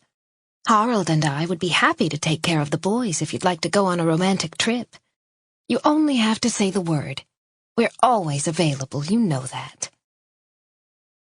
Nora hung up but stood there a long time, unable to get her mother-in-law's voice out of her head. Chapter 40. Come on, boys, Nora called with as much cheer as she could muster. Let's go out for dinner tonight. Sausages and fries, what do you say? She was still seething from the conversation with Monica, but she was determined not to let the boys know anything was wrong. She needed to get out for a while, be among normal people who didn't try to tell her how to run her life. In the front hall, she took her jacket off the brass hook and grabbed her hat. Simon was ready in no time, but Adam was dragging his heels. Hurry up! You can have a Coke even though it's not Saturday, and ketchup, lots of ketchup. Simon loved ketchup and poured it over everything, including fish sticks and rice. Nora's cell phone rang. It was Henrik, and there was no way she was going to talk to him right now, not after Monica's threats. She needed time to think. Plus, she knew he would demand that she leave the island and come home to Saltsjöbaden. Not a chance. Not under any circumstances. Once again, she blessed Anne for advising her to keep the boys on Sandhamn for a few days to normalize things. Now she could counter Henrik with the opinion of an expert. Take the boys home. What did home even mean now? Mom! Simon tugged at her sleeve. Can we go? I'm really hot in my coat. She turned to Adam and put her arm around his shoulders. Everything will be fine, honey, I promise. Let's go and eat. Adam didn't say anything as he put on his coat and gloves. He'd been very quiet all day. Simon seemed relatively unaffected, almost as if he thought the macabre event had happened in one of his beloved and often grotesque computer games. He was chattering away as usual, showing no signs of anxiety. But she was concerned about Adam. How upset had he been by the discovery, and to what extent was he aware of his parents' marital problems? He was an intelligent, sensitive boy who probably understood more than she realized. The sun had already gone down by the time they left the house. In February, it sank quickly behind the headland at Vesterud, in contrast to the spectacular sunsets beyond Hara in late summer. Nora closed the gate, and they headed for the harbor. There were lights in the windows of just a few houses, and the sight struck her as deeply melancholy. Almost all the properties were owned by summer residents these days, and were largely unoccupied for the rest of the year. Those who only visited for a couple of months probably had no idea how desolate the little community felt late in the year. Nora turned her back on the dark houses and swallowed hard to force back tears, which were still threatening to come after Monica's phone call. The events of the past week felt like weights around her legs. On top of her own heartbreak, she grieved for the Rosian family. She grabbed both the boys' hands and squeezed them tightly. What would she do if anything happened to Adam or Simon? The thought was unbearable. Adam realized she was sad. He squeezed her hand in return and rubbed his cheek against her shoulder. The unexpected gesture made her feel much better. "Hurry up, Mom," he said. "It's freezing out here." Then he scampered ahead. The cellar bar was almost full. Nora paused for a moment in the doorway, looking for somewhere to sit. The 3 window tables were taken, as usual. They were almost always occupied by islanders. That was their territory, and only visitors who didn't know better would try to sit there. Farther in, there were long tables with the contours of sailing ships carved into the tops. Candlelight created a warm, cozy atmosphere, and it felt good to come in out of the cold and sink into a comfortable chair. Nora was wondering if there was going to be room for them when she spotted an empty table to the left of the bar. They hurried over and sat down, with the boys on one side and Nora on the other. I want a Coke, Simon piped up immediately. You said we could. It's not Saturday, Adam said before Nora had time to speak. He knows exactly what Henrik would say, she thought. Simon looked disappointed, but didn't take his eyes off her. It's fine. You can both have a Coke if you like. We'll make an exception. It's okay to do that sometimes. She studied the menu board on the wall and decided on the fish stew. It was one of the restaurant's specialties and always contained generous amounts of fish and shellfish. She was also planning to have a glass of white wine. Or two. Sausages and mashed potatoes or sausages and fries? Fries, they chorused. Nora smiled. Fries always beat good old-fashioned mashed potatoes by a mile. Personally, she loathed both the smell and the taste after far too many visits to burger joints with the kids. Okay. She went over to the bar to place their order. She still hadn't taken off her coat. It took a while to get warm, even though they hadn't walked very far. As they waited for their food, the boys played rock, paper, scissors, while Nora sipped her wine and let her mind wander. She had nodded to the others in the diner when they came in. This was a small island, and the restaurant was a natural gathering place, particularly on chilly winter evenings when there was hardly a soul in sight outdoors. She was enjoying the company, even though she would never be an integral part of the community of those who lived here year-round.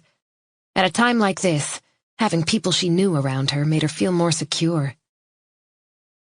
Unfortunately, the other diners apparently felt the need to discuss the terrible events. She could hear fragments of conversation, all on the subject of Lena Rosian. The Rosian family had lived on the island for generations.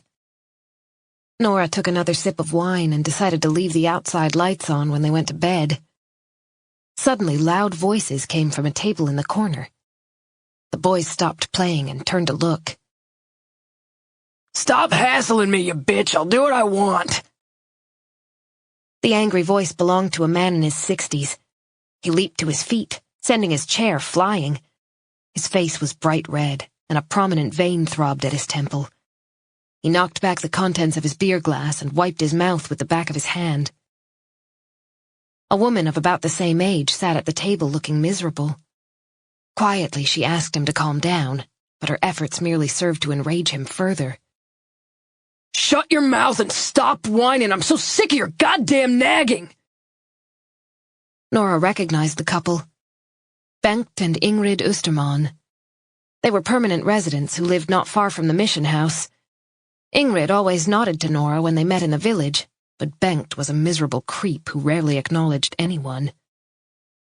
Right now, Ingrid looked like she was about to burst into tears. She glanced around anxiously, mortified. Nora averted her eyes, embarrassed on the other woman's behalf. She hated the way Bengt had spoken to his wife and was filled with sympathy for the poor woman. Tears sprang to her eyes. Marriage wasn't easy, as she knew only too well. She blinked the tears away. She didn't want the boys to see how upset she was. They were still transfixed by the Östermans. Nora snapped her fingers. "Stop staring," she muttered. "Go back to your game." Bengt grabbed his jacket and headed for the door. Nora could smell the booze as he marched past their table. He was followed a few seconds later by Ingrid. Her cheeks were flushed, and she kept her eyes fixed on the floor as she clumsily tried to pull on her coat. Who was that? He smelled funny, Simon said anxiously. Nora tried to reassure her son. "His name is Bengt. He's just had a little bit too much to drink. Grown-ups do that sometimes."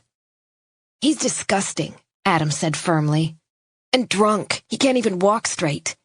He almost fell over, did you see? Simon tittered. Adam frowned as he watched the man stagger through the door, and Simon was still openly staring. At that moment, both boys were exact copies of their father. Henrik had a tendency to judge people mercilessly. Yet again, Nora felt a surge of anger. How dare Henrik pass on this lack of empathy to their sons? "Enough," she said, hoping Bengt hadn't noticed. No one seemed to have heard. At least no one was looking at them. The hum of conversation had resumed after the brief interruption. Nora was ashamed of the fact that Adam and Simon could so casually dismiss a fellow human being, and for a moment she saw both her husband and her mother-in-law reflected in her boys. She finished her wine and pushed back her chair. "Let's mind our own business," she said. "Dinner will be here in a few minutes." She got up to go to the bar for another glass of wine and discovered to her surprise that her hands were shaking. Is there no such thing as a happy marriage anymore? She thought. People are either arguing in public or having affairs. Thomas and Pernilla were divorced, and soon she would be too. Henrik had even hit her. What happened to love? She wondered sadly. Why is it so hard to hold on to? Sandhamn, 1928. As evening turned to night, Torvald wandered aimlessly in the pine forest on the southern end of the island. He knew what was waiting for him at home. He considered seeking refuge with Great-Uncle Ole, but dismissed the idea. Ole was tired and sick. There was no way he could protect Torvald from Gottfrid's anger. By midnight, he was too cold and hungry to stay away any longer. It was June, and the temperature was just a few degrees above freezing. The sea chilled the air, and he was so cold he was shaking. There was nowhere else to go. He couldn't hide forever. It was an island. Wearily, he trudged home and opened the door. Gottfrid was waiting for him. He was sitting on a kitchen chair and had already taken off his broad leather belt. It was lying on the table, and Torvald saw it as soon as he walked in. The Bible lay open beside it. Gottfrid pointed to a verse and read it aloud. Torvald didn't say a word. There was no point. It was clear that Gottfrid believed God had instructed him to punish his son. Wearily, Torvald unfastened his pants, let them fall to the ground, and bent over the table. When Gottfrid had finished, he went into the bedroom. Torvald remained where he was, curled up on the floor.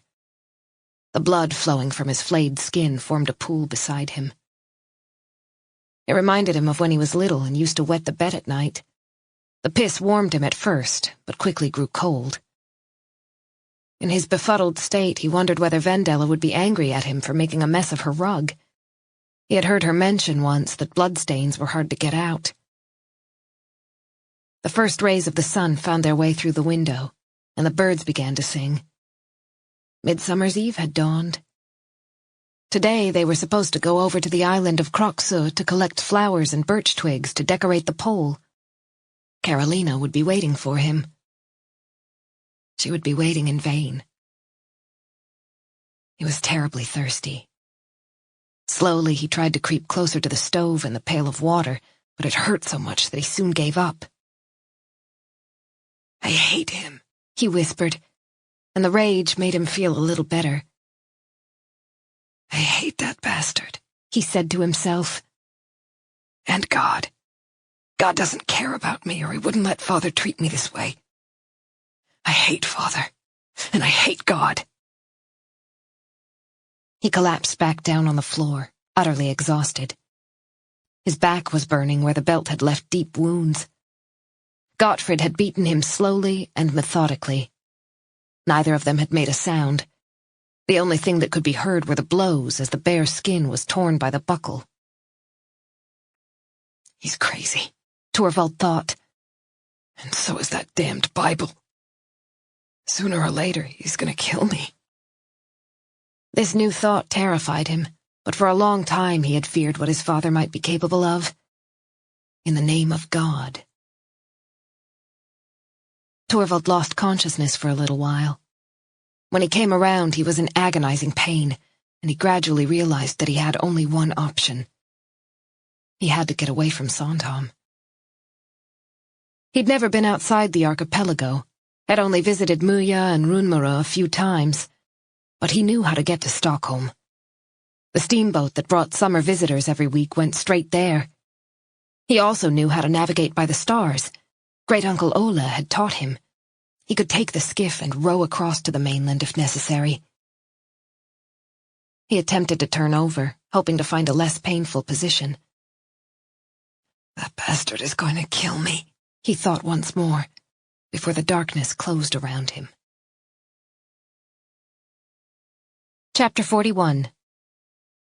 Friday, March 2nd, 2007. The conversation with Mats Larsson lingered in Thomas's mind. You had to get over your feelings of guilt, stop blaming one another, and then grief could be transformed into a unifying force, rather than a divisive wedge. Old accusations could be replaced by fresh hopes. He was the one who had blamed her, not vice versa. He'd hardly been able to look at Pernilla without his head being filled with dark thoughts. He had been so lost in his despair that he had refused to accept that a child could die without it being anyone's fault. Only now did he realize that Pernilla was not responsible for the fact that he'd lost his daughter. He should be grateful for the time they'd had, and stop brooding over Emily's untimely death. And above all, he had to stop blaming Pernilla. His cell phone was on the table in front of him, and he brought up the text message from his drafts folder. The display showed "Send" in glowing white letters. Thomas hesitated, then deleted the message and wrote what he'd originally planned to say. Thanks for a lovely evening. It was great to see you again. Thomas. Send. A knock made him look up. Margit was standing in the doorway. Another death on Sandhamn. We have to leave right away. What happened? All I know is that a woman died. The call came in a few minutes ago. The helicopter's busy, so we'll have to drive to Stafsnäs. Let's go. When they walked into the Oostermans' house, Thomas was immediately struck by the smell of stale booze. The source didn't take long to find. Bengt Oosterman was sitting on the sofa in the living room. His flannel shirt was stained, and his face was unshaven. Thomas glanced into the kitchen. The counter was covered in empty bottles, and something had trickled onto the floor, leaving a dried brown patch. A poodle was standing in the corner, drinking from its water bowl. A uniformed officer showed them into the bedroom, where they found a woman on the bed in a nightgown, half turned on her side. Her eyes were closed, her skin waxen. She had obviously been dead for several hours. On the bedside table were several pill bottles with Ingrid Oosterman's name on them. Margit bent down and read the labels aloud. Thomas recognized some of the names. A lethal cocktail of antidepressants and sleeping tablets. Propped against a glass of water was a card, neatly written in black. Staffan Nilsson, the forensic technician, was already there. He'd been on the island of Euro when the call came and had arrived more quickly than Thomas and Margit. He didn't look as frozen as last time, Thomas thought. At least they didn't have to work outside today. The cause of death could be an overdose, Nilsson said, gesturing toward the bottles. Possibly self-administered. I've only found one set of prints, and there's a suicide note. Someone could have worn gloves and placed the card there, Thomas pointed out. Right, we can't rule that out. Thomas looked around the room. It was shabby, just like the rest of the house. He noticed a circular mark on the wall on the other side of the bed. Presumably, Bengt Oosterman had rested his head there for many years, and the grease had left a permanent stain.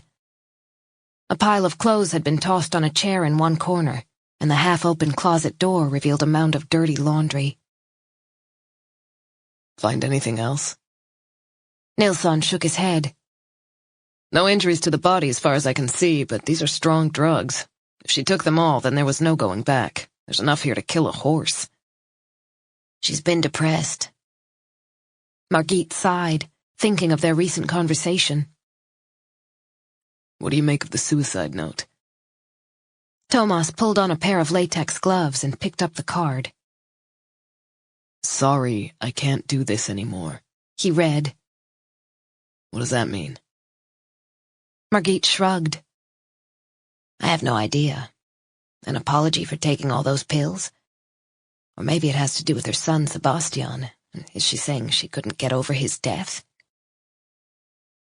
Thomas gave a start when she mentioned the boy's name. You said she was suffering from depression?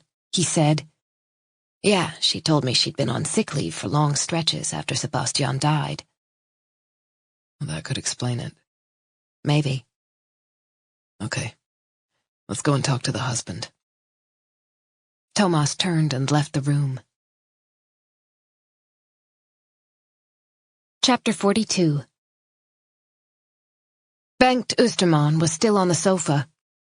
He seemed unmoved by what was going on in his home, and when Thomas looked into his eyes, he understood why. The guy was still trashed. His eyes were glassy and unfocused. It was a wonder he'd managed to contact the police.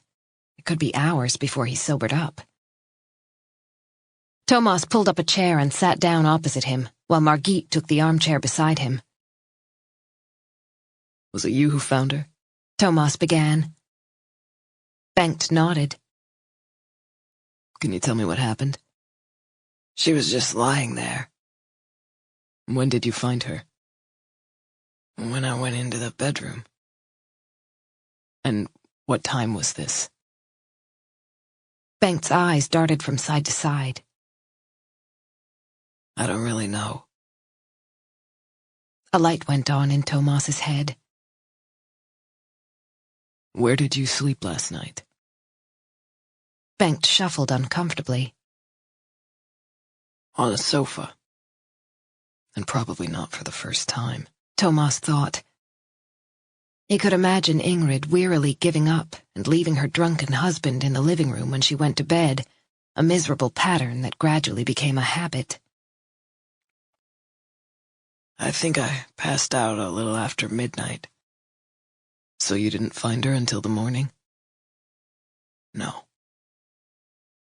His voice was quiet, betraying shame and embarrassment. She usually puts a blanket over me when I nod off on the sofa, but I woke up this morning because I was cold. I decided to go get into bed, but she was just lying there. I could see right away that something was wrong. You mean you realized she was dead? Margit said. He nodded as the grief broke through the alcoholic fog. His eyes filled with tears, and he wiped his nose with his sleeve. She couldn't cope after Sebastian died. Neither of us could, he mumbled. His face closed down as he got up and went into the kitchen. Thomas heard him remove the cork from a bottle and take several gulps. There was no point in trying to stop him. Bengt came back and slumped down on the sofa once more. Gray stubble covered his weather-beaten cheeks. His shirt was too small, straining over his belly. Do you have any idea why your wife might have wanted to take her own life? Margit asked. Bengt Österman didn't speak. He simply pointed to the photograph of his son on top of the bureau. It was hard to believe that the smiling, tanned teenager was the offspring of the pathetic figure before them. Sebastian? Margit asked. What do you think? Had she ever mentioned suicide? No. But she was on a lot of medication. Yeah, for her nerves. She got the pills from the clinic. They don't give you any hassle there. They prescribed everything she asked for and more. It's just all the other stuff society can't afford these days. Did she seem different in any way last night? He shook his head. No, she was the same as always. We had dinner at the restaurant, and then we came home. Did anything happen yesterday? Did you have a fight? Thomas asked. Bengt let out a deep sigh. I wasn't very nice to her in the restaurant. I said some things. But it wasn't the first time. This was followed by a bitter laugh. Do you know if she saw anyone else yesterday who might have upset her? Who the hell would she see out here? It's the same people all the time, down in the village. Neighbors poking their fucking noses in. Everyone knows everything about everyone around here. Another trip to the kitchen. The sound of a bottle being slammed down. Bengt returned without even acknowledging that he'd left. Thomas tried to curb his impatience. Trying to get something helpful out of this guy was beginning to seem like a waste of time. The more he drank, the harder it was to talk to him. I think we'd better come back when you've had time to gather your thoughts, he said, glancing at Margit. Do you have anyone who could come over for a while, so you don't have to be alone? She asked. I'll be fine. The response was instant and decisive. Thomas doubted that Bengt could manage on his own for long. His wife had probably been his last link to a normal life.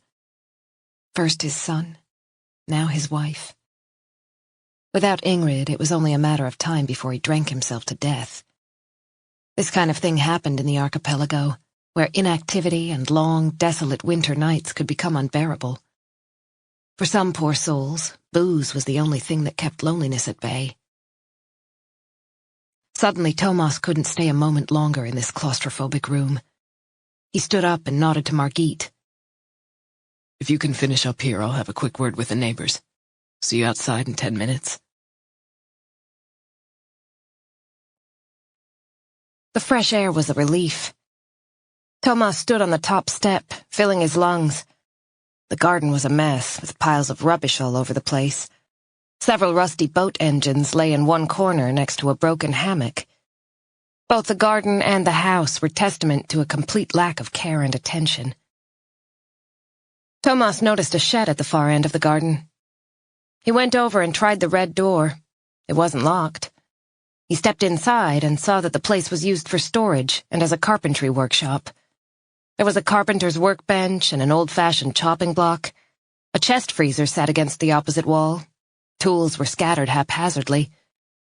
Thomas closed the door and walked away. He knew he should feel sorry for Bengt Österman, but it was tough. The guy was a drunkard and couldn't have been much of a support for poor Ingrid. In some ways, it was hardly surprising if she couldn't cope any longer, just as Bengt had said.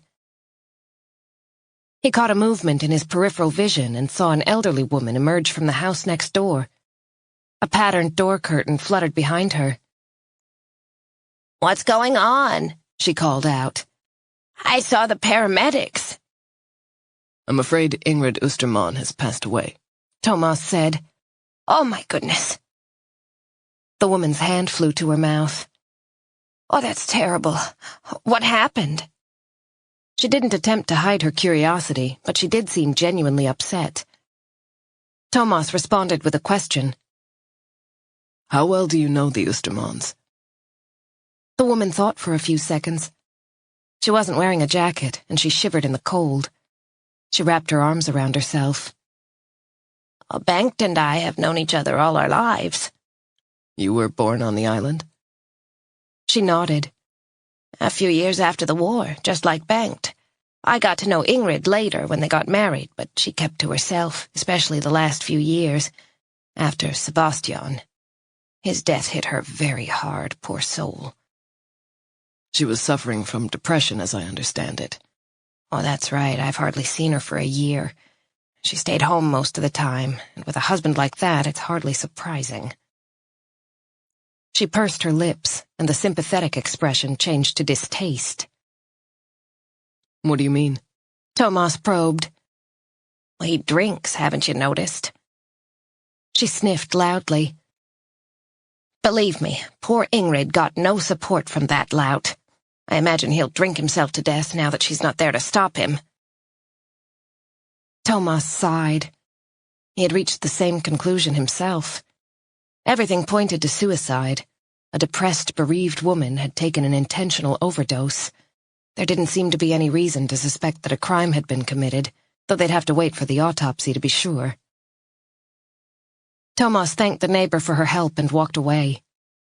It was almost 3:30, and he decided to give Nora a call.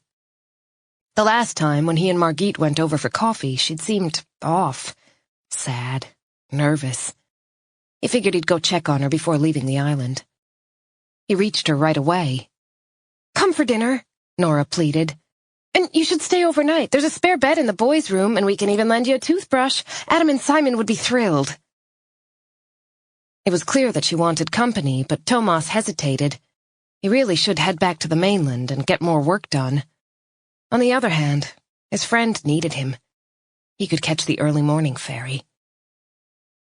Sure, I'd love to. I just have a few things to sort out, and then I'll be over. You're an angel. Do you like tacos? Absolutely. Haven't had them for ages. The grocery store was only open for 2 hours a day in the winter, and Nora got there with just minutes to spare. She needed more ground beef. Thomas ate as much as she and the boys put together. She picked up a red basket and hurried over to the meat counter. Vesterberga's Lifts was the hub of the island.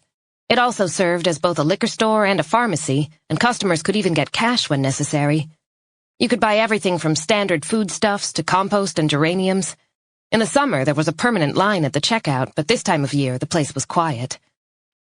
Nora quickly gathered what she needed. She added a bottle of soda for the boys, plus some dark chocolate to go with coffee after dinner, then made her way to the register. The owner herself was sitting there, the fourth generation of her family to trade in the archipelago. Hi there, Nora heard someone say.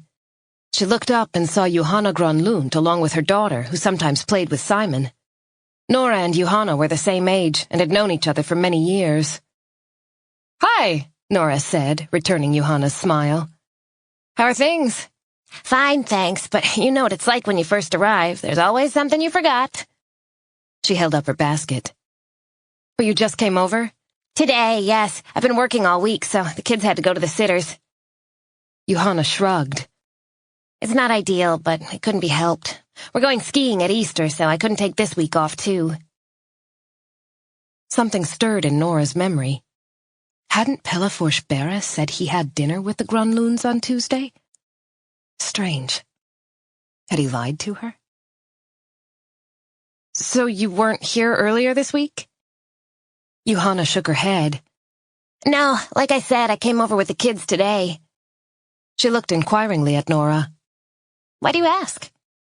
"Oh, it's nothing, I was just wondering," Nora said quickly.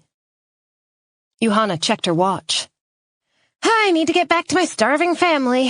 It's good to be here, even if it's just for the weekend. See you around.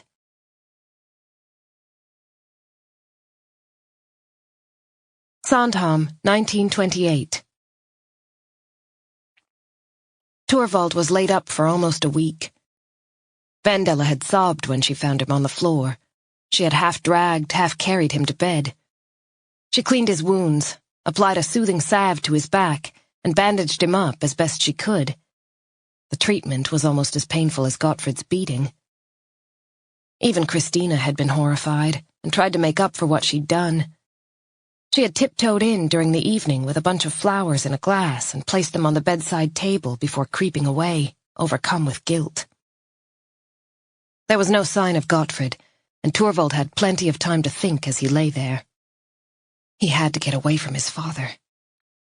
Sooner or later he'd set off Gottfried's rage yet again.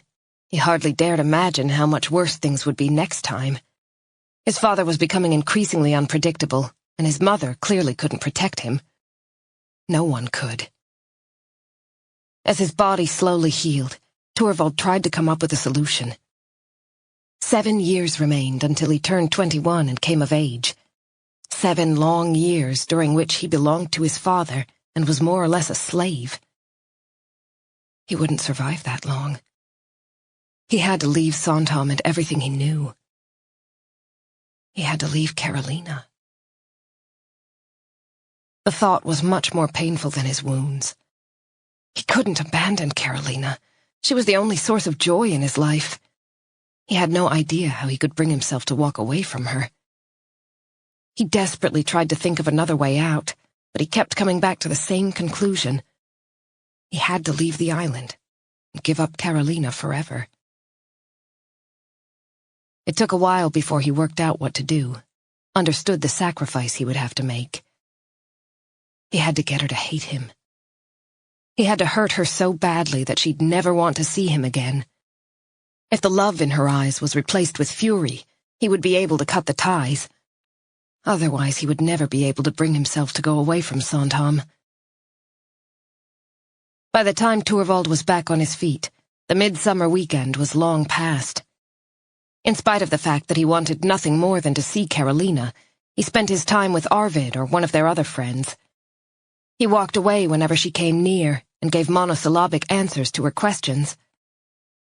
He gritted his teeth and hardened his heart against the hurt in her eyes.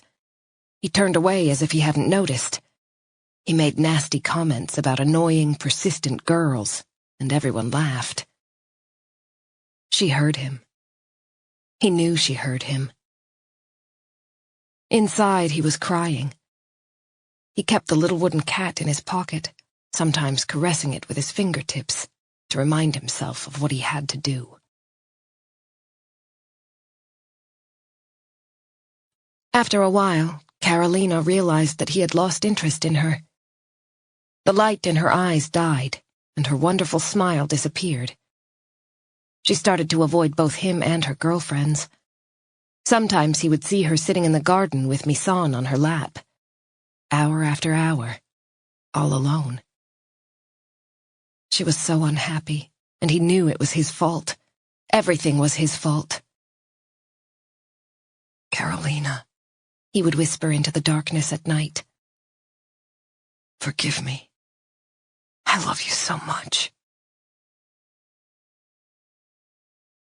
Chapter 43. Thomas had borrowed a room in the police contact center, which was housed in a yellow building in the middle of the village. He had gone online and planned to spend an hour or so reading through the day's reports and records of interviews before it was time to go and see Nora. He was also waiting for the details of Sandhamn residents who had a hunting license, which should come through pretty soon.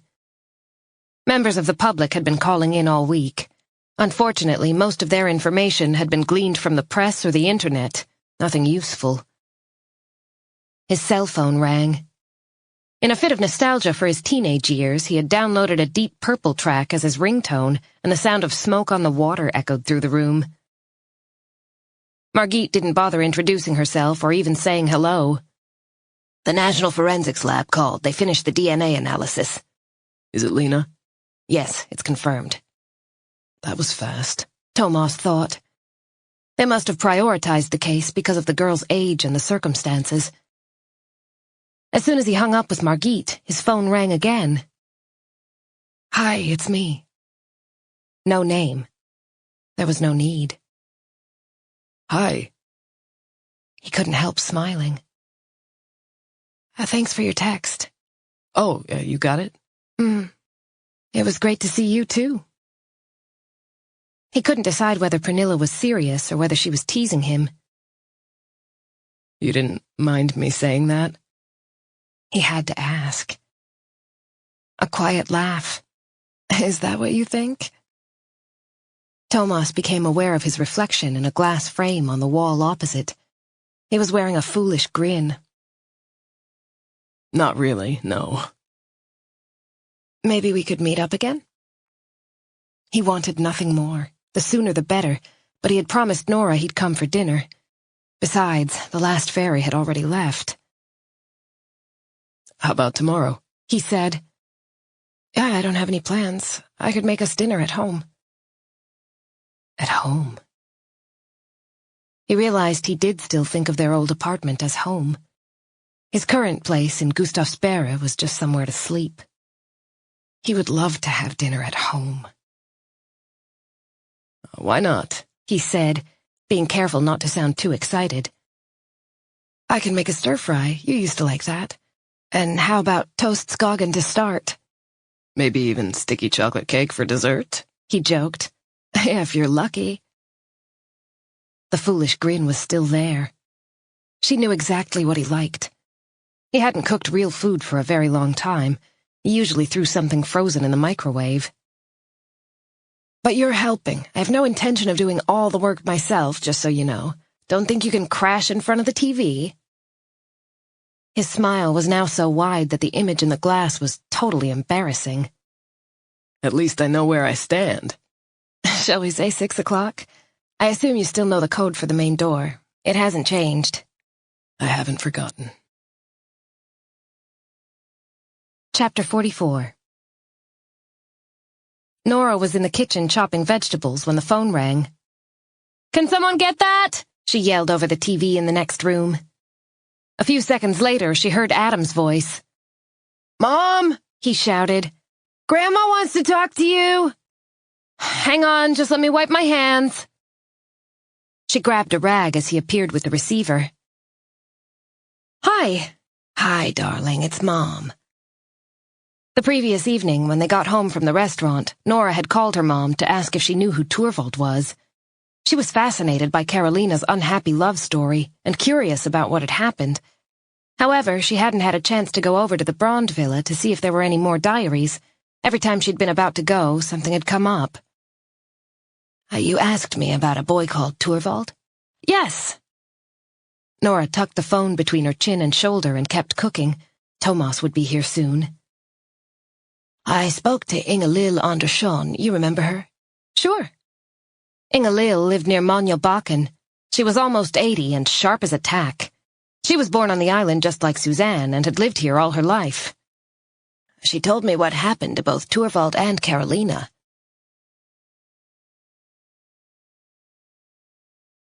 It was already evening as Thomas walked by the harbor on his way to Nora's. A woman, bundled up in several layers of clothing, nodded to him. He nodded back, even though he didn't have a clue who she was. That was the way things were in the archipelago, especially in the winter. It was common practice to greet the few people you encountered. His phone rang again. Eric Bloom, sounding pretty excited. We've got something on Jakob Sandgren. Talk to me. He doesn't have a criminal record. He was perfectly clean when we checked. But then I took a look at the database of suspected crimes. Well done, Eric. Thomas thought. That database contained cases where no charges had been brought. The prosecution included details of their investigation and records of interviews. So, when Sandgren was 17, he was reported for assaulting a girl the same age. He beat her up pretty bad when he was drunk. Allegedly. Eric paused for effect. What happened? Thomas asked obligingly. He denied everything, and his parents gave him an alibi. They swore he'd been at home with them all evening. And the case was dropped. Exactly. The girl started to wobble. She'd been drunk too, and there was no clear forensic evidence. The prosecutor decided they couldn't prove that a crime had been committed. And so young Jakob was able to apply to the illustrious School of Economics without any trouble. Sorry? Nothing. Thomas considered the significance of Eric's discovery. It seemed likely that Jakob Sandgren had indeed abused Lena, just as Louise had said. Judging by what they knew so far, Jakob was a young man with dangerously violent tendencies. He tried to gather his thoughts. He was stuck on Sandhamn tonight, no matter what. We'll bring him back in tomorrow morning, and his parents. He was struck by a thought. And Eric, see if his father has a hunting license.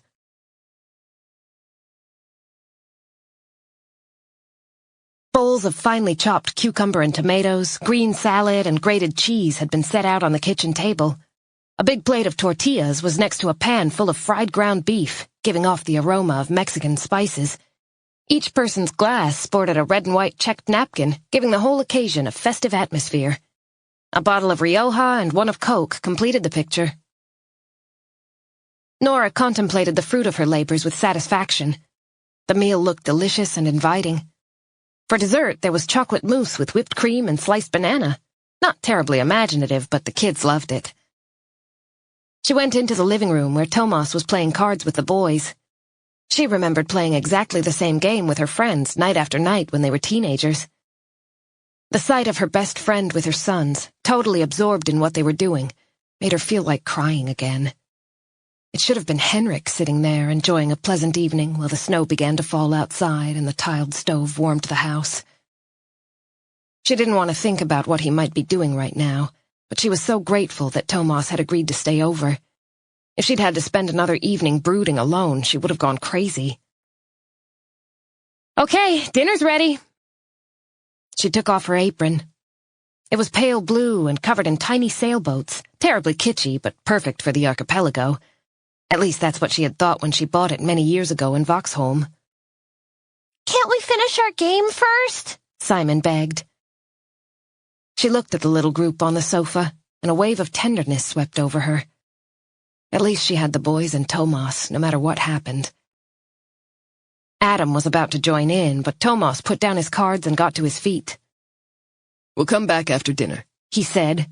"The cards aren't going anywhere." He winked at Simon. "And I'm gonna win, young man, just so you know." "We get to decide whether or not you get dessert," Adam warned him with a fierce frown. Sandhamn, 1928. They were sitting on the black iron anchor in the middle of the harbor outside the Strindbergsgården Cafe. In the 18th century, enormous anchors had been embedded in the ground all around the harbor. They were 15 feet long and several feet tall. The big sailing ships had used them as moorings. Nowadays, small children scrambled all over them, but it was also possible to sit down and rest for a while, as Torvald and Arvid had done. He saw her right away, coming down the lane past the inn. She was wearing a pale blue dress with a white border. She had a basket over her arm, and she was walking quickly and purposefully, her brown braids swinging. It was only a few seconds before she spotted him. Her body jerked slightly, as if she wanted to turn and run, but she pulled herself together, straightened her back, and kept on walking. She was the most beautiful sight Torvald had ever seen. "Good morning, Carolina," Arvid said politely. "Going shopping?" Torvald didn't say a word. He looked down and poked at the sand with a stick. Carolina stiffened, but replied to Arvid. Mom sent me to buy flour and thread. Arvid continued chatting while Torvald miserably poked around with his stick, stubbornly refusing to look at Carolina. "I have to go," she said. "Mom will be wondering where I am." She lingered a second or two, trying to catch Torvald's eye. Then she turned away with an almost inaudible sigh and headed for the store, which was in the same building as the inn. Torvald didn't say a word. He watched her go as the pain of loss tore at his heart. It was so agonizing that surely everyone could see how much he wanted to be with her. "Why do you act so weird when she's around?" Arvid demanded. "Can't you see she likes you? I thought Carolina was the love of your life." An inarticulate grunt was the best Torvald could manage. Tears weren't far away, and he didn't want to risk his friend hearing how thick his voice was. Arvid shrugged. "Carolina Brand won't wait for you forever, you know," he said. "There are plenty of boys who'd like to be with her." "Leave me alone," Torvald yelled as he leaped to his feet and ran away. He made his way to the Mermaid's Grotto, to the west of the school. It was a huge hollow dating from the Ice Age, and in the old days there were rumors of a sea spirit who had sought refuge there. Moss grew on the edge of the rocks, and water trickled down the crevices. Torvald crept inside and wrapped his arms around his legs. His throat was aching so much he could barely swallow. Carolina had looked so sad when she walked away, like an abandoned puppy dumped by the roadside. He'd had to grip the anchor as tightly as he could to prevent himself from jumping up and grabbing her hand to keep her there. All he wanted to do was comfort her, make everything okay again, go back to the way things had been before midsummer, when she had looked at him with love rather than sorrow and disappointment. But then he wouldn't be able to leave the island. In his mind's eye, he saw Gottfrid's silent fury as he methodically beat his son with his belt, religious fervor burning in his eyes. He had to get away, and soon. There was no other way. Chapter 45. The candles had almost burned down in the brass holders on the coffee table. Brass didn't fare too well in the island cold. There were patches here and there that wouldn't come off, but these candlesticks had been in the house as long as Nora could remember, and she wouldn't dream of replacing them with shiny new ones. "How you holding up?" Thomas asked. He was half lying on the sofa. It was too short for his long legs, but he had managed to get reasonably comfortable. The boys were in bed, and Thomas and Nora had retired to the living room with the last of the Rioja. The fire in the stove was dying slowly, crackling faintly from time to time. So-so. Nora was curled up at the other end of the sofa with a blanket over her legs. The wine had made her pleasantly drowsy, and she was grateful Thomas was there. Monica called. She couldn't suppress a weary sigh. She said Henrik would get both the house and the children if I insisted on a divorce. That kind of thing just doesn't happen in the Linde family. She threatened to tell the court I'm mentally unstable. The final sentence came out as a whisper. She'd intended to keep her tone light, but the impact of Monica's words suddenly crashed over her. What a bitch, Thomas snapped. Don't pay any attention to what she says. You'll split the house and have joint custody of the boys, just like everyone else who gets divorced. Nora pulled the blanket a little higher. Thomas was right, of course, at least as far as Simon and Adam were concerned. However, she couldn't shake off the feeling of impotence, and she hated it. The house in Saltsjöbaden belongs to him, so she's right about that. But he's not taking my sons. I will never let that happen. Her voice was shaking. Even though she knew the courts almost always ruled in favor of joint custody, she was terrified. What if Monica used all her powerful contacts and convinced the authorities that Nora was an unfit mother? How could she fight back? Her parents didn't have a ton of money, and Nora had no high-flying acquaintances who could help her. Henrik might be a total jerk sometimes, but I can't imagine he'd really take the kids away from you, Thomas said. Ignore Monica. She doesn't know what she's talking about. I couldn't survive if I lost them. The tears began to flow. She couldn't help it. Calm down, Nora. Everything will be fine. But how? Thomas moved over and put his arms around her, and Nora sobbed like a child, letting out all the fury and disappointment that had built up over the past week. I hate him, she mumbled into Thomas's sweater. I wish he was dead. It would be easier if he was dead, because then I'd never have to see him again. It's okay, Thomas murmured in an attempt to console her. How am I going to manage? She whispered. What's going to happen to me and the boys? Everything will be fine, he said again, stroking her hair. Try not to worry. Nora wished she could stay in Thomas's arms and never have to think about anything ever again. She had thought she was unhappy the previous summer when she and Henrik had fought about the sale of the Brond villa, but this was much, much worse. She felt like she was falling apart. By the time she ran out of tears, the candles were flickering out. Nora took a deep breath, sat up straight, and looked at Thomas, her eyes swollen. She felt completely drained. You need to sleep, she said, managing a shaky smile. You must be worn out. I'm fine. I've already made up your bed in the guest room. I'm just going to sit here for a little while longer. He got to his feet.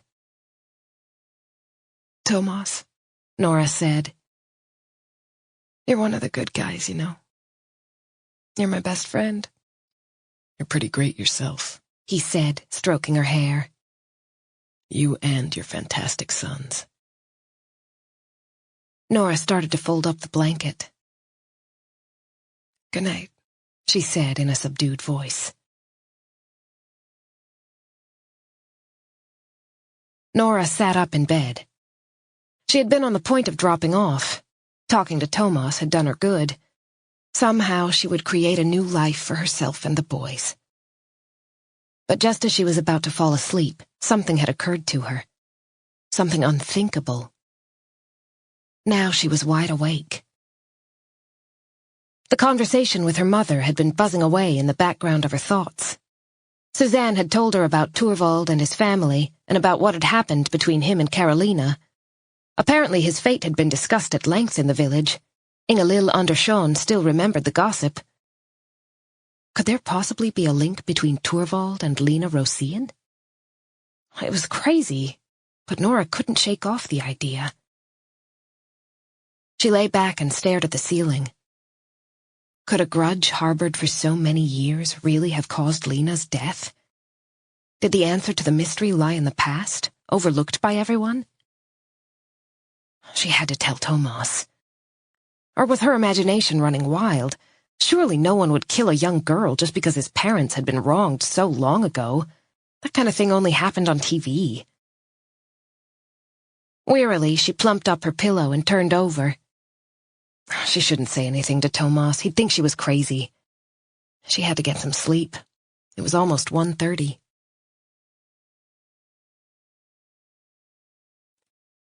Sandhamn, 1928. Torvald had been saving money for weeks. He used any spare time he could find to run errands for the summer visitors and earn a few öre. He had fetched water, carried luggage, whatever was needed. He had done his best to avoid both Gottfried and Carolina. Every time he was given a coin, he put it in a little leather pouch that he kept hidden away in the boathouse, tucked into a corner so no one would find it.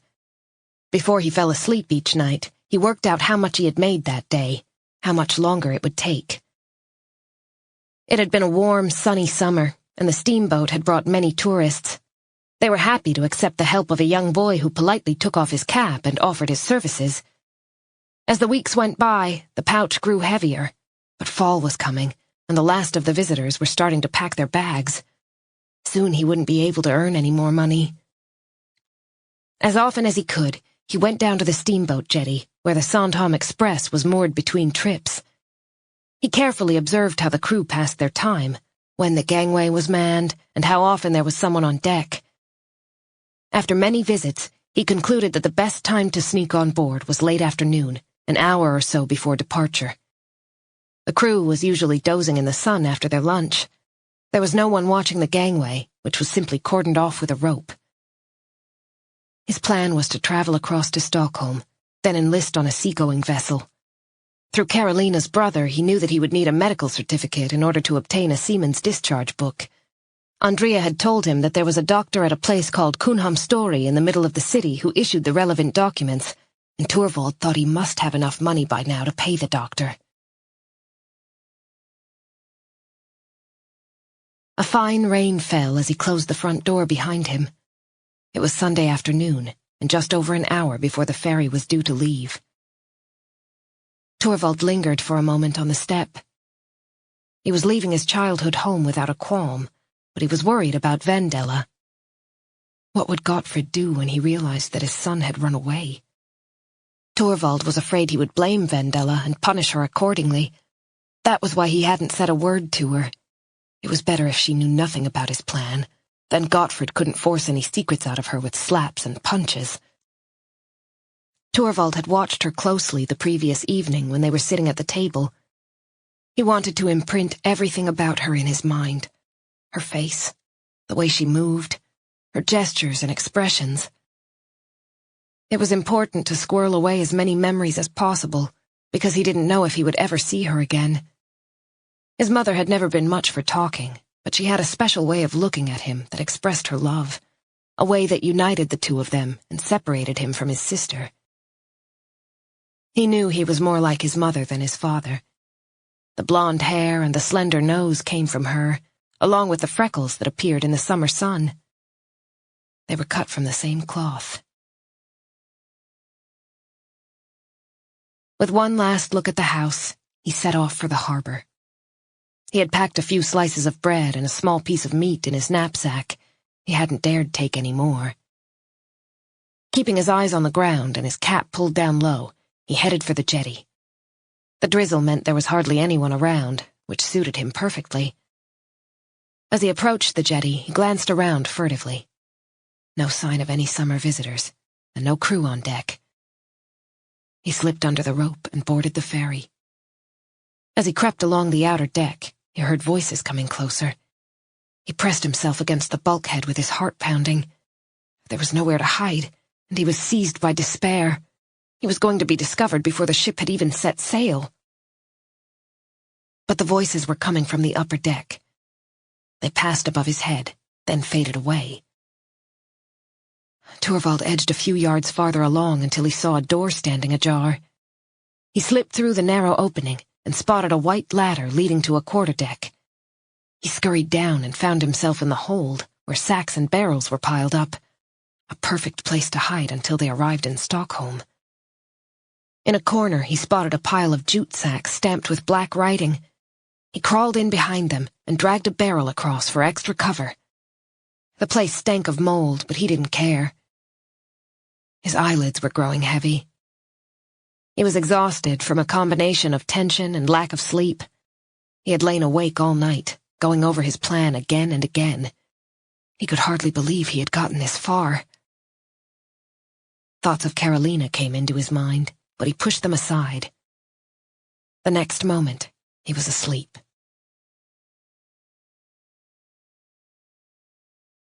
Torvald was woken by a bucket of cold water being emptied over his head. Instinctively, he raised an arm to protect himself. Then he heard a man's voice.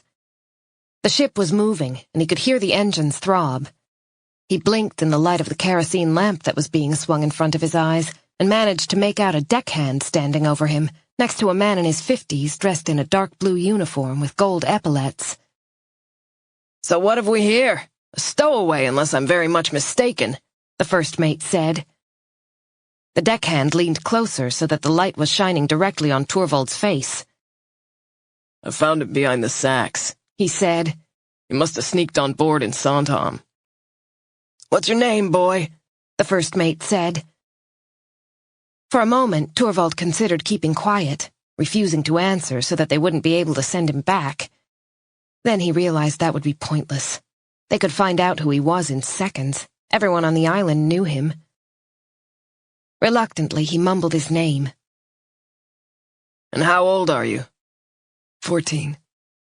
"Have you run away from home?" Torvald's throat constricted. He nodded. "Do your parents live on Sandhamn?" Yes.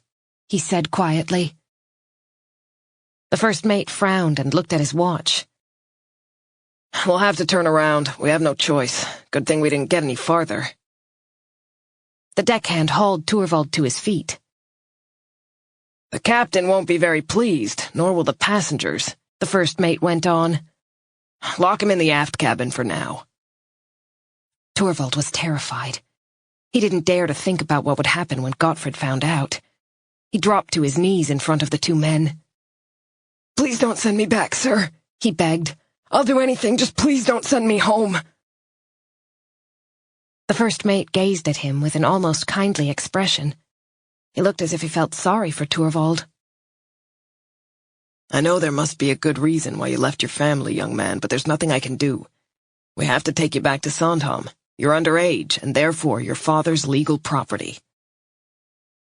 He turned and began to climb the ladder. The deckhand grabbed Torvald's arm and pushed him toward a door a few yards away. He opened it and shoved Torvald roughly into the empty cabin. "Stay there and behave yourself." Chapter 46. Saturday, March 3rd, 2007. By the time Thomas came downstairs, it was almost 8:30 in the morning. A quick glance into the living room revealed two small figures in front of the TV, still in their pajamas. They were totally absorbed in watching Japanese anime. There was a wonderful smell coming from the kitchen. A plate of freshly baked scones. Butter, cheese, and marmalade had also been set out. Nora smiled as he ducked to avoid the low beam over the doorway. He had banged his head on it countless times, as did anyone over 6 feet tall. The kitchen was the oldest part of the house and had completely different proportions and angles from the rest. So far, Thomas hadn't managed to get through a summer without at least one bump. There was no sign of yesterday's tears. Nora's freshly washed hair was still damp, and she looked rested. "I hope you slept well," she said. "Tea?" "Please." Thomas had had an excellent night's sleep. He almost always did in the archipelago, he thought. It was so peaceful out here. No cars honking outside the window, almost no noise at all. And he'd been extremely tired. He sat down, helped himself to a scone, and slathered on a generous amount of butter and marmalade. He suddenly realized how hungry he was. The first scone disappeared in seconds, and he reached for another. Nora poured tea into a pale blue mug, then sat down opposite him. She ran her finger around the rim of her own mug. "Listen, thanks for yesterday," she said quietly. "I'm sorry I fell apart like that." She looked down at the table, clearly embarrassed. Her hair fell forward, hiding her face. You don't need to apologize. I feel much better today, actually. I promised to stop crying my eyes out from now on. She glanced up with an apologetic smile. "I've cried all over you much too often in recent years. You must be seriously sick of it." Thomas shook his head. Nora had had some tough times, and they'd been friends for a long time. He was happy to provide a shoulder to cry on when necessary. But tears didn't solve anything. He knew that from bitter experience. He wanted to see the fighter in her. She just needed to get mad and stand up for herself. Just as long as you don't give up. You can't let Henrik and his mother walk all over you. I know. Her expression was serious and determined. I promise I'll pull myself together. Good. Delicious scones, by the way. How early did you have to get up to make them? Oh, they're just from a mix. What are your plans for today? I'm going back on the first ferry. I need to get to the station as soon as possible. Do you think Ingrid Osterman was murdered too? Thomas shook his head. All signs point to her taking her own life. The bedside table was full of pills, enough to kill a horse according to the forensic tech. Nora sighed. Oh, poor Ingrid. And poor Bengt. I actually saw them at the restaurant the day before yesterday. They were fighting. To be more accurate, he was being vile to her. Wonder if that was the straw that broke the camel's back. Yeah, he mentioned something about that. He yelled at her, told her to stop whining. She seemed really unhappy. It's terrible to think that she went home and took an overdose that night. Margit spoke to her the other day. She said Ingrid had been suffering from severe depression. Outside the window, the snow had begun to fall once more, big fat flakes blowing against the glass in flurries. An old birch tree in the neighbor's garden swayed in the wind, and the magpie's nest on one of the branches ended up at a worrying angle. Thomas took yet another scone. With one hand, he swept up the crumbs scattered across the table, making it wobble alarmingly. Might be time to buy a new kitchen table, he said. Nora smiled. One of the legs is a bit loose. Henrik tightened the screws last summer, but they must need it again. I'll do it later. Thomas finished the last of his scone and got to his feet. If you find me a screwdriver, I'll do it now. He had just finished the job when his phone rang. He recognized the number and the voice. It was Saxon from the forensic lab in Solna. The pathologist got straight to the point. I've made a discovery. I don't know if it's important, but I wanted to give you a heads up. What is it? Well, I've carried out a number of tests since we last spoke, and it seems as if Lena Rosian's arm has been frozen more than once. I don't understand. Well, the cryogenic state was interrupted, Saxon explained. If my observations are correct, the arm was deep frozen, then returned to room temperature, literally thawed out, then frozen again. Okay. It's kind of like taking chicken thighs out of the freezer, thawing them out, then putting back what you don't use, Saxon added. Do you have any idea what this might mean? Thomas asked, shaking off the unfortunate comparison. No, that's your job. I guess you could check with the Met office, get a detailed breakdown of the fall and rise of the outdoor temperature over the past few months. That might help you work out when the arm was actually buried. Saxon cleared his throat. I don't suppose any further remains have come to light yet? I'm afraid not. Bummer. Thomas recalled his conversations with Staffan Nilsson, standing by the hole in the forest where the arm had been found.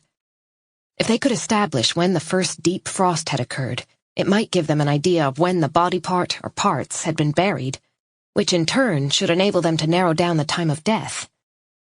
Thomas wondered in passing whether Jakob Sandgren had been on Sandhamn in late November or December. He would ask when they spoke to him later. A terrible question was still going around in his head. Had Lena Rosian been killed on the night she disappeared, or had she remained alive for some time? Could they have found her alive if they hadn't given up so easily? Well, the cold weather arrived late, He said slowly. Since then, the temperature has stayed below freezing, I think. Or did we have a thaw for a few days? Oh, I can't remember. We need to check. Before Christmas, we only had the odd cold night. Would that be enough for the arm to freeze, then thaw again? Hard to say, given that it was buried. How quickly does the frost penetrate the ground? I'm guessing it could still be above freezing down there, even if the air temperature is below. Then again, it also depends how deep the arm was buried. Not very deep, Thomas said. That's why the predators were able to get at it. Saxon sighed. Well, I'm no weather expert. You need to speak to a meteorologist or geologist if you want to be sure. Anyway, that's what I wanted to tell you. Let me know if you find any more remains. Will do. By the way, I'm going to take a look at that woman, Ingrid Oosterman, this afternoon, even though it's the weekend, so you won't have to wait too long. Nora had cleared away the breakfast dishes while Thomas was on the phone. The forensic pathologist, he said. So I gathered. I hope it was okay for me to listen in. Thomas waved his hand. It's fine, but you know how it is. Just keep whatever you heard to yourself. Sandhamn, 1928. As they approached the steamboat jetty, Gottfried was waiting. The sight of that tall figure in a black coat made Torvald's stomach turn over. He looked around in a last desperate attempt to find a way out. If the deckhand hadn't been holding his arm so firmly, he would have thrown himself into the sea.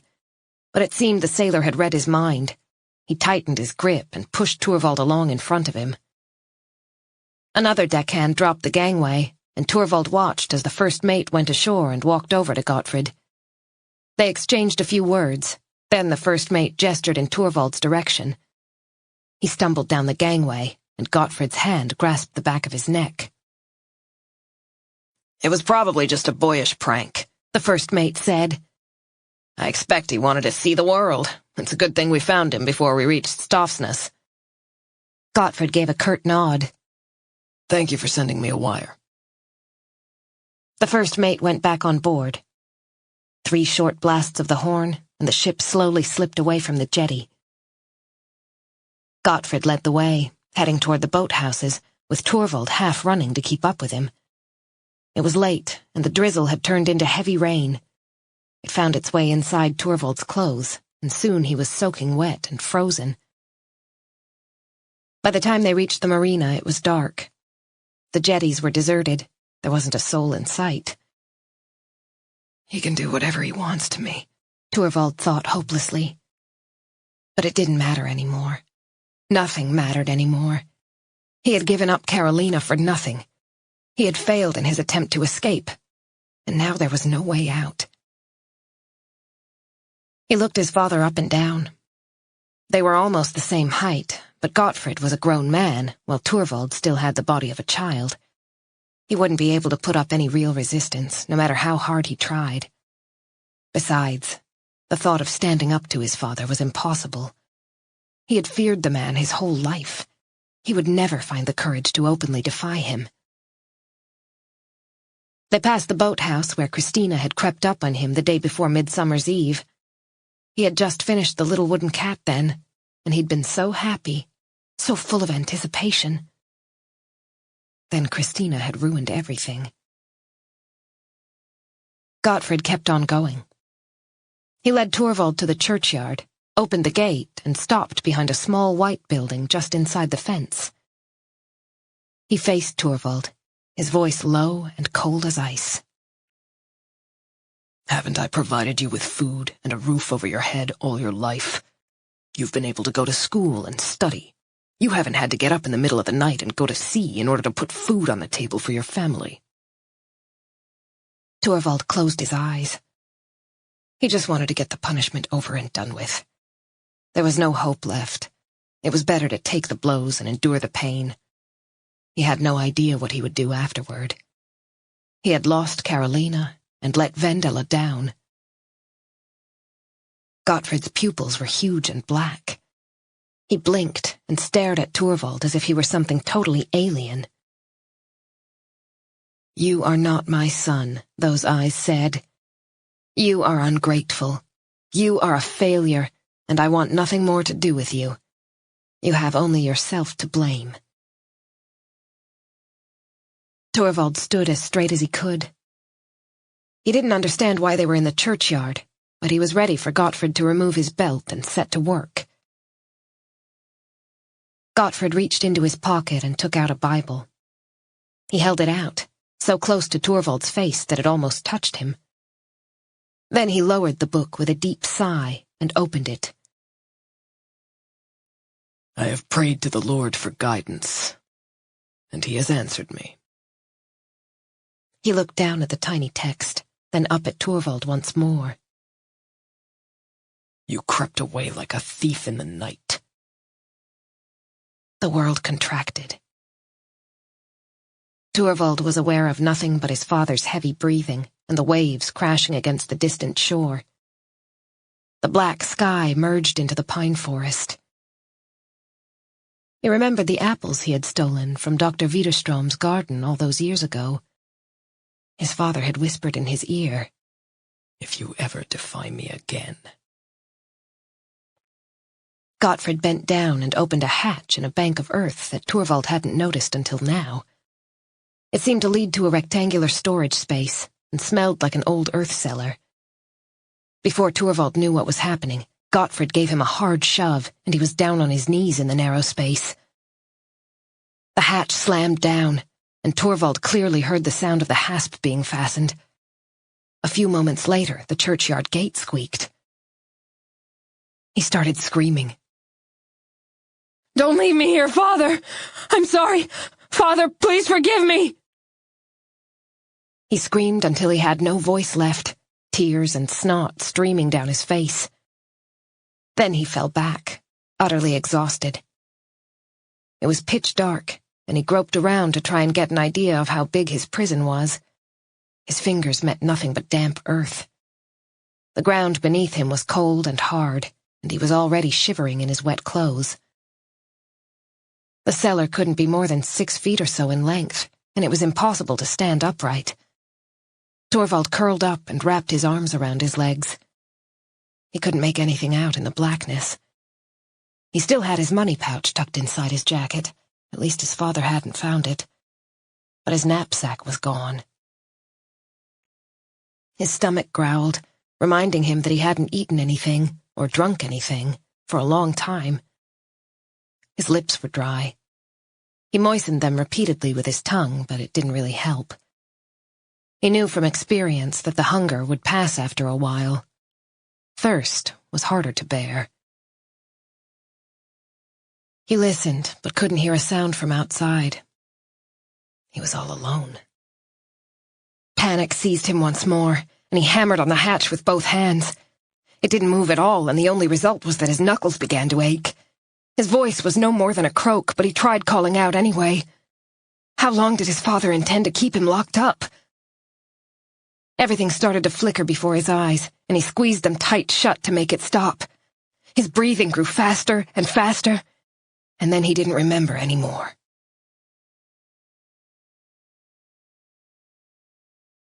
When Torvald woke up, light was seeping in through the narrow gaps in the hatch. It took a few seconds before he remembered where he was, still locked in the earth cellar in the churchyard. A new day had dawned, so he must have slept for a few hours. His father had never left him this long before. Sometimes he'd been punished by being shut in the boathouse, but usually just for a few hours. He'd never spent a whole night in there. He hoped his father would come back soon. He was desperately hungry and thirsty. His stomach had contracted into an aching ball. Once again he looked around in the faint light. He had been right in his estimation of the cellar's size, and he was surrounded by packed earth and sand. Tears blinded him. He clenched his fists in an attempt to control himself, but immediately opened them again. His knuckles were sore from banging on the hatch last night, and now both hands were throbbing. He let his head drop onto his knees. Father would be here soon. He had to be. Torvald would beg him for forgiveness and promise to make up for what he had done. He would never, ever run away again. He would promise anything, just as long as his father let him out. A little voice inside whispered that no one could save him, that Gottfried would never come. Vendela might still think he was gone, that he was far away. Surely Father couldn't leave him locked up forever. Chapter 47. Thomas glanced at his watch. High time he set off. The first ferry was due to leave in half an hour. Nora cleared her throat. I wanted to ask you a question. Yes? Don't laugh, but something occurred to me when I heard you on the phone. Okay. Thomas settled back onto his chair and waited. What if... Nora broke off, looking embarrassed. What if the arm thawed out because the body parts were transferred between different places on the island? Thomas was paying close attention. Nora had good instincts and had made helpful observations several times in the past. It was partly her legal training, he thought. She'd been taught to think logically, analytically, like police detectives were. It was no coincidence that a law degree was required for the highest ranks on the force. What do you mean? Nora ran a finger over the candlestick in the middle of the table. I wondered if the killer might have hidden the body parts at home while he waited for everything to settle down. But where would he have hidden them? Well, in the freezer, maybe? In the freezer? It's possible.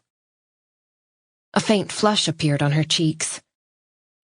If you put the parts in plastic bags, you could stow them in a freezer and leave them there for a while.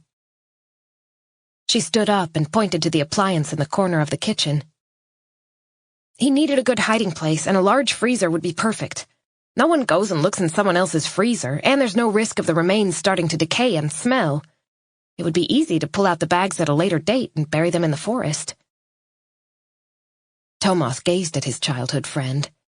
There was no mistaking her conviction. The ground must not have been frozen when he moved them, Nora went on, since that would have made it impossible to dig. So the arm thawed out after it had been buried, then the temperature dropped and it froze again. The expression on Thomas's face made it clear that he wasn't convinced. Yeah, but... Nora was having none of it. My theory also explains why the body was dismembered. You can't store a body in a freezer unless you chop it up. She was almost pleading with him.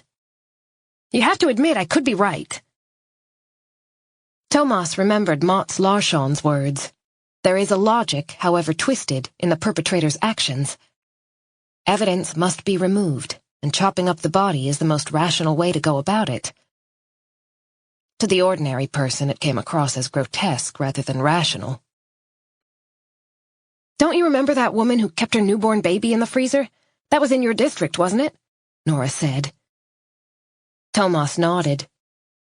The case of the mother in Gustavsberg who had killed her twin babies immediately after their birth, then kept one in the freezer, had been bizarre. She was arrested after the body of the other baby was found in the forest. There you go. If you can hide a baby, you can hide a dismembered body. Most people out here have great big freezers, especially if they hunt or fish. Thomas linked his hands behind his head and thought for a moment. Funnily enough, I saw a huge freezer yesterday at the Oostermans. Nora took a sharp breath. Bengt and Ingrid? Yes. Thomas, I need to show you something. She went into the living room and returned with several black notebooks. Thomas raised his eyebrows. What's this? I found them in Aunt Sina's desk. They're diaries written by Carolina Brand, Sina's aunt, when she was a young girl. Okay, so? She writes a lot about the Oosterman family. Carolina was very taken with a boy named Torvald, who had a sister called Christina. I asked Mom if she knew the story, and she told me that Torvald was Bengt Oosterman's father. Thomas had no idea where this was going.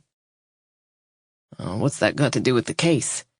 Torvald and Christina's father Gottfried seems to have been a nasty piece of work who abused both his wife and son, while his daughter could do no wrong.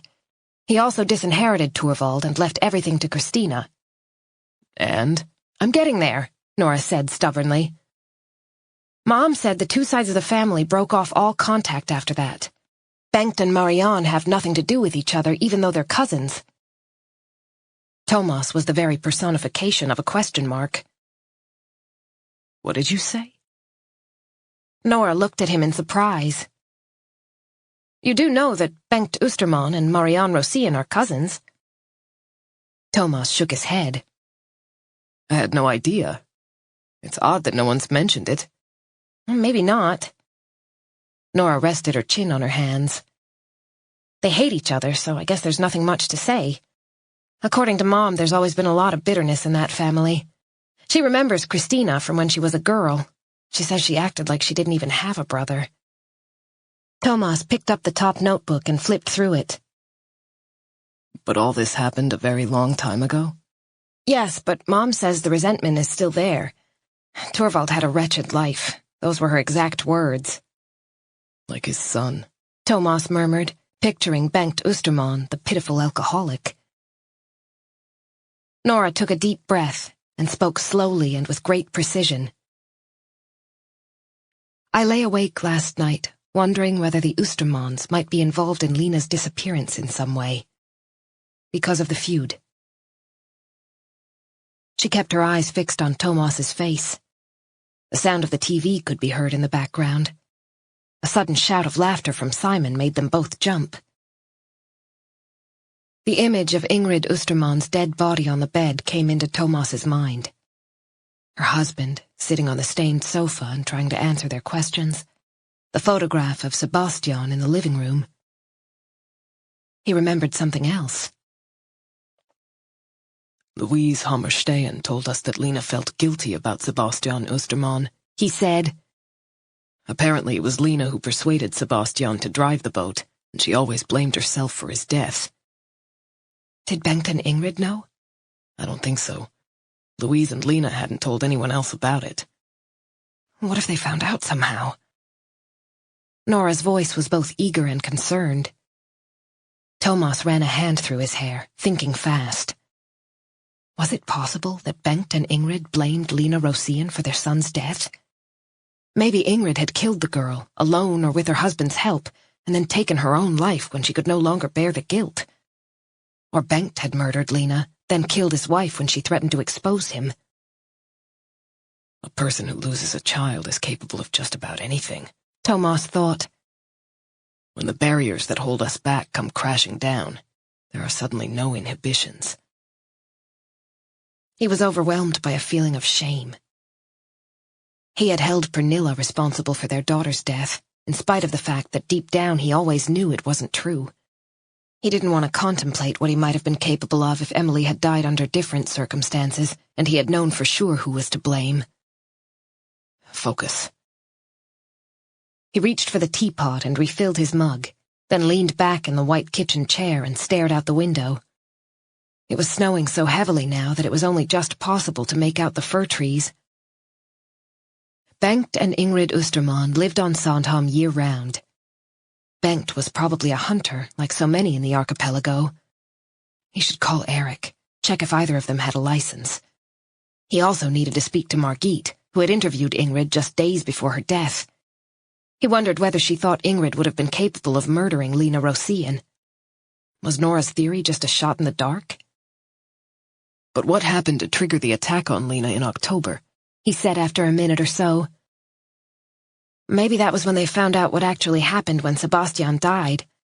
The old grudge against Lena and her family was stirred up, and when they saw her in Sandhamn that weekend, they decided... Nora didn't need to finish the sentence. Thomas made a decision. I'll call the psychologist who's working with us, see what he thinks about your hypothesis.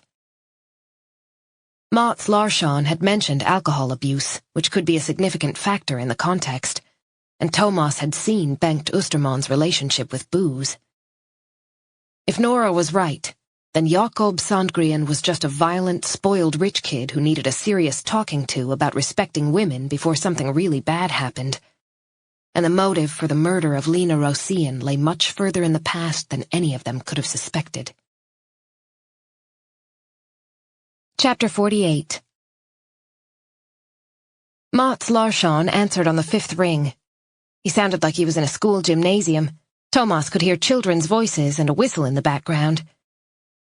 He briefly ran through the conversation he had just had with Nora and explained about the family feud and Torvald being cut out of his father's will. Is it possible that someone could still feel so bitter they decide to take their revenge like this? You said the Ostermann's son died a couple of years ago? Yes, he drowned in a boating accident. He got trapped under the hull when the boat flipped over. Thomas could still remember the ghostly silence after the collision with the rib in the middle of the night, followed by the panic-stricken screams of the kids struggling in the water. And now the son's second cousin has been murdered. Did she have any siblings? No, she was an only child. So both cousins have been left childless within a few years. That's right, Thomas said. There was silence as Mats Larsson thought things over. Thomas paced up and down in the kitchen. Nora's theory seemed kind of far-fetched, but too many things made sense for him to dismiss it out of hand. Once again, he pictured the dead woman in the bedroom, the unkempt man who stank of booze, the rough hands grasping the bottle of vodka. Had his wife killed herself because she could no longer live with the truth? Or had those pills been forced down her throat? The line crackled as Larsson began to speak. It's difficult to comment without having met the individuals in question, of course, but from a purely theoretical point of view, your friend could be onto something. It sounds as if a kind of balance, however absurd that sounds, has been achieved between the two warring branches of the family. Thomas listened, almost holding his breath. The combination of an old grudge, overwhelming grief, and large quantities of alcohol can certainly trigger the rage of a presumptive killer. That's all I can say without more information, but I think you should follow up. It's definitely worth a closer look. Thanks, Thomas said. That's exactly what I needed to know.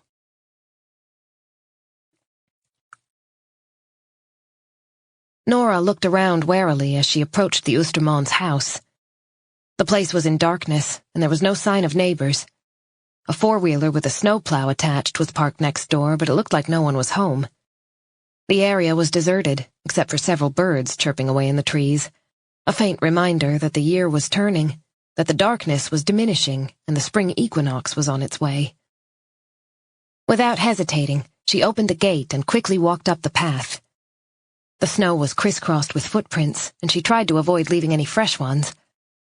Where was Bengt Ostermann? It was just after 11. He might still be passed out drunk in bed. Nora had no wish to be confronted by an angry Bengt Ostermann wondering what the hell she was doing. It was bad enough that she'd crept away while Thomas was on the phone. She had mumbled something about buying milk and slipped out of the house. It couldn't do any harm, she told herself. Just a quick look. She pulled up her hood and once more she scanned the area. Nothing. The shed Thomas had mentioned wasn't locked. She pushed open the door and slipped inside. The freezer glowed white in the half-light.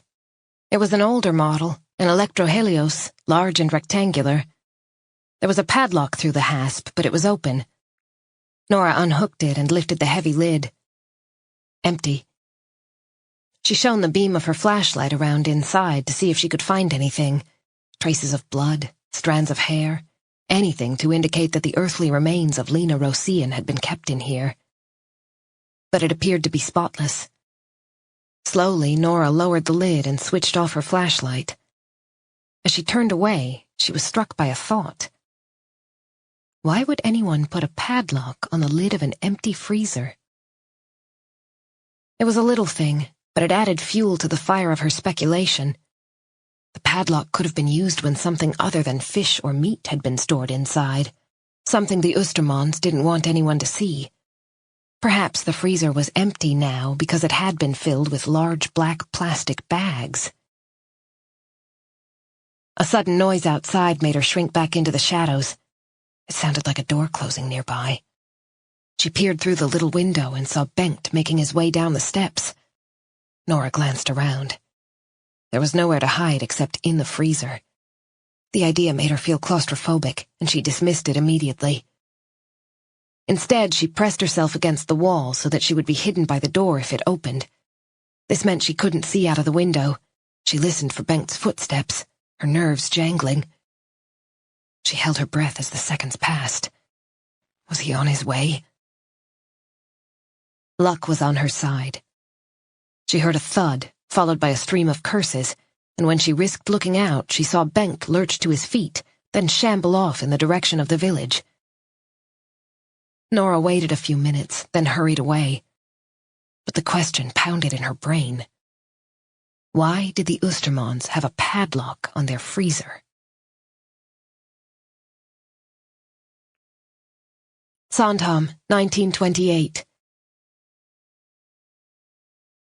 Torvald! Are you there? The voice woke him. He thought maybe he was dreaming, but then he heard it again. Torvald! Are you in there? He tried to answer, but managed only a hoarse croak. His throat was so dry that no words would come. His tongue was stuck to the roof of his mouth. Torvald? He tried again with the same result.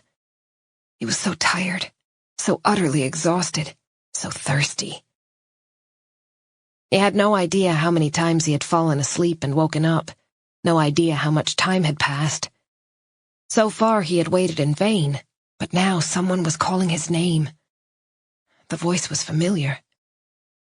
Arvid! Arvid had found him. He had to make a noise to stop his friend from walking away. Laboriously, he crawled over to the hatch and tried to bang on it, but he was too weak. His hand refused to obey, so he grabbed his wrist with the other hand to try to increase the impact. Still no good. He slumped to the floor. Arvid mustn't walk away.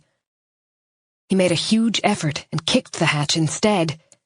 It moved only a fraction, but it was enough. Are you in there, Torvald? It's me, Arvid. The relief was indescribable. Arvid had heard him. It's padlocked. I need to go get some tools. I'll be back soon. Don't go, Torvald wanted to yell. Don't leave me here. Instead, he curled up in a ball, closed his eyes, and gave himself up to the darkness.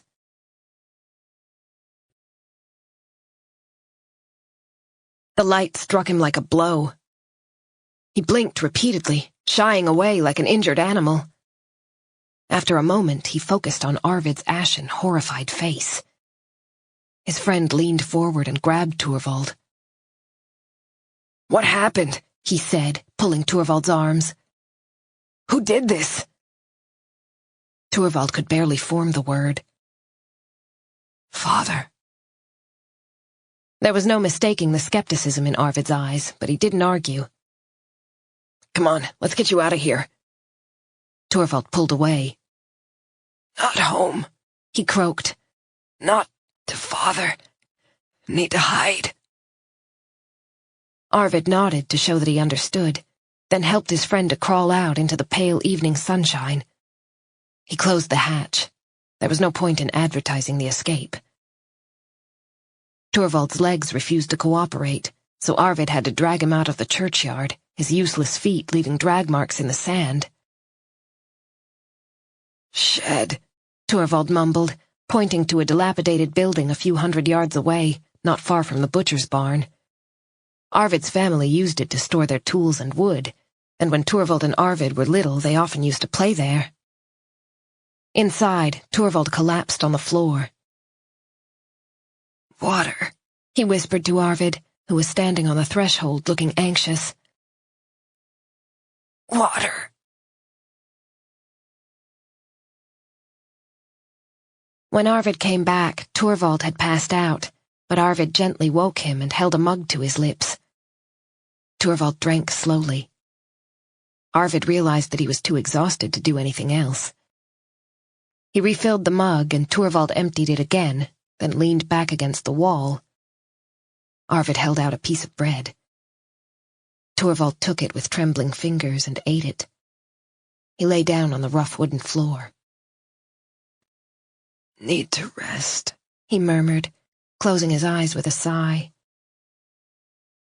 Arvid didn't know what to do. Something terrible had happened to his friend, but he found it hard to believe Gottfrid could do this to his own son. The villagers had searched the whole island for Torvald. People said he must have run away, and Arvid was disappointed that he hadn't confided in him. He had seen the bruises on Torvald's body with his own eyes when they went swimming, as well as the scars from the belt. Torvald had been in bed for a week around midsummer, and from the fear on Vendella's face, Arvid had realized it was serious. There were plenty of rumors in the small community about Brother Gottfrid's approach to disciplining his family. On more than one occasion, Arvid had heard his mother quietly discussing with the other women what went on in Torvald's home. They always stopped talking if they caught him listening. He knew that Gottfrid sometimes locked his son in the boathouse, but when he had checked this time, the place had been empty. He still didn't want to believe that Torvald had run away without telling him. By pure chance, a school friend mentioned that he'd seen Gottfrid leading Torvald toward the churchyard on the evening when Torvald was supposed to have run off. That's when Arvid had started searching for his friend. He fetched a blanket and tucked it around Torvald, who was fast asleep in spite of the hard wooden floor. His face and clothes were filthy, and one arm was badly scratched. Arvid trusted Torvald. They had been best friends ever since they'd started school. No matter how crazy it sounded, he couldn't believe Torvald would lie about his own father. He shook his head. No. If there was anyone in that family who was a stranger to the truth, it was Christina. Torvald let out a whimper and turned over. Arvid adjusted the blanket and sat down beside him. How long had Gottfrid intended to punish Torvald by keeping him in that dark hole without food or water? Arvid wasn't sure who to turn to. Vendela? No, that was too dangerous. Gottfrid might be able to force her to tell him whatever she knew, and there was a considerable risk that he would track Torvald down and do something even worse to him next time. Gottfrid's legal power over his son was absolute. Until Torvald came of age, no one could intervene. Arvid didn't dare tell his own parents what had happened. They would simply insist that Torvald must go home and accept the consequences. Arvid couldn't begin to imagine what those consequences might be. As Torvald slept, Arvid concluded that he had to help his friend to leave the island for good. There was no other way. Chapter 49. It had taken almost 4 hours to get a dog team over to Sandhamn. Nora had run back home and told Thomas about the empty freezer and the padlock. She did her best to convince him that the situation warranted further investigation. Thomas knew that police dogs could track with eerie precision even things that most experienced CSI technicians couldn't. They were trained to pick up the scent of dead bodies and the fluid secreted by a corpse, and could sniff out astonishingly small traces. If they found anything in the Oostermans freezer, it would provide strong evidence. He had watched the dogs at work and was impressed all over again with each successful discovery. It was Saturday, so he couldn't contact the dog handling unit directly, but after some negotiation, he managed to convince the duty officer that he really did need a human remains detection canine, or what the tabloids carelessly referred to as a cadaver dog. Then he got a search warrant for the Oosterman house. That also took some doing, but finally everything was in place. He couldn't shake the idea that Bengt and his wife might have lost control one rainy November night. The interview with Jakob Sandgren would have to wait. On the helipad outside the Sandhamn Inn, it was almost 3 in the afternoon.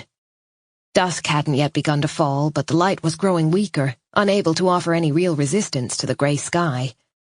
It had stopped snowing, and the trees were framed in white by the flakes that had settled on their sprawling branches. Thomas waited impatiently. The bitter cold crawled under his skin, and he shivered.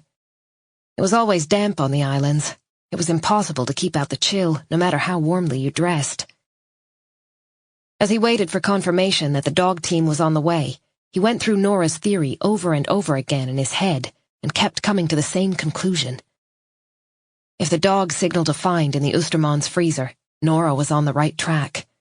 In which case they would have to call in the CSI team and turn the whole place upside down. Bring Bengt Oosterman in and push him hard. If not, they had Jakob Sandgren. He was still a prime suspect.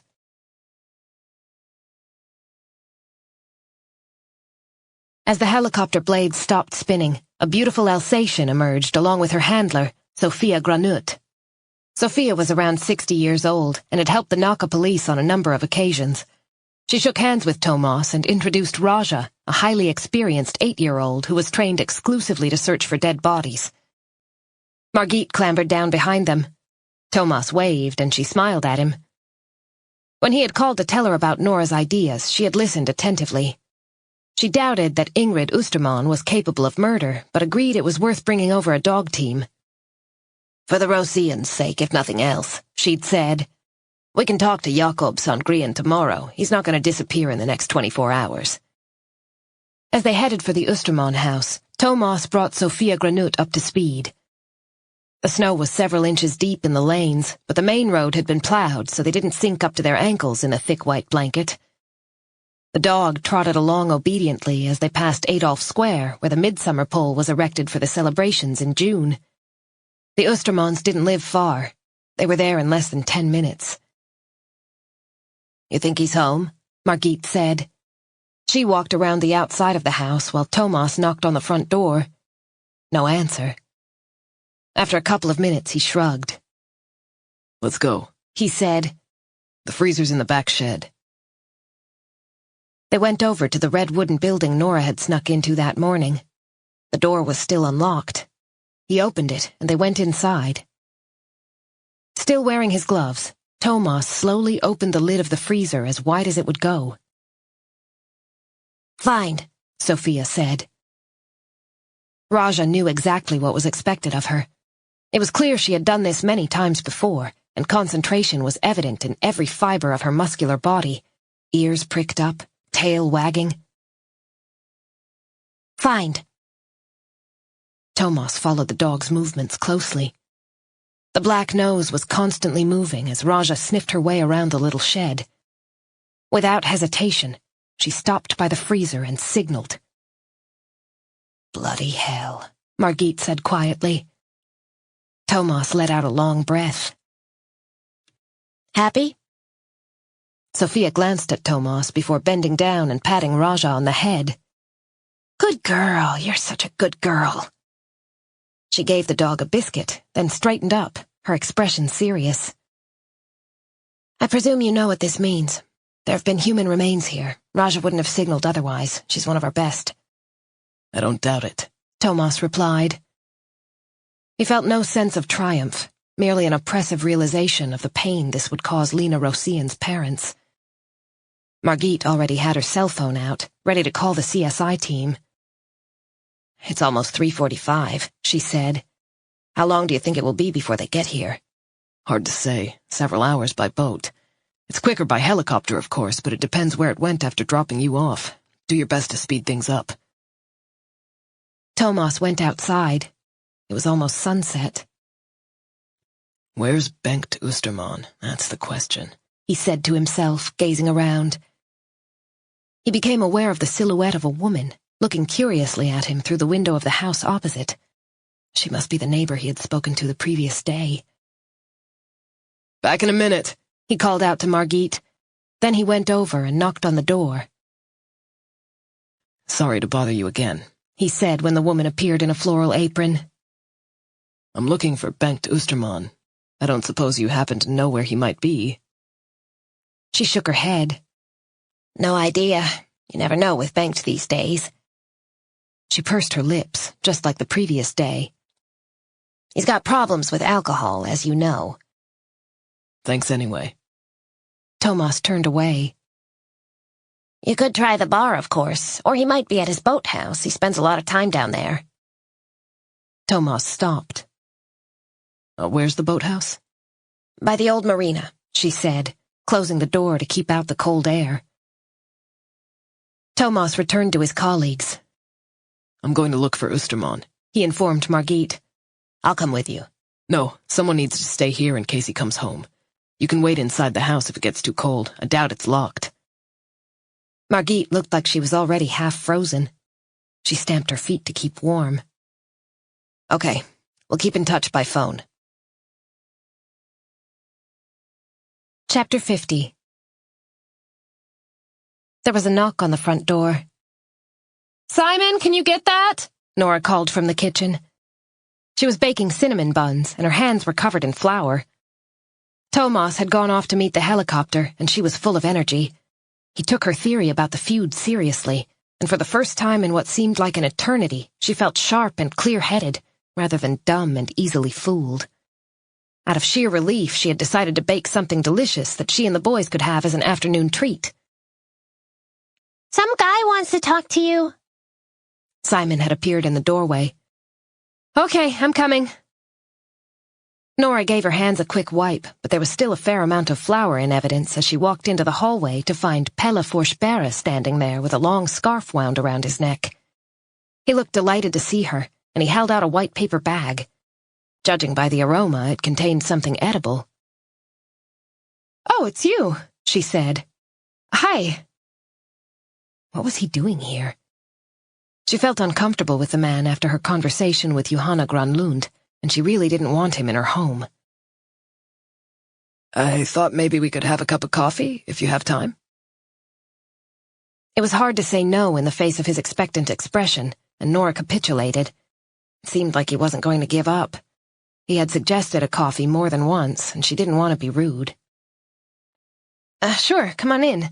But I have to warn you, I'm in the middle of baking, so the kitchen is a mess. Oh, you should see my place, he said cheerfully. It looks like a bomb went off.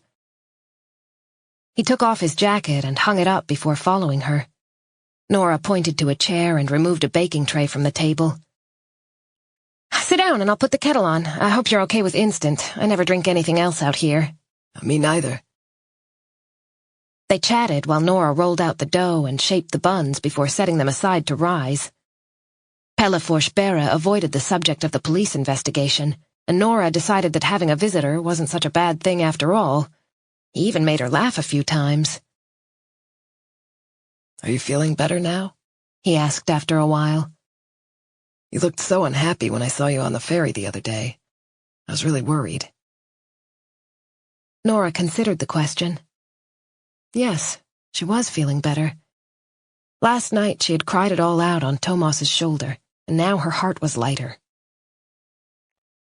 She got out 2 cups and poured the coffee. Inside the bag Pelle had brought, she discovered 3 Danish pastries, which she arranged on a plate. She sat down and took a big bite from the one with the biggest golden yellow center. Oh, definitely sinful, but she promised herself that she would be extra careful with her insulin later. That's delicious, she said with her mouth full of pastry. Pelle laughed. Glad to hear it.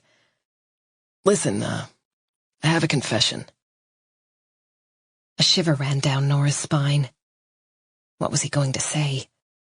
There was something shady about him. She had known it all along. Her smile froze on her lips, and she looked at him warily. I came and knocked on your door the other night. I saw the light was on, and I wanted to offer you a glass of scotch. Nora sat up straight. I was terrified, she exclaimed. I thought someone was trying to break in. I'm so sorry. I didn't mean to scare you. I didn't realize how late it was until after I knocked. When no one answered, I assumed you'd gone to bed. He shook his head.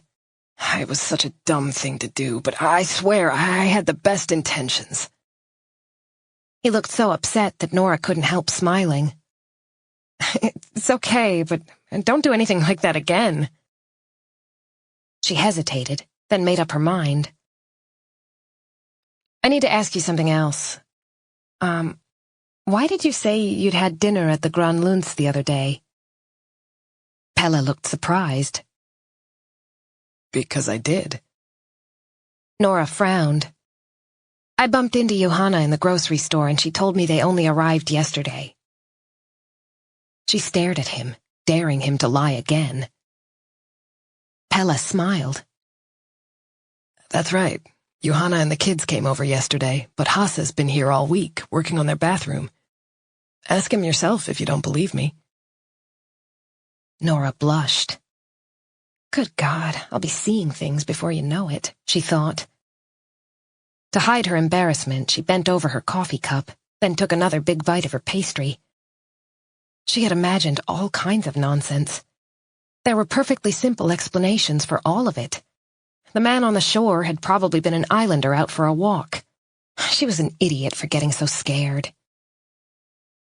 Pella's expression was sympathetic. It's fine, Nora. And really, feel free to talk to Hasse if you like. Nora shook her head. There's no need. She mustered the courage for one final question. She had already made a fool of herself. It could hardly get any worse.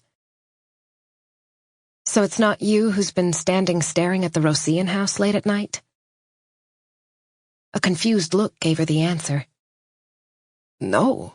Why the hell would I do that? He smiled disarmingly and took a sip of his coffee. Nora was still embarrassed, but the smile made her feel better. The timer rang, and she got up to brush the buns with egg wash before putting them in the oven. If it wasn't Pelle Forsberg she'd seen, then who was it? She tried to picture the figure more clearly. Could it have been poor Ingrid Osterman, standing there like an apparition and wishing she could turn back time and prevent what had happened? Nora opened the oven and slid the baking tray inside. It might have been Ingrid, but it no longer mattered. She was dead now, and soon a cadaver dog would tell them whether Lena Rosén's dismembered body had been stored in her home or not. Pelle cleared his throat. This is really nice. Maybe you'd like to come over to my place for coffee sometime? Nora turned to him. His openness was touching. Why not? Chapter 51. The gray twilight had enveloped the countryside. The snow muffled every sound, and the landscape lost its definition as the sharp corners of the buildings blurred into their surroundings.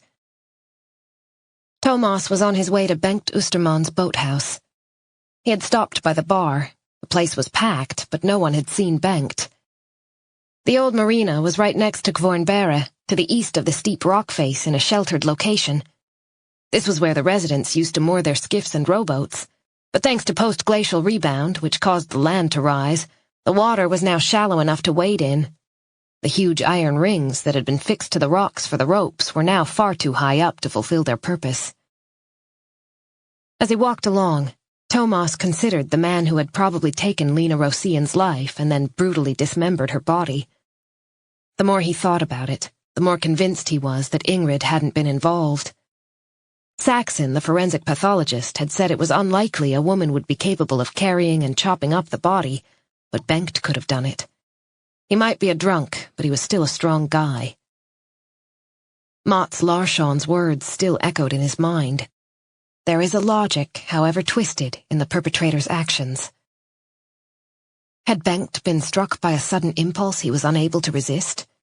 Or was his father's bitterness so deeply embedded within him that he had simply been biding his time? He might even believe that what he had done was justified. It started snowing again, and visibility worsened. Thomas sped up. When he reached the marina, there was no one in sight. The place seemed totally deserted, but then he noticed footprints leading to the jetties and then veering off toward the boathouses down by the water. He looked all around and listened for the sound of human activity, but all he could hear was his own breathing and the whistling of the wind. The rocks were slippery, and he edged forward with care. If the snow gave way, it'd be a nasty fall. Suddenly he smelled smoke. He squinted through the falling snow and saw the glow of a cigarette. Bengt Osterman was standing on the thick ice next to one of the jetties. He looked at Thomas as if he had been expecting him, as if he had decided to weather the bitter cold until someone came to find him. I have some questions about Lena Rosén, your cousin's daughter, Thomas began. Bengt took a drag on his cigarette, and for a moment the glow illuminated his harrowed features. A muscle was twitching at one corner of his mouth. Thomas moved a little closer. Where were you on the night she disappeared? The man on the ice still hadn't said a word. I think you met Lena on her way home from Trouville, Bengt. I think you lost control. Bengt Oosterman opened his mouth. I strangled her, he said. The knowledge that he had reached the end of the road was clearly visible in his eyes. Thomas moved even closer, very slowly, so that he wouldn't frighten the lone figure. He slipped and almost fell, but regained his balance at the last minute. She was biking down the Trouville road. Bengt went on in a monotone. It was late, dark and stormy. I was just taking the dog out for a few minutes, but I'd had a lot to drink. Too much. What happened? She got off her bike and started going on about Sebastian. She said it was all her fault. If she hadn't asked him to drive the boat, he would still be alive.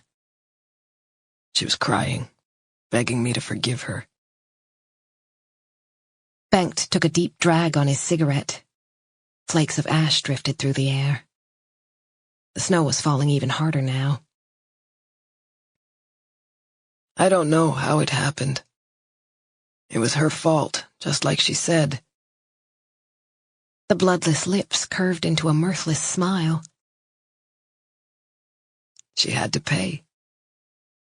Why should she live when my son was dead?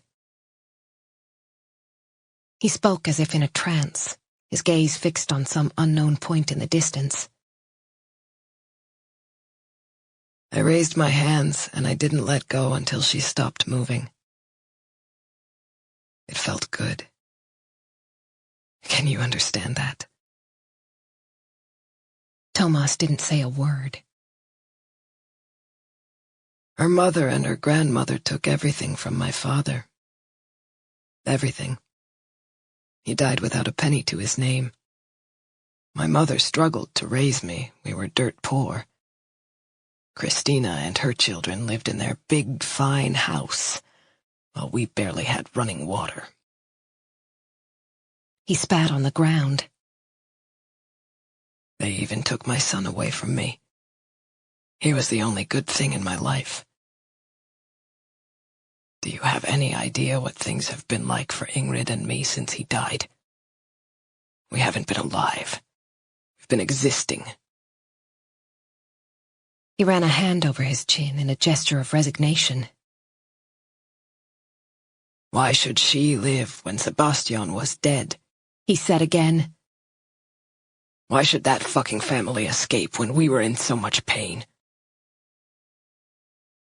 The silhouette of the windbreak was just visible behind him, the bare wooden poles resembling an old-fashioned pillory. It looked as if they were swaying, although in fact they were firmly embedded in the concrete jetty. Thomas realized that Bengt was inaccessible, lost in a world of his own. The burning passion in his eyes when he talked about what he had done was evidence of an incomprehensible madness. In Bengt's mind, he had been perfectly justified in taking the life of his cousin's child. An eye for an eye, a tooth for a tooth. Then what? Bengt waved his hand. I had to get rid of the body. Couldn't just leave her there in the middle of the road, so I thought I'd take her home. Take her home? I had to hide the body, put it in the freezer. But it wouldn't fit. So you cut her up? Yes. Just for a second, something like fear passed across his face. I hunt, so I know how to deal with a carcass. Where did you do it? I broke into the Grunberry's woodshed. It was you who set the fire. Bengt nodded. Covered the traces. Then I put the bags in the freezer at home. Thomas pictured him carrying the sacks home in the middle of the night and packing them into the freezer. An involuntary shudder ran through him. Weren't you worried that Ingrid might suspect something? No. She didn't ever go in the shed, but I put a padlock on the freezer just in case. And then you moved the body parts. Bengt nodded again. After a month or so, I buried them in different places all over the island. I couldn't have them at home anymore. Didn't feel right. Thomas asked a question that had been bothering him from the start. Why did you go to the trouble of burying them? Why didn't you just take them out to sea and throw them overboard? Bengt took a final drag on his cigarette, then threw it down. This was where it all started. On Sandhamn. Ashes to ashes, dust to dust. I returned her to where she came from. Thomas shuddered again. The man in front of him wasn't in his right mind. Did you murder your wife, too? He asked, stepping forward until there was no more than 6 feet between them. Bengt shook his head, and for the first time he betrayed something that looked like sorrow. I don't think she could go on any longer. She probably suspected. Found my blood-stained clothes from that night, put 2 and 2 together. But we never talked about it. Never. A hint of pride crept into his voice. I think she knew I had to avenge Sebastian. Maybe she thought I did the right thing. To be on the safe side, Thomas slowly drew his service revolver, keeping it hidden behind his back. As I'm sure you realize, you have to come with me, he said. You'll also have to show us where you buried the other parts of Lena's body. A bark of laughter. For the sake of her poor parents, you mean? To ease their suffering? Never. They can suffer. Dig up the whole island, you'll get no help from me. Another mirthless laugh, and Thomas recoiled. It was Lena's own fault, and the fault of her fucking mother and grandmother. They started the whole thing. I just finished it. Christina and her family have only themselves to blame. He spat again. It's not my fault things turned out this way. I am not to blame.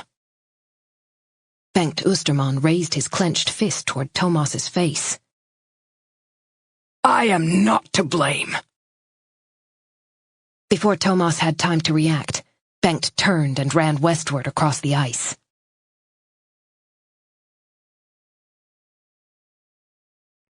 Sandhamn, 1928. It was almost midnight, and in the bright moonlight the jetties stood out against the shoreline like black ink drawings. Arvid opened the door a fraction and stuck his head out. When he was sure there was no one around, he beckoned Torvald out of the shed. Keeping their heads down, they scurried across to one of the smallest jetties where an old skiff was moored. Arvid bent down and started to undo the rope. I'll tell Mom and Dad it must have broken free. Torvald was going to protest, but thought better of it. He had spent the last 24 hours hiding in the shed. Arvid had brought food and drink to help him regain his strength. They talked and talked, but could see no other solution. Torvald had to leave the island before Gottfrid found him. He was carrying a bundle of supplies, and the leather pouch of money was safely tucked inside his waistband. Arvid had given him his best sweater so he wouldn't freeze on the long trip to the capital, and also got hold of a maritime chart. It would be a disaster if Torvald got lost rowing through the archipelago. The moonlight was a blessing. It made the journey seem more manageable and gave Torvald consolation. Something was finally going his way. Get in, Arvid whispered. You have to go before anyone sees us. Torvald clambered into the skiff and grabbed the oars. The words stuck in his throat as he tried to work out how to say goodbye. Arvid had saved his life. He was certain of it. If his friend hadn't kept on searching for him, Torvald would have died in that churchyard. It might have been months before anyone found his body. It was impossible to express how grateful he was. Thanks, he said eventually, his voice thick with emotion. He wanted to ask Arvid to say something to Carolina, but the thought of even uttering her name was too painful. Arvid pushed the skiff out as hard as he could to give Torvald a good start. It seemed like he didn't know what to say either. Torvald was almost out of earshot when Arvid managed to speak. Take care, he called quietly across the water. You take care of yourself. It looked as if he was raising a hand in farewell, but Torvald couldn't be sure. He glanced back at Sandhamn for the last time. Diagonally to the left, high up on Kvarnberre, he could see the Brand Villa, where Carolina lay sleeping. He knew exactly which window was hers. He had committed it to memory long ago. He pictured her cheek resting on the pillow, her brown hair spread all around, Misan lying on top of the covers at her feet. Carolina. 1,000 images of her lovely face flooded his mind. Carolina picking flowers. Carolina playing with Misan in the garden. Carolina's smile when he said something funny down on the shore. He would probably never see her again. Or his mother. A sob rose in his throat, but he suppressed it with a fierce pull on the oars. All this was Gottfrid's fault. The terror that had filled his life was replaced by a deep, implacable hatred. I hate you, Father, he whispered into the September night. One day I will have my revenge. After a few more powerful strokes, he allowed the oars to rest on his lap. The boat slipped through the still water, shimmering in the cold, white moonlight. It was in the middle of the channel, and had already passed Vesterud, the western headland, which was lost in shadow. Sandhamn lay behind him now. I will have my revenge, Father, he whispered once more. I swear it. Chapter 52. The ice had long since formed in the bay off Fleskbyrjet, between Vesterud and the old shipyard. Thomas hesitated for no more than a second before taking off after Bengt Osterman. Leaning on a bollard for support, he scrambled down from the jetty and ran after the fleeing man. Come back here! Thomas roared as loud as he could in the biting wind. His lungs ached in the ice-cold air, and he clenched his fists to distract him from the pain in his chest. His cell phone began to ring in his inside pocket, but he couldn't risk stopping and losing sight of Osterman. Stress cracks appeared here and there in the ice, and he had to watch where he put his feet. They were level with the bathing beach when Osterman suddenly changed direction and started to run away from the land. He wasn't far from the shipping lane used by the Vaxholm ferries, and Thomas realized they'd soon reach open water. He could already see ice floes drifting in the dark, menacing channel.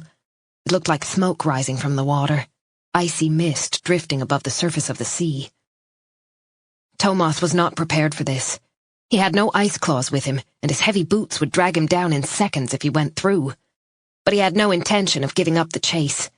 He gritted his teeth and forced himself to go on. Osterman was now moving west, dangerously close to the channel. All at once he stopped dead. He stood perfectly still for a few seconds. Then his body swayed. As he began to move backward, the ice literally cracked beneath his feet. He looked like he was dancing. He turned this way and that, trying to get back the way he'd come, but the ice couldn't bear his weight. Thomas watched as Osterman flung out his hands to save himself, but it was too late. Arms flailing, he disappeared into the black depths. Thomas was almost there. He lay down on his stomach and began to crawl the last few feet toward the edge.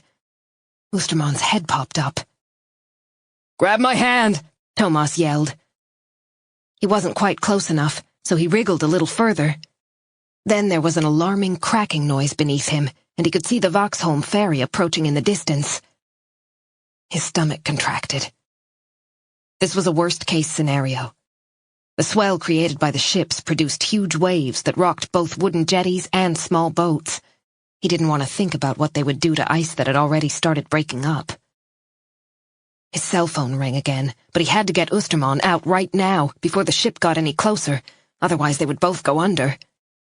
Thomas shuffled forward as far as he dared. He stretched out his arm until it felt as if it might fall off, and with the last of his strength he managed to seize Oosterman's wrist. The man was hardly moving. His sodden clothes made him almost impossible to maneuver. Desperately, Thomas wondered how he was going to pull him out. Oosterman must weigh well over 200 pounds, even more in wet clothes. The ship was getting closer. Thomas could hear the roaring engines. He pulled as hard as he could, but every time Oosterman's upper body emerged from the water, the ice broke again. I can't do this, Thomas muttered. He was exhausted. I can't do this. If only he had something to brace against, he might have been able to haul the man out. Something he could drive into the ice. Otherwise, it was a hopeless task. The sound of the engines was almost upon them. With his free hand, Thomas groped for his gun and managed to fire it. Please let someone hear the shot, he thought. It was their only chance. Chapter 53.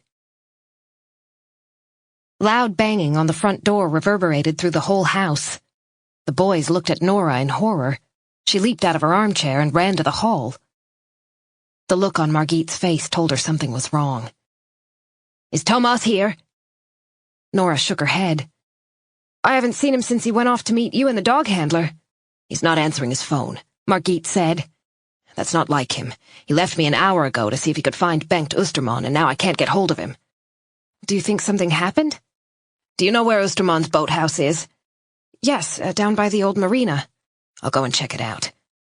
Nora reached for her jacket. I'm coming with you. Stay here, boys, she called over her shoulder. Adam, watch out for your brother, and stay indoors. Promise me. Okay, Mom. The expression in Margit's eyes was scaring her. If she was afraid something had happened to Thomas, then it was serious. She knew from what Thomas had said about his colleague that she didn't worry for no reason. They ran down to the jetties. The lone street lamp didn't do much, but it was possible to see that someone had left footprints in the ice and snow. Oosterman is crazy. I shouldn't have let Thomas go off alone, Margit said. Nora wasn't sure if Margit was talking to herself. Did you hear that? Margit yelled all of a sudden.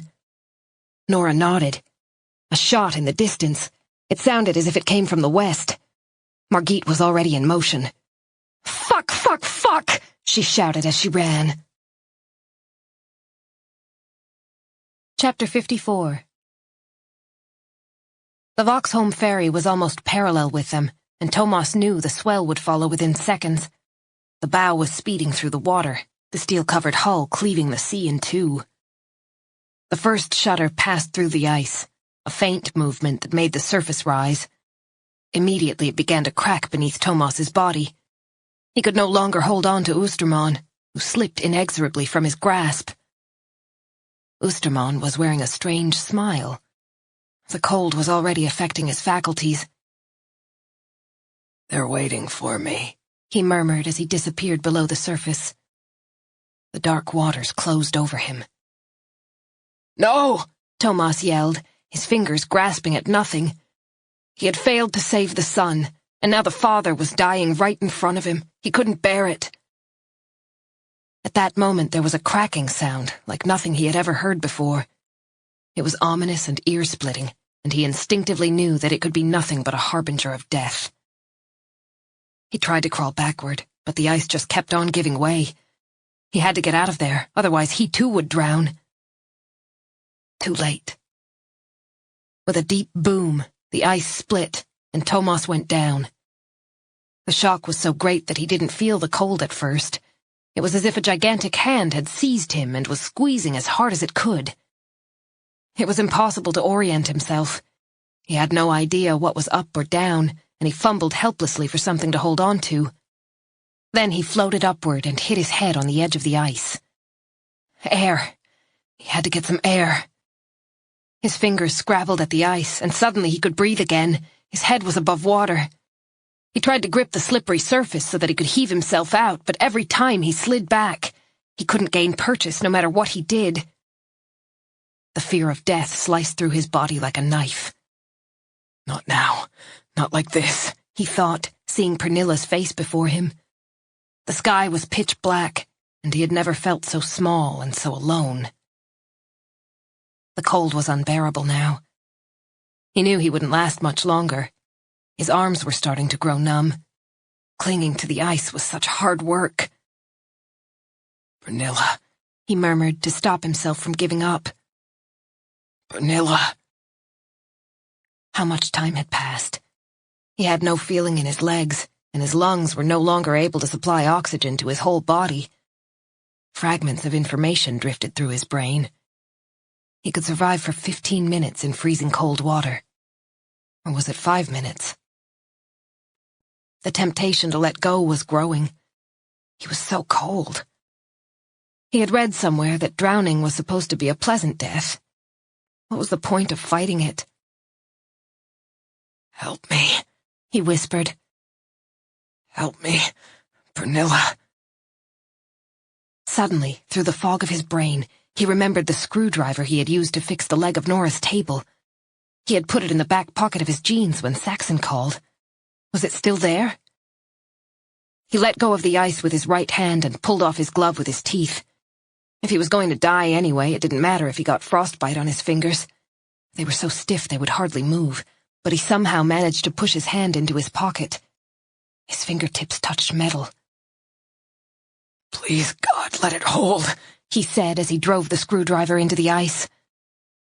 Against all the odds, he managed to heave himself out of the water. Breathing was agonizing, and his clothes froze in seconds. The distance to the shore seemed immeasurable. He tried to drag himself closer, away from the open water that was still only inches away.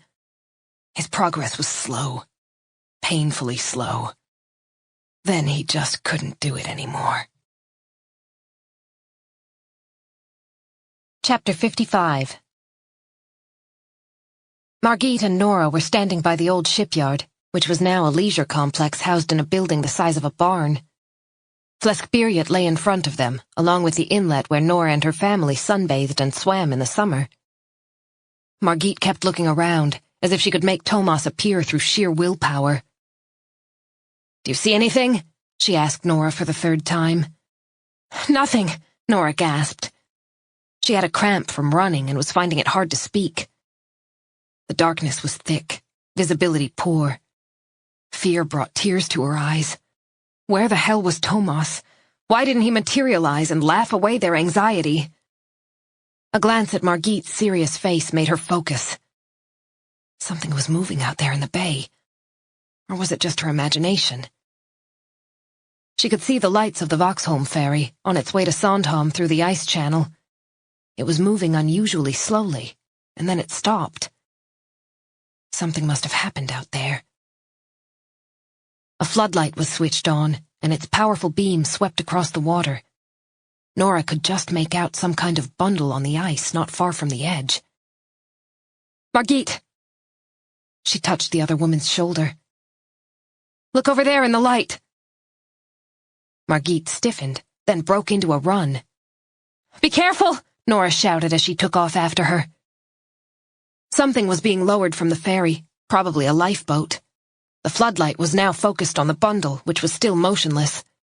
The open water was worryingly close, and the waves from the ship's maneuvers were making the ice bob up and down. Margit was moving too fast.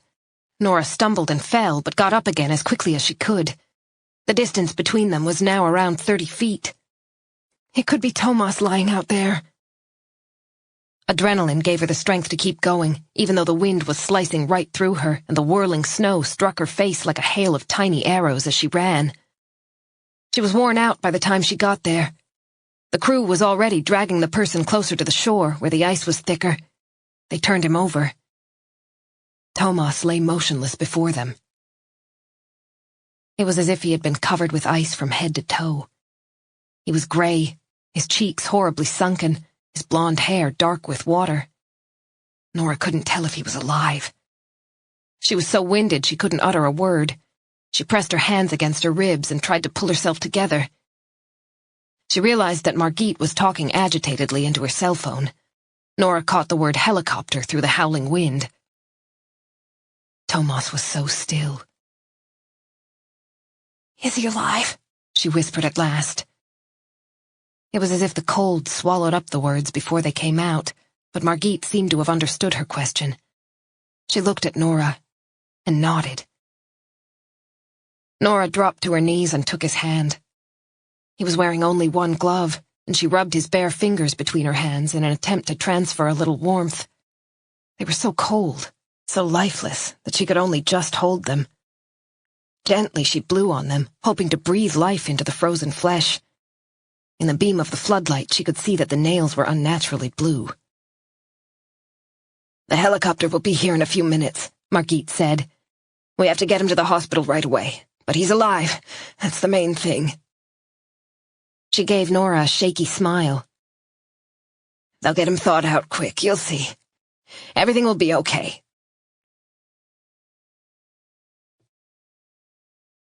Sandhamn, 1962. The woman in the doorway had short hair that curled around her face. She hadn't taken off her coat, simply undone the top buttons. She looked good, even though she was in her 40s. Her hair was still blonde, but not quite as fair as he remembered. She was visibly shocked at the sight of his emaciated body, the skin stretched taut over his skull, the yellowish tinge, all evidence of his sickness and his decline. "My grandfather died when he was the same age as I am now," Torvald said quietly. "Although that wasn't cancer. He had tuberculosis." His visitor nodded and came forward. Torvald pointed to a chair. She hesitated briefly, then sat down. They hadn't spoken to each other since they were children, except on one occasion, when he returned to Sandhamn after his father's death. That was when Torvald learned that Christina was the sole heir to his parents' estate. There was nothing for him. Nothing at all. Vendela had passed away in 1944. Her heart had simply given up. Her obese body had put it under considerable strain for a long time, and toward the end she could hardly move without getting winded. It had been quick, he was told. She had gone to sleep one night and never woken up. Gottfried contracted a severe case of pneumonia 4 years later. He'd refused to see a doctor, and by the time he was admitted to the hospital, it was too late. He died at the age of 60. Before that, however, Gottfried's fortunes had taken a turn for the better. After the Royal Customs Service layoffs, he'd started to import and export goods himself. After all those years as a customs officer, he knew exactly what was in demand. The business had steadily grown, and by the time of his death, he was a wealthy man. They had moved out of the old cottage and into a house in the middle of the village, a white 2-story property with a glassed-in veranda. Gottfried had also purchased land on the islands of Runmara and Hara, and the old skiff had been replaced by a stylish new boat. But everything went to Christina. When Torvald returned to Sandhamn with his wife Anna and his son, it was all over. The chances of securing his share were non-existent. He had very little in the way of savings after his years at sea. His health was compromised, and he longed to come back home. But how could he stake his claim against his sister? Eventually, Christina agreed to give him their old home, which still had an outside toilet and was in dire need of repair. She kept the rest, and they hadn't spoken since. "I'm dying," he said. She nodded but didn't speak. The air in the tiny room grew thick. "My son." Torvald pointed to Bengt, who was sitting on a chair in the corner. He had named him after their great-uncle Ole, whose middle name was Bengt. The boy was 15 but looked younger. He was like Torvald, skinny and shy. His performance in school was nothing to write home about either. "I asked you to come here to discuss my son." Christina nodded again, but still didn't say a word. "You have to help him. I have nothing to leave him apart from this cottage. Anna's parents are dead."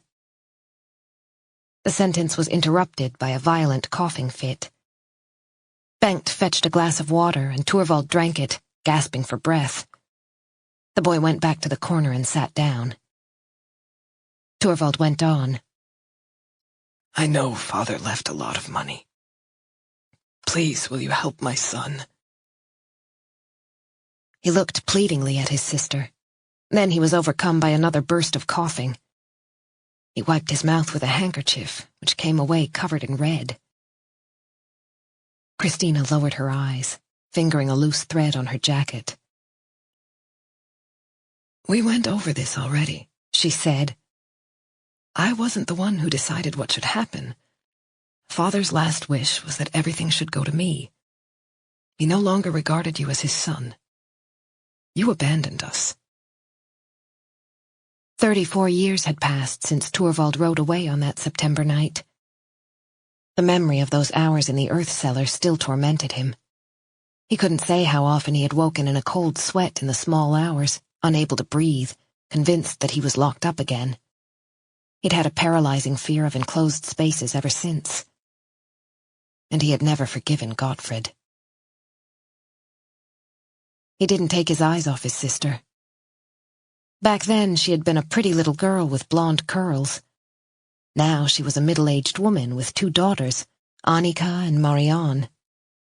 Annika was the same age as Bengt, Marianne 7 years younger. The hostility between the 2 sides was so intense that the families had no contact, in spite of the fact that they lived on the same small island. It's not fair, Torvald said seriously. You know what Father did to me. You ran away. I had no choice. Mother never got over it. She mourned you for the rest of her life. I had no choice, he repeated quietly. I had to do everything at home. You disappeared and left me all alone with them. A whining note had crept into her voice, an echo of their childhood whenever Christina didn't get her way. Torvald sank back on the pillows, unable to believe what he was hearing. She was angry she'd had to help out more at home. He had feared for his life, and she was complaining about housework. I wouldn't have survived if I'd stayed. You know that. Her expression was skeptical. You always exaggerate. Father was no worse than anyone else in those days. You've forgotten what a difficult child you could be. You were always causing trouble. The sense of injustice overwhelmed Torvald, just as it had on so many occasions in their childhood.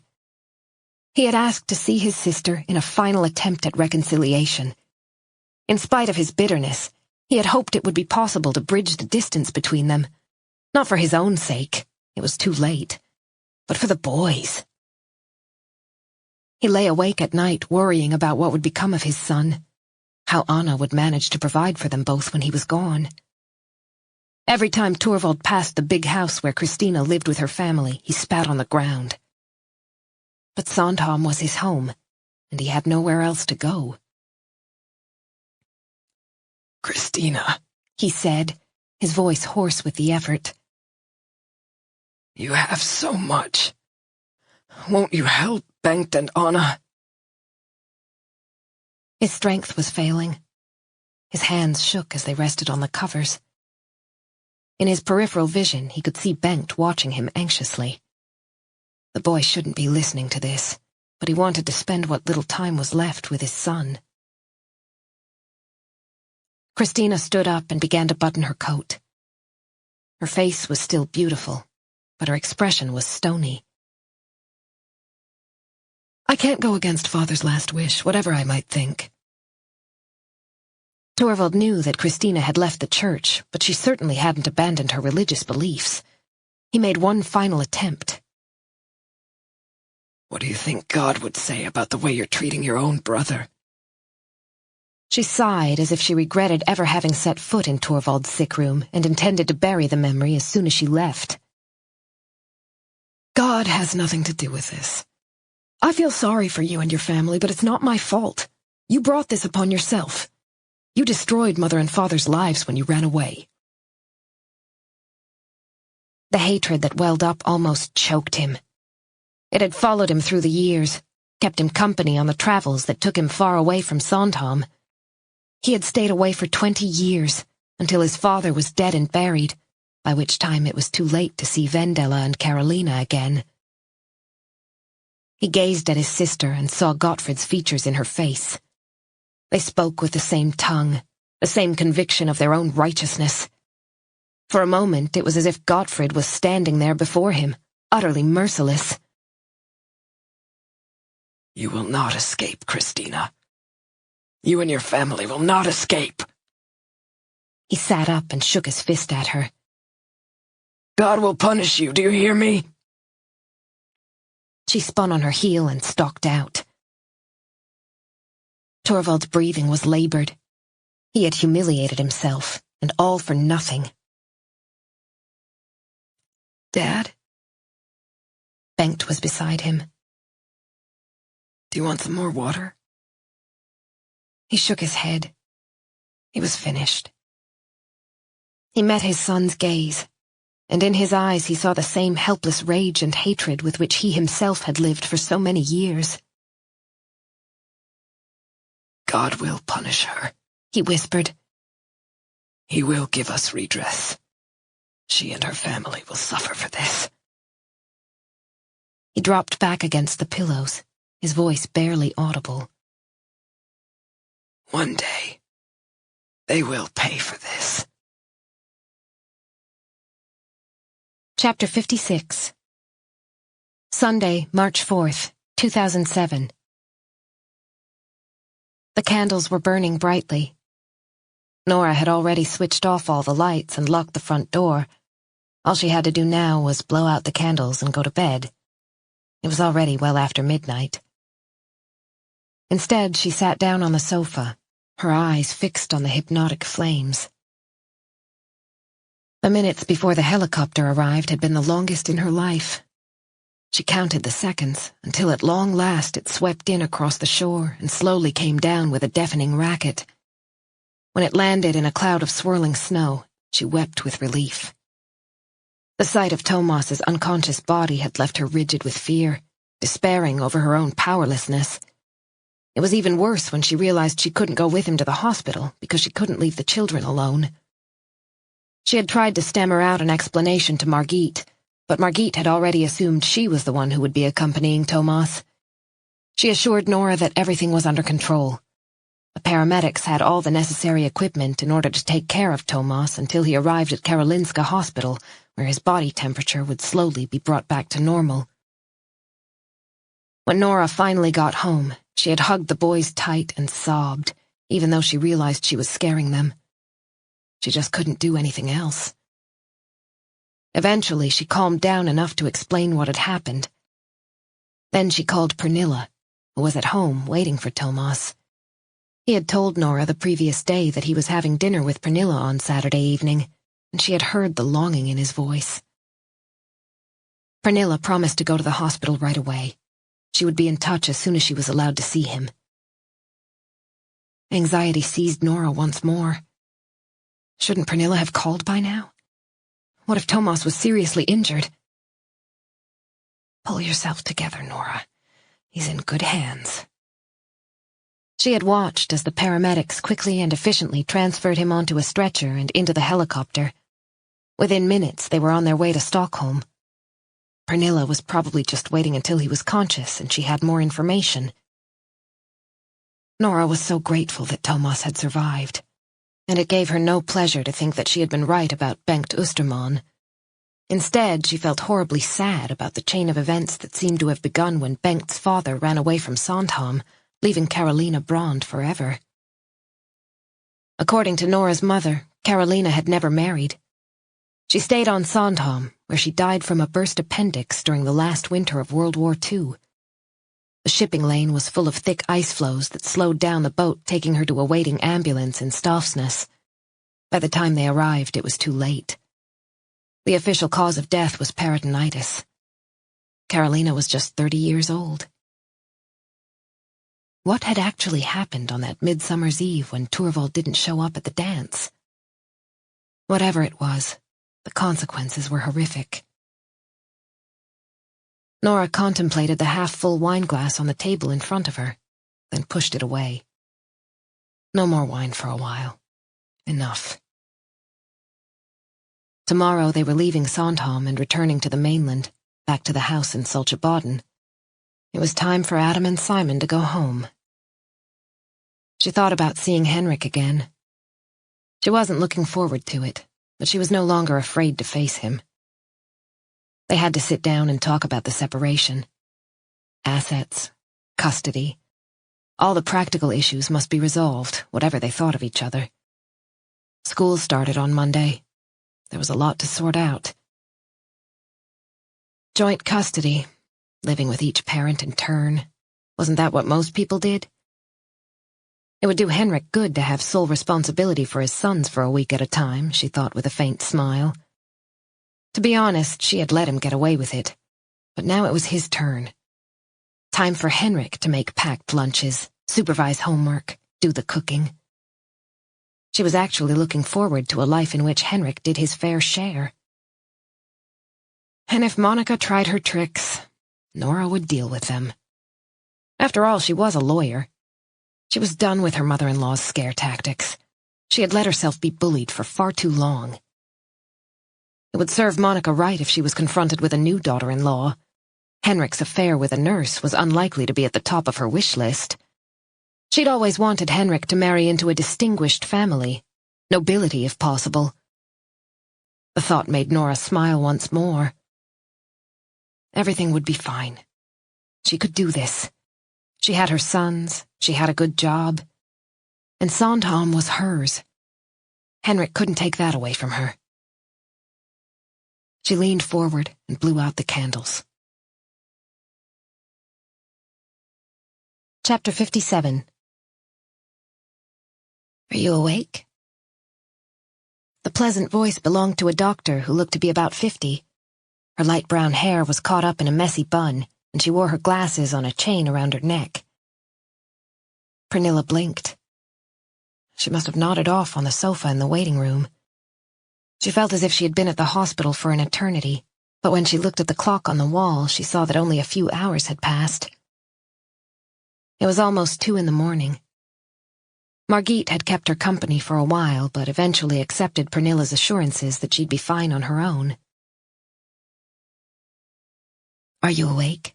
The doctor repeated.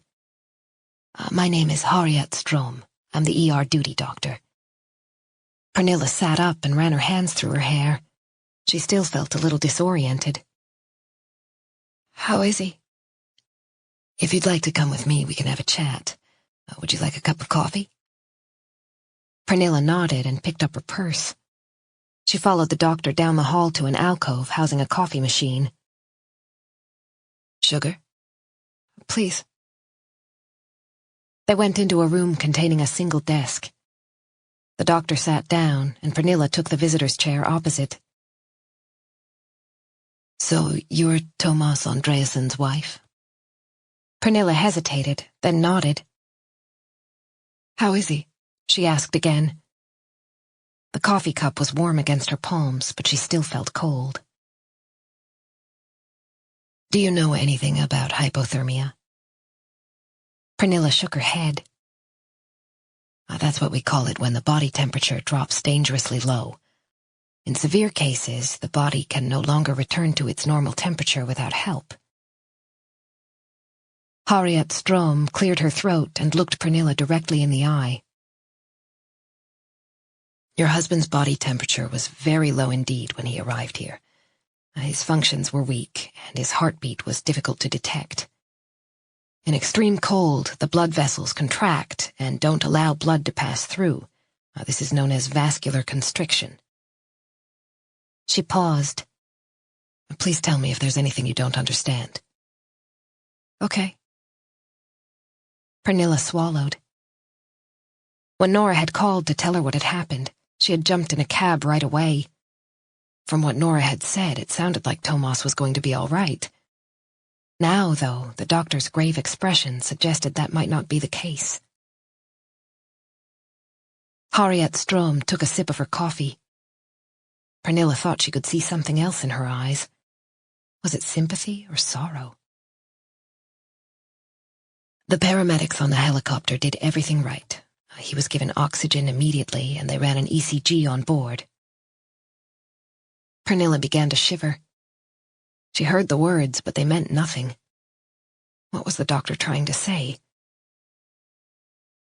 The heart muscle showed signs of arrhythmia.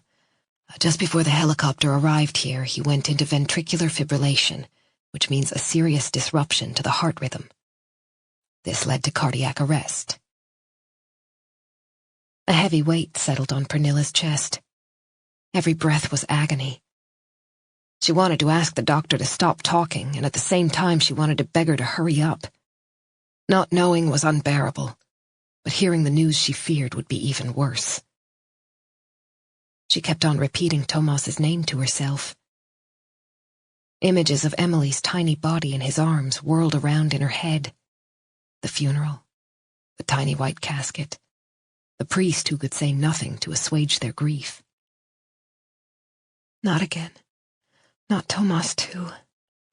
Oh, forgive me, I should have stayed with you. What will I do if you leave me now? Dear God, I will do anything you ask, but please don't take him away from me.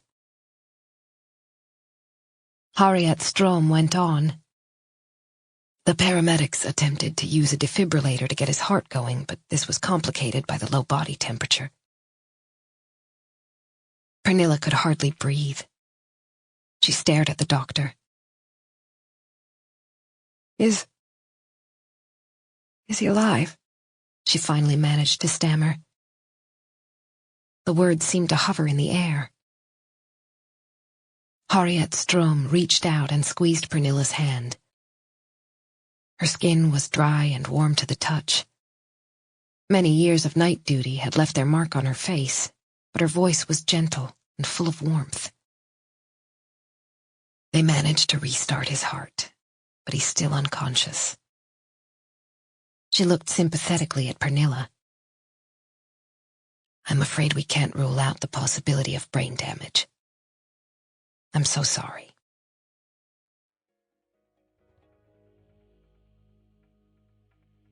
We hope you have enjoyed our presentation of Guiltless by Viveca Sten, performed by Angela Daw. Performance copyright 2017 by Brilliance Publishing Incorporated. All rights reserved. For further information concerning this program or other Brilliance audio titles, please call the following toll-free number, 1-800-222-3225, or visit our website at www.brilliance.com.